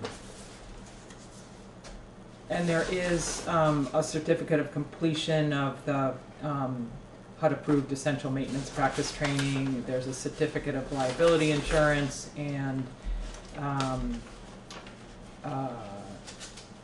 probably lead. EPA, yeah, right. He is the one also who did the, historical Oh, really? building. Oh, okay. Well, that's good to know.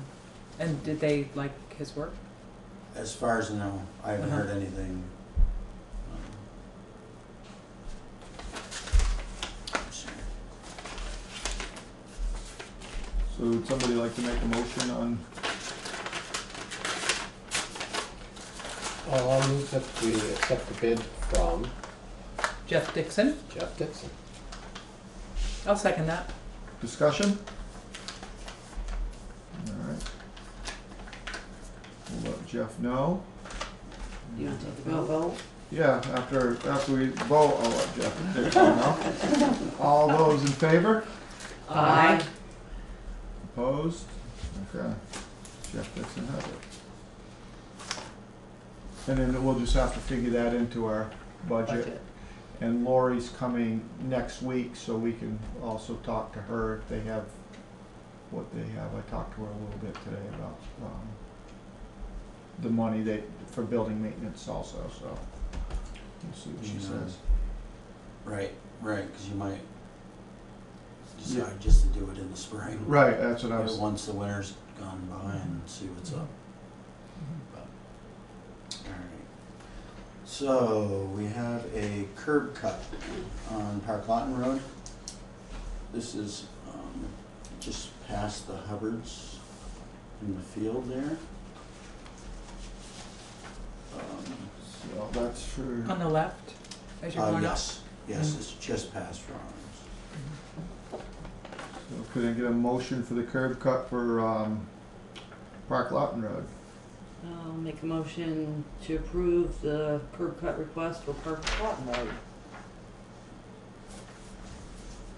I'll second it. Discussion?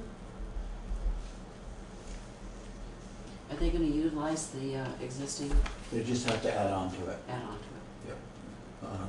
That is, I don't want to say it's centered on the property line, but it's pretty close. Pretty close, So yeah. they're just gonna add on. Okay, any other discussion? All those in favor? Aye. Aye. Okay, so, Basin Brothers, they're doing our crushing, and they started, yesterday, setting up and today they actually, I'm not 100% sure how much they got done today, but Up at they the were down at the Dummerston Putney gravel pit. Oh, right, okay. New gravel pit. Yeah. Expected time frame, I would say 10 days, and then they should have it complete depending on. How many people are working? Two. Two? They have two, yes. Mhm. So, right now, we did have some tree damage during that storm. There's probably like 5 major trees and then another 15 smaller things. But everything went well. They're still cleaning up a couple.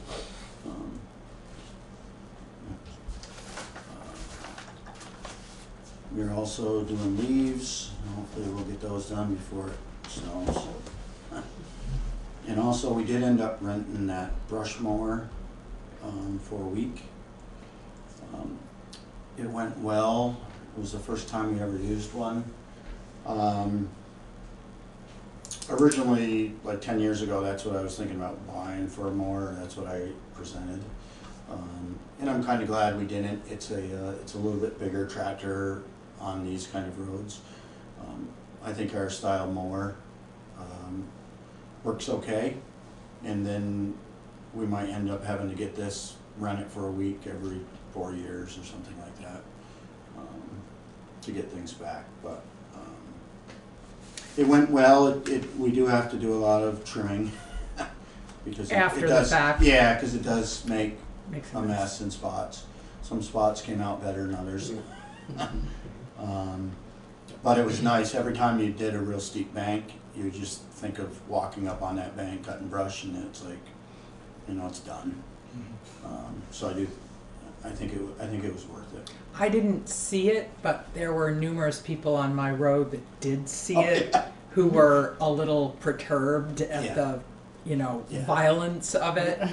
And there was a special chestnut tree that people have been watching, and it's gone now. If it's on the right side of the road, yeah, or going south on the right side, I got it. And if it was on the left side, then Tyler got it coming back. Whatever, it's gone now. But I didn't see. I don't know any markings or anything on it. There can be some kind of warning, and if somebody has a special tree that they've been watching, they can put an orange tag on it or something. Right. But it was kind of a last minute. We didn't have it scheduled as far as time, and they it's had not it a for big this deal, week. but Yeah, well, the chestnuts. There's not a lot of them No, I around, know. so but I didn't Kinda see sad. it. But it was a little bit of a monster. yeah, and we do get that a little bit with leaves too. Mhm. It's a little bit more basic of things, but other than that, I think that's all I have. All right. Well, thank you. Thanks, Lee. Have a good night. Yeah. Can we just finish up? It shouldn't take too much longer, and we'll get right with you. Correspondence for information. I signed up for that Shelters Fundamental course for the 18th. Oh, great. Thanks, Great. Jerry. Anything else under there? Great. Correspondence for discussion and/or action. We had a library board resignation. Deborah Ayers. We just appointed her too, didn't we? Not too long ago. So she resigned. So we're going to have to find 2 more positions for the library because that's a second resignation in about a month and a half.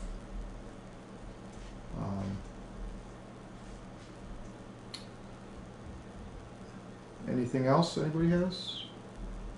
Do we have to make a motion to accept the resignation? Doesn't the library accepts that, I think. Okay. Yeah. New business. There is one thing that we do have to discuss, and they did the energy audit today.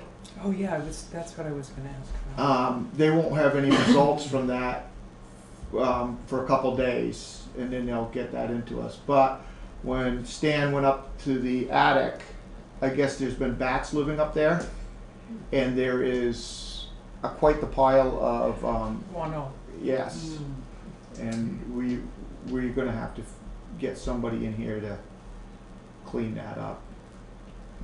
So I don't know. Are the bats gone now? I mean, it's winter. I didn't. So they tend to leave Yeah. in the winter, and so it'll be a matter of how to try to keep them out next year, or Right. put up bat houses so they have another place to go. Right. But so something we're gonna have to figure out who we can get to go right up there, clean it up, and figure out how to. You got somebody online me? That's why I didn't bring it up under the road thing. Anybody you need to punish on your team? So, other than that, just something that we ought to think about figuring out who we can get. Look around, find out who we can find. So, anything else anybody wants to bring up for our regular meeting? Okay. Motion to adjourn. I'll make a motion, we adjourn. I'll second that. All right. All those in favor? Aye. All right. So we're going to go into a budget work session.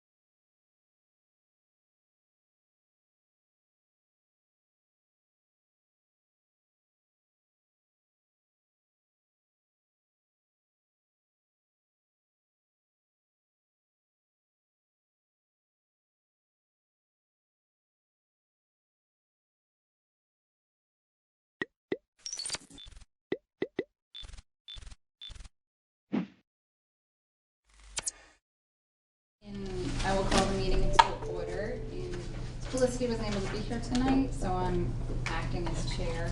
I'm the vice chair. Appropriate. And it's 6:02. So announcements? Sure. Well, you all kind of got the introductions, but we have 2 introductions tonight. We have Andrew, who is the planning tech and 911 coordinator for the town. So Andrew started October 1st, and he was at some of the downtown design plan meetings, at a lot of them. And so he comes to us with a lot of skills, a degree in urban planning and sustainability, and some great skills that we're looking to put to use. Are you from the area, or did you move here? So I went to high school in Connecticut. I guess that's where I really grew up. I was born in Seattle. Went to college in Washington State, Bellingham, Washington. My family brought me back over here, and in this job too, I could say. I've been looking for jobs probably for 3 months. It wasn't really going my way in Washington, so that's kind of when I made my way back east. But I'm here now, officially a month in, so it's going well. Yep. And you so you're found an apartment in town. Yeah. You're settled Yep. in. Yep. And you're going to become can he be a town meeting member and work for the planning board? It's a good. It's well, funny. Brian has been, and he works for the planning department. So yeah, and he's I also think lives in the town. Yeah. Right. So you have to be a rep town meeting member. You have of course. to live in town. Yeah. But yeah. There's always that balance when you're a Brian planner has for the town you live in. before, yeah. You know, where's Well, sometimes you need expert knowledge. Yeah, right. Yeah. As a town meeting member. Well, that's my philosophy. I want to live in the place I plan. Yeah. Yeah. Yeah. So it's good to be here. Looking forward to working with you all. Great. And welcome to Prudence, who is the newest planning commissioner. So that's exciting. I've worked with Prudence over the years. When you were at the hospital and you were at the Department of Health. So. Yes, yeah. I was at the Department of Health for 5 years. I was district director and retired last spring from that job. And then I was at BMH for most of my career. As a nurse? You were No, administrator. I was in VP for most of that time, doing physician recruitment and planning and operations stuff. And if I could just add, Prudence works with or volunteers with the Brattleboro Coalition for Active Transportation. So she brings a lot, like she said, healthy community design, biking, walking, that kind of thing. Awesome. As interest. So Looking anyway, forward to getting did to we know go you all. around? We can go around and introduce everybody else, or yeah, sure. I'm Josh. Hi, I'm Tom. And Kathy. Of course, you can ask if you want to know something more. Yeah, sorry. I Kathy, need to say more. I'm just gonna I follow know where you work. But do you want to say where you work, or if you work outside the home? Yeah, I'm a project manager for the company. I own my own little motorcycle shop out of my house. I've been here 2 years. I'm working on fixing up a house for like half a year now. I have a degree in public health, some relation to and sciences. So. Yeah, and I've lived in town for, 14 years or something, and I'm currently river steward, and have been on the planning commission for a long time. I don't know. Yeah. And I have 2 little kids. Great. Oh, right, so I gotta, okay, any other announcements? Announcements, so. I would like to introduce myself. Okay. Hi, I'm Ricky Rosati, and I applied for the sustainability coordinator position. So when I saw that as there's an update on the agenda tonight, I knew I should be present. Okay. Great. And did you want to introduce yourself too? Oh, I'm Mary. I just wanted to observe. Okay. Awesome. Thank you.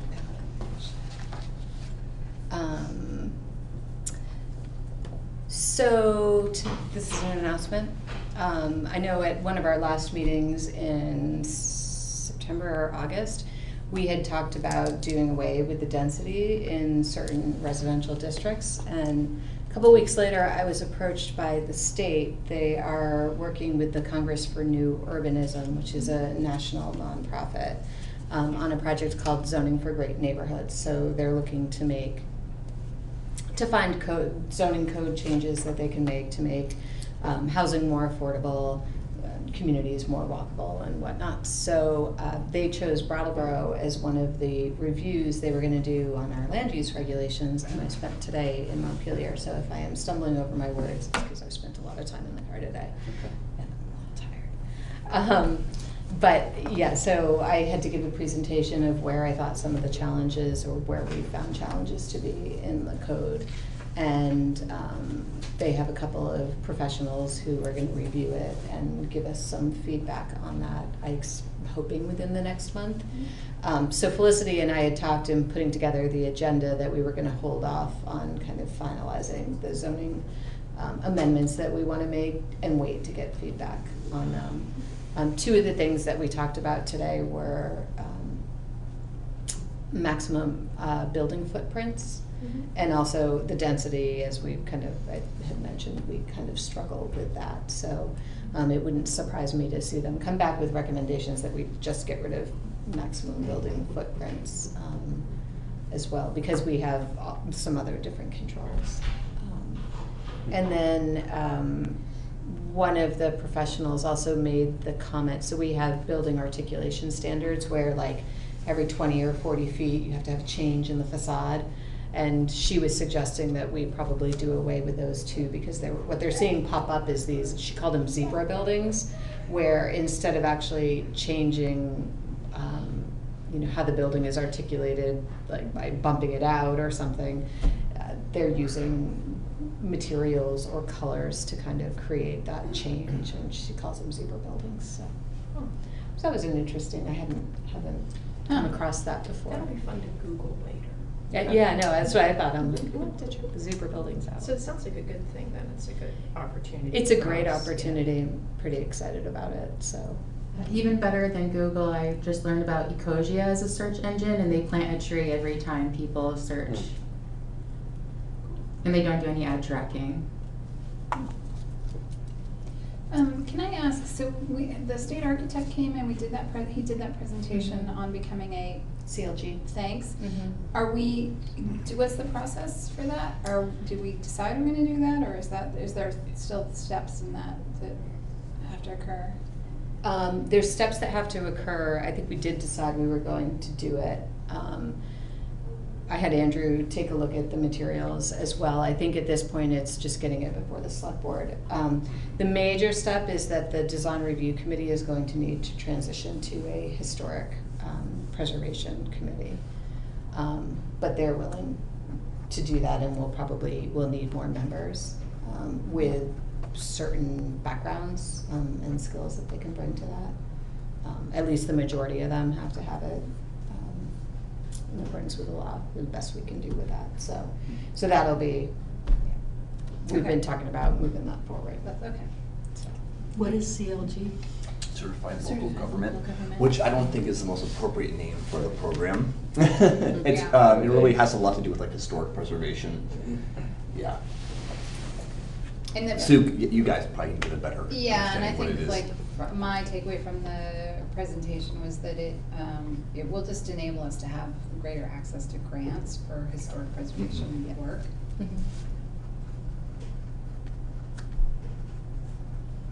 But that presentation was videotaped, I think, by BCTV, was it? I believe it was. Yeah, so I'll try to find. find You might be it. able to just watch it on the BCTV like archive. Cool. Yeah. All right. Other announcements? Anyone? Okay, so then public comments. We have a member of the public. You today. Yeah. Okay. Well, I'm curious, when you were talking about the urban design, was there any focus on making sure that new buildings provide water filtration for residents? No. Is that on the agenda?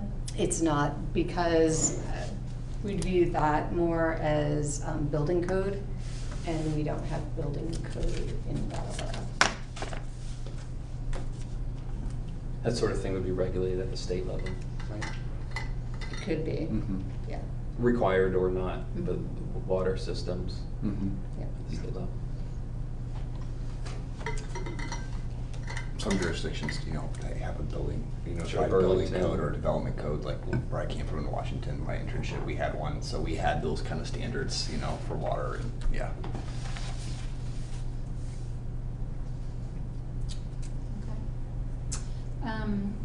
So next on the agenda is to approve the minutes of September 9th. And I think Andrew just handed out comments. If there are any corrections or changes needed? Need a couple minutes? Yeah, take a moment. So you applied for a climate adaptation workshop, is there? I did. I had not gotten an update. I thought they told me the end of October I would hear. Haven't heard anything yet. It was nationally competitive, and it was a pretty simple, quick application. Still waiting to hear. Still have my fingers crossed.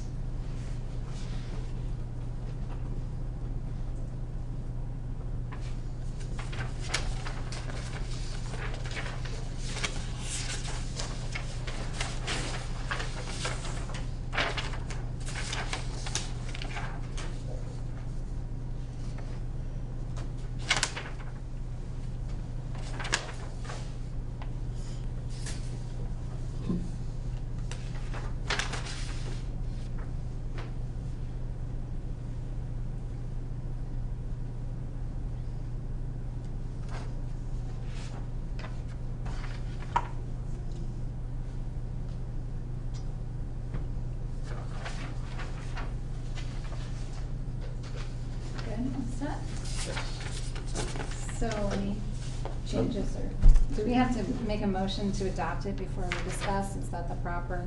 Yep. Yeah, I'll so. make a motion to approve the minutes of September 9th. We need a second for that. Here. I'll second it, right there. Okay. Who seconded? I'm sorry. I did. And any There's the three of us, right? discussions or changes or discrepancies, concerns? No? Okay. Looks good to me.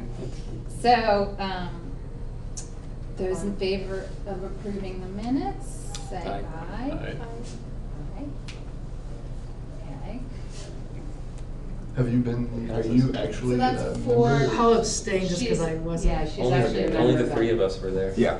But that's okay. Yeah, so I are think you- you can right. still vote if you. But you are a But member. Oh, really? She was not a She member. is, Prudence yes, was she not is. a member, Oh. so But at the time, yeah. she should abstain. Yep. All right, so yeah, so that's four in favor yeah, I think and that- then one abstention.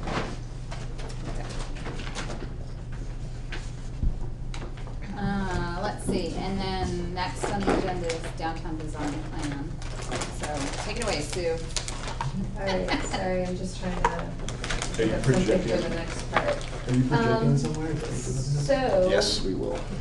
What we wanted to do was just have kind of a recap. It's not gonna go there, Andrew, I'm just gonna do it on the wall. Oh, yeah. But that's for the next part. Yeah, so we wanted to have a recap because several of you were at different events with the downtown plan, so there was the Better Block Challenge in September, which was the 3 pop-ups, which I know several of you got to see. And then there was also the Places for People charrette in October, which some of you were at the kickoff meeting or various events along the way, and then the recap meeting. So I wanted to use this time to kind of talk about it, see what we thought worked, where maybe there needs to be some more work done. I can kick it off. So, the Better Block Challenge, I thought Friday night had the most activity, I think, going on in downtown. So the library pop-up was pretty successful. The alleyway, they only staffed theirs on Friday night, and they were able to put up art and the lighting and whatnot, but I don't think the impact was as great as here at the library or the bike lane on Flat Street, sorry. I thought the bike lane, worked out well. And Prudence, you weren't there that weekend, were you? Yeah. It was a lot of work to set it up, but there seemed to be a lot of interest in the bike lane. They had also run a petition, and they had a lot of people sign it and were interested in seeing a permanent bike lane on Flat Street. So if you want to jump in, we're recapping and providing thoughts and what we think needs to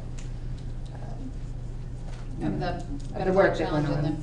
the places for people. So we started the Better Walk Challenge, which I know you came by on Sunday. And Yeah. we had all a through the all through All Main through. Street and checked out all the projects. So yeah.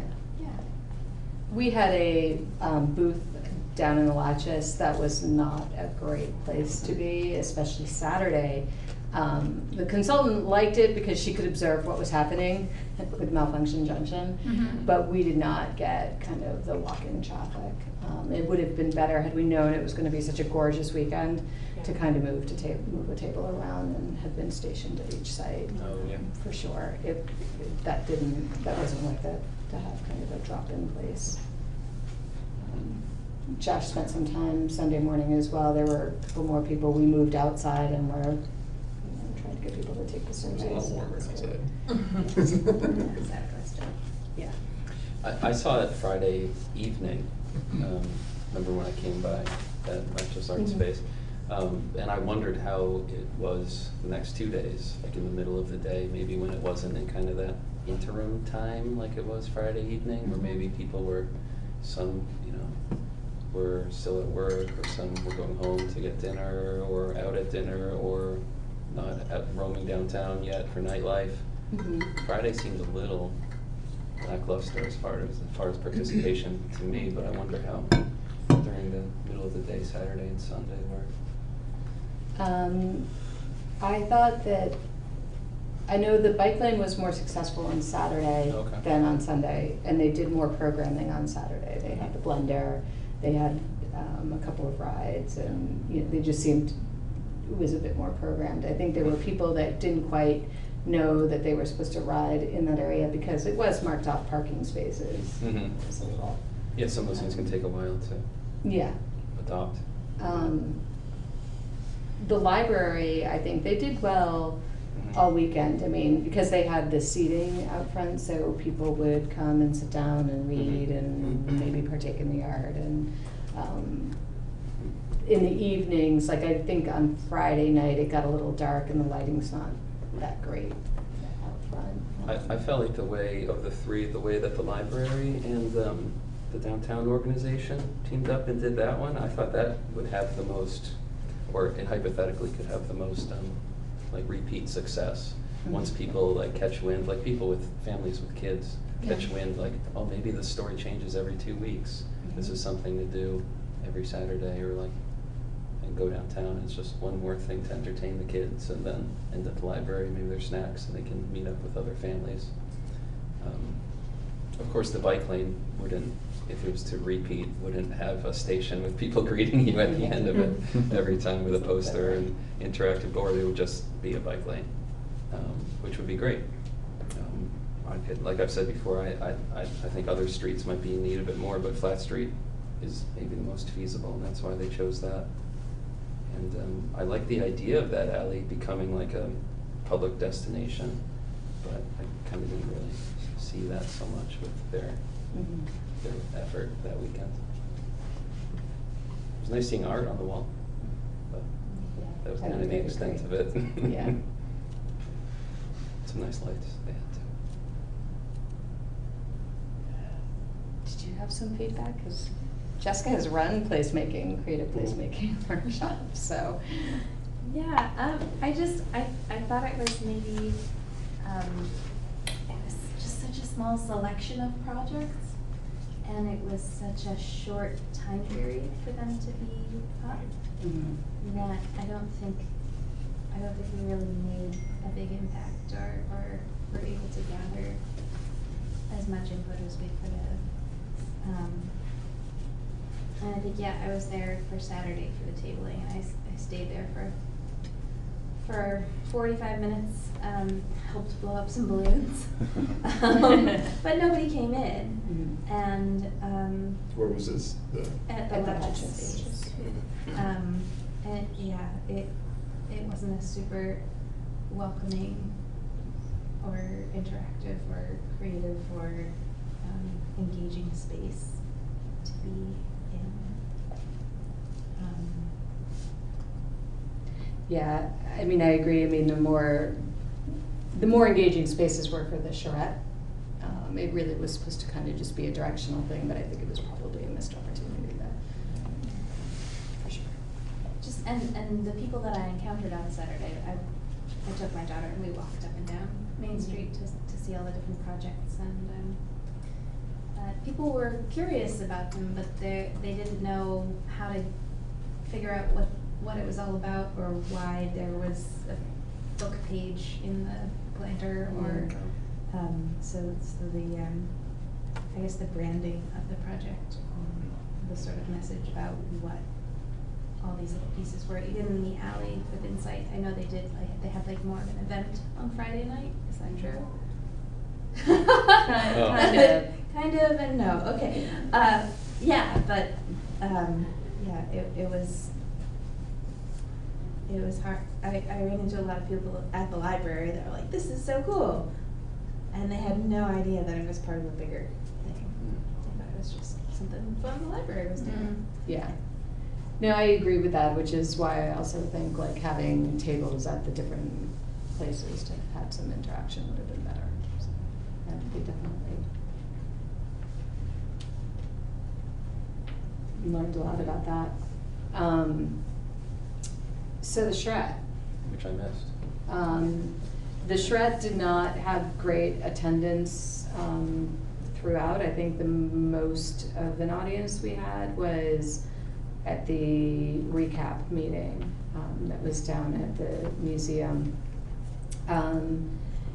The Saturday event, which was the drop-in studio, was awesome, but probably one of the least attended. But the people that came actually came to sit down with the landscape architects and address certain things. So it was a great opportunity.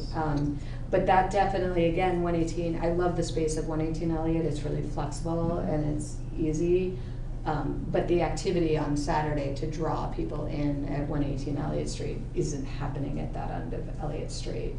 And Andrew and I brought flyers over the high rise because we know that the residents there have some challenges of walking in the downtown, and not one person came over. Whether they got them or not, it's a locked place. We dropped them off. So that was kind of unfortunate, but for the people that did come, I think it was really worthwhile. Friday night, lots of people stopped in. That was kind of the art focused evening of what kind of public art do you want to see? Do you have suggestions for locations? So we got, information out of that. And then, so there were more kind of photo preference services. There was photo preference on Friday night. There was also photo preference stuff going on Saturday. And our consultant Brandy has actually turned that into another survey, an online survey that people can do. And we haven't printed out copies yet, but it's kind of the photo preference to kind of pick up and get more feedback. I like that survey. Yeah. Yeah. We ended up, the first survey that went out, we have probably around 550 responses to that one. The last I spoke to Brandy late last week, we had about 100 on the photo preference survey.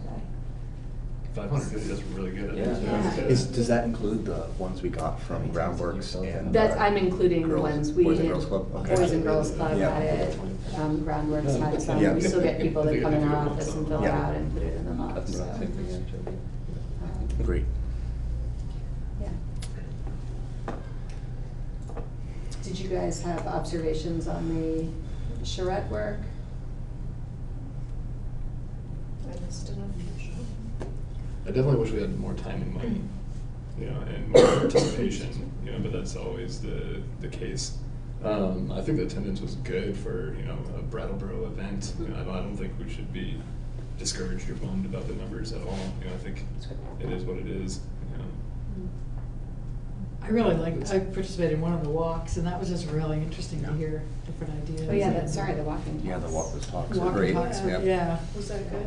It was really good, yeah, I went to the one that was like in the northern end of town. Yeah. It was, yeah, Mhm. it just made me think about things that had. Where'd that go through some of those parking lots along the river and the Yeah, common maybe? it started at Municipal Center and went to like High Grove and Yeah. down Oh. behind the, Rec center. Rec center. Rec Center, Yeah, okay. yeah. How was the attendance on that?